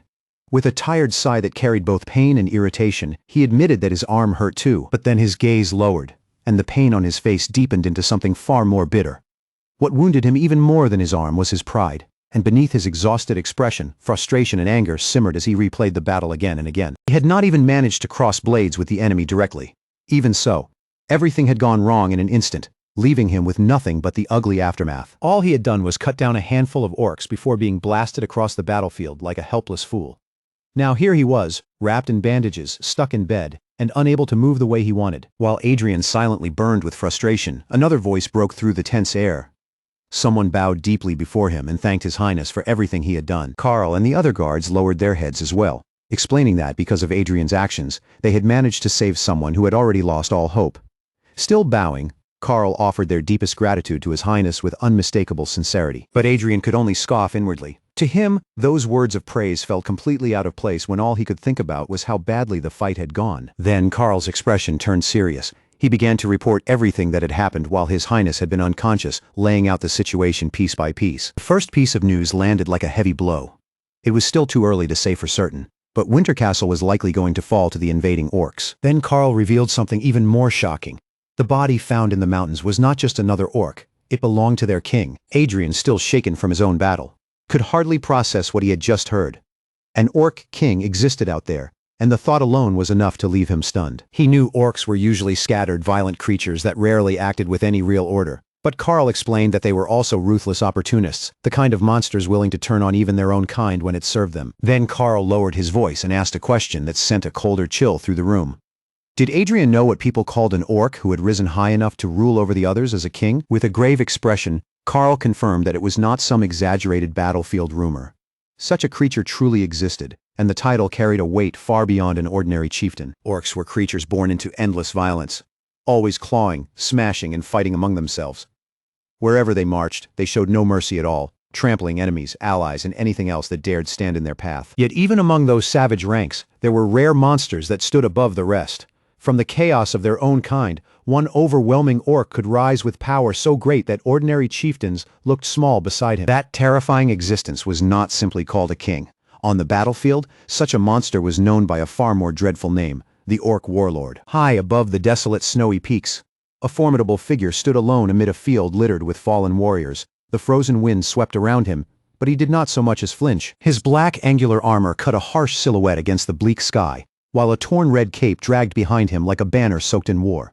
That chilling presence belonged to the frenzied Lord of War, a being whose very shadow seemed to promise slaughter. Adrien sank deep into thought, his expression tightening as he considered the danger ahead. Finding the Orc Warlord before he reached the gates would be brutally difficult, even with their defensive plans already set in motion. Carl spoke up with a tense seriousness, pointing out that tracking down the Orc Warlord's subordinates for information would be just as difficult. At the same time, his hesitation was obvious, especially when it came to the idea of Adrien handling that magic sword again. Adrien stared at him in confusion, unable to understand the logic.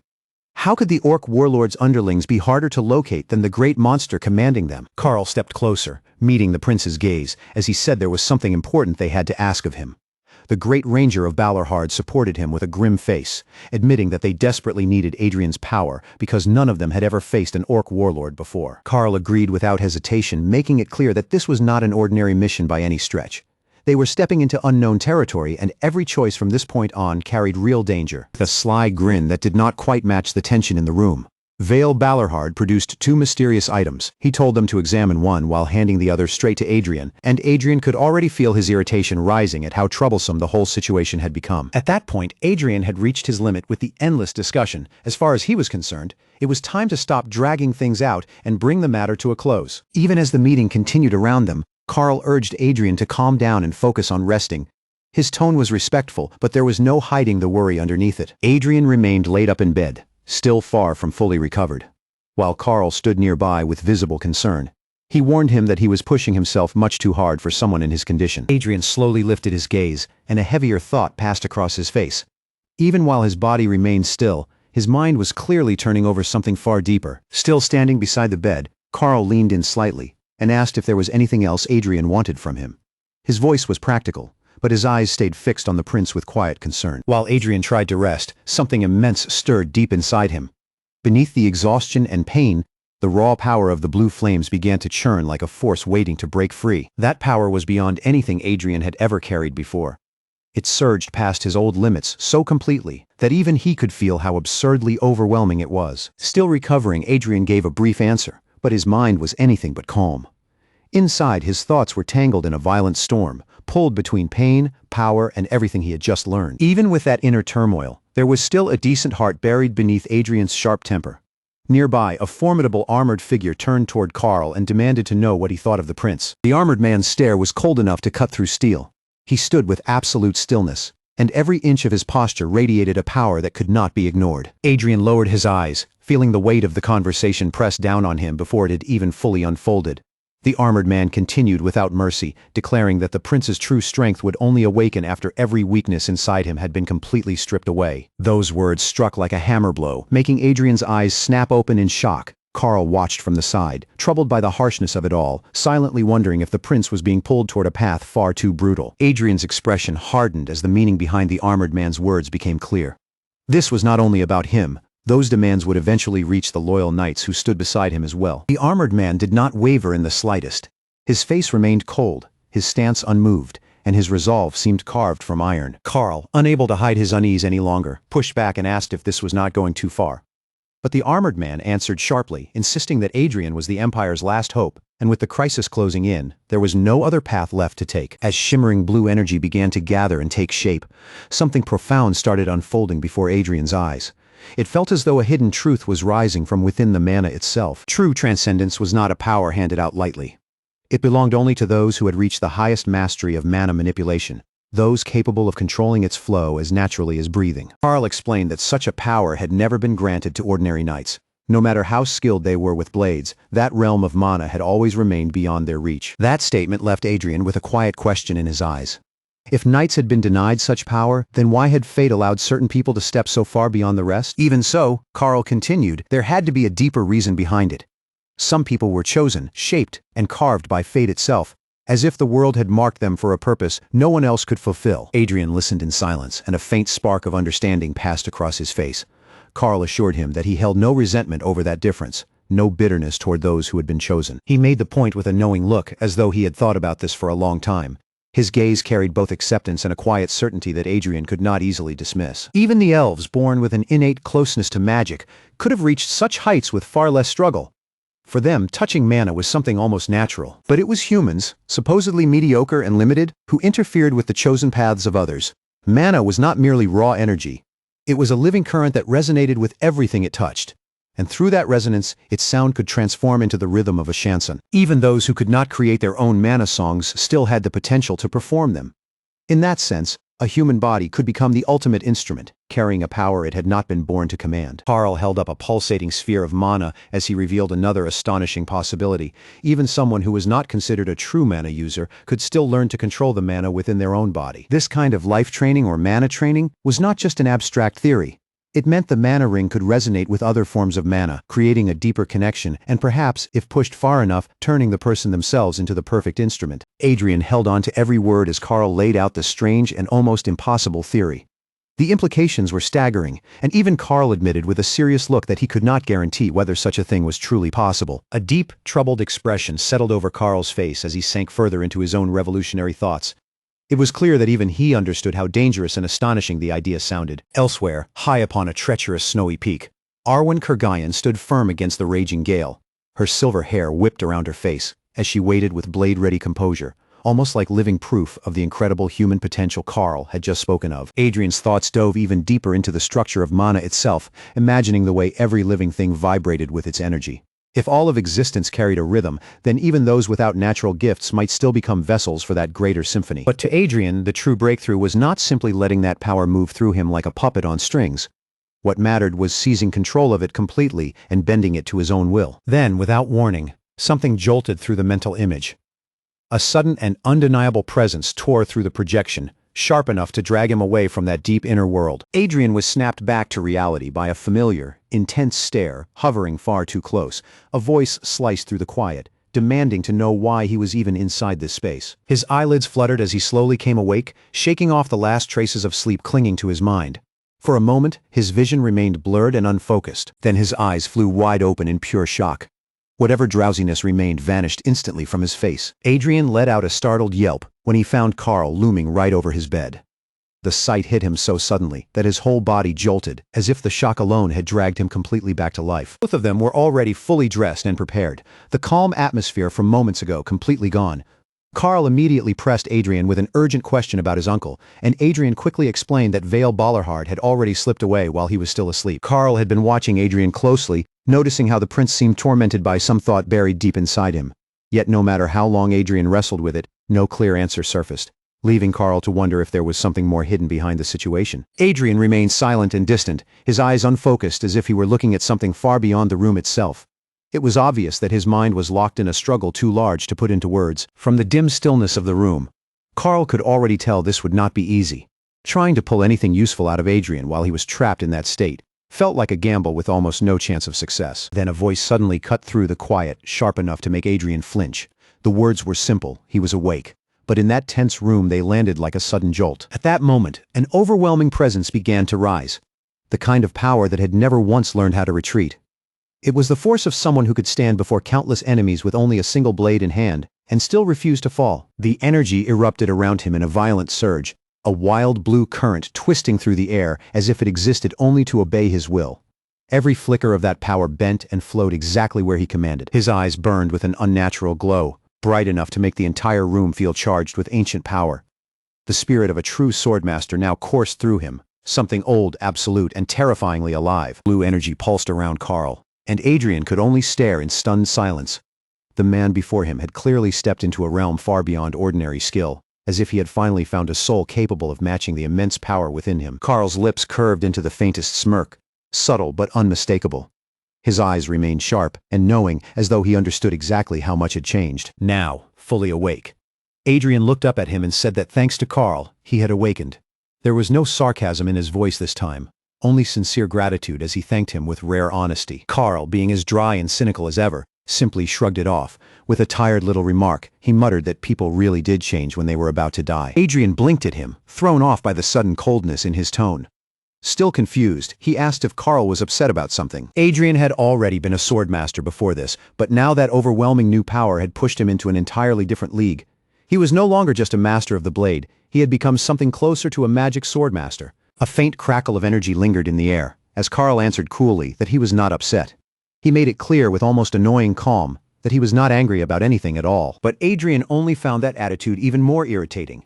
In his mind, Carl had completely misunderstood the situation, and that made the whole exchange feel even more frustrating. Letting that topic go, Adrien shifted to the question that actually mattered. He narrowed his eyes and asked what Carl had gained from everything that had just happened. Carl looked down at the marks left behind and answered in a cryptic tone. What he had gained was a chance to remove something, or at least the first milestone toward making that possible. His expression remained unreadable, giving away almost nothing. But behind those calm eyes, Adrien could tell there was far more going on than Carl was willing to say aloud. Later, Adrien stood by the window, thinking over Carl's strange answer while his mind moved ahead to what came next.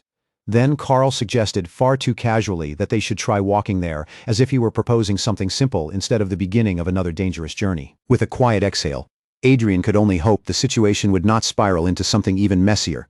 But with everything already set in motion, that hope felt painfully fragile. Adrien told himself that Carl was not angry, only disappointed. And the thought carried a subtle sting. Somehow those words felt even sharper than open irritation. Carl stood over him with that same cold, unbending presence. Then he warned Adrien not to get his hopes up over nothing. His face remained as unreadable as a stone wall. In the silence that followed, only the faint rustle of movement broke the tension between them. Carl began to move, making it clear that he had questions of his own. Yet even as he admitted that much, he also stated that he would not ask any of them. Now, standing and properly dressed, Adrien demanded again to know what Carl had truly gained from all of this. But Carl only answered that Adrien already understood the situation well enough. Adrien tried to press him further, his frustration slipping into his voice as he asked where Carl had picked up the thel. He wanted a clear answer, not another half-hidden response. But Carl's thoughts were already focused on how much he himself had changed. And from the look on Adrien's face, that transformation was not something the prince was happy about. With one final sweep of movement, Carl turned away and walked off, leaving Adrien alone with those cryptic words.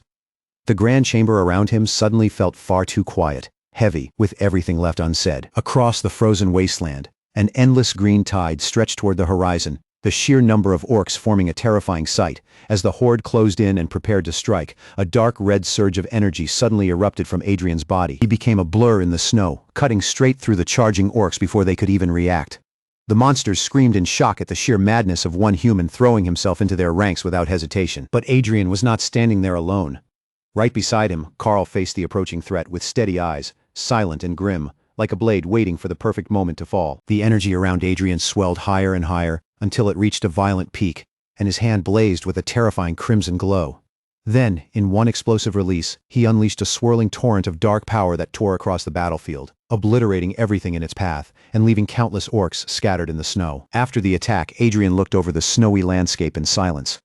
The ground before him was still scarred from the devastation he had just unleashed, carved open by the force of his power. Standing beside him, Carl calmly remarked that it had been a remarkable speculation. His voice was steady, almost too composed for someone looking at a battlefield ripped apart. In the distance, a mass of dark red energy began to swirl and gather, drawing Adrien's attention at once. As the crimson aura flared and revealed a towering armored figure within it, he questioned whether that was the orc warlord, while two heavily armored orcs in the foreground fixed their attention on the approaching threat. Carl shook his head without hesitation. That answer alone made the air feel even colder. With his gaze sharpened on the distant figure, Carl explained that the bastard was one of the bravest among the generals. He was one of the rare few strong enough to stand behind the orc warlord and follow him directly. And true enough, the crushing presence before them belonged to one of those fearless generals. Even from afar, the weight of his power pressed heavily across the battlefield. His crimson aura pulsed with raw force, making his immense strength impossible to ignore. From the carnage rose a colossal orc with eyes blazing like infernal embers, a nightmare to knights and swordmasters alike, whose very presence dominated the snow-covered battlefield. Bathed in that malevolent crimson glow, his body looked like a brutal monument to untamed violence. His green-skinned face twisted around razor-like fangs, and his blazing eyes burned with destructive light, earning him one terrifying and legendary title, the Night Slayer. Just as knights drew upon mana, orcs possessed a power unique to their own kind. What they unleashed was not refined magic, but a raw crimson force known as battle aura. To forge that power and make their battle aura stronger, orcs threw themselves into battle more relentlessly than any other race. For them, conflict was not only instinct, it was the path to greater strength. They took countless heads in their endless pursuit of power, growing stronger through slaughter after slaughter. But every so often, a few orcs rose far above the rest, elite monsters who carried an enormous amount of battle aura. Their eyes burned with a fierce, predatory light, sharpened by countless battles. These elite orcs became so sensitive to aura and killing intent that they could actually see those invisible forces with their own eyes. That heightened perception, that terrifying ability to read what should have been unseen, was known among the orcs as awakened sight. The battlefield stretched out like a frozen graveyard, a silent record of absolute defeat. Red cloaks lay scattered across the clean white snow, marking where fallen warriors had collapsed and never risen again. Before that grim sight, Carl revealed the true terror of a Night Slayer. Such a warrior did not merely swing a weapon and overpower enemies. He controlled the battle through a power others could not even perceive. Against a monster like that, strategy and tactics lost their meaning. Even the most brilliant generals could be rendered helpless, because the Night Slayer did not just fight, he studied, dissected, and exploited every weakness with merciless precision. And the reason that power was so terrifying was simple.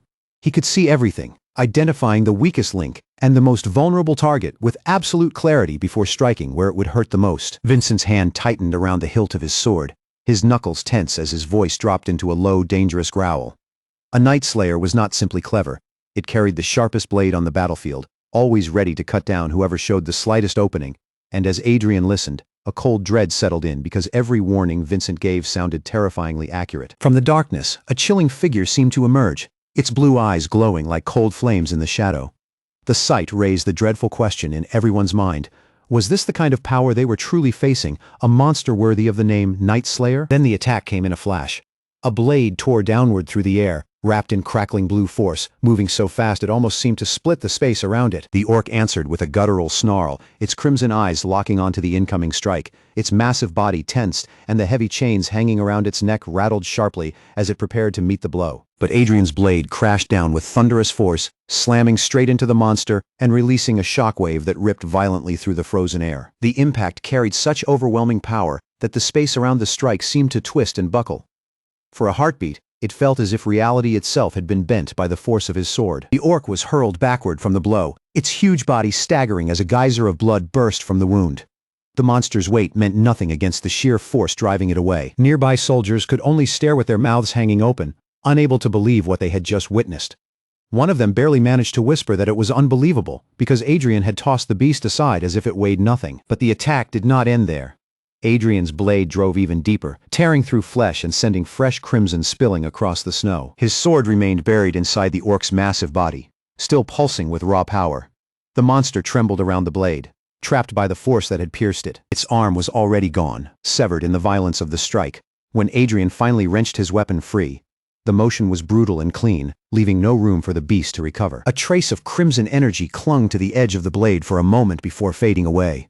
Only then did the colossal orc collapse, crashing heavily onto the snowy ground. From a distance, the soldiers stared in stunned silence, completely baffled by the force Adrien had just unleashed. That orc had been no ordinary enemy. It was a true powerhouse, the kind of monster that should never have fallen so easily. Then Vincent's voice cut through the silence, sharp enough to pull everyone back from their shock. He reminded them once again of the terror carried by those called Night Slayers. His words challenged everything they thought they understood about enemies like that.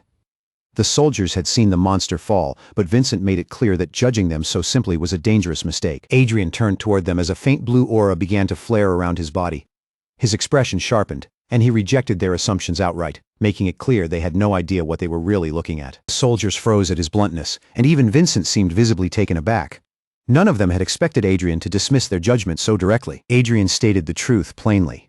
In this world, appearances could not be trusted. And when it came to orcs, what seemed obvious on the surface was often the most misleading thing of all. Vincent did not accept that so easily. He pushed back, arguing that no matter how strange or powerful they became, orcs were still just orcs in the end. Adrien only gave him a small, knowing smirk. Then he threw back the sharpest answer possible, telling him that he was the only one who knew just how boring that way of thinking really was. But in the next instant, Adrien's expression changed completely. Shock flashed across his face, and he shouted a single word, "No," as if he had realized something far too late. Then his voice dropped into an eerie calm. With a cold certainty that made the moment even heavier, he simply said that he had already warned them. Adrien pointed forward, where his hooded companions stood ready for what was coming. He knew exactly how the approaching threat would look to them, like easy prey waiting to be devoured. He warned them that if they left it all to him, they would not even have time to react. The implication was clear. Whatever move was about to happen would come with terrifying speed. As the argument continued, Vincent laid out the situation in a firm voice. The others had already received their orders, but they still lacked the experience needed to handle what was coming. He pressed the point even harder, insisting that even with orcs supporting the enemy, there was no reason for His Highness to become their target. In Vincent's mind, Adrien did not need to risk himself in a reckless fight when the others could still manage the battlefield. Adrien's eyes shifted to Vincent's wrapped arm, lingering on the injury with a sharp, judging look. Without needing many words, he called attention to the wound Vincent was trying to brush aside. Vincent glanced down at his own arm, as if only then remembering how visible the injury was. A quiet, awkward sound slipped from him before he could answer. Adrien's face hardened into a stone-cold expression. His gaze sharpened with fierce determination, making it clear that he had already made up his mind. Vincent admitted that his arm was still recovering, but he did not back down completely. He promised that when the moment came, he would still step into the fight. Adrien cut him off and told him to calm down, calling him Vincent directly. His tone made it clear that reckless bravery was not what he needed from him right now. With his eyes fixed on something beyond the room, Adrien stated that their true enemy was not what Vincent believed. Meanwhile, the talk of the Night Slayers still burned between them like an unresolved argument. Then a deep, resonant thrum echoed from outside, heavy enough to make the air feel unstable.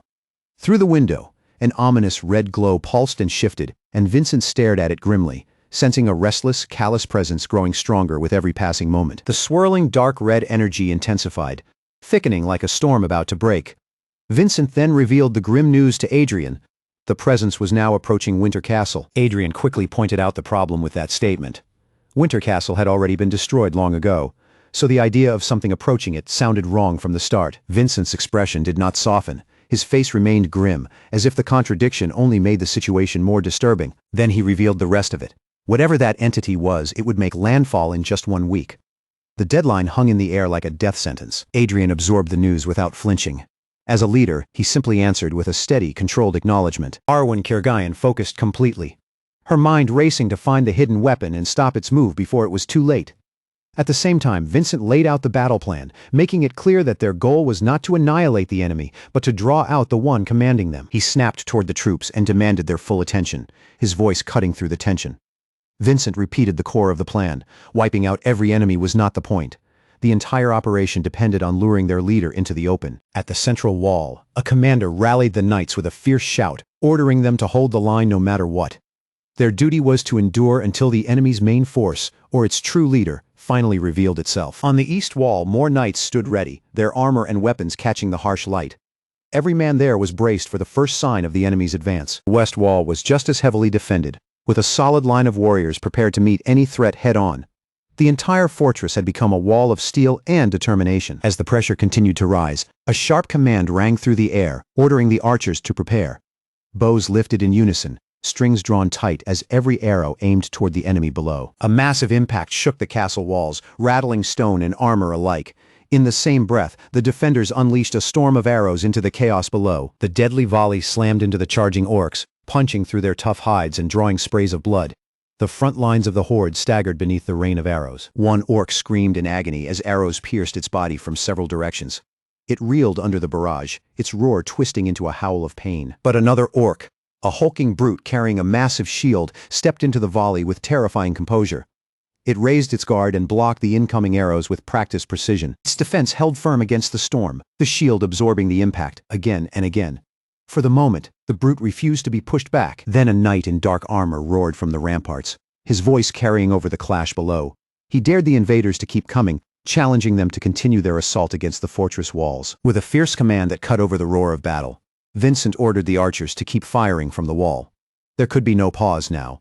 Their arrows had to keep raining down until the orc advance finally broke. The castle archers answered at once, releasing another devastating volley into the battlefield below.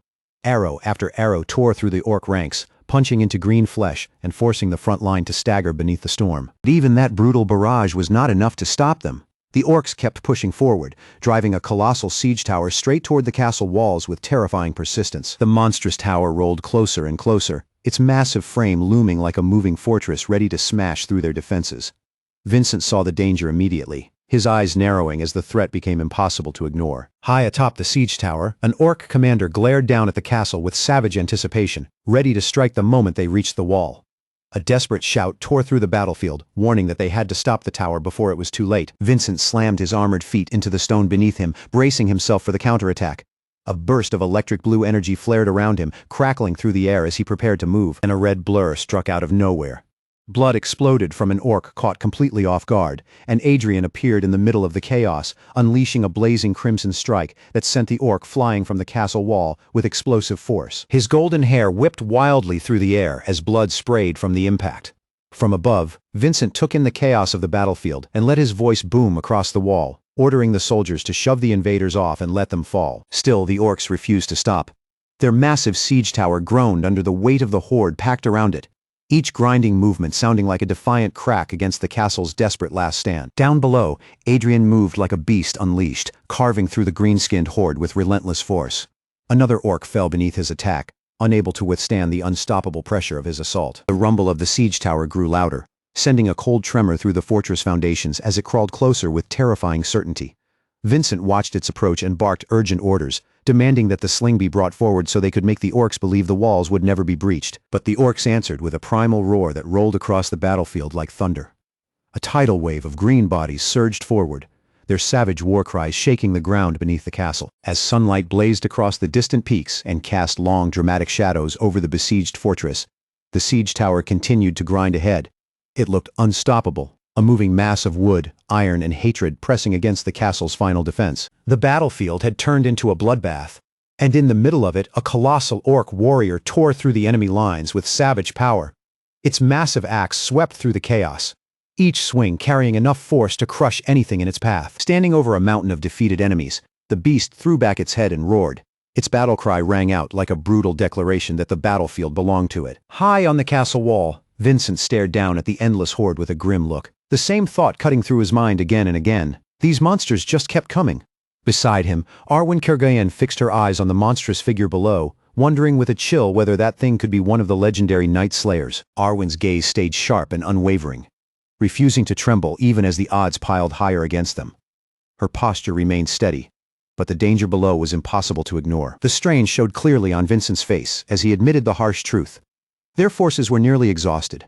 Arwen, however, clung to a thin thread of hope, believing that even those relentless monsters had to be feeling the weight of battle by now. But the siege tower kept grinding closer, its shadow stretching toward the castle like a sign of doom. Then the realization struck them with horrifying clarity. Winter Castle's walls had a critical weakness. The orc horde pressed forward without mercy, their savage roars tearing through the freezing air.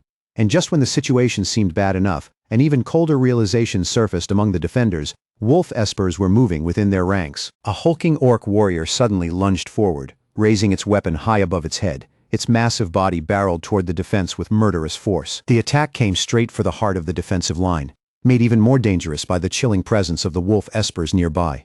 Adrien refused to give ground, meeting the charge in a furious clash of steel before barking for Arwen to handle the rest, then raising his shield to deflect another brutal strike, while keeping his eyes locked on the monster before him. His fingers tightened around the hilt of his sword. In the next breath, blue lightning began to crackle around the blade, crawling along the steel like a living current. With a calmness that felt almost unnerving, Adrien asked Arwen if it was time to dangle the bait. Then he moved, bringing his power-charged sword around in a devastating swing. He unleashed the Song of Requiem, and a blinding wave of destructive energy burst outward. The force swept across the battlefield with terrifying brilliance, swallowing everything in its path. From the depths of the chaos, a terrifying beast began to take shape. Its crimson eyes burned with pure malice, staring out from the darkness like a nightmare made flesh. A cataclysmic wave of dark crimson energy exploded outward, shaking the battlefield with its force. But Adrien did not retreat. His body blazed with a brilliant blue aura, as he launched a devastating counterattack, tearing straight through the enemy lines. From a distance, Vincent watched the clash unfold and felt the overwhelming power pouring from the battle. Concern tightened across his face as the sheer intensity of the fight made the danger impossible to dismiss. With a grim expression, Vincent confirmed what he had feared. The power before him was exactly as he had heard. Then a small knowing smirk crossed his face. Despite the danger, he declared that their strategy had worked. But the battle was far from finished. Adrien stood his ground with golden hair blazing in the harsh light, his eyes burning with the unyielding spirit of a warrior who had no intention of falling back. Then a new surge of dark energy erupted across the battlefield, cold and terrifying, as someone announced that it had finally arrived. In the next moment, the true horror revealed itself. The colossal orc warlord, wrapped in malevolent crimson power, charged forward at the head of its frenzied horde, and just as its overwhelming presence threatened to crush every hope, the terrifying news rang out. The Night Slayer had officially entered the battle.